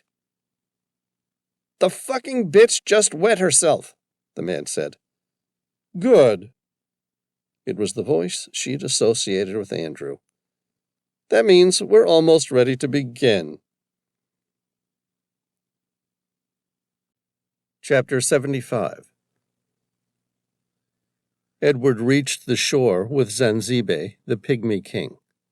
It was a long swim, over a mile, and at 80 years of age, he was probably in the 1% of his age bracket who could possibly do it. The fact that he didn't die of a heart attack during the swim only proved that the purpose that drove him was more valuable than his life. He could die soon, after he had performed his task, but not before. "Thank you, Zanzibe. I would not be here if you hadn't entered when you had." "No, I know you are not one of them. You are not a god. But Dr. Swan is, isn't she?" Edward nodded his head. "And you are going to save her life?" the pygmy insisted. "Me? How the hell do you expect me to do that? I'm in the middle of the Congo jungle without anything, and they're in a helicopter probably already boarding a plane to Atlantis. I want Andrew dead as much as you do, and I want to save Dr. Swan, too. But I don't think it's possible. Hell, I don't even know how I'm going to get out of this jungle, let alone to New York." "I will help you." Edward laughed. "I hate to tell you this, but despite being the king of your little tribe, there is a really big world out here, and there's little that any of us can do to change it." "I believe you are right. But all the same, I need you to save Dr. Swan's life before the code to Atlantis is initiated, and your really big world has a bad day." "Okay, so how do we get out of the jungle from here?" "Leave that to me." The pygmy then started to call out in an ancient pygmy dialect, sounding more like a bird's mating ritual than anything human. Within minutes, it was answered. "Great, he speaks with the animals." And then all went quiet in the jungle. "What did they say?" They said they'd help you because it is important, not because they like you. Great. Which way do we walk? The pygmy pointed toward a small opening in the dense forest. There. 5 minutes later, the quietness of the jungle was interrupted by the sound of chopper blades spinning. Edward grinned at the little native. You ordered a helicopter? Of course. And now I'm coming with you to make sure you don't screw it up. Chapter 76, JFK Airport, 12 hours remaining. Sam Reilly stepped off the plane. The presidential motorcade met him at the tarmac. A U.S. Marine in dress uniform held the door open for him. Sam casually stooped to get into the car. His father had financed the president's campaign. He wasn't intimidated by the man. If anything, he was relieved. If he was here, it meant that the Secretary of Defense had taken him seriously. "Hello, Mr. President." Sam shuffled to the far side of the car, affectionately known as the Beast. Tom followed, and the door was shut immediately afterwards. They both shook the president's hand. Next to him sat the Secretary of Defense. Her red hair was tied back in a perfect military bun. Sam considered if she really did have a permanent scowl, or if it was just an act when she spent time with him. Somehow, despite the anger in her eyes and displeasure every time she spoke with him, she was possibly the sexiest woman he'd ever met. That being the case, he could think of no one he'd less like to spend the evening with. "Mr. Reilly, one day I would really like to know what you were doing looking into our long-buried secrets from last century in Siberia. But if you're anything like your father, I know I would be wasting my breath. For now, I need to know precisely how much time we have left." "On the Atlantis counter?" "Yes, on the goddamn Atlantis counter." "A little under 12 hours, Sam replied. "Did you find what I asked for?" "Yes, the original Costello map. We've just picked it up at the Smithsonian Institute. The oldest known map of Manhattan is now in your hands. Also, one of the curators there has found a series of engineering plans for the original water lots. We have more than 1,000 of our people looking for that entrance now." "Good." Sam picked up the delicate papers and began searching for what he needed. Did NASA's Near-Earth Object Program find anything? The president answered. No, they've assured me there's nothing that is in a direct collision course with us. Several that may come close, but if we were in danger, we'd have known about it by now. Did you send them the images of the celestial cavern we found in Poseidon's temple? Sam asked. The Secretary of Defense said, Yes, and they had a look at the comet that appears to be on its way toward Earth. A Dr. James Bradley from their Near-Earth Object Program assures me that nothing short of Earth changing its gravitational pull would cause that stone to fall from the sky. Get him on the phone now, Sam replied. Why? The president asked, the slightest of alarm in his voice. He's already said it's going to narrowly miss Earth's orbit. Because, let me guess, it will pass overhead in around 12 hours' time. The president nodded his head, realization striking him hard. Here, have a look at this. Sam handed him the images he'd printed on the flight. They're celestial markings found inside Poseidon's temple. At first they didn't make any sense, but I just worked out what they are. They're charts of comets that pass Earth close enough to be pulled into our gravitational field. Atlantis somehow affects that pull, changing the direction of the comet from its original path. Any chance we can take out that comet before it reaches us? Tom suggested. Impossible. The president's answer was firm. We have systems in place to destroy an extraterrestrial collision of this sort, but they would take months to put into effect.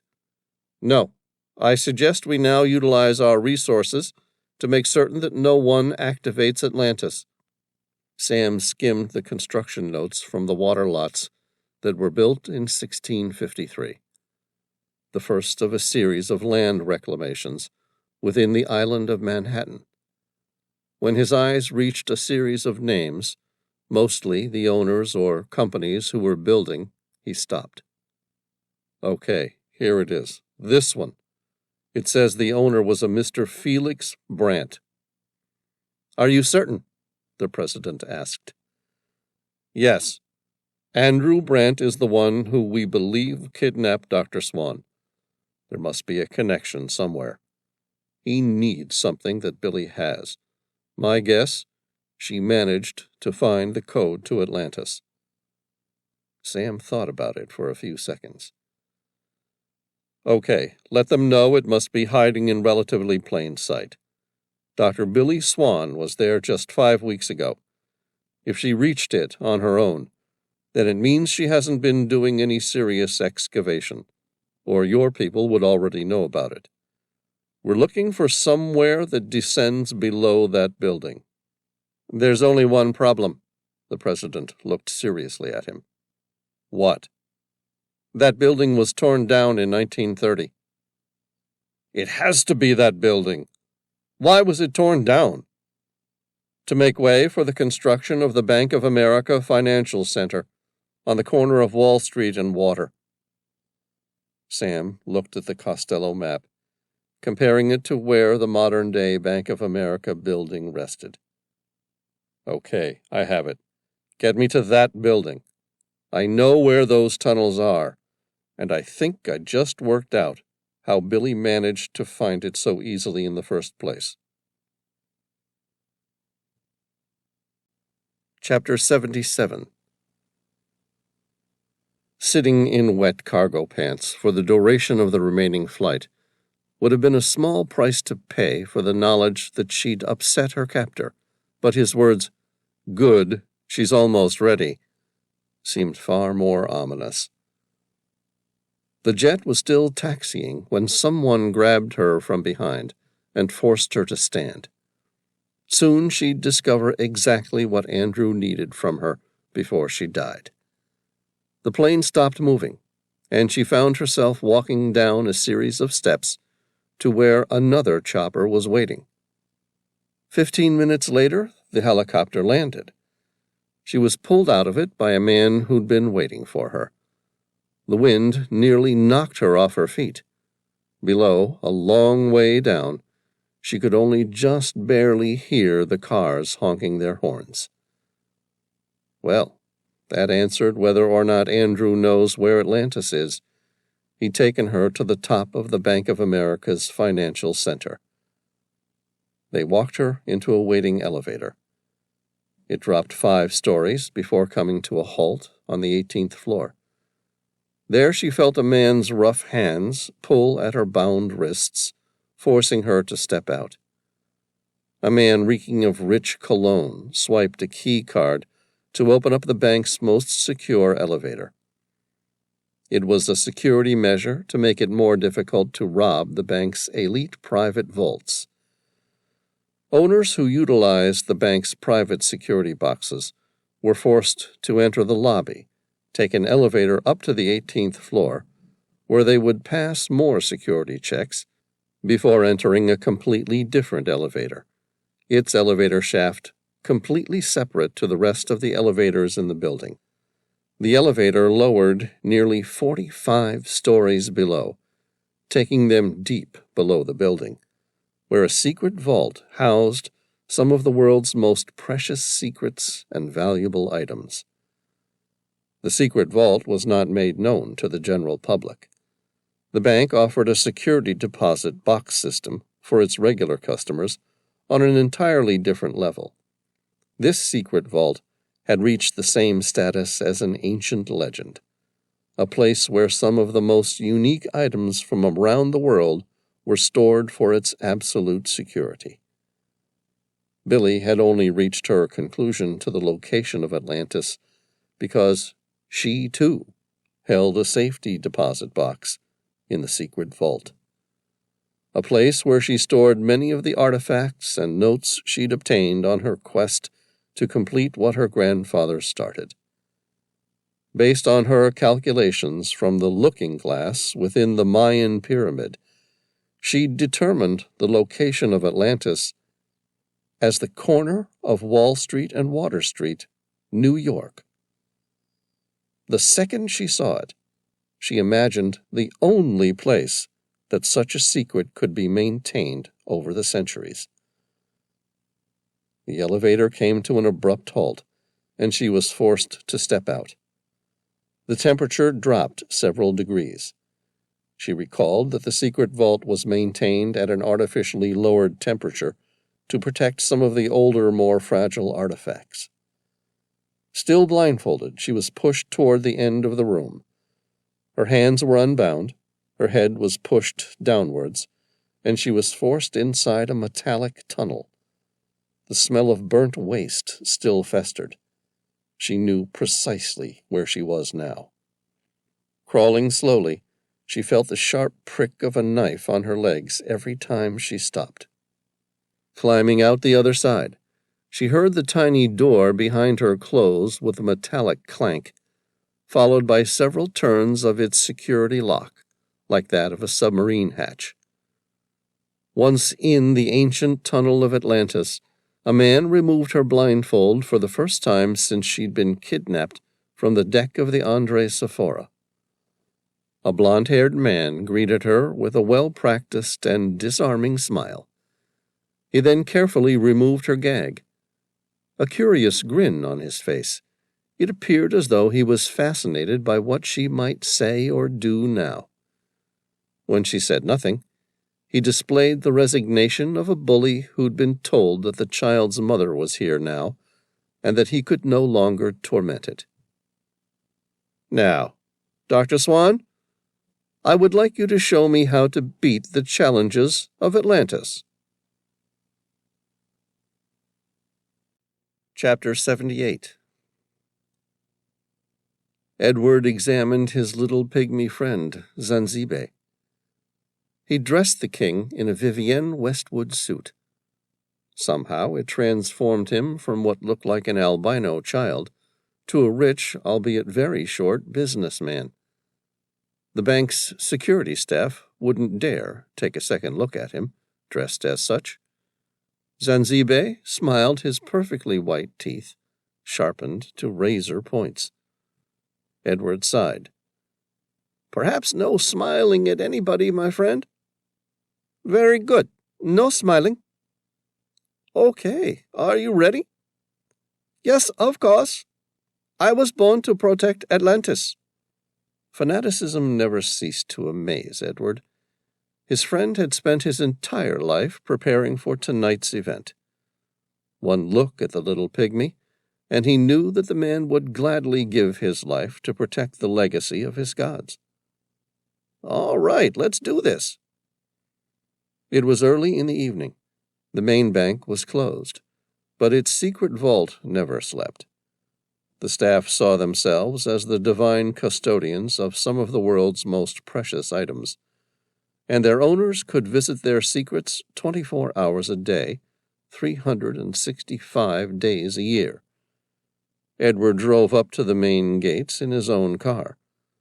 A security camera confirmed his details, and then opened the gates. He drove into the bank's underground security drive. A valet immediately approached. "Welcome back, Mr. Worthington. Will you be staying long?" Edward handed him the keys and replied, "Perhaps an hour, thank you." The vault offered an enforced valet service to reduce the risk of bank robbery, because the getaway car would be parked in a separate building's car park. The night manager approached and cordially greeted them. "Welcome back, Mr. Worthington." Edward shook the manager's hand and said, "This is Mr. Zanzibe, my friend from the Democratic Republic of Congo, who I told you about. As you can imagine, he needs to store some of his better discoveries." The bank manager nodded his head, and he did know, too. The DROC was synonymous with the best quality diamonds in the world, as well as corruption. One look at Zanzibe, and he instantly would have imagined a tribal man who'd found the ultimate blood diamond. "Of course. Right this way, gentlemen." The valet disappeared with Edward's Audi, and then the three men entered the elevator. It went up to the 18th floor. There, the pygmy had the retinas of his eyes and his fingertips scanned, followed by a DNA sample. He chose a password involving a combination of 42 letters, numbers, and accented characters. Zanzibe was given his safe deposit box number. The two men then stepped into the elevator and began their descent into one of the most protected vaults on Earth.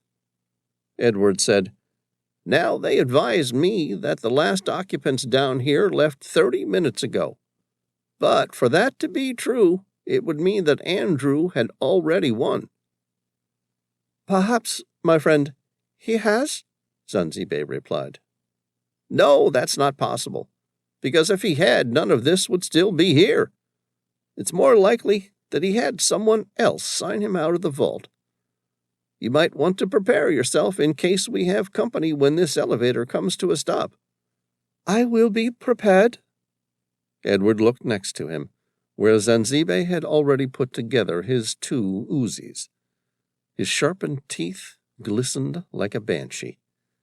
And then the elevator doors opened. Chapter 79.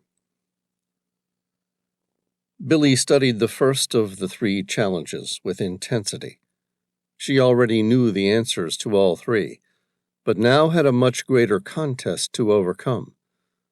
Inside Poseidon's temple, the sphere of Atlantis waited eagerly to release its evil power of destruction.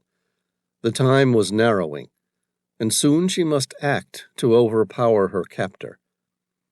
It was always a game, but now the price of the challenges was no longer merely her life. Now failure meant the end of the human race. She considered simply refusing to beat the challenges at all, but with the sphere of Atlantis already poised, Billy had to reach it with the code if she wanted to stop it. No, she would have to reach the inner sanctum, but somewhere along the way, Andrew Brant must die. The first room involved the challenge of strength, with its long tunnel and descending roofline filled with spikes. Billy quickly wondered if Andrew would be naive enough to wish to go through first. She watched as Andrew studied the mechanism that lifted the roof by maneuvering the cantilever. He lifted it up so that the roof leveled, revealing the half-opened exit at the end of the long tunnel, and then slowly lowered it again. The spikes dropped like a machete. He grinned at her wickedly. "I guess I better let you through first. Then you can open up for me." "Why? Don't you think you're strong enough to work it out on your own?" "Of course not. That's why I went to great lengths to bring you here, Dr. Swan. Now, in case you get the urge to keep running once you're on the other side, may I remind you that only I hold the code to Atlantis?" Andrew stared at her. His piercing gray eyes tormented her indecision. When she didn't respond, he said, "And that means that this building and everything within it is going to be leveled within the next 2 hours." "And if I help you get through, then what?" "Then I win, and you lose." "But we all die anyway?" "No, you die. Everyone else dies. But I have all the power that comes with the sphere of Atlantis and its access code." "Doesn't sound very fair to me," Billy pointed out. He sighed. "No, I dare say it's not very fair. But hey, so long as you and I are together, perhaps you'll find your chance to win. I doubt it, but it's the best hope you've got, isn't it?" She turned to show him her hands were still bound behind her back. "I'm going to need these off if you want me to make it through the challenge." "I'd really rather I didn't." "Then I guess we may as well both lie down here and die. You see, halfway up the tunnel, a lever needs to be pulled to open the final exit. If I can't reach it, I can hardly help you reach your all-powerful sphere." He grabbed her forcefully. Placing his knee into the nape of her neck, he removed the handcuffs that bound her. She quickly stretched her arms and moved them to her front. A second later, Andrew clipped them again. "There. Now you should be able to reach the lever, but still less likely to pick up a rock and beat my skull in." She smiled with a meekness that she would never truly feel. "Okay. Let's see how strong you are then." Within minutes, Billy passed the first challenge and, having reset the lever so that Andrew could follow her, was now studying the second one. This one involved choosing the correct weight to place on the pedestal. Instead of the gold ingots of the Congo temple, this one had bars of solid orichalcum. Each one glowed red in response to their dim flashlights, sending shards of red into the dark chasm, blocking their progression. She stood there, considering how to overcome the challenge and get her captor killed in the process. And then Andrew began picking up the ingots and the weights and piling them on the ancient balancing scales. Within 2 to 3 minutes, he laughed and carried several of the bars of orichalcum over to the pedestal. Without asking her if he had chosen correctly, Andrew dropped them. The pedestal glowed red, and seconds later the hidden bridge swung into position. "That was lucky, wasn't it? I guess I might not have needed you after all." Chapter 80. Sam Reilly arrived at the entrance to the Bank of America on the corner of Wall Street and Water. The building, by this stage, was swarming with police officers. He stepped out of the car, armed with an M16 machine gun in his hands and a Glock strapped to his left thigh. Tom followed behind with similar armament. In the foyer, the night manager of the vault stood arguing with a senior police officer on the scene. "Good evening, sir." Sam shook the man's hand.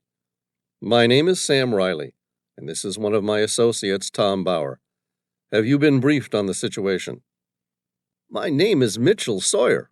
I'm the night manager of the vault, and no one gets in or out unless they are a current customer of the bank, and I'm afraid none of you are on the list. Sam gritted his teeth before he spoke. Mr. Sawyer, in under an hour, you and just about every other living being on this planet are going to have a really bad fucking end to their day, unless we stop a madman from committing the ultimate act of terrorism. I'm most sorry to hear that, sir, but I'm afraid the vault has very specific rules. In fact, it's protected by a number of laws, expressly prohibiting you from barging in here like this. Sam pulled out his phone and handed it to the man. I hope this man can talk some semblance of sanity into you before I have to kill someone. The man straightened up at the threat and then took the cell phone. Who is it? Just pick up the phone, and you will see. The night manager spoke into the cell. Hello? He nodded his head, then began trying to explain the system again before suddenly handing the phone back. Sam took the cell and said, Mr. President. He grinned. Of course, Mr. President, I'll do that. The bank manager began to protest again that he really didn't want to go against the President of the United States of America. But his first duty was to his customers. Sam stuffed the nozzle of his Glock into the man's throat. I'm sorry, Mr. Sawyer. You must have misunderstood me. I said, we need to get into the vault right now. Within 10 minutes, Sam and Tom were descending the elevator into the vault, alone. Both men removed their safeties from their M16 machine guns. From what we know about this guy, he'll have the entrance to this thing well guarded. Tom rested his finger on the trigger, and the elevator door opened. Sam grinned as he saw the vault, where at least 10 people lay dead. Each had been massacred by heavy machine gun fire. On second thoughts, we may not be the only ones interested in this guy. No, Sam, it appears you're going to have to wait in line. Tom scanned the room, which was now covered in blood. Whoever beat us here came well prepared and heavily armed, but the question remains, where did they go? That part's easy. Really? Where? Sam walked up to the incinerator and said, right here. It was shaped like the head of a giant crocodile. Like all good storage places of valuable secrets, the vault housed a large incinerator, which its clients could use to remove the evidence of any unwanted truths. The red metal of orichalcum shined like the devil. How did you know? Tom asked. Billy once brought me here, many years ago. She told me that her grandfather, who was searching for an ancient civilization, used this vault to store all his information on it. The image of the incinerator was so unique that, although I didn't know where to place it, I recognized it inside Poseidon's temple. Tom poked his head inside the incinerator. It still smelled like burnt residue. A nice place to hide the entrance to an ancient city. After all, who would want to willingly enter an incinerator? Chapter 81. Billy followed Andrew as he casually walked across the bridge. It swung gently as they traversed it, but nowhere near enough for her to get the advantage required to somehow throw him off. On the other side, they crawled through yet another tunnel, which opened up to the third and final challenge, the test of bravery. Nearly 40 stone pillars stood precariously above a deep ravine, below which one could see nothing but darkness. At first glance, it would be impossible to jump from each stone to the next all the way across the chasm. Billy stood there, watching, but refusing to show the way.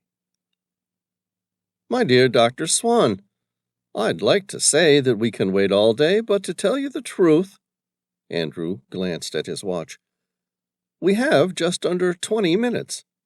All right. See those 3 white stone pillars? She asked. I see them. Good. The long gap between the second and third are merely illusions. The dark ground below is the best disguise. Andrew grinned at her. You first, Doctor. Okay, but I need my hands untied.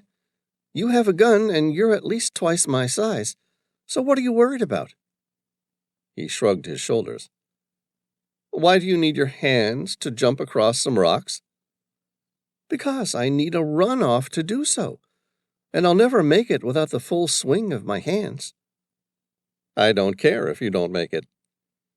Sure, suit yourself. I'll just wait here and watch you try and jump it. Andrew studied the gap. The optical illusion was nearly perfect. Then he stepped up to her with a knife in his hand and shoved it inside the handcuff's locking mechanism. The cheap lock cracked under the pressure. Billy lifted her hands slowly. Thanks. He nodded to her, pointing his gun. Now it's your turn. Go! She turned and ran into the chasm, stepping from one stone to the next until she came to a complete stop. There she stared down at the dark ravine. She picked up a pile of white sand and threw it out into the black expanse. Instantly, a hidden path, no wider than a person's foot, could be seen wandering across the remaining 11 or more feet to the other side. Instead of being a straight beam, the secret path snaked around the room, so that no one could simply guess it was there. It was made from an alloy. Unlike the Atlanteans' unique alloy orichalcum, which reflected light majestically, whatever material they had built the secret path with absorbed all light. She carefully stepped foot in front of foot until she reached the other side. Now your turn, she said. Andrew carefully stepped from one stone tower to the next. As with everything she'd seen him do, he appeared confident and sure-footed. By the time he'd reached the precipice just before the secret path, she felt the soft ground below her sink. It was dark, and despite shining her flashlight directly onto it, the ground seemed to disappear. She watched as Andrew took his first couple steps onto the hidden path, and then she reached down and picked up a handful of the dirt, throwing it directly at him. The dust blackened the entire secret path, along with the stepping stones leading onto it, leaving Andrew to remain floating high above the chasm. My dear Dr. Swan, are you not forgetting that only I am carrying the code to Atlantis? Billy forced herself to smile. I was thinking of a trade. Throw me your bag, and I'll throw some more white sand. I have a better idea. How about I just retrace your steps?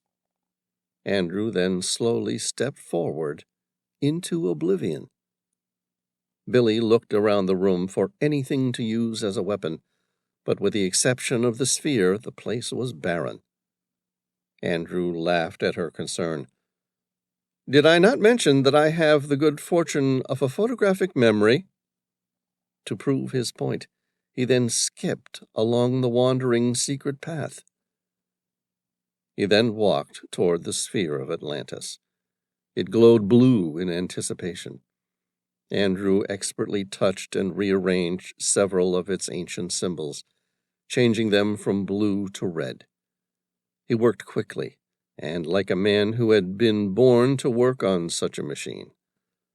Unlike Billy and Edward, who had only ever been merely guessing at the purpose of the ancient and complex machine, Andrew appeared to intrinsically know what it wanted, as though it were alive, and it was waiting for him. Billy approached slowly. What are you doing, Andrew? That's close enough, Dr. Swan, he said, raising his handgun toward her. If you must know, I'm changing the course of history for humanity. Chapter 82. Andrew looked down at the sudden pain in his arm. He didn't even see the ancient knife. He could only guess that she'd picked it up from where it had been buried inside the mysterious darkening alloy. Taking a deep breath, the adrenaline sent him into a frenzy of rage. Before he could come to any real understanding of what had just happened, Dr. Swan had charged at his gun with a force that did her lithe frame injustice. The gun went flying from his hand, landing on the floor. In an instant he ducked to grab it, and Dr. Swan brought her knee up to his jaw. Dazed, his fingers gripped the weapon. He pulled it up to shoot her, but before his hand could move, she'd kicked it so hard that it broke a number of his fingers and sent the weapon flying. He turned to race for it.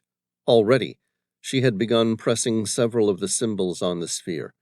It glowed black with disapproval. "You fucking bitch!" Andrew swore. "What have you done?" He then elbowed her hard in her face. She dropped to the floor, barely conscious. Edward stepped into the massive cavern. Quickly and with growing confidence, he moved in to pick up the Glock. Without saying a word, he pulled the trigger. Andrew heard the 2 shots fire.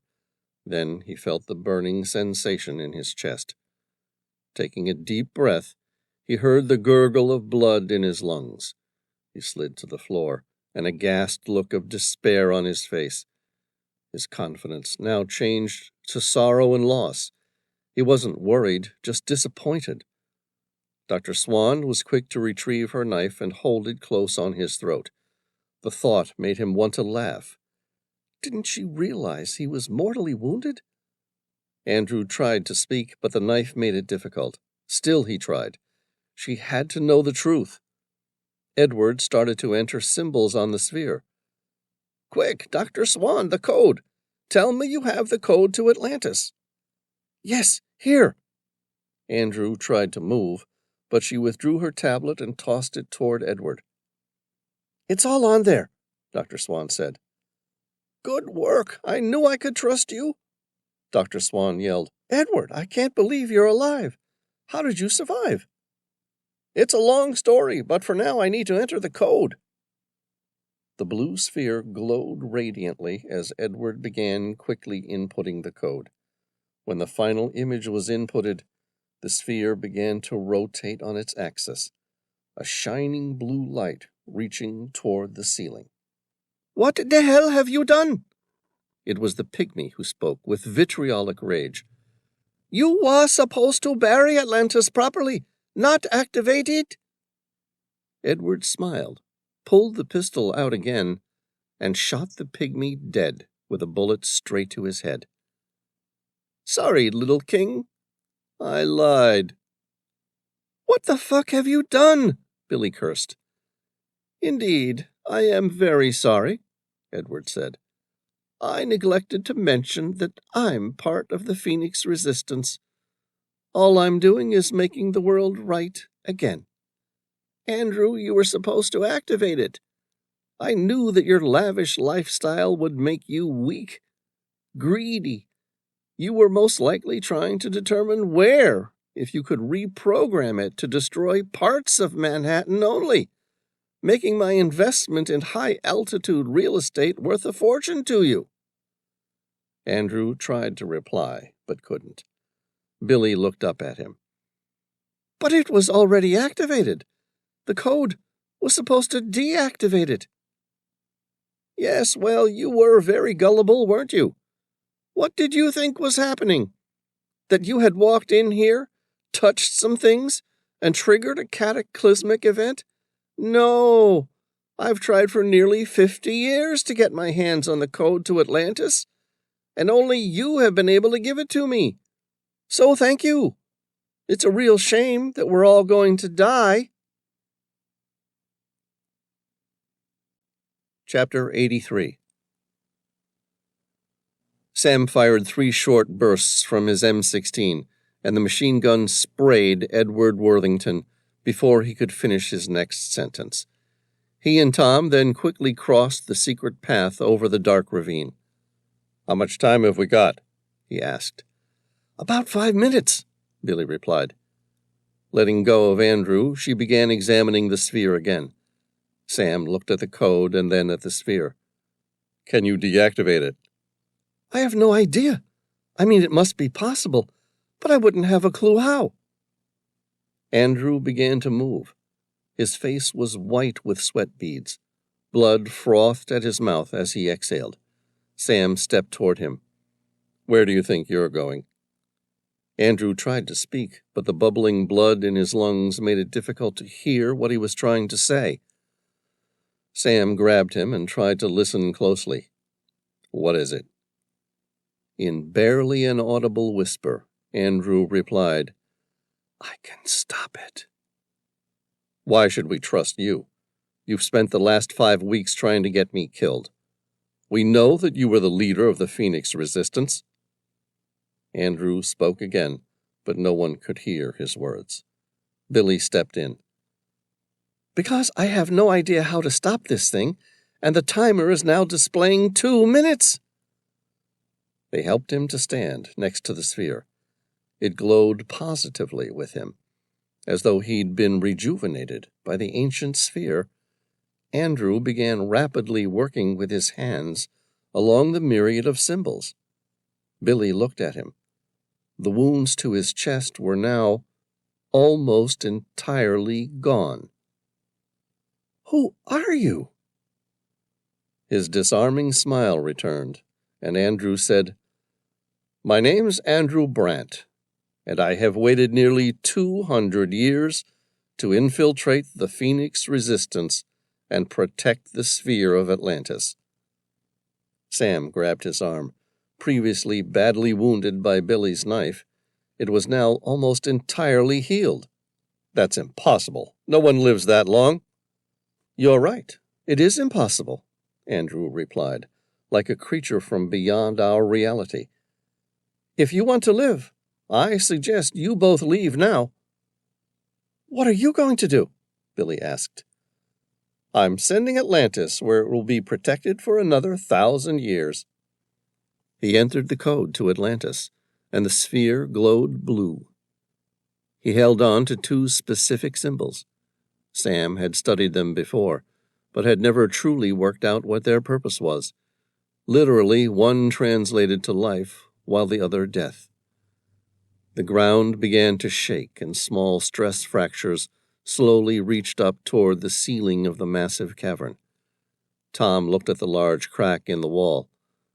"Sam, Billy, it's time to go. The roof's going to come down soon." "We're right behind you." Sam stopped at the edge of the chasm and glanced at Andrew once more. His eyes were alive, and he appeared happy, finally in possession of the greatest power on earth. Chapter 84. Billy was the first to slide through the incinerator and back into the vault. She pressed the button for the elevator. Her large brown eyes appeared larger, if that was even possible, while they waited. "Sam, do you realize what this means?" she asked. "Billy, I just watched a man virtually return from the dead because he touched a blue sphere, and now the entire building is collapsing beneath us. So, no. I have no idea what any of this means." "Think about it. What if the master builders were the only survivors of the Great Flood who maintained the full knowledge of the technologies of Atlantis?" "And why did they, of all people, retain the knowledge when others joined their fellow hunter-gatherers in the mountains and survived?" Tom asked. "What if the reason they maintained the knowledge was they were immortal?" Sam stepped into the elevator. "That's impossible." "They were gods, the ones the ancient Atlanteans worshipped. Poseidon was a god. They were immortal." "That's impossible." "No, Everything's impossible until it has been done. Just because no one's ever heard of it doesn't mean it's not true. Yes, it does. That's exactly what it means. It's made up. But it would answer everything. We know that the master builders were just a few super-intelligent people who used armies of men to build their great works. How could the same person build the pyramids if they didn't live forever? You're talking about legends. The Holy Grail, nothing more. Yes, but today we stepped inside Atlantis, entered an ancient code that was otherwise planning on sending a comet hurtling toward Earth. Okay, so we've had an unusual day. For now, I will accept that there's a possibility they lived a much longer life than what we know of. Andrew told us that he spent nearly 200 years trying to infiltrate the Phoenix Resistance, but that's a long way off saying they were gods. Okay, but it's worse than that. What's worse than that? If what we think is true, then the master builders are still around. That means they're here in our time, weaving their Machiavellian webs of purpose. But for what ultimate desire or where, we have no idea. Sam had another cold shiver down his spine. That thought's really going to send terror through the heart of the Secretary of Defense. Outside the elevator, a blue glow had encompassed the building. The entire structure shook for a couple minutes, and then the light and vibrations stopped completely. Billy looked at her feet. They had finally stopped moving. It's over. Atlantis is gone. Chapter 85. Sam looked over to see the Secretary of Defense. She was on her phone, most likely giving the President her account of the events. She hung up and walked toward them. I suppose a thank you is in order. It was as close as the Secretary of Defense had ever come to thanking him for his services. You must know that the events of the past 5 weeks must be buried as deep as Atlantis. As for our involvement in it, we will deny everything, and Russia will continue to stay out of it. Any public appreciation would be out of the question. Of course. He smiled at her. Sam wondered how much her appearance of disliking him was a pretense. She smiled back. It was almost seductive in its array of meanings. Somehow, while he'd let his guard down on the pretense of flirtation, she had sensed his reticence. She smiled pervasively at him, the way a beautiful woman knew to seduce any information out of a man. He couldn't stand the woman, but there was no denying she was insatiably beautiful. Her coy, flirtatious smile ended abruptly, as though she'd seen straight through him. Back to her normal, arrogant self, she said, "You learned something, didn't you?" "About Atlantis?" He smiled. "No, only more questions. But seeing as your organization is in the business of plausible denial, I won't try and interrogate you for their answers." "Not about Atlantis. You made an unexpected discovery about the master builders, didn't you?" He shook his head. "No, I'm afraid not."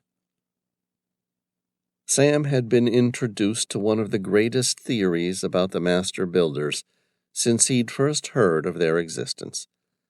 It would change everything about the future, but he would be damned if he was going to tell her what he'd learned before he found some proof. Even he thought Billy's explanation was fanciful at best. Chapter 86. Sam sat down on the balcony of his father's Fifth Avenue penthouse, overlooking one of the most beautiful cities in the world. Tom poured a glass of champagne for everyone. Billy took a glass, and so did Matthew, Sam's skipper of the Maria Helena, who had flown in that night to celebrate. Holding his own glass up high, Sam said, "A toast to the human race. May we learn from our mistakes so that we gain the right to survive." They each drank quickly. "So, what are you going to do now?" Sam asked, staring at Billy. "You and I both know where I have to go," she replied. "Where?" Tom asked. "If the ancient master builders really were immortal, it would finally explain some of the research that my grandfather did. I have to return to one of the earliest archaeological sites I ever visited, to a place my grandfather took me when I was just a little girl, and then I have to complete what he started." "So you're leaving us again," Matthew said. "I'm afraid so. But don't worry. When I have the answers that I'm looking for, I'll call your boss for some help. Sam, I've saved your ass enough times over the past decade. One of these days, I'm going to call in that favor, and you and Tom are going to help me complete this thing." Sam poured another glass, drank it, and then replied, "I'm looking forward to the day that we both have answers on that account." The night carried on, and the four of them consumed far more alcohol than any of them intended. Finally, Sam looked at Matthew and said, "Tell me, Matthew, what's happened?" Matthew shook his head. "What do you mean?" "I know you. There's little that would make you leave your beloved ship, the Maria Helena, alone for more than a few hours, let alone an entire 24 of them. I appreciate you've come here to celebrate, but in all the time I've known you, you've never once sat down and had a glass of anything with me until tonight. So now I ask again, what's happened?" Matthew's face flushed. "There's been another rogue wave." "Any casualties?" "Yes, another ship, the Global Star." "That makes 3 of my father's liners this month. He must be ropeable. I'm surprised he hasn't called to tell me to fix it." Sam stopped and looked at Matthew's expression. "Christ, he sent you to retrieve me, didn't he?" "Yes, he's lost 3 of his ships." "But the weather's been good." "That's just it, Sam. Rogue waves occur out of complete randomness. There's no way to predict when one will strike. On average, every 4th wave is 1.5 times the median height of the waves in an area, whereas every 16th is double. However, only 1 out of every 800,000 is a rogue wave, described as more than 10 times the median wave height." Sam nodded his head. He was mildly inebriated, and he'd heard the science of rogue waves previously. So what? Rogue waves occur randomly in nature. And yet, 3 have occurred within the Bermuda Triangle in the past month. The shipping captains have started to complain it's bad luck. The insurance companies are crying fraud, and I'm afraid something much more sinister is happening." Sam thought about it for a moment before replying. "You have any idea what the hell might be causing that, Tom?" "Not a clue. If it was hurricane season or something, maybe. But there's currently no severe weather warnings on the forecast." "Okay, I'm away for a few days. I promised Aliana we'd go somewhere far from the ocean. Then I suggest we take the Maria Helena for a cruise into Bermuda in hunt of whatever's creating these artificial rogue waves, and put a stop to it." The end. This has been Atlantis Stolen, Sam Reilly, Volume 3. Written by Christopher Cartwright. Narrated by David Gilmore. Copyright 2015 by Christopher Cartwright. Production copyright 2018 by Christopher Cartwright.